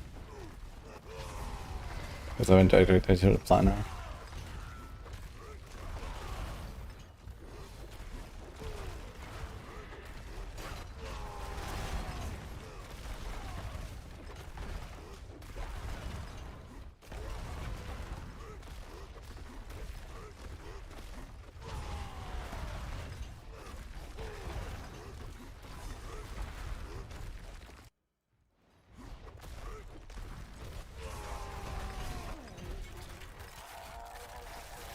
No, it's not leveling.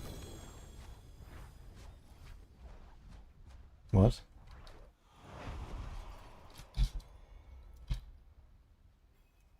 This is what I have in my copy pasta. Where is the leveling link coming from? There's no leveling. Someone else linked, Bastard linked this. Okay. I thought I did the wrong link there. Okay, I got bamboozled.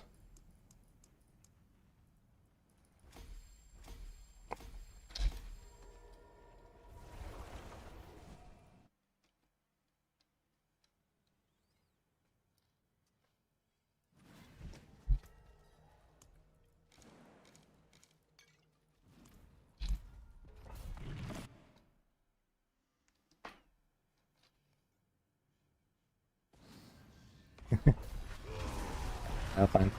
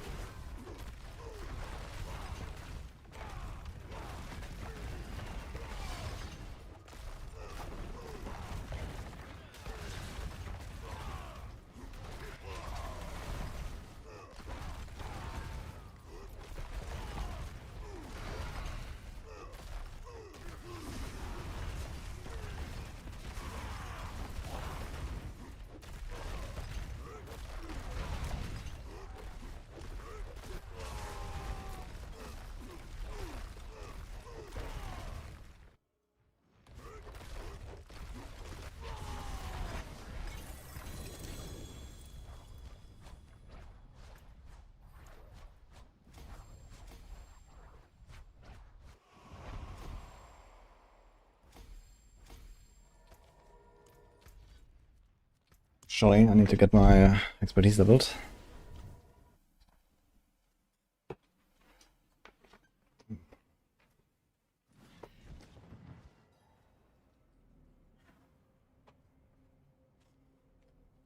Hmm? 1 second.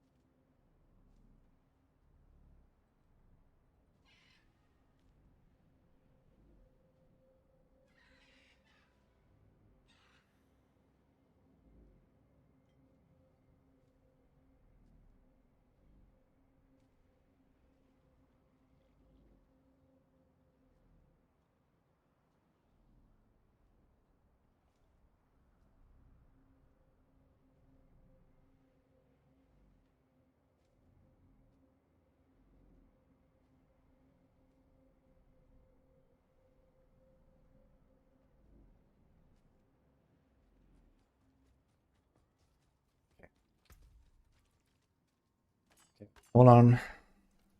You have an axe. You have a one-handed axe. Got the sword.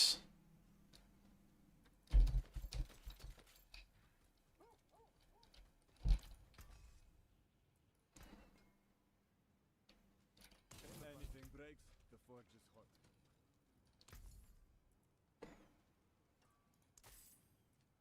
Fail is the same as mace, I believe, right?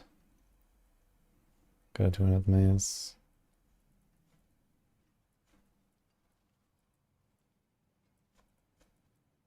Okay, I think I got everything. Right?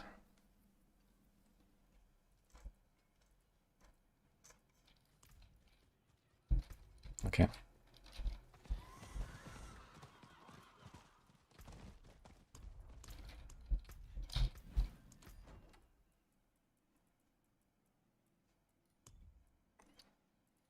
How do I change my default? Like, it always has a spectral charger, but I'm not sure why.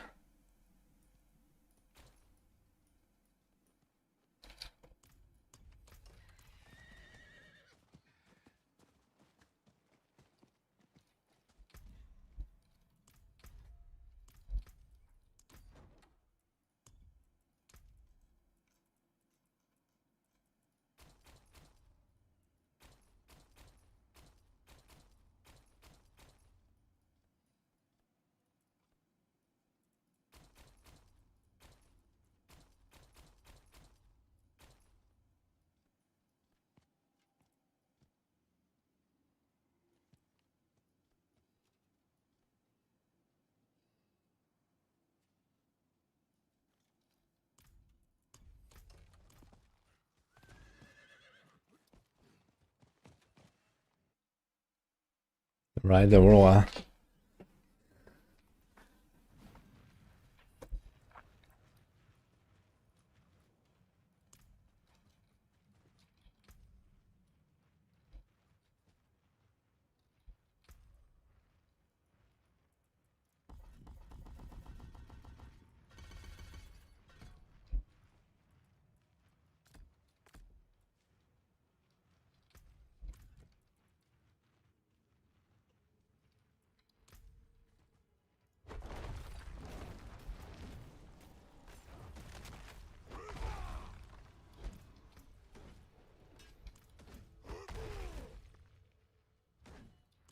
So yeah, once, just for good measure.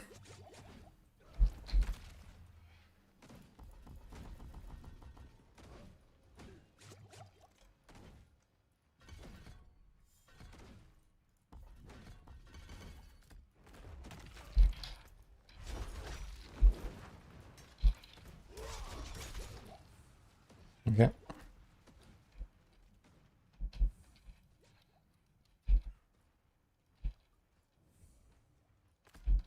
I guess I go pull on.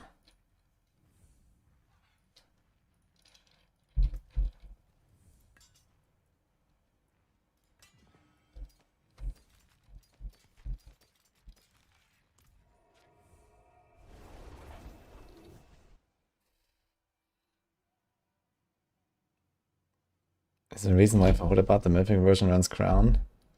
Yeah, because Crown is like the strongest helm in the game now. And you don't even suffer from the downside of extra resource cost because you don't really care when you have like 800 resource. And you also don't suffer from the other downside, which is you don't have Giga crit from Perdition because you already have 100% crit from playing Hoda, from having 800 resources. So Crown is ridiculously OP for our build actually.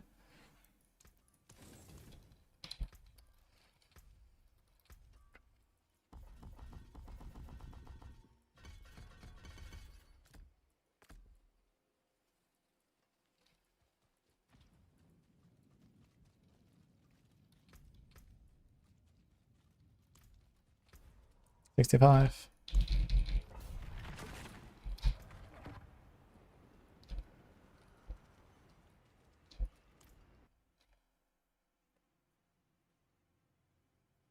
Crown, don't know, so Heartseeker is ja vielleicht auch auf dem Maker. Even with Starless and stuff.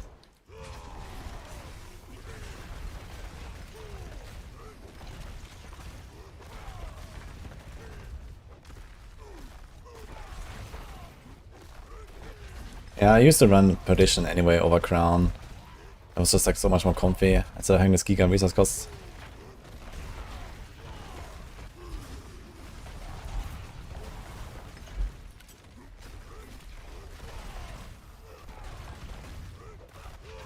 I guess I can do T4 bosses very soon actually. Let's get our Glitz to Legendary and then we can easy peasy blast T4 bosses.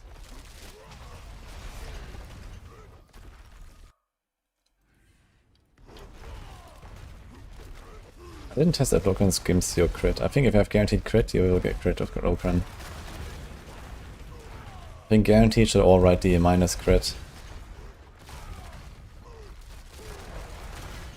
But in stuff like Hoda it could be interesting where you get bonus crit and then minus crit from Lokran, so it'll be interesting to check.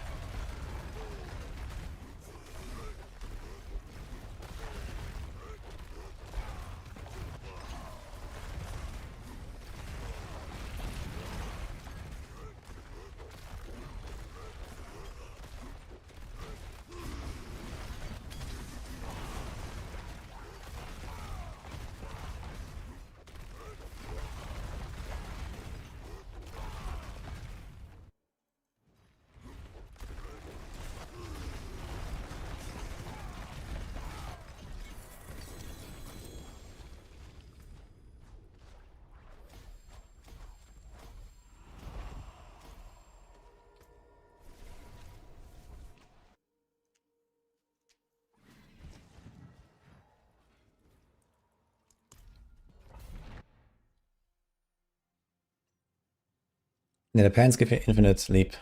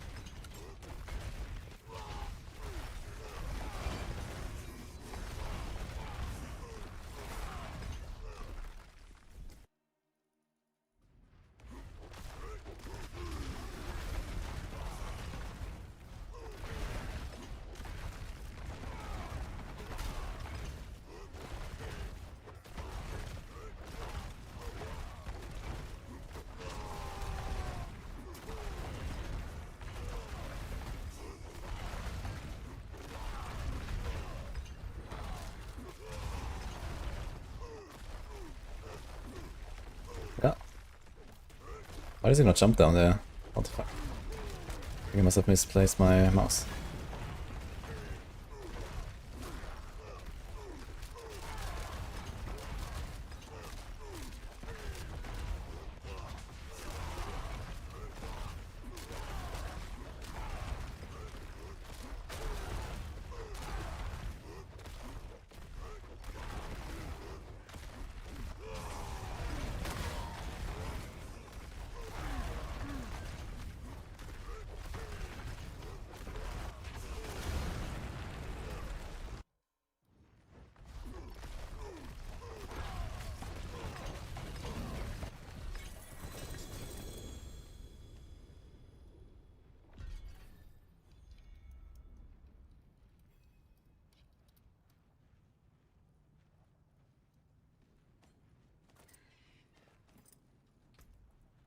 Okay, first legendary glyph.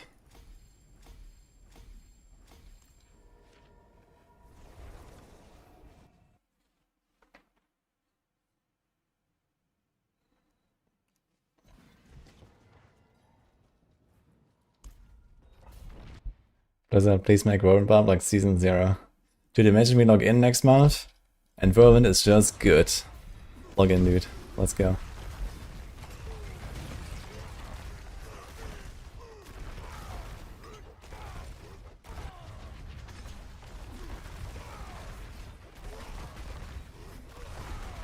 These are they're trying with Dance of Knives, so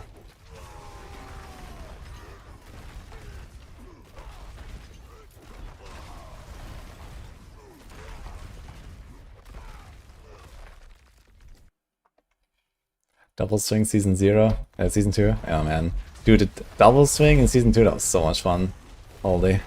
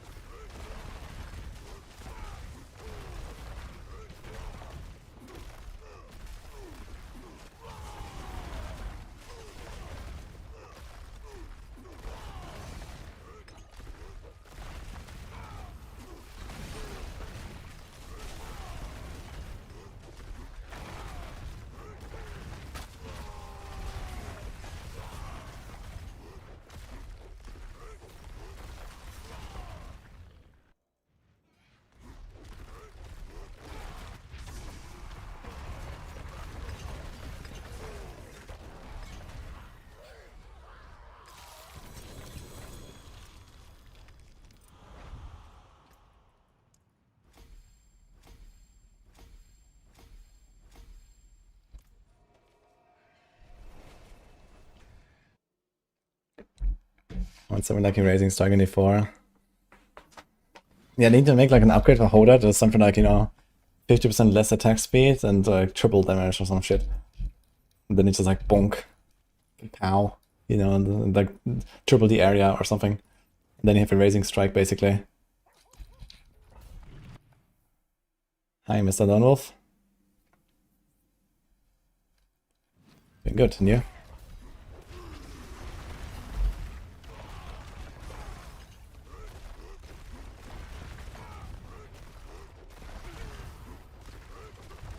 Nice.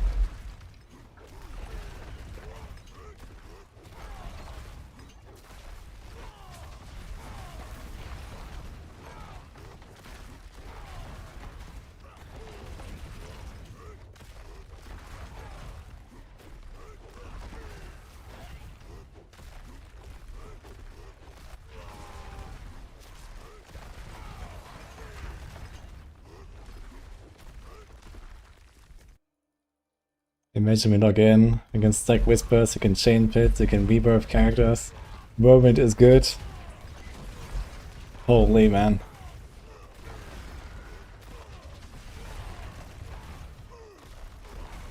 The loot is getting filtered.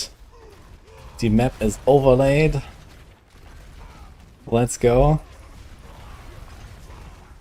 What a day.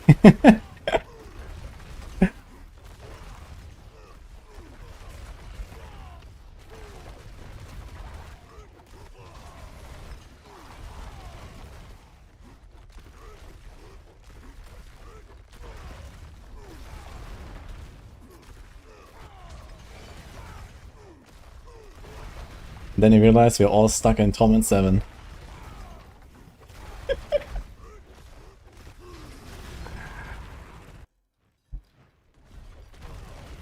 Holy man, imagine we log in and comp points are good. Let's go. NTB.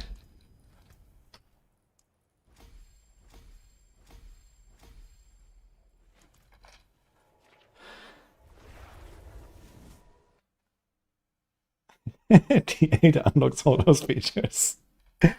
Oof. You have to work for your loot filter, guys. And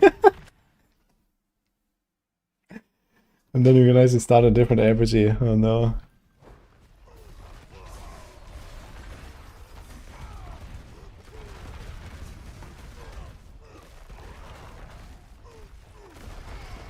What's my favorite class this season? So far I've only played Paladin, so I guess that. But now we're bonking, having fun.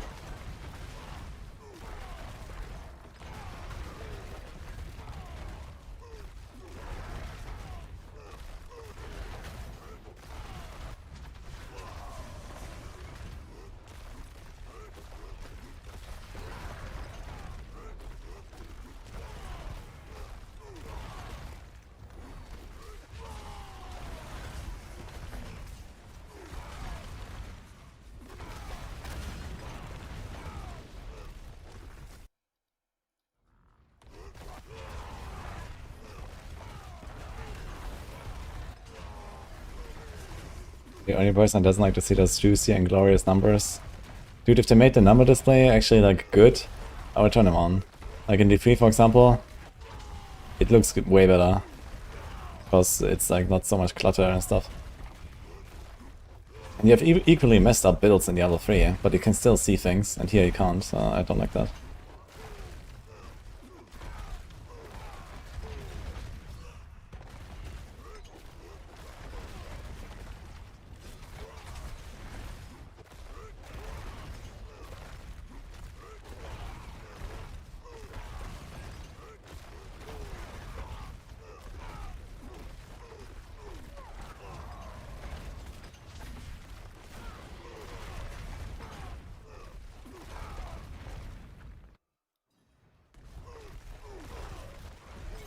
Yeah, the 700 for Astrof is not guaranteed, I think, Toxels. And the strong one is also kind of rare. Strong one is like 1 in 10 for my testing.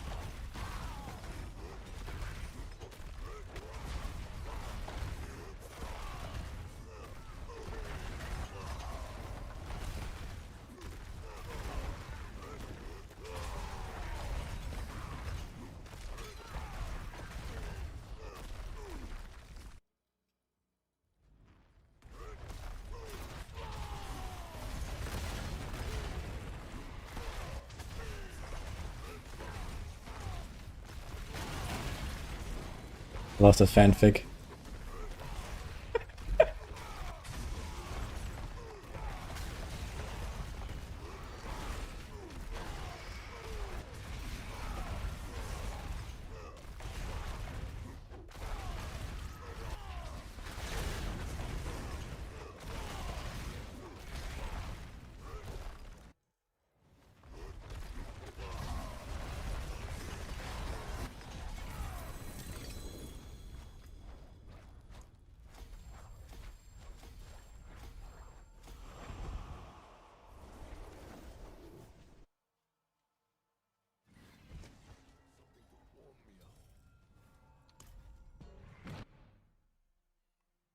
The lead cooldown is 0 from the pants. Chain skirts male drops from 0.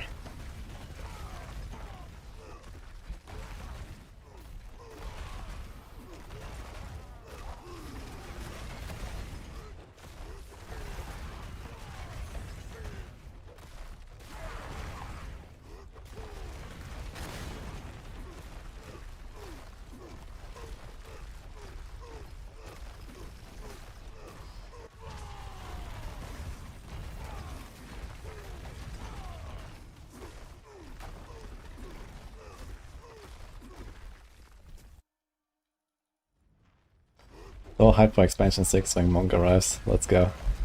Like, guys, expansion 6 is gonna fix everything. Colin told me already.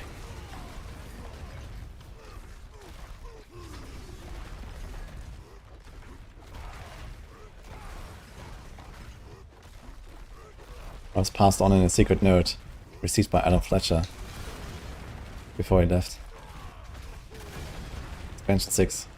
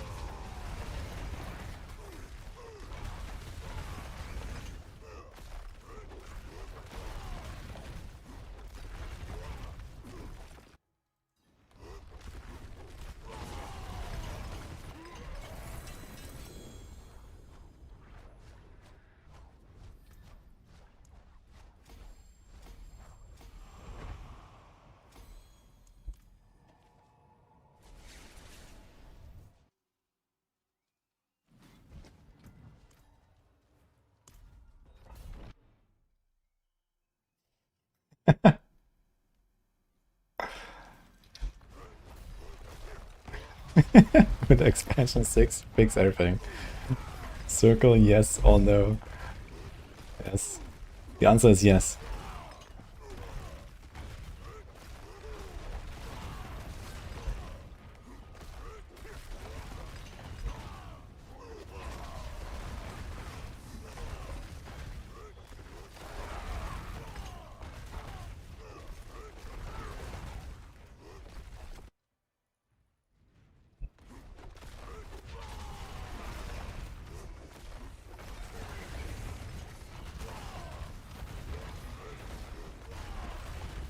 Season 300 is gonna be fire. Sure, dude. I mean, we will see season 15 this year, right? It's gonna be 13, April, and then July, October, yeah, so basically 3 years for 15 seasons. So times 20, 60 years. Yeah, you might see it.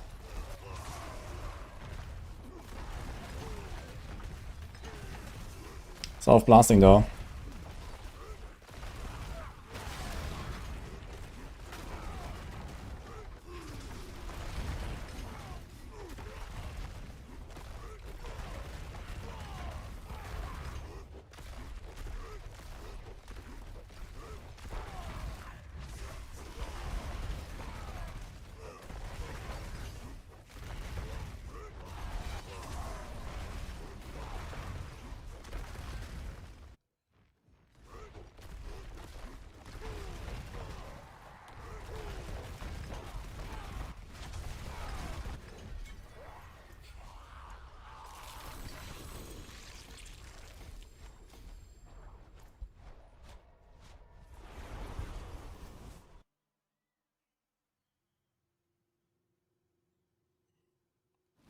Did I first move to craft Shroud or Ear?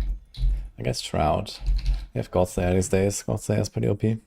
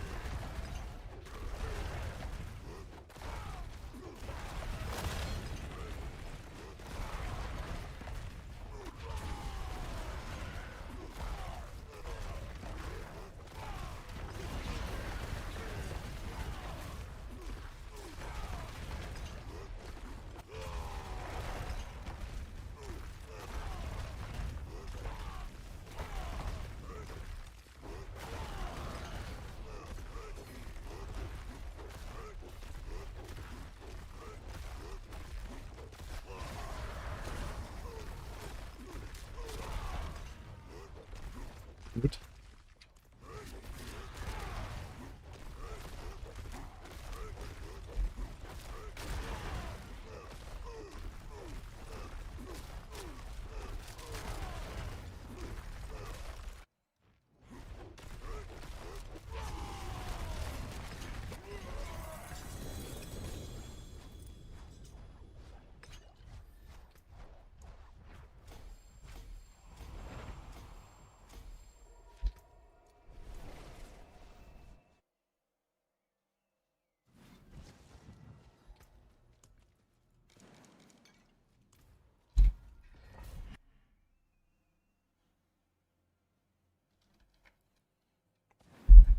Alert, last Epoch.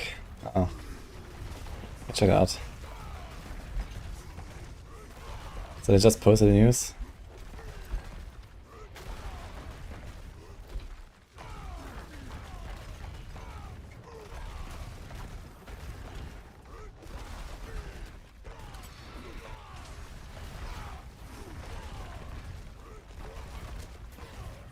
Expansion 6 is Diablo in the flesh. Okay.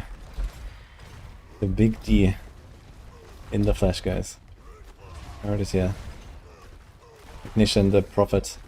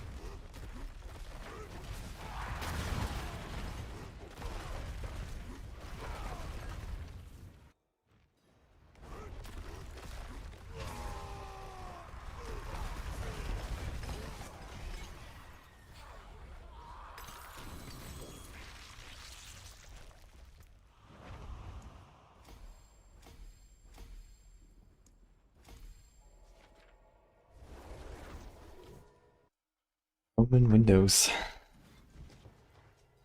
Okay, it's a Shattered Omen thing. Okay, I can check this out here. Not too long. So this is on 26th in 10 days. We're excited to go over the new Season 4 content. 2 new rogue skills, Moon of Corruption, Idle Altars, Quality of Life improvements, unique items. Okay. Patch notes will be on March 20 in 4 days. Only there's a new venom encounter, unleash a horde of enemies.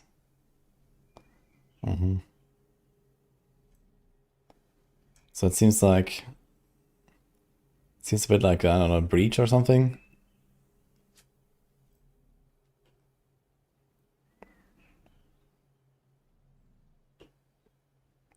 Fractured enemies emerge from the shattered glass to join the battle. Omen tears itself to certain enemies, grant them buffs.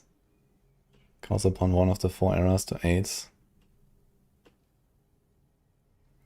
Okay. Progress bar fills.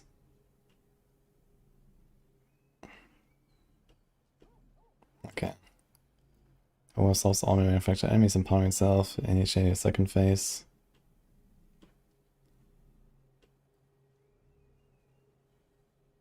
Okay, has corrupted items. The Rune of Corruption. And Time Glass Fragments.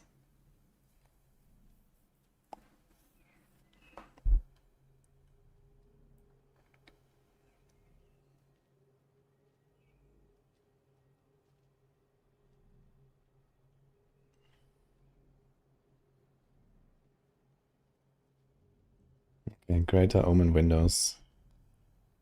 At the end of the Omen window chain, you find a Greater Omen window, which is the final echo objective.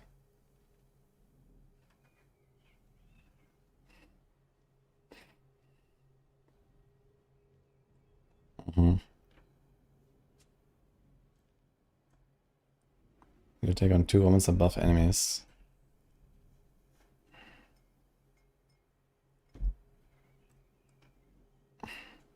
Okay, so basically the entire map is like some echo thing, like the omen thing.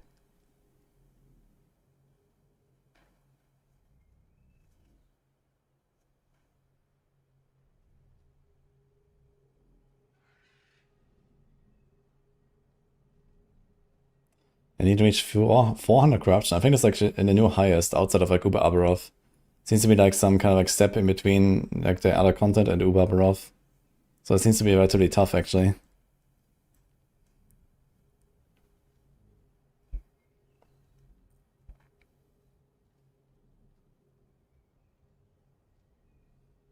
A new pinnacle encounter. Oh.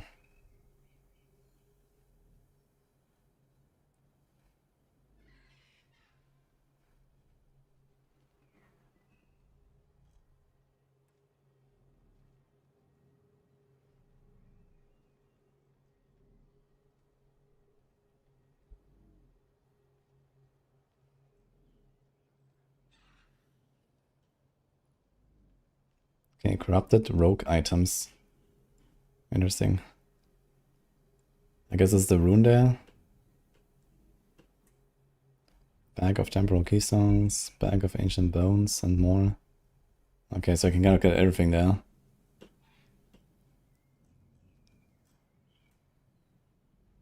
Echo chains are a series of echoes that share consistent enemy or encounter type. I think I saw this already in the preview. Yeah.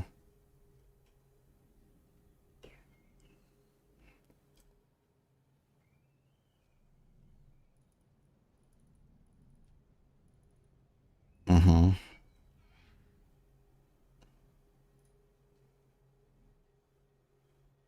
It's kind of cool though. The Beast, Nemesis, Stability. So I actually have some kind of cool reasons to do this.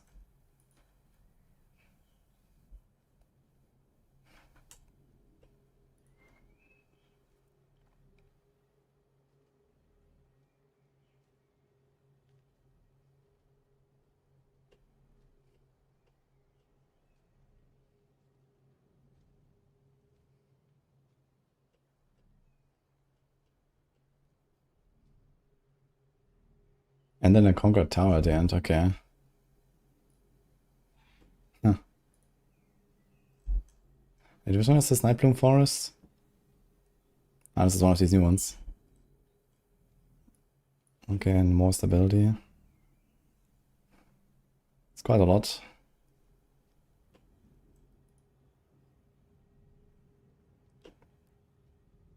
And a new woven echo that will feature multiple rift beasts. Okay. So we can October farm those.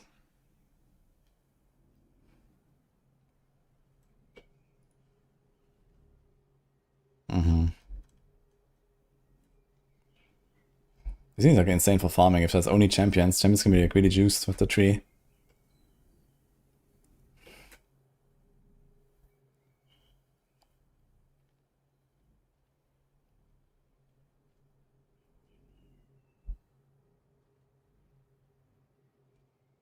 Mm-hmm.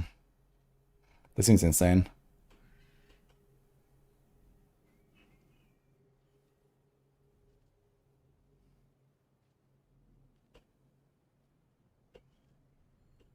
Twitch tops.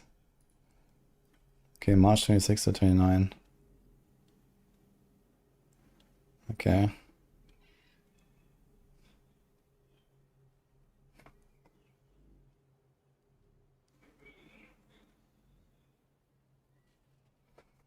There's an aura character visual effects for supported creator. Damn. Okay. That's kind of a cool sub-gift thing.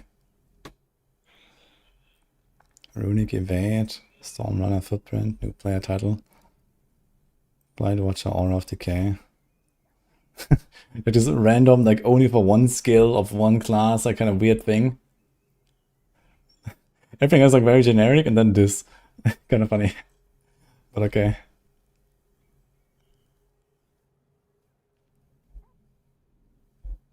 Supporter packs. Okay. I bought the big one last time. Yo, what is this?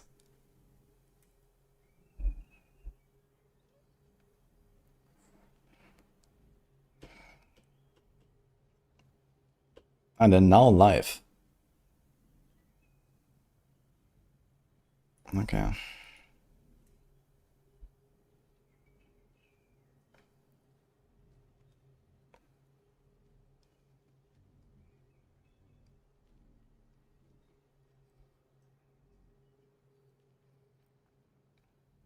Okay, and we close a bit of FOMO. Last chance. Okay. Looks pretty good actually. I'm kind of excited for it. Well, let's see. Twitch tops at the supporter streamer thing also looked pretty decent, I gotta say. Who's gonna log in last Epoch?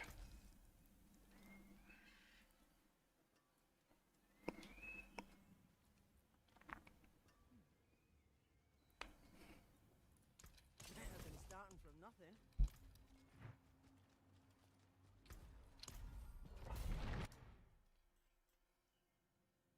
Let the e-trading begin. It's a bit early for that. We still have blasting to do. But yeah, I definitely wanna like warm up a bit for sure. Also, like new Pinnacle encounter sounds fun. Although, you know, I guess I can't just go in and do it blind, so I have to wait at least for someone in softcore to make a video.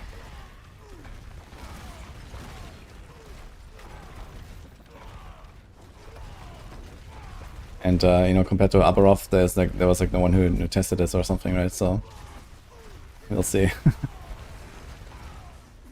And it seems like it's a encounter that's easier than Abaroth because it's at 400 corruption, not 500. But I mean, that doesn't really mean much, I guess.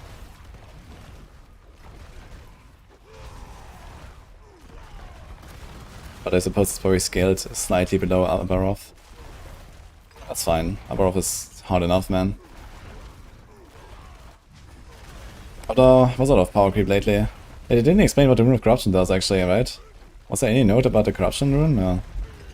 It's just the corrupted items and Rune of Corruption. But I don't think there was any explanation. Or did I miss that?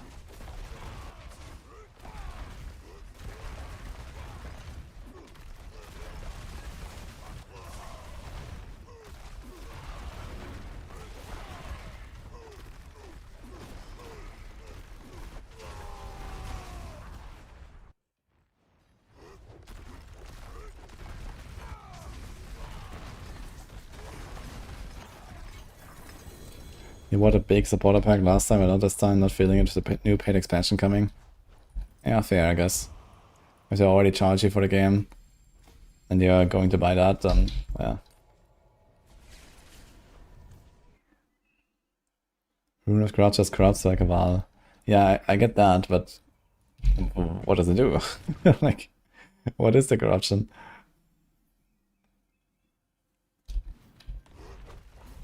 New rogue skills look good, just starting with those. Yeah, it's tempting to blast with rogue, to be honest. We'll see. On the other hand, I kinda wanna do the boss and stuff.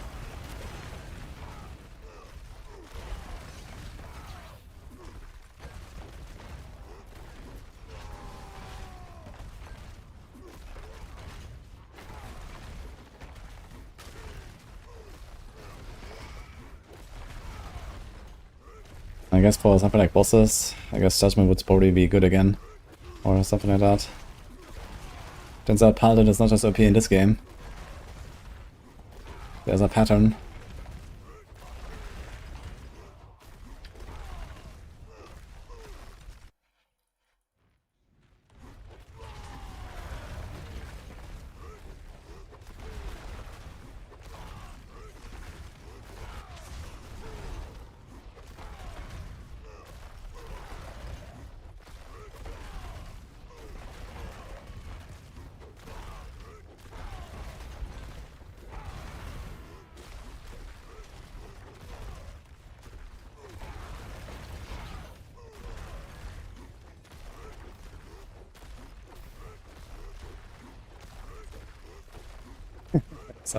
So, Rogue could do Uber Abaroth already. It's not about doing Uber Abaroth already, it's about, can I do Uber Abaroth with the new skills on the Rogue, which is like, you know, squish class as Falcon stuff. Yeah, okay, if you go like Falconer and like, you know, abuse the Giga infinite damage bug, then maybe they fix it at this point, I don't know. Yeah, I know there were some builds that I just like blasted Abaroth and stuff, but this was like, you know, either based on bugs or softcore strats, or both. So, like when I did like Heartseeker Uber Abaroth, that was a 15-minute fight, and I got basically wanted by everything, you know. So that was an actual challenge.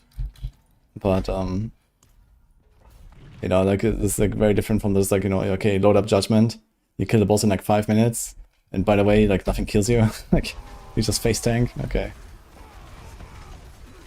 I mean, some stuff can kill you, but you know, not much.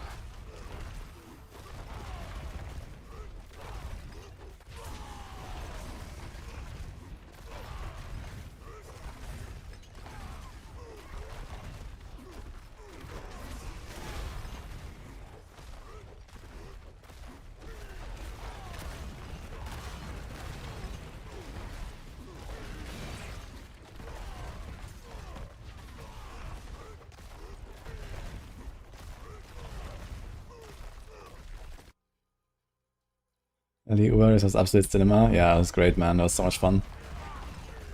The Arbor of Race was so cool, dude. It was just so bad that, you know, I had this like fucking food poisoning, man. Right when I was about to go in. You guys remember? That was so bad, man.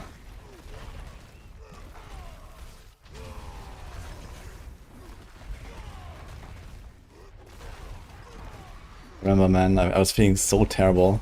It was insane. And I felt it like getting worse, like over the entire day. I was like, you know, grinding up my last pieces. I was like, you know, doing my temporal sanctum, slamming my shit. Everything worked out. And then, you know, pushing out the corruption and all that, getting ready. And it was just getting worse and worse and worse, man. I felt it, dude. And then when I arrived, I was like, fuck, dude, I can't. And I actually lied down for like 2 hours. And I was feeling so miserable, man.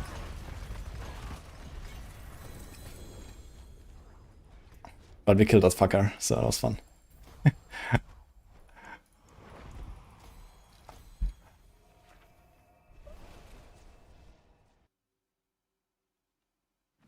Yeah, there was also this terrestrial thing. Yeah, okay, it's minus 2.5k, happens. But at least we got them, got the kill, you know. That's what matters.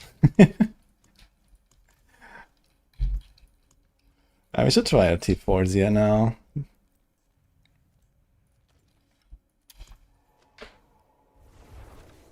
I'll be glad to not go through that shit again. Yeah, it was kind of funny.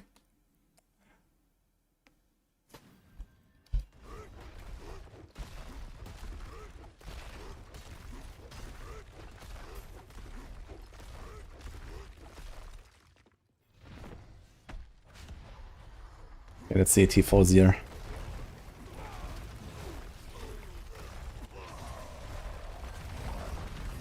Yeah. Decent.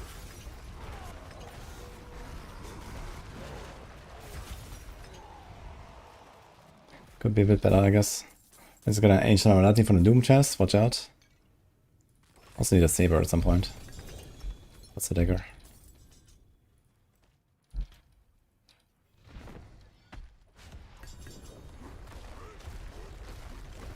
Can I survive the Zia hack? I don't know. I guess I'll find out at some point.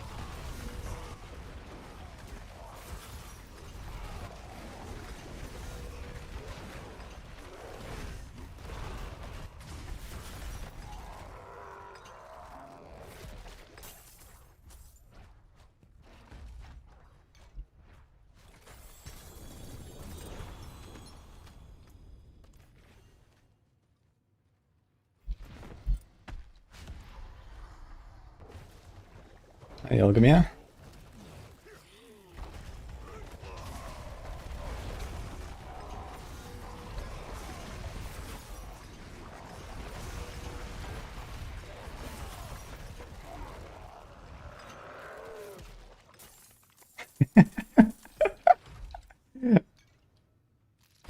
Good guy, Wonkas.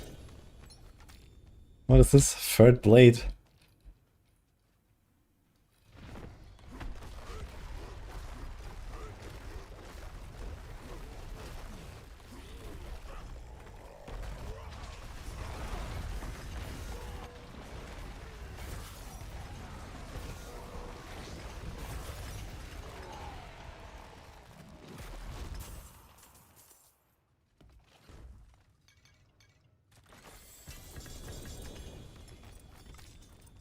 Two swords. Is this good enough?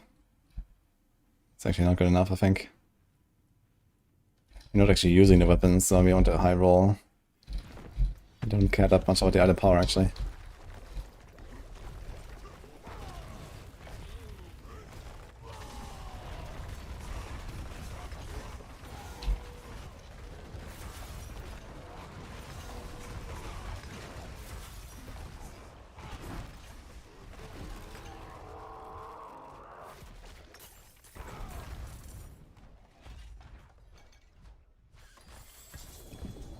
What the hell?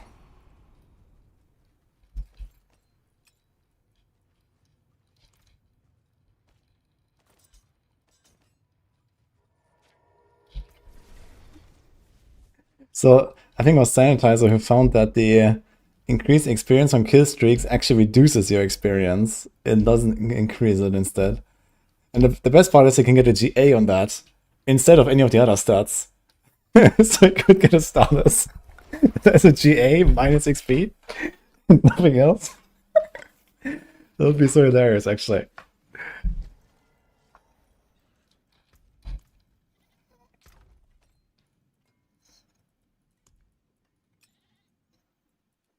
Do you want to play it? Nah, we don't go to that. Right.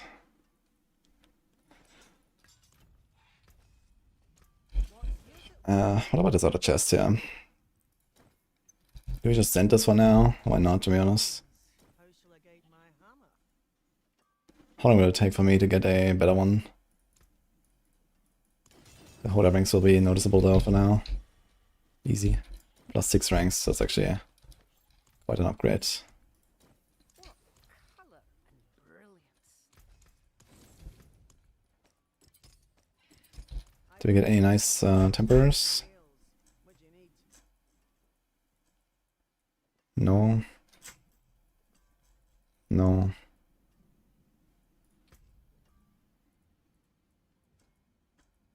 No. Okay. Let's see if we notice a difference on that or then.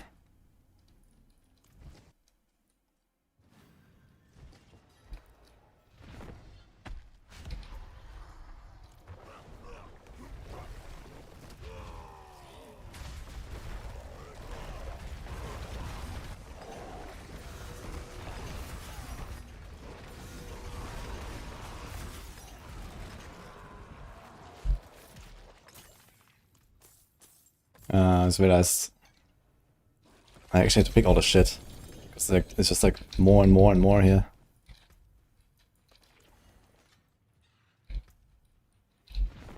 I guess I can leave it here.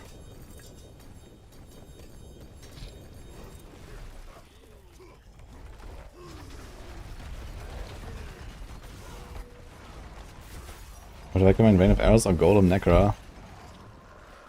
Golden Necro is like one of the best Necro builds. I mean, Arrows is also pretty solid. I would choose Vein of Arrows just because I like it more. I don't like the Golem build too much.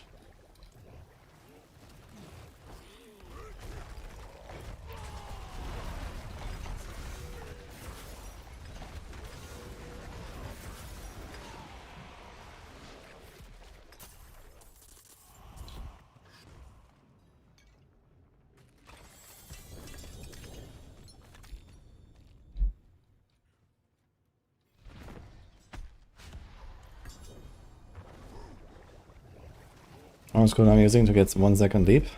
0. All you need is the chain scourged mail.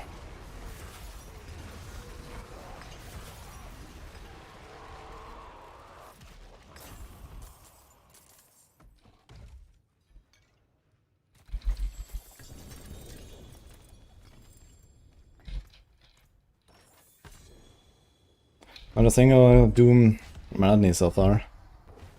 Unfortunate.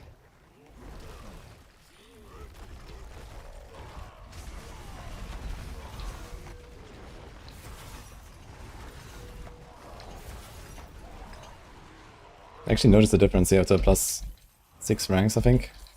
But plus 7 ranks compared to the one before.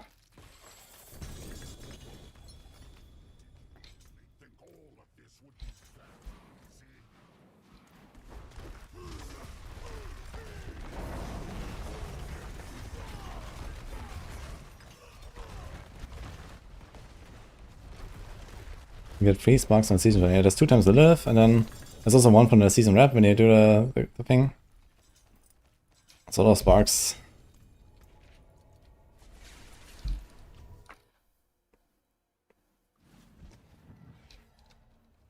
He's talking a lot of the Brandish Paladin, and reason why it's so hard to get for T4 and especially Bloody Sigils, even though it's an S tier build. Sounds a bit sus. Maybe you're just undergeared. Like the unique weapon has a massive range of the unique affix, for example. So check that out. Adaptability aspect is hard to get. pretty high range as well. Also make sure that you actually shotgun enemies properly, so you wanna like always hit with all 8 projectiles on bosses and stuff like that. That's kinda important.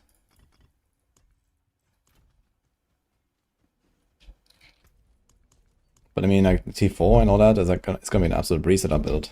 I played Banished Paladin a lot last season, and yeah, okay, Paladin is a bit weaker now, but you know you're gonna be destroying T4, and even T5 bosses I think shouldn't be such a big deal of it later.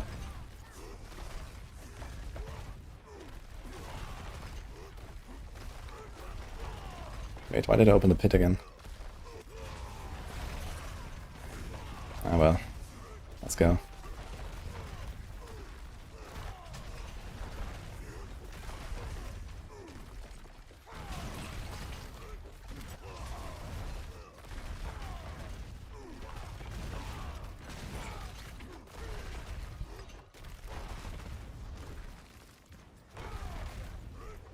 My attack speed, yeah. Not 20, what?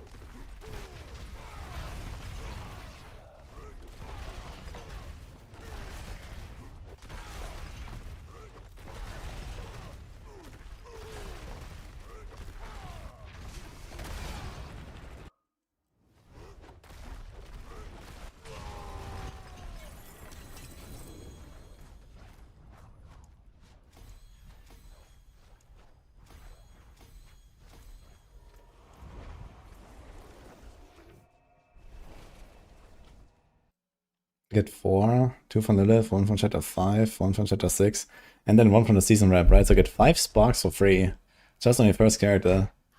It's kind of wild, actually, eh?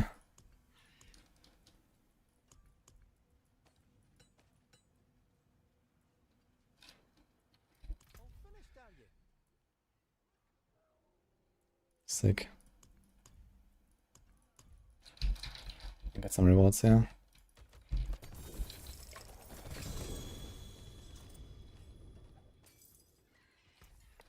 Now, normally I would gamble amulets, but I guess we don't do that here. So what do I gamble, actually? Sure as hell I'm not gonna gamble fucking two-handed swords.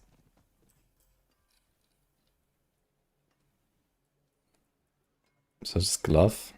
Like, this fucking class has like nothing to gamble because everything is uniques, man. I guess you gamble gloves, I don't know.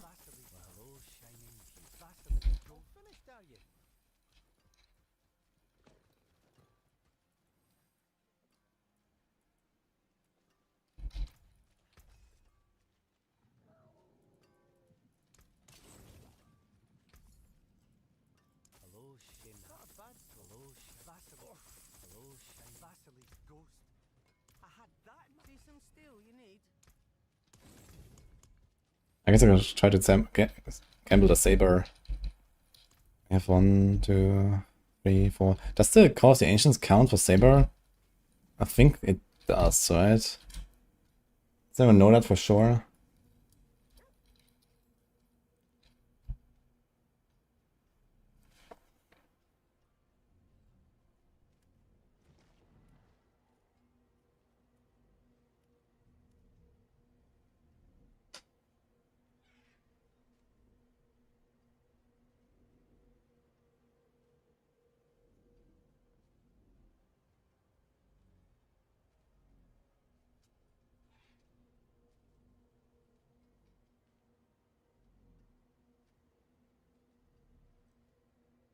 I drank 5. Oh.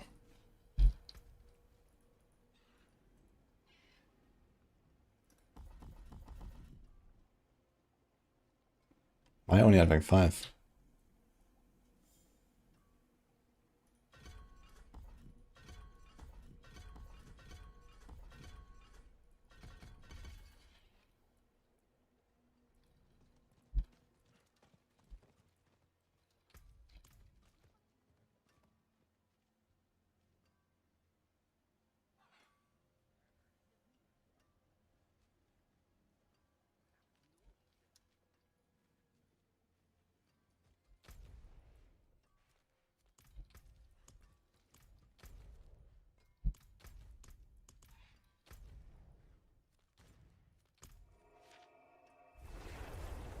I am playing Hodabab, yeah.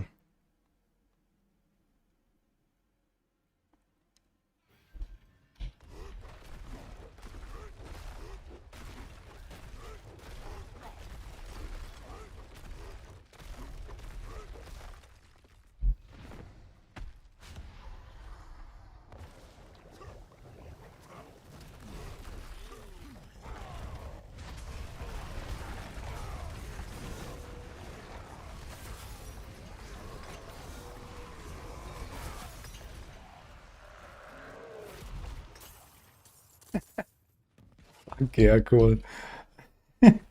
Would you have hated less if there was a blacksmith next to the butcher? Or do you just hate it?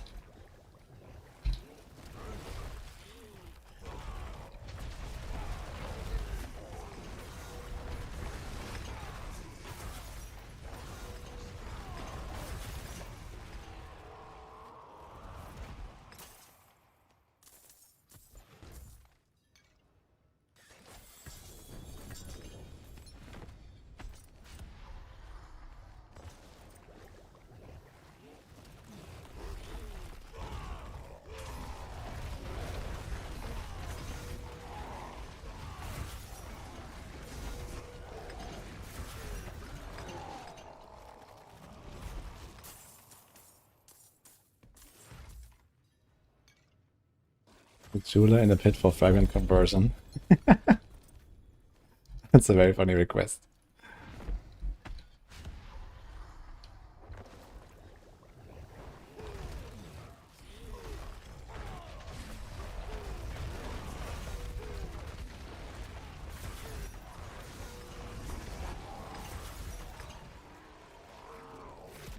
Glint's animals less toughness than Indomitable? Yeah, Indomitable is something like probably 20% toughness, and Glint's is like, I don't know, 5-6%. But Glint's gives you the extra resolve stacks, which is really strong for the Juggernaut builds. You just have to deal with the fact that it can be crowd controlled, but you have Defiance Aura, low cooldown normally, so it's not that bad.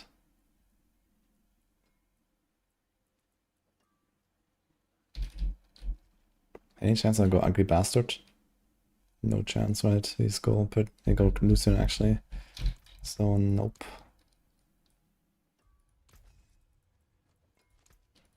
My hammer sings on your return. Oh. I think I'll do Vashan, right? I can actually do the Whisper.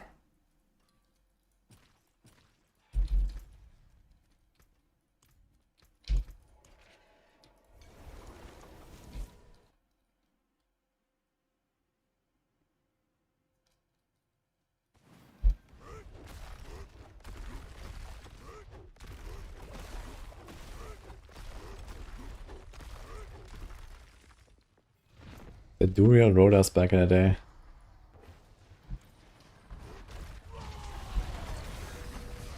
Holy, yeah, I had to run there. You're right.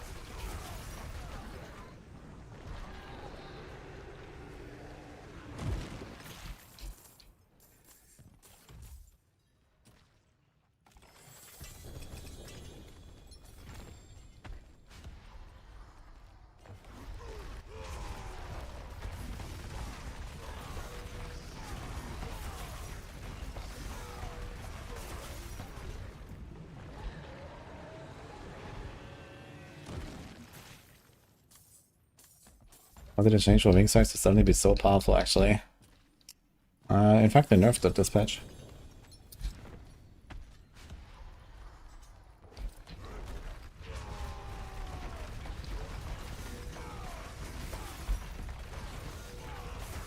That's acidic.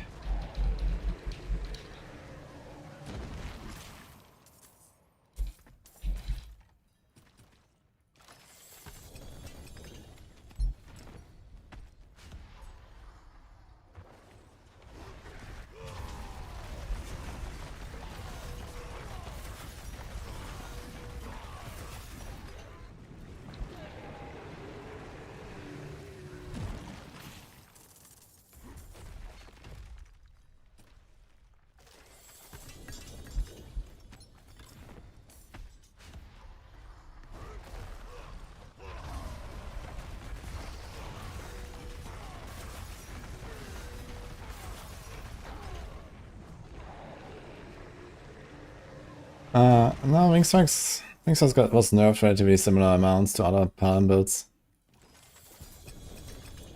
It was just that good, you know. I mean, Wingsucks was one of the best builds in the game, and it continues to be basically. So, not really much happened, you know. It was like high S tier last season, and it still is. So, they brought down the Paladin, but you know they didn't bring it below other classes.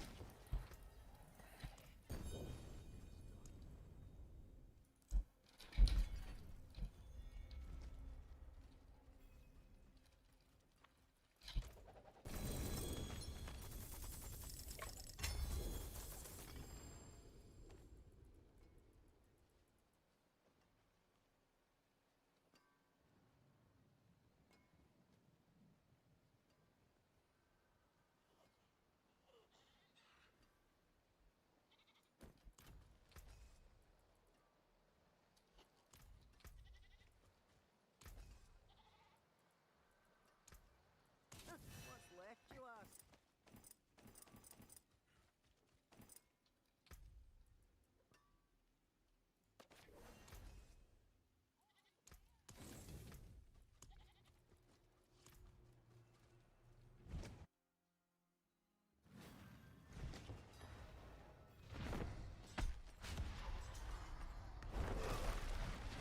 Yikes, Momo. I think you're probably better off with the non-GA Kapaleka actually.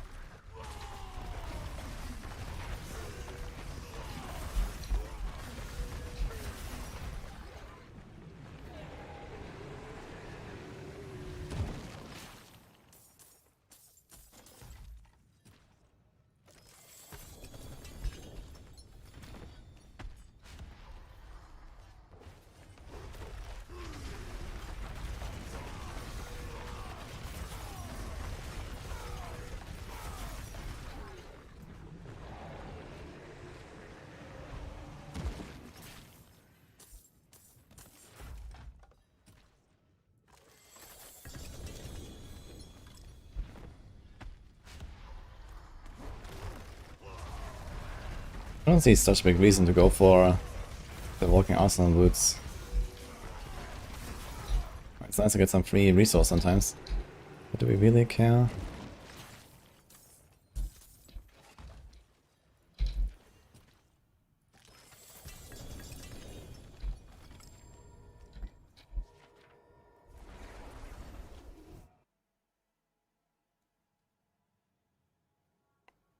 Same mind mist. But it's really refreshing to play some D2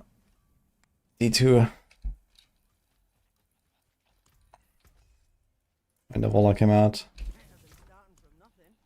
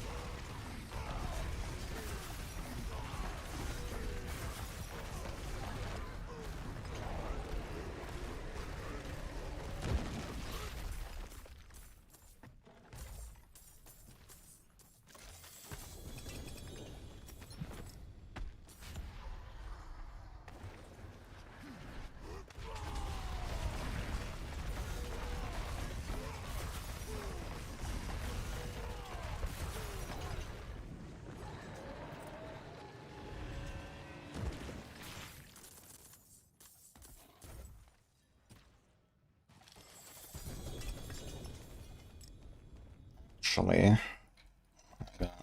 be in a minute or two. Getting a drink and stuff.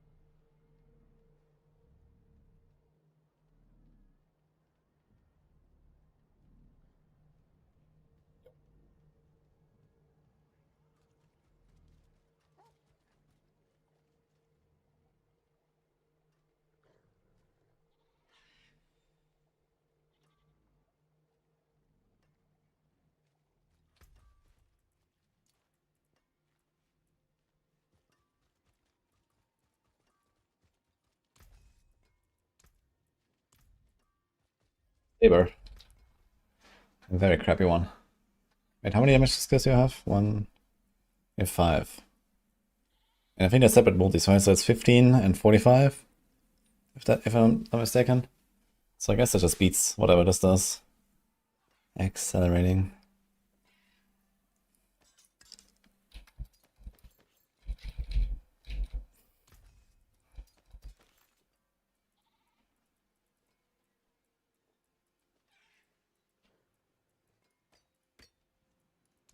What is it, well?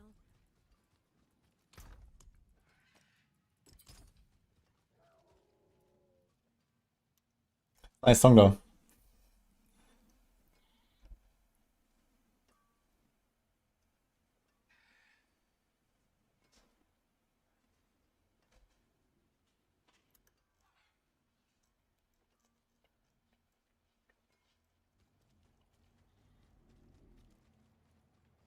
We're doing wash on.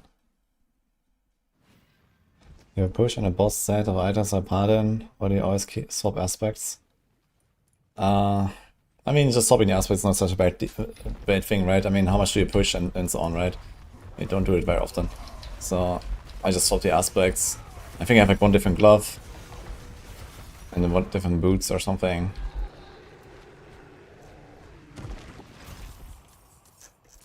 So that was basically it.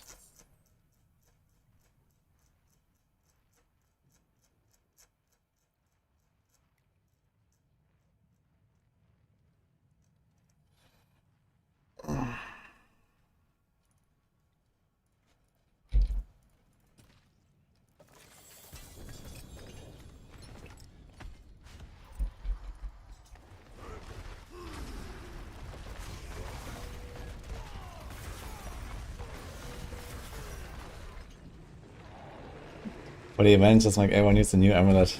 Holy man. You could do something like only the butcher uniques are allowed or something like that. That would be funny.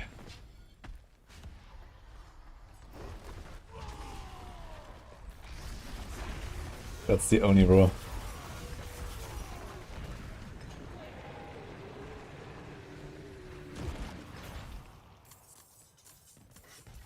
We're pumping now, man. These T4 bosses are easy.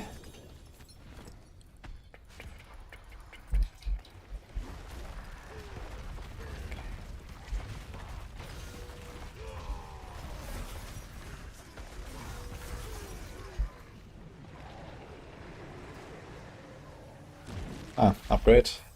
Right here.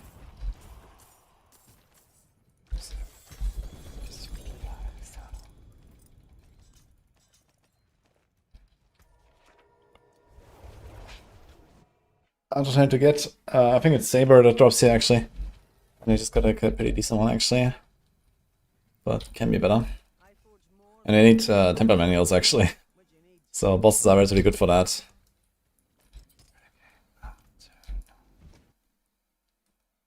I'm running Hoda Barb, Taba.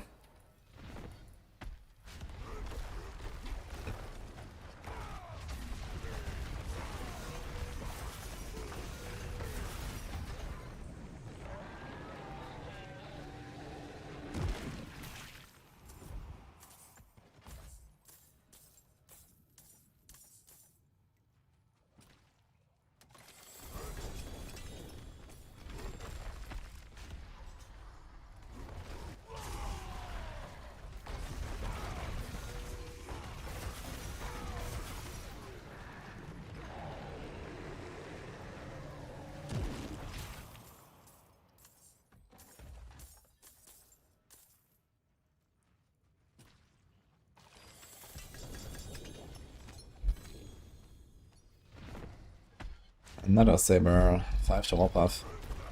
It's not bad. Pretty close actually, the Saber.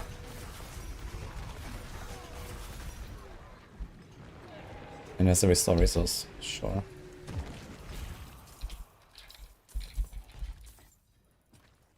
Too bad. 3 to core skills, 5 warpath. Close. It is warpath, the core one, the overpower one, okay.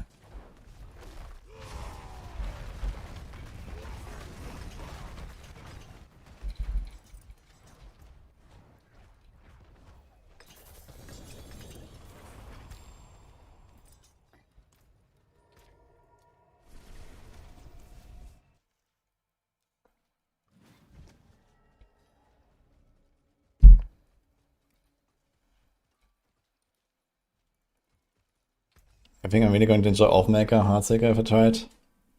Yeah, let's see. I will play it. Dude, what? This thing has 33.7% crit chance against close enemies. What the fuck? I just noticed that that's a thing. What's left, you ask?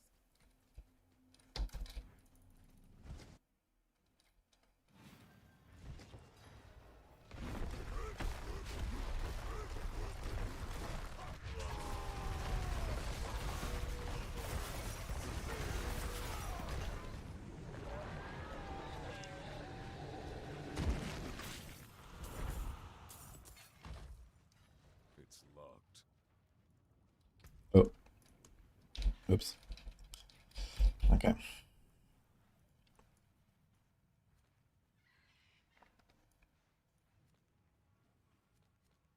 I should probably do the quest at some point as well as I have already the spark ready to turn in pretty much, I believe.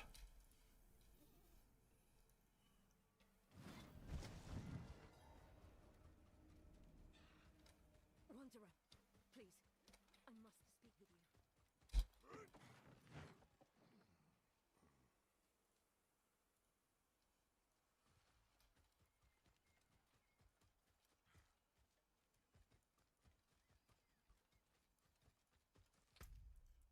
Oh.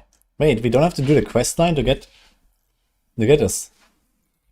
But I guess I can't do Butcher, right? There's no Butcher boss. Okay. I already have 2 infinite caches, man. Funny. Are we gonna save the XP ones? I'll not do Necro or Druid, I guess.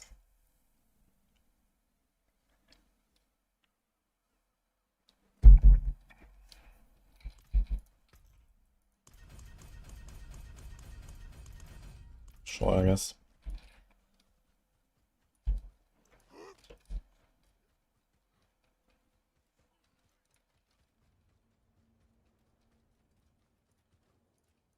Greetings. My name is Tayana.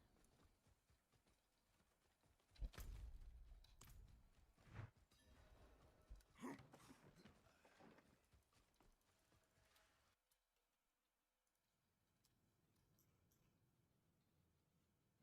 you certain? When we're getting those boss mats, Seems they just accumulate over time, basically. Helltide and Whispers and whatever. the shrine attracts. But I mean, you get so many boss mats these days anyway because of the, like, the near boss sigils, right? Or like, you have many free boss attempts, right, from the sigils. So I don't need many mats this season. I don't really try to farm boss mats.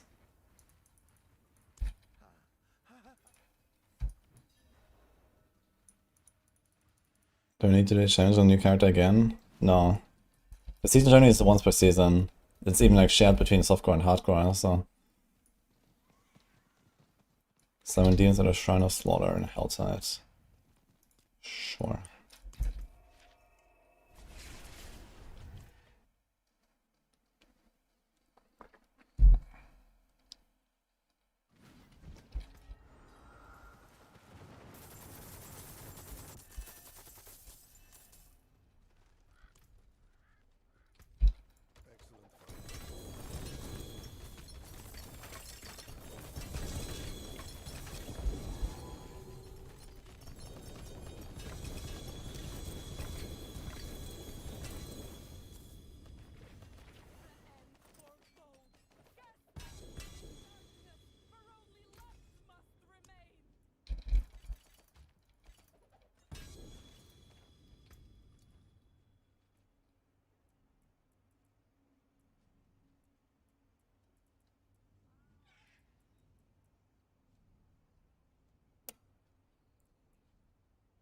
Well, it's actually 1 in 4 when I hit one of these chests to be a Hoda, right? And every other stat doesn't really matter. And defensive stance I would like to have at 4 at least.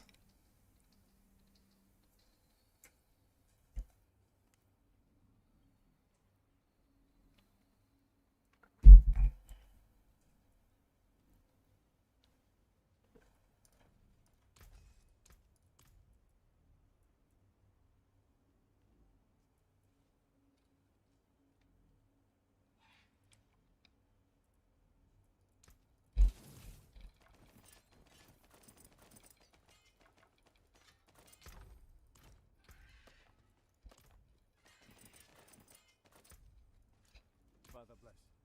What do you need?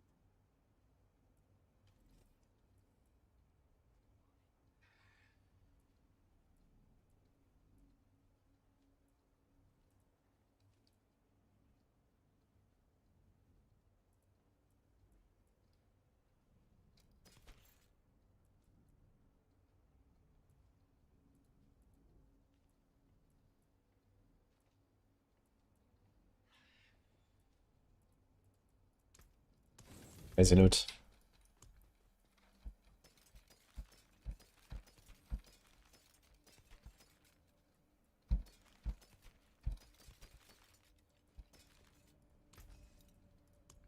That's good salvage.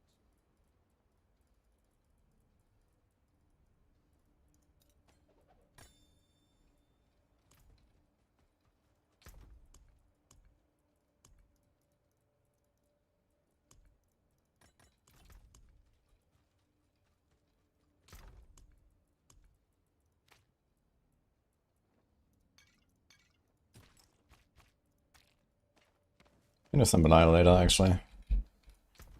Which other boss did I want? Shan, Sierra. I think Olivar was on the menu as well. Do I have any?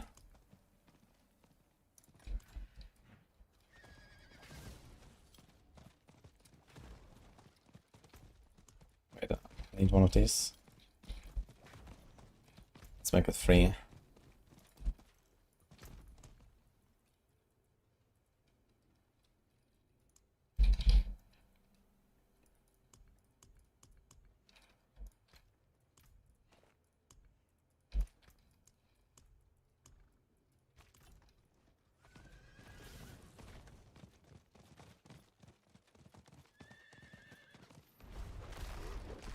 Been laggy?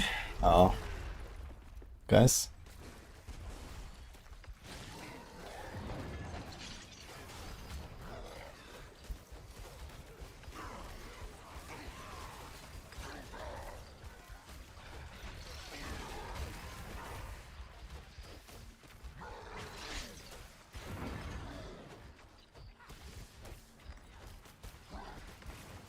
I did bloody had a boss but didn't get the reward what I did wrong. Are you sure it was a greater boss? Greater are specific bosses. There's Asturiel, Andariel, Harbinger, and Butcher. You need to do one of those. And it needs to be on T3 or T4, I think.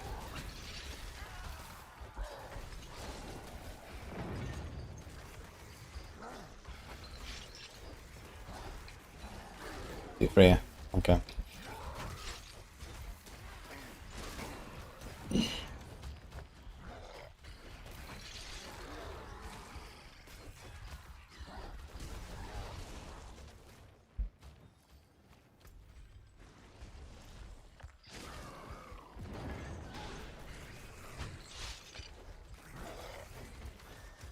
Oh guys, you're playing Bob. Just a bit different than before.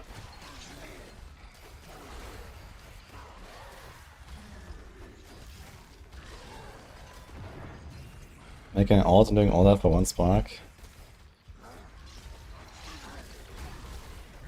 I mean, the season rep is really fast this season. You just can't, you can't do it like in Season 10. Like in Season 10 it was easy to just like farm the Chaos Scrolls. And you could just like, get like ults boosted level 1, right? But yeah, now if you get like an ult boosted and then just farm a little bit, like I don't know, how much did I play this character now? Like not even an hour. And I got the spark already and all the caches and stuff, right? And you also get tons of boss mods, Belial mods, whatever. So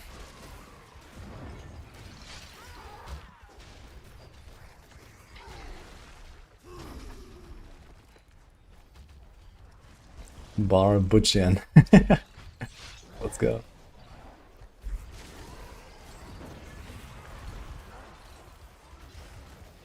Yeah, these reports can definitely die in hell, I think, in the future. I don't like them very much. And like these caches, man. Caches, caches, caches.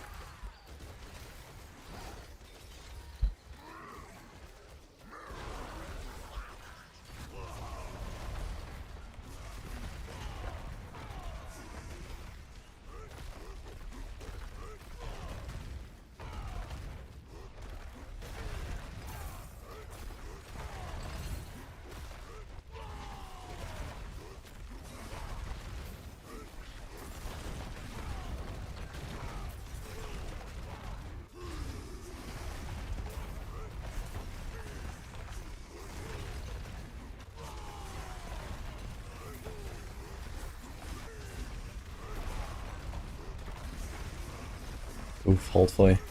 The secret is ignore the GA Heartseeker and go for double GA Dex Life. Trust. And roll the Heartseeker.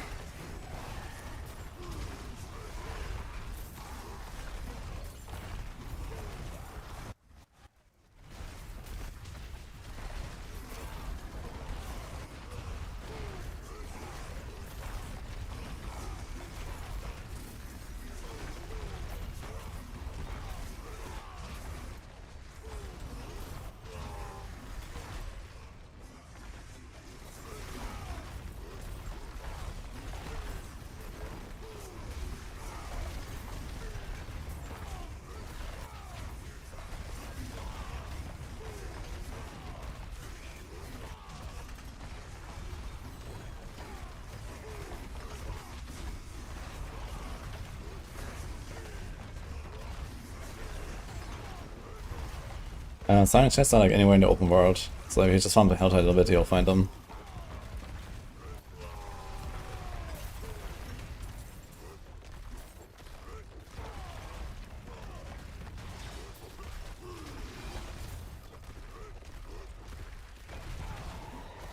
Maybe it's gonna do a 9k right now. Let's go.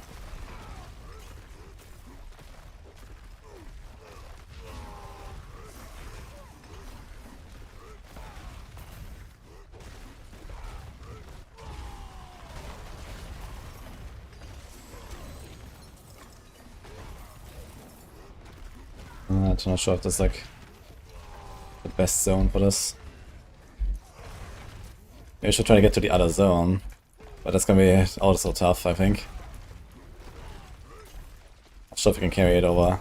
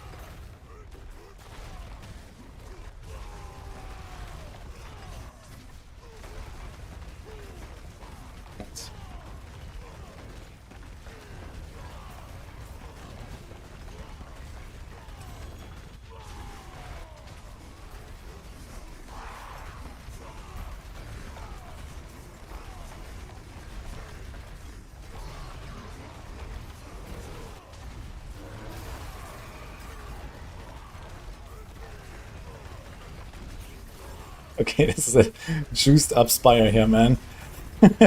With the event and with the Hellborn. Let's go. I'm like rubber banding here, holy. But my HP is like not moving. Or like my resource, so I guess that's good. Are we just like invincible in this build, or like how does it work? Is that how it works?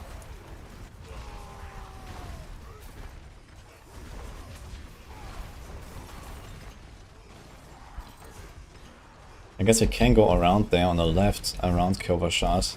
Not Cover Shot, what's that? What's that?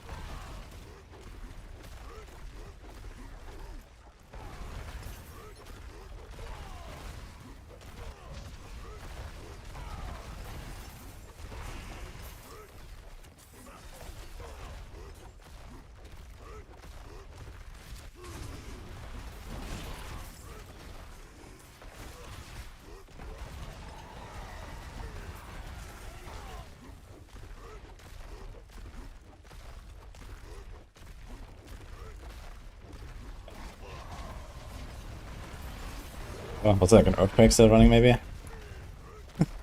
Sure, I guess.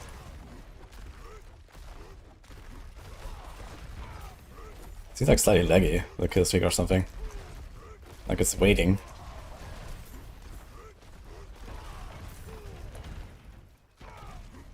Uh oh. F.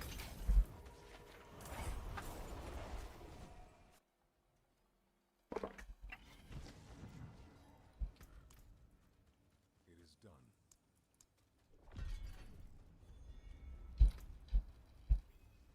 It's a guide for this build, eh?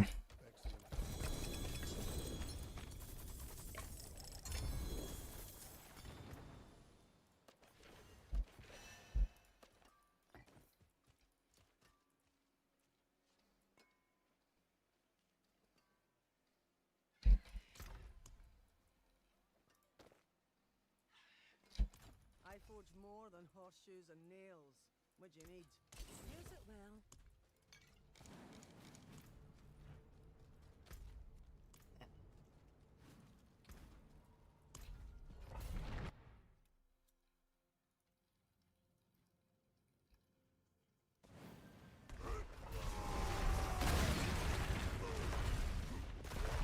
Dune is 300.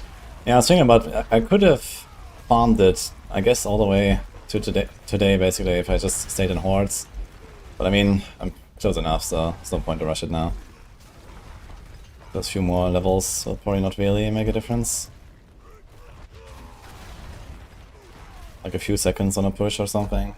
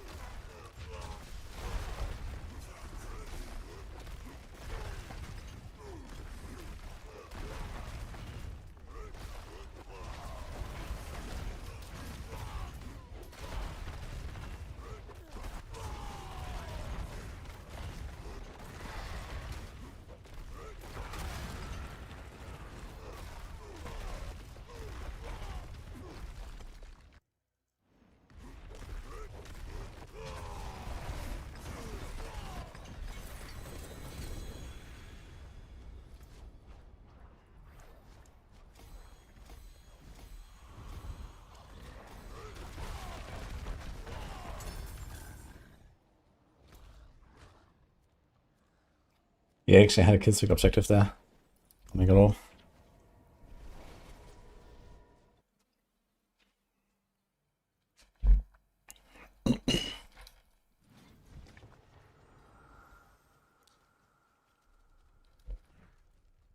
Yeah, XP is really fast this season because of the hordes.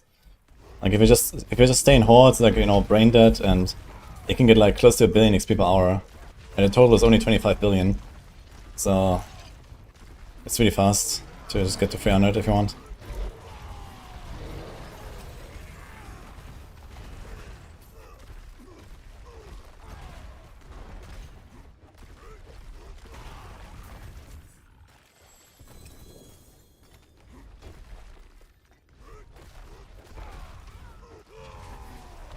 Killstreak for a Lump Rune.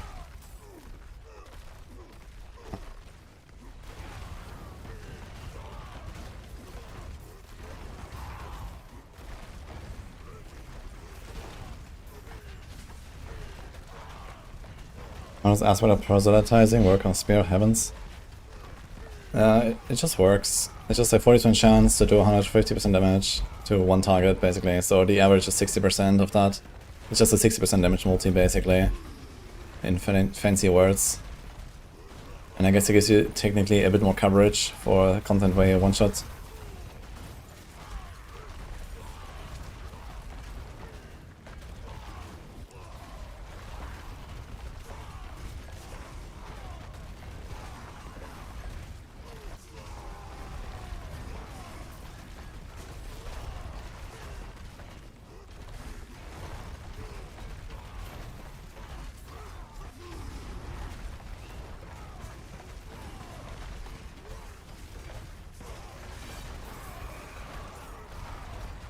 1 to 16 health with fresh meat gear should be fairly fast.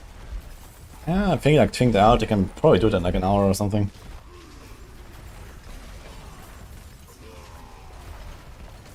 And okay, I'm not sure like how much you get from like the season rep. I guess not that much because most of the XP is like later. I think the season rep is based on like how much XP you're getting basically. And you don't get much while leveling. Oh wait, I actually have to open some of these chests here. I have like so much stuff.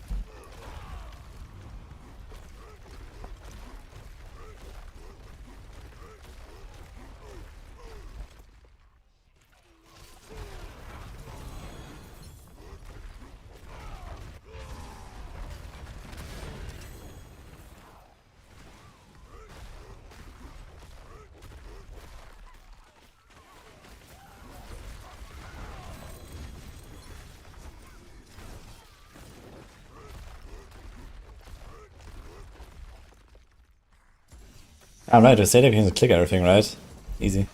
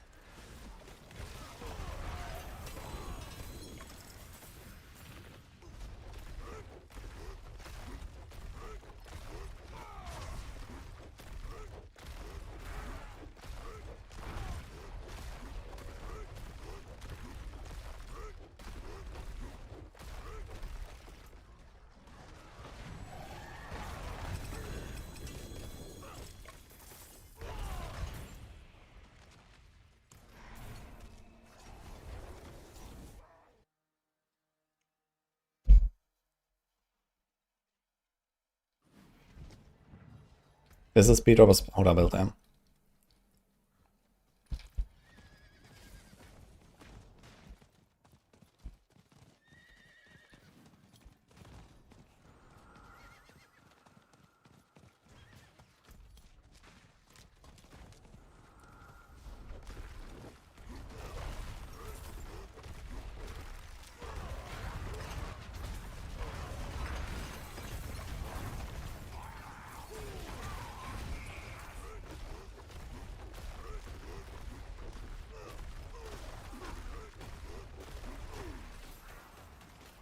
Yo, Leucht. Thanks, man.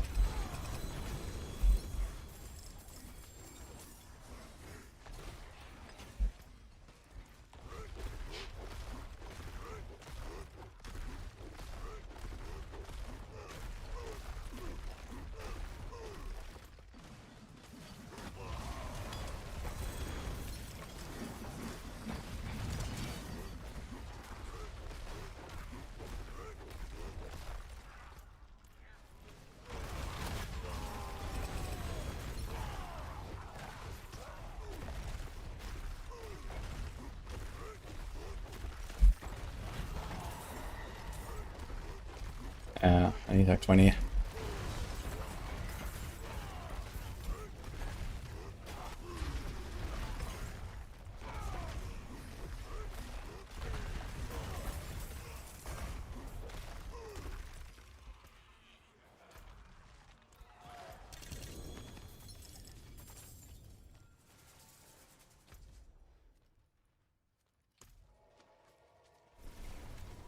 You already hired for D3?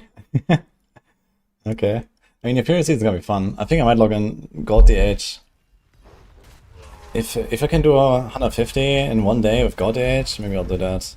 I don't really want to push Natalia another season right now. And Natalia doesn't really get much from the Ethereals. It's like a kind of minor thing.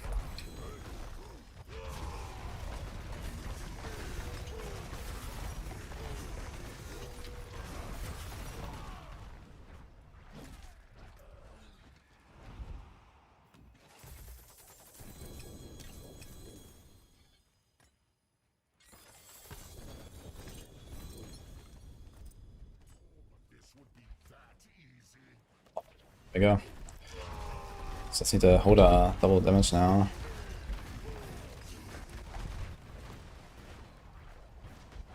God should work easy with Bowler.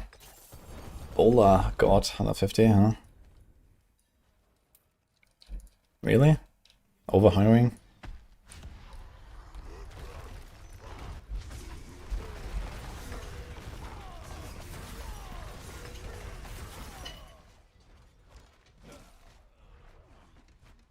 And love invisible fire beams. Yeah, Honkers try turning off low FX if you have that on. Apparently that helps. I think they just made it like disabled with low FX.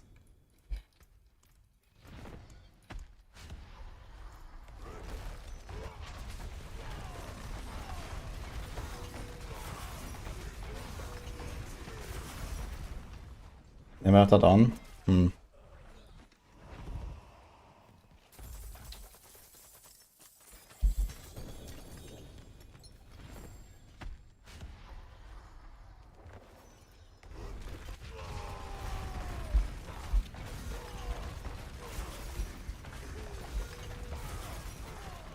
Dude, I'm standing in this beam here, and I'm barely taking damage. Look at this. What the fuck? I think you're just fucking immortal when you play buff in this season. Like, what the hell?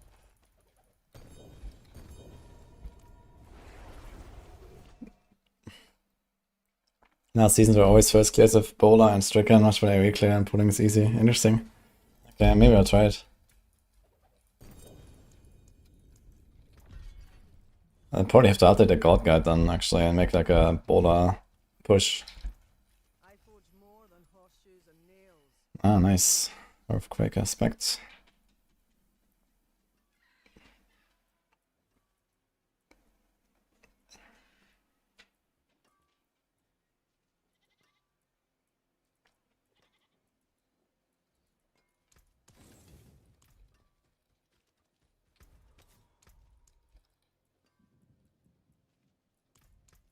Masterful work.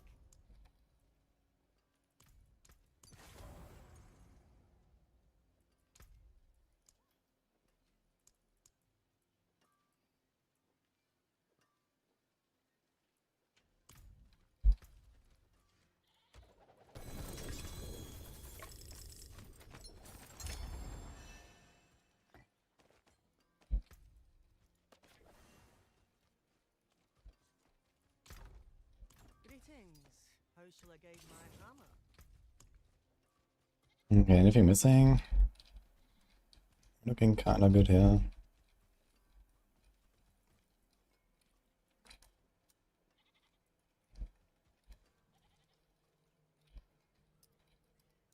Does he have some in-depth explanation about the Stelic?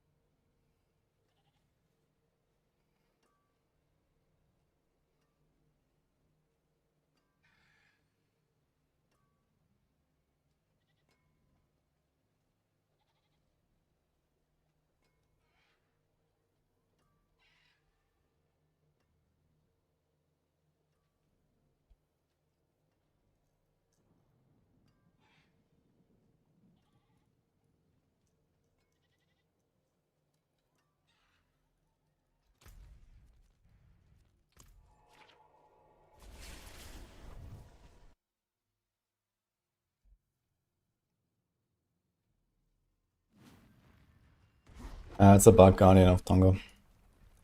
With non-ancestral bloodied items, this bugs out.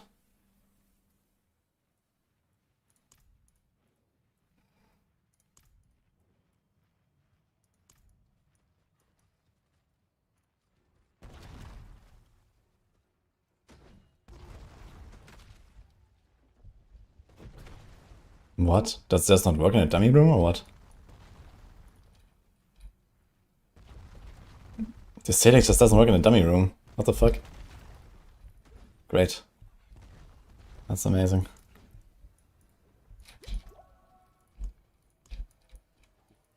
Won't lie.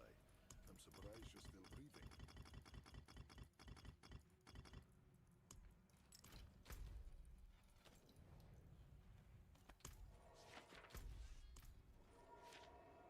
Imagine dying in training grounds. Yeah, I know at least 3 separate ways to die in training grounds, actually.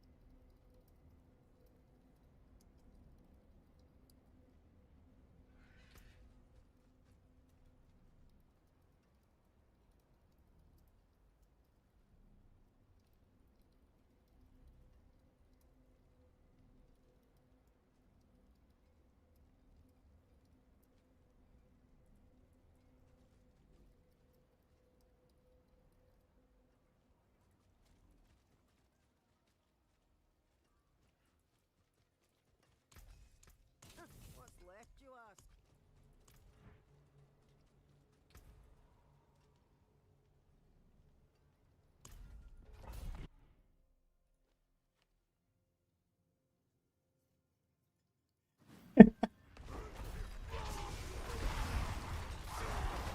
Bonkers is having fun, I see. Are you doing T5 Butcher or like what are you trying?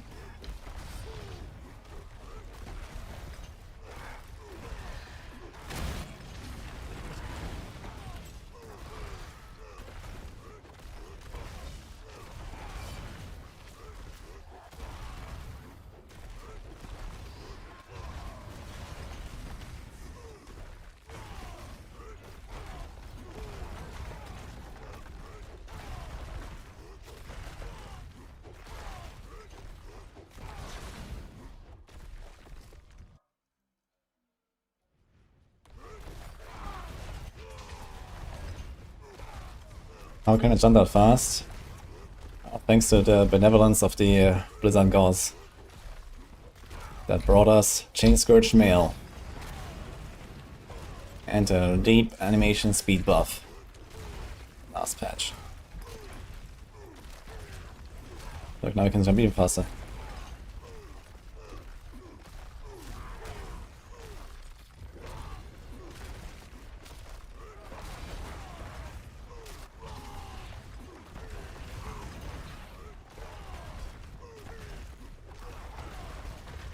Man, it wants to come in again. Okay then.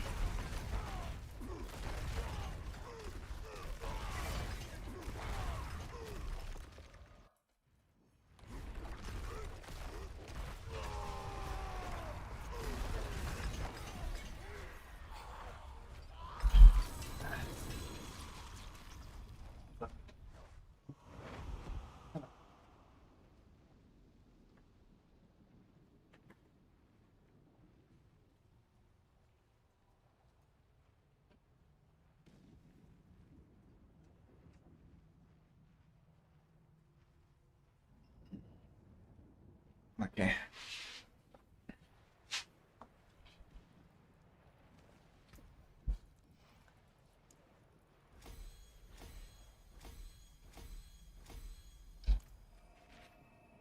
Yeah. Merlin, you're gonna learn how to play Barb now, okay? It's very difficult, actually. Watch. Yeah.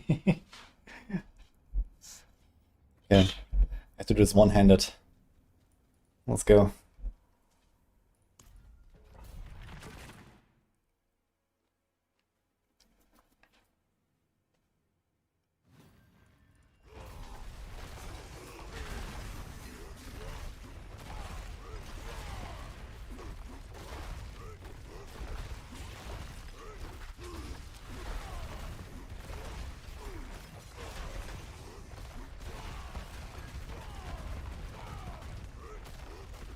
Why do you always want him to bite my ankles?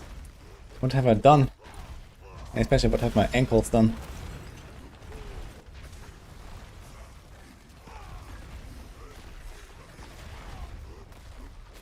Bit scuffed to control my character like this, because I have to click the Call of the Ancients.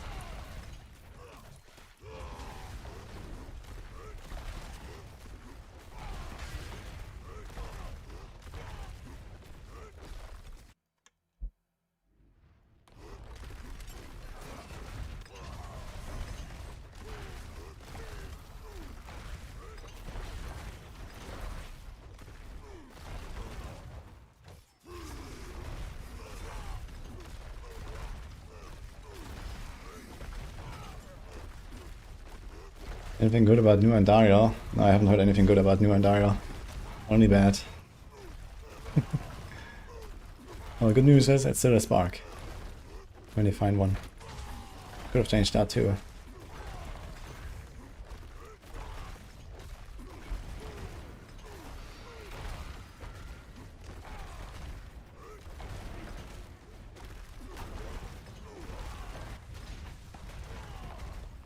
Okay, did you watch Melon? Now we bumped the boss, okay? Yeah. Now we pick up nothing.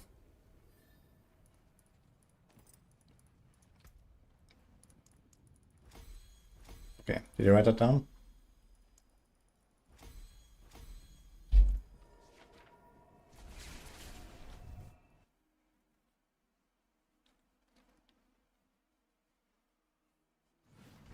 While I'm pressing the free button, there's this Merlin tapping the keyboard on command.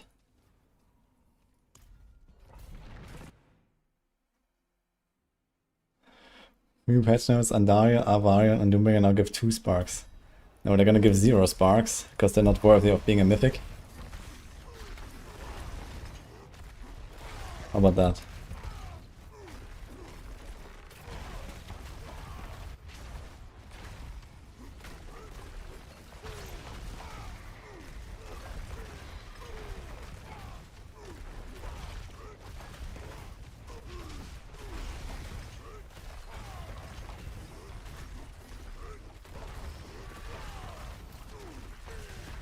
What sword am I wearing instead of Opus? I'm wearing a Monadni and a Saber. Oh, Griswold here.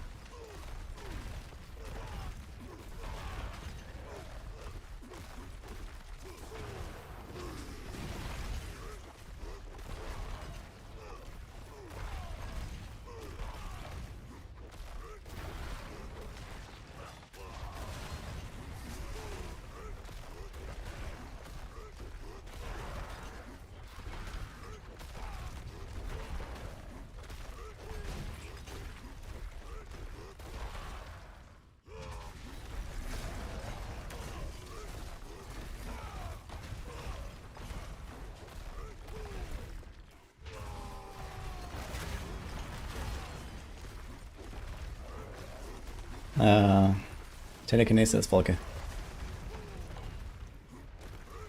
Sometimes I just stare at the tree very angrily. And then I jump.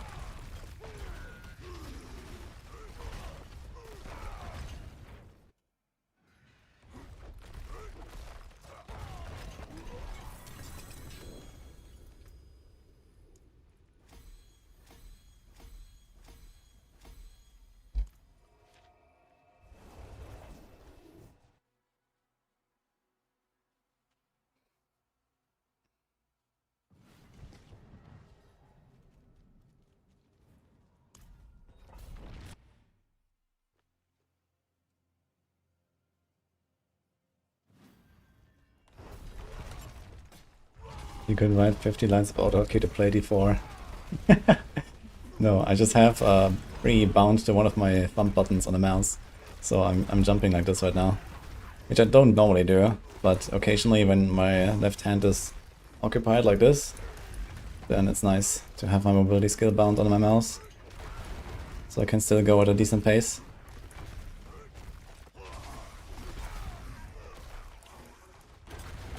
It's also like a failsafe in case my keyboard breaks or some shit.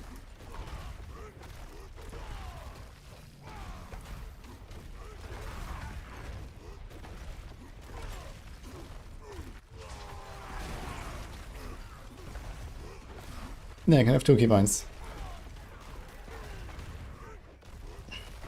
Now, interestingly, I tried to bind my left mouse button, like the left click, to a hotkey, and I think that is not possible. Which kind of sucks. I would actually like to bind my left click on a keyboard button. That is not shift, basically. Like, you know, you can do shift left click, but I want to do it with like one button. But I don't think this works. It's kind of that.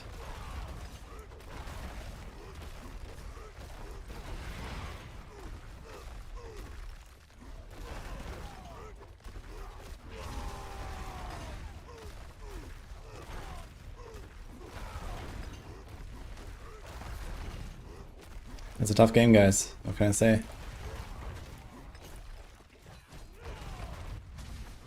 You can bind the same key to multiple things in Diablo 4, yeah? We have the technology, guys. It's crazy. Should probably go up a bit. We have to now, soon anyway.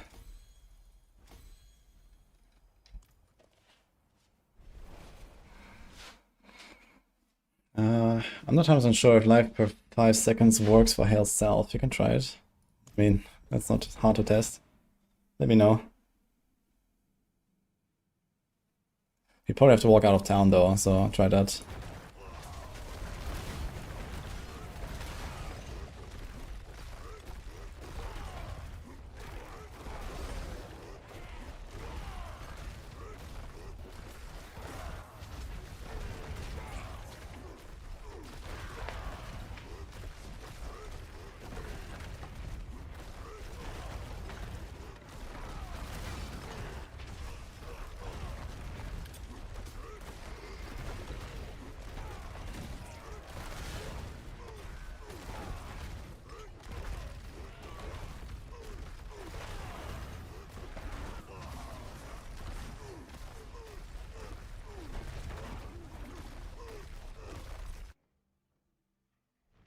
Yeah, I think life per hit should probably work for herself.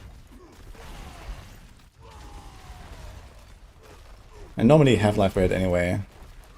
So, you know, there's no build without life per hit really. Besides something like what I'm playing right now.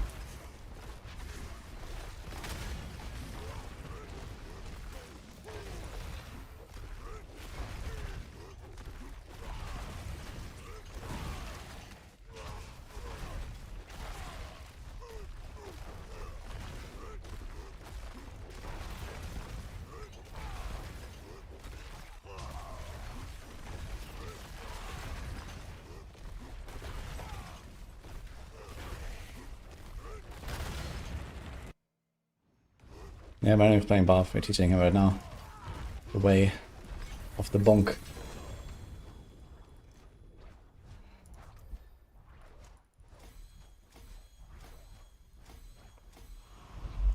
I'm not sure if I should really do this revenge glyph.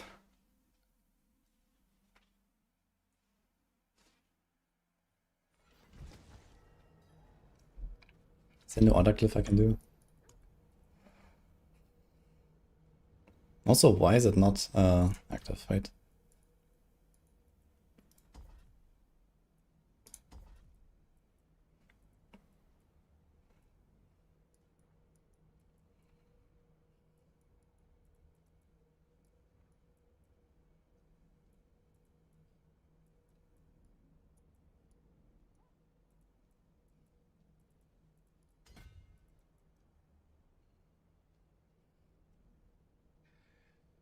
And maximum fury so far. And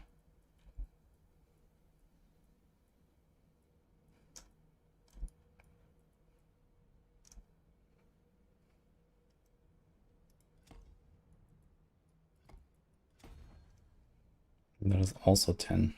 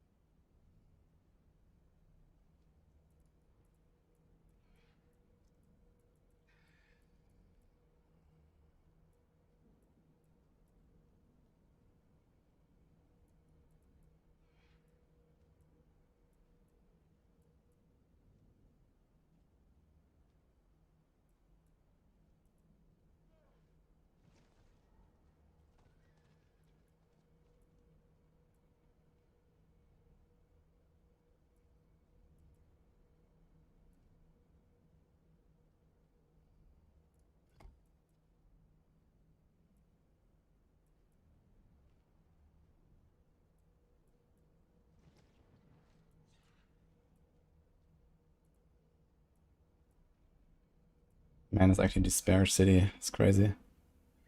This class.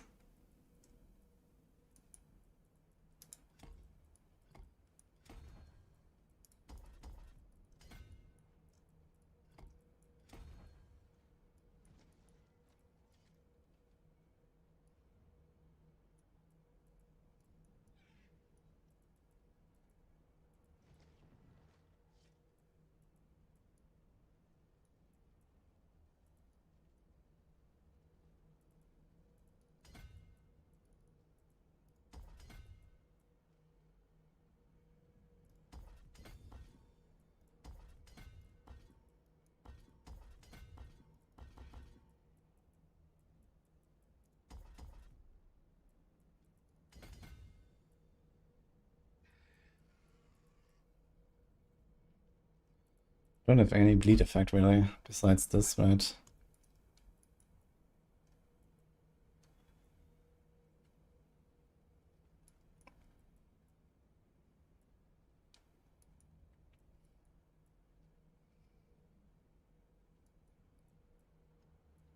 That's also a very good way of proccing Gauntslayer, by the way. we have Berserk Gripping or the weapon expertise.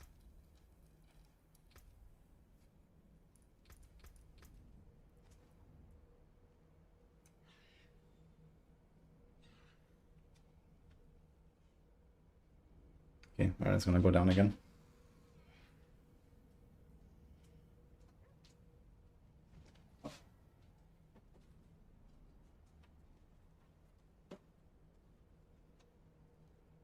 And we're gonna jam.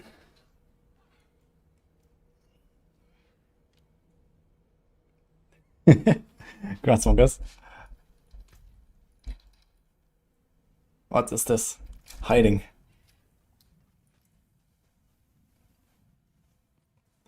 I don't know. I did it pretty early though. I mean, I did it on Paladin, so it was kind of easy to do Butcher and stuff.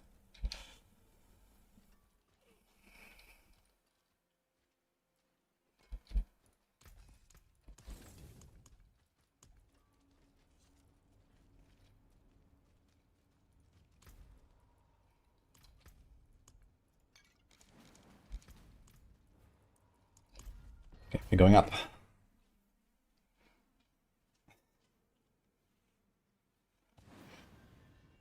Almost 50 on your Rouge, kind of squishy. Well, you have Dark Shroud, and you have Barriers on Second Wind, and you have the Get Good element. So that's usually how you survive as a rogue. Shadow Clown also gives you damage reduction. Preparation gives you damage reduction. Rogues are actually relatively okay, I'd say.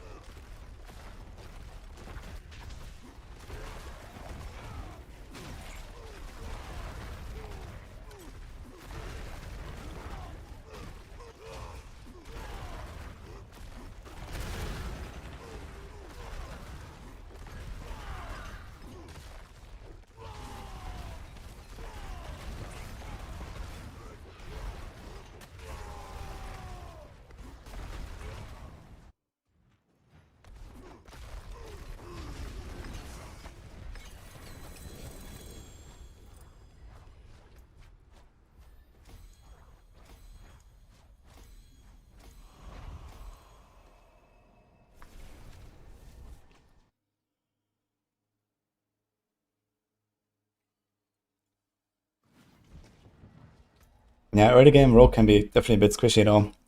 Gotta be careful with that spell call.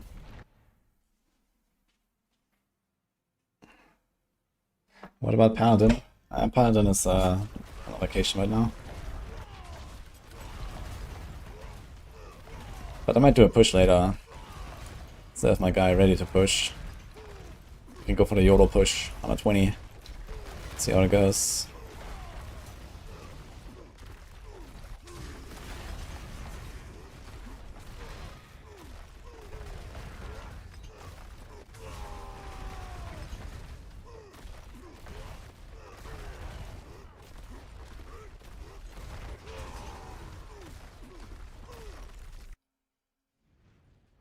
How to fix Heartseeker energy problem?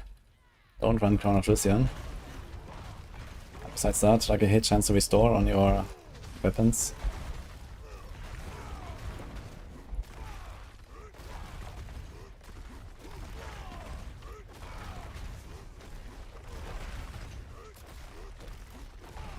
Does Wing Strikes feel really strong? It does.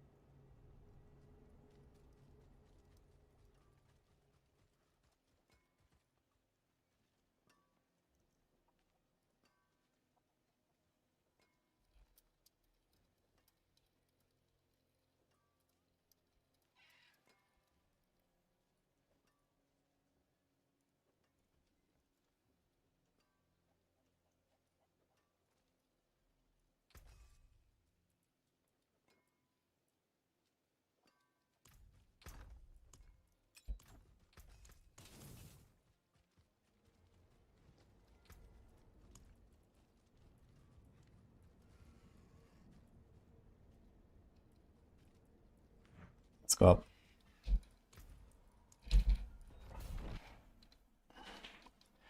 He did pit 85 on wing strikes, could go higher. Yeah, Snail has done 115 with wing strikes. So it's quite up there, it's like one of the top pushing builds. And I've done the T4 Horde with it, killed Bartok and got the chest and everything, so you can do 1000 Eder in a T4 Horde, kill all the butchers, it's possible. Pretty good. And of course T5 bosses, no big deal. Once they're decked out.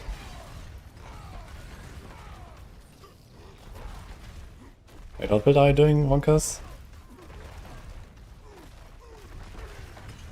Are you still playing Fist or something else?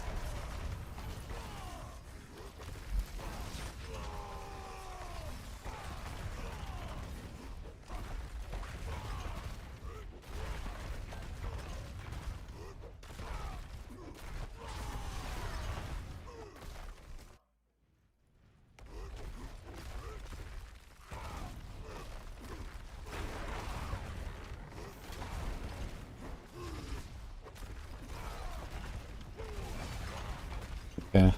Yeah, like, we have like a long boss fight, and then something where you have like dodge mechanics, and you have to like evade around with Argent Veil. I hate that, dude. It's really awful. Like, I really wouldn't want to play Argent Veil on like a long fight.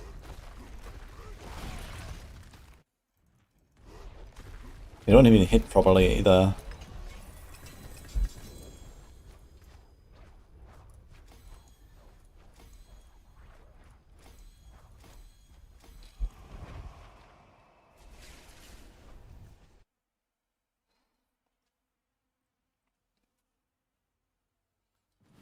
Yeah, just right click spam with Fist. If you don't have a Starless, I guess you can forget about it. But with Starless, it should be fine. Yeah, this is Hoda Barb, that's on.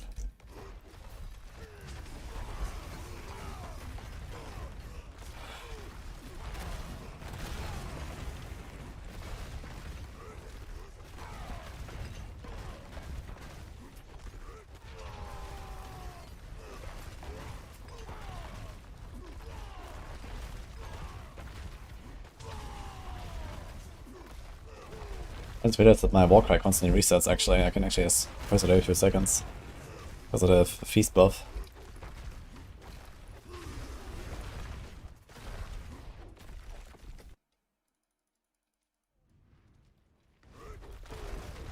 Darius. Holy. Big attack speed.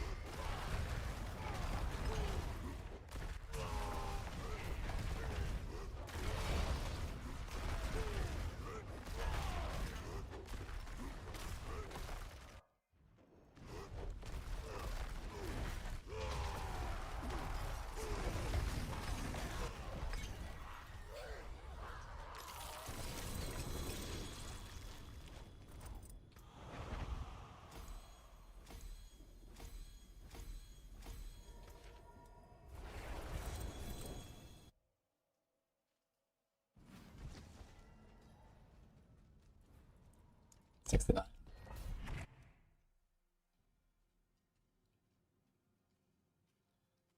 That's the reason for stacking attack speed on Aura then. It increases the tick damage of the Aura. You can actually get cap 1 and cap 2 maxed. So you do triple damage at the end.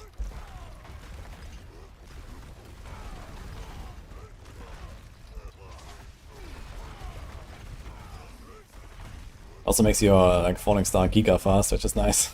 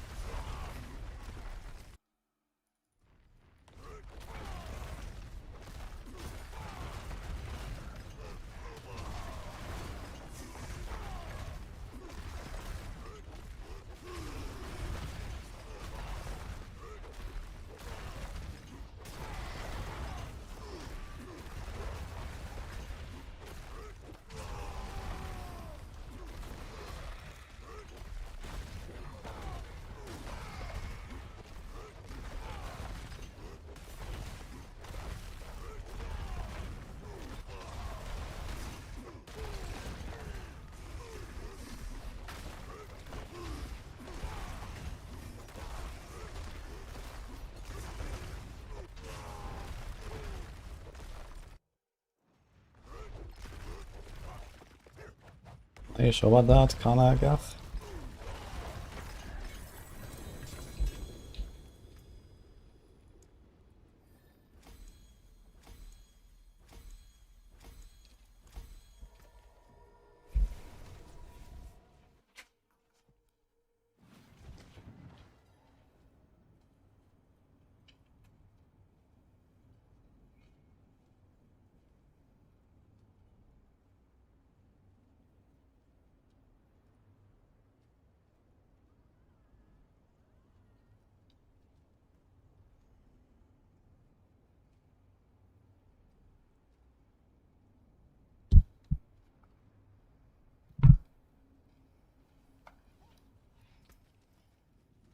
That's pretty nice. I don't know what I have actually, Monkus. How much toughness should I go for T4 hardcore if I'm safe? Yeah, like 200-300k toughness would be relatively good. Then you mostly have to watch out for, like, you know, explosive and executioner sword and stuff. And I guess some of the layer bosses are kind of rippy.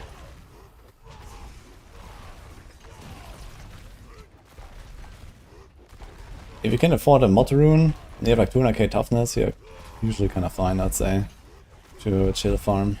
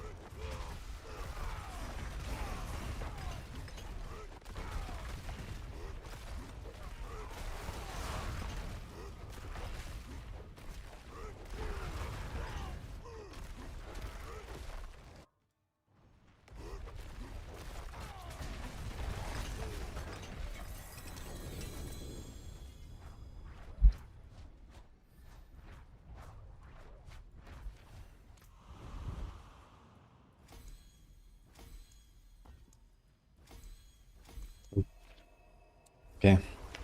I actually failed a 90% upgrade in that round of 69.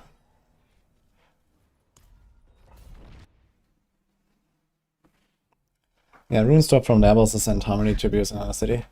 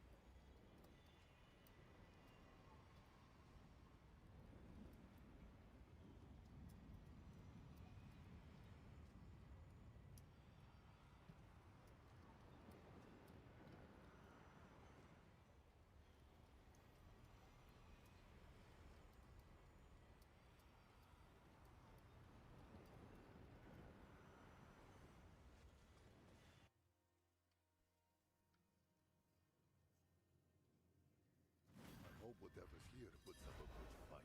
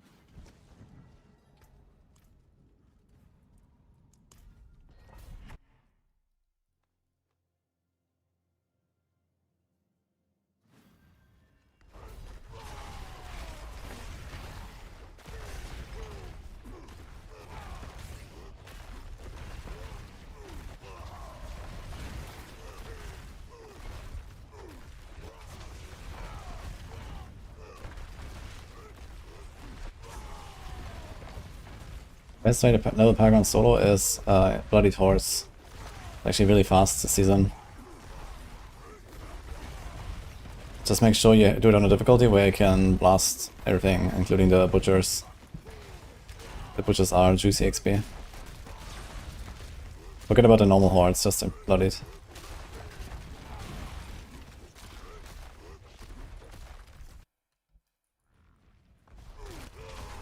Do you know Butcher boss version loot table? It's the new uniques. You can see them in the patch notes. So Duncan. So they're pretty bad. The loot table is really bad on Butcher. Yeah, it's only trash.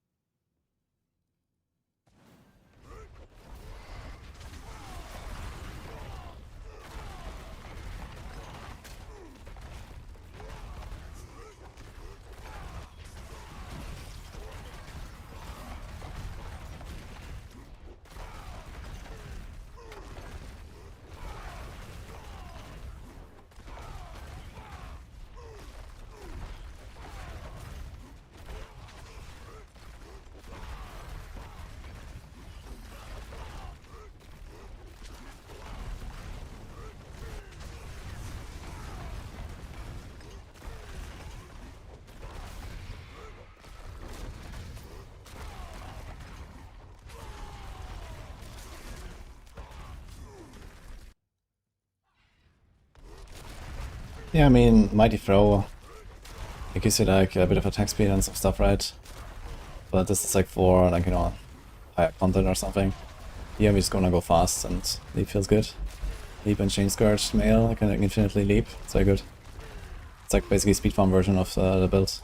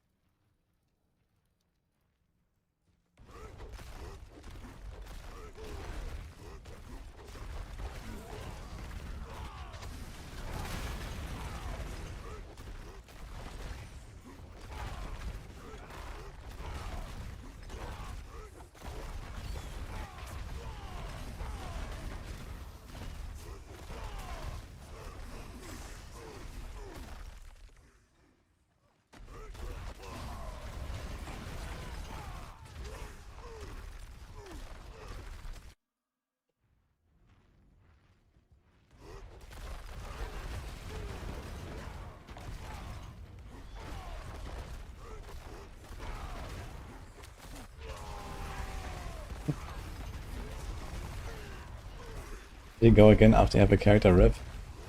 Well, the secret is I didn't rip. But the other secret is you just go again. I don't know, that's what you do when you play hardcore, you know? You go again.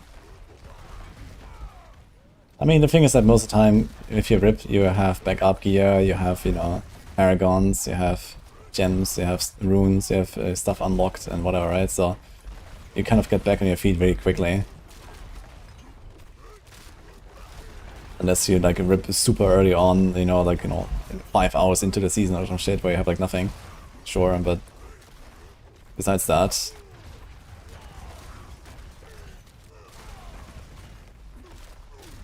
you know, at this point, you know, I have 290 Paragon. Like, I load up a fresh character, and you know, I'm in Tone 4. You know, I just exist in Tone 4. You know, I don't have to do anything. So, I have key in my stash, I have mythics lying around.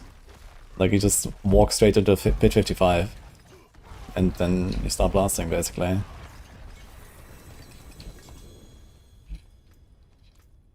Finally, I'm out the Ancients.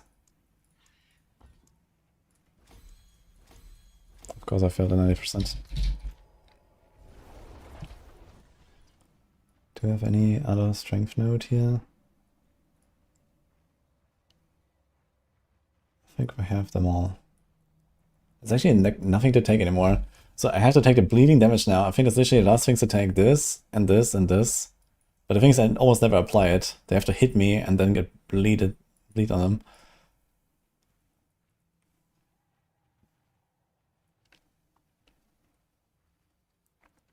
This is maxed. This is maxed. I guess you just take the random strength nodes at the end. Like I even took this here already, which is like kind of whatever. I don't think I even need the movement speed. Do I even need this? Does it even do anything?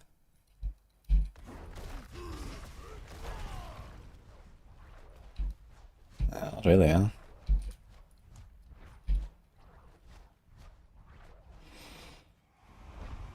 Gain 50% movement speed and 20%. Dude, 50% movement speed, what the hell? I think I might just take this off, yeah. I think these points are like really... I mean 4 Fury on kill. But I feel like I never really lose 3 at all. 1, 2, 3. So 7 Fury on kill. I mean technically it makes it safer when I take like heavy damage or so, but I feel like it just never happens. I don't know. I have almost 3k strength, I guess.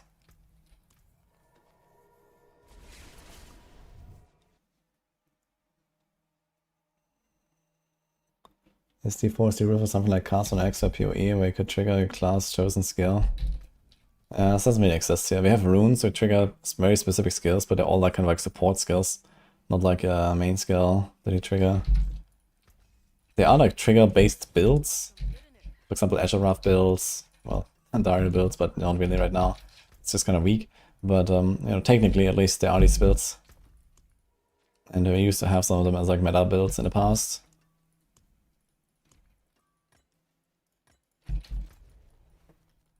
do a quick Undercity. What does hold above mean? It means Hammer of the Ancients Barbarian. You can't scale triggered skill damage. You can scale the triggered skill damage, but usually not as efficiently as in particular core skills. So most builds that are like meta builds in the game are core skill based builds. But there are exceptions, like last season we had Judgement Paladin as the strongest build, for example. And that was not based on any skill. That was basically like a trigger sort of build. You know, it's just like a sub skill, which is like another way of triggering stuff. And you know, this gonna be scaled with stuff like, you know, core ranks of Starless and these kind of things. And it was still the best build, or like the strongest build at least. So there's that. You know, we have stuff like Wing Strikes. It's pretty similar. You know, it's also basically a sub skill. It's like triggered by your Arbiter. That's also like what they currently have as the best build, for example. So, you know, there's stuff like that. That is the thing.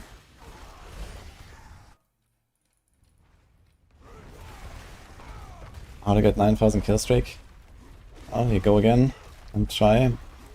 Someone said also like if you go on pre-torment difficulty and just like farm Maiden, like, I don't know, 16 times or something, you get it. So you can try that if you have like 30 hearts or something.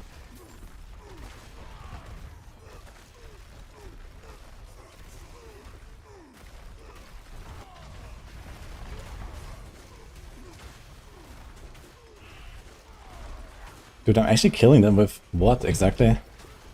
The leap. How am I killing them? I'm not attacking right now. These guys are dying.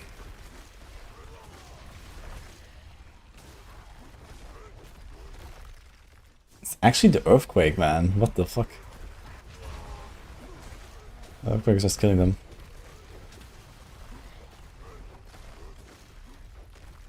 Not an earthquake bar.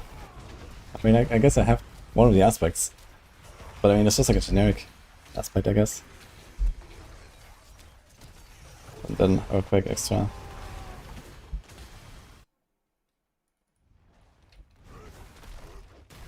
Why T3, not T4? I talked about pre-torment. So if you go to penitent difficulty, then you can do the 9000 kill streak. If you want to do that. Because there's only 2 hearts you need for the blood maiden. And this also like lowers the gap between the waves, so that you can actually keep the streak.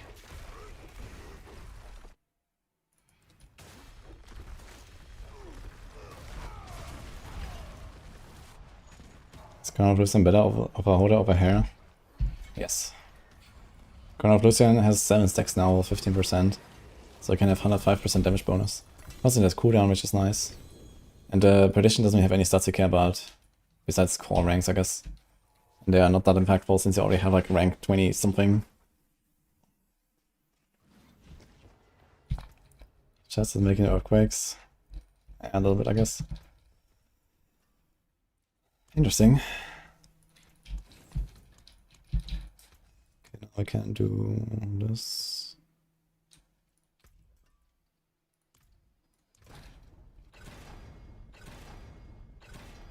There we go.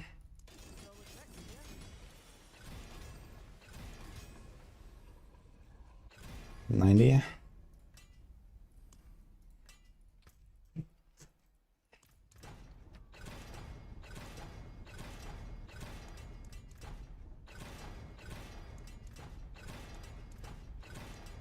We're gonna go way up now.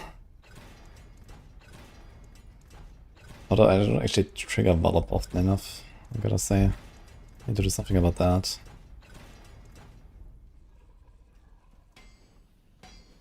I guess I can remove the Zek.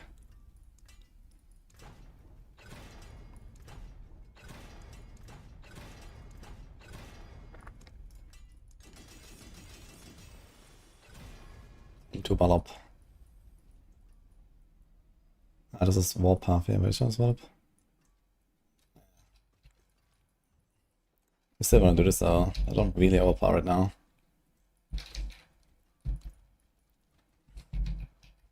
$19 seconds. It's fine.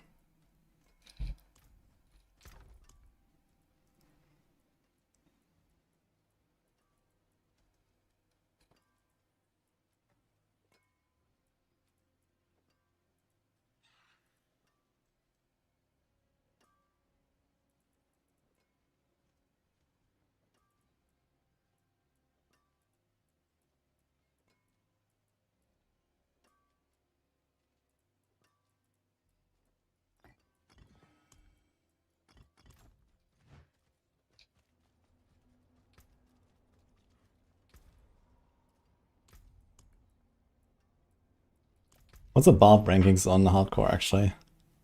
108? Holy. It's 5 tiers behind, okay.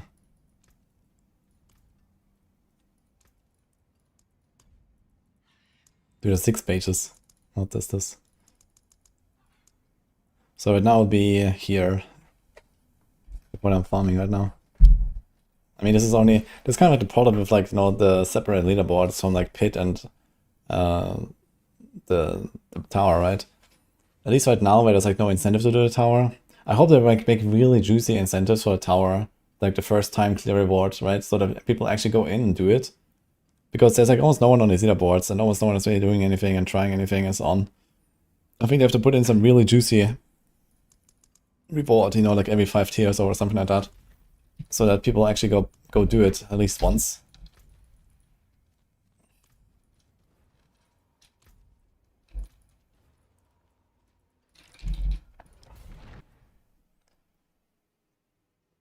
You have 10 aura skills, 140, and 3 aura skills, 180. You go for the 10.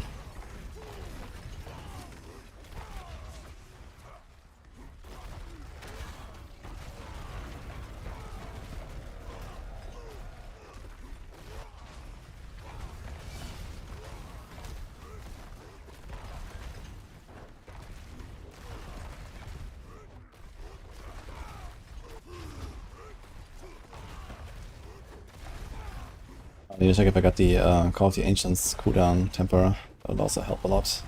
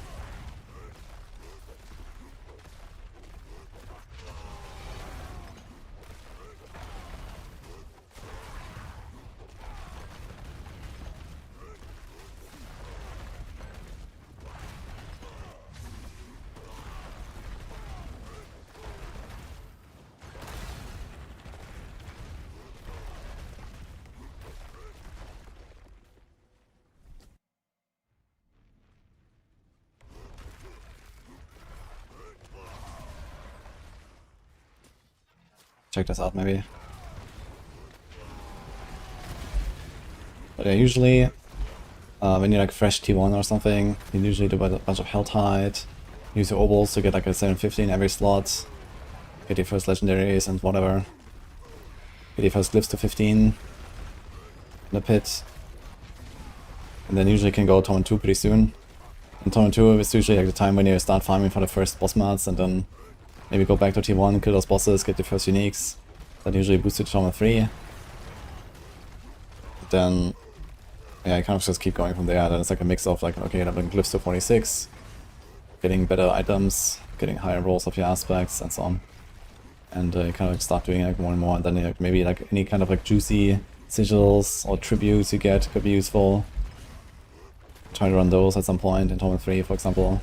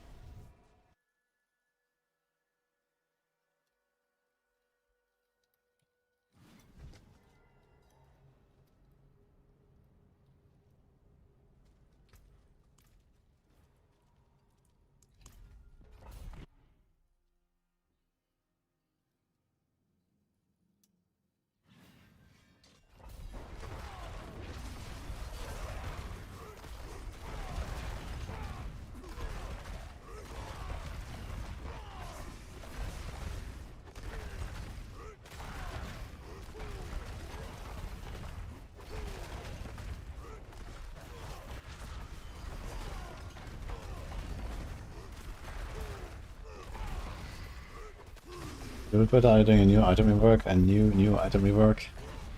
I don't expect like crazy fundamental changes, but one big change is that blue and rare items will be relevant in the future, and you will be able to craft them into like all the way basically with the cube.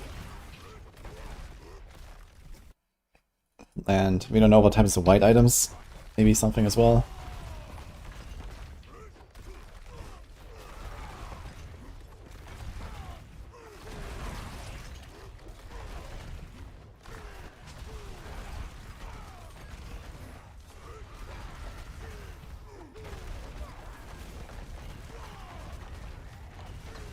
Can be upgraded into the same type of unique. Okay, so it only with normal. Yeah, there might be some creepers that be like that. So does it only work with normal items? Okay, there might be this maybe. And who knows, maybe we're gonna do more recipes. I'd really like to see like some really exotic stuff to do with like, you know, white item bases or something. I think there's like a lot of potential there.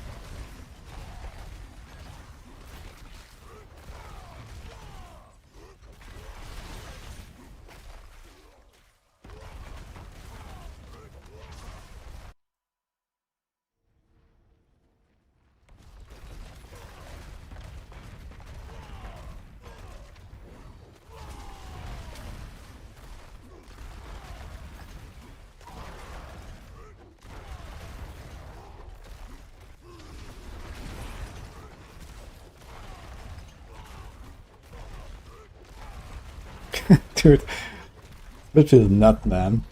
I think I'm just gonna keep jumping all the way to like pit 99 or something. I don't know. Who the fuck cares? Just keep jumping.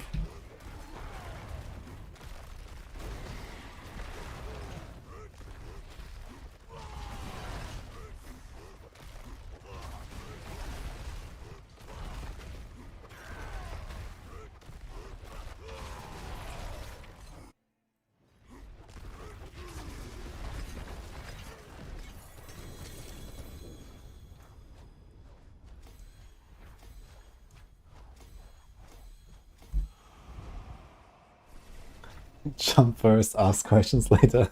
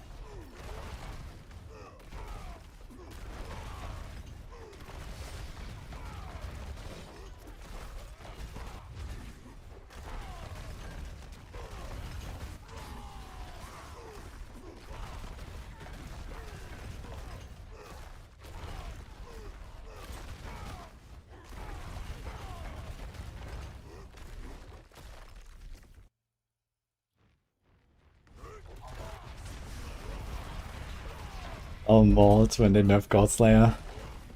Yeah, I suggested to them, just make it a mythic. You know, don't nerf it, just make it a mythic. I think that's a good idea.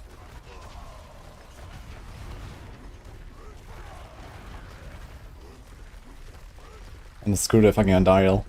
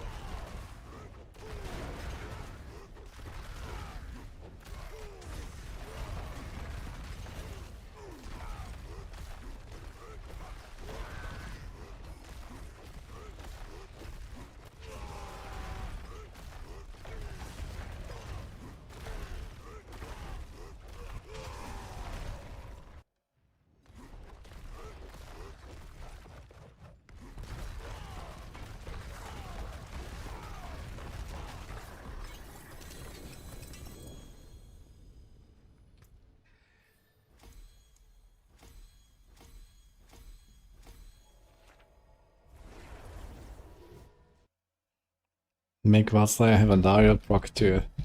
Oh boy. How do you proc Godslayer and Shadow version? So the best ways to do it is like Watt rune, for example Bugwatt is a nice combo. And the wolves. I have wolves on the Shadow Retribution build, for example. Rune. And otherwise Wild Bolt is also a nice option. So that's what I've been using on my Paladin builds. One of these.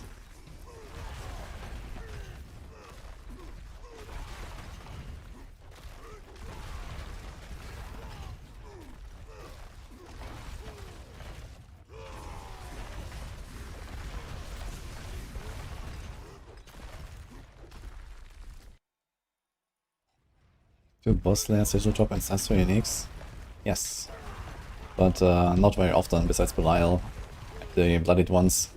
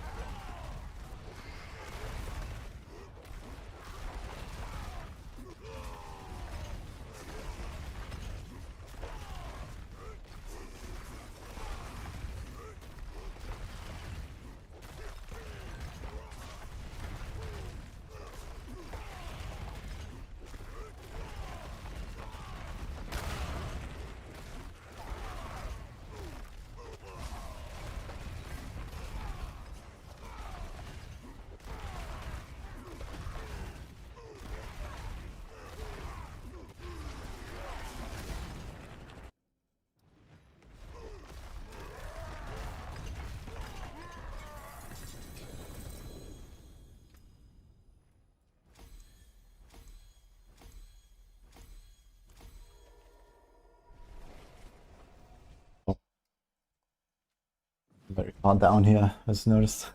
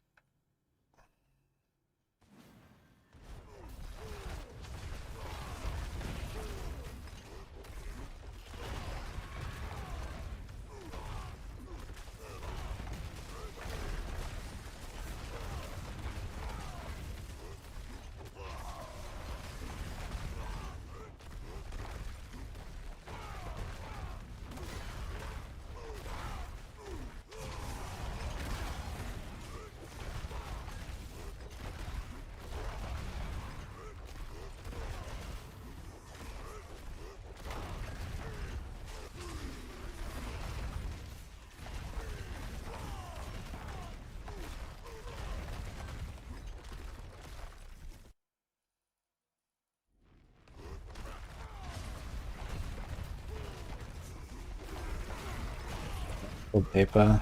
Giant Torn 2 Blade, Horse and Butcher is melting me. Yeah, Butcher is kinda rough in the hordes early on if you don't have good gear and stuff. And this build gets a lot tankier once they have Zedek, and then do their respec and stuff. Make sure that you actually have life nodes and life on your gear on Hoda. If you don't have Zedek, you need life. It's only with Zedek that you avoid it.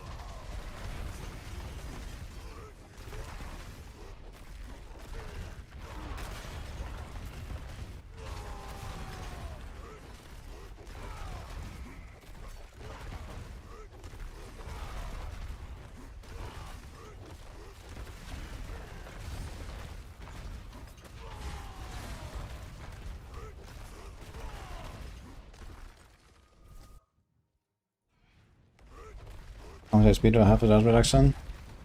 306.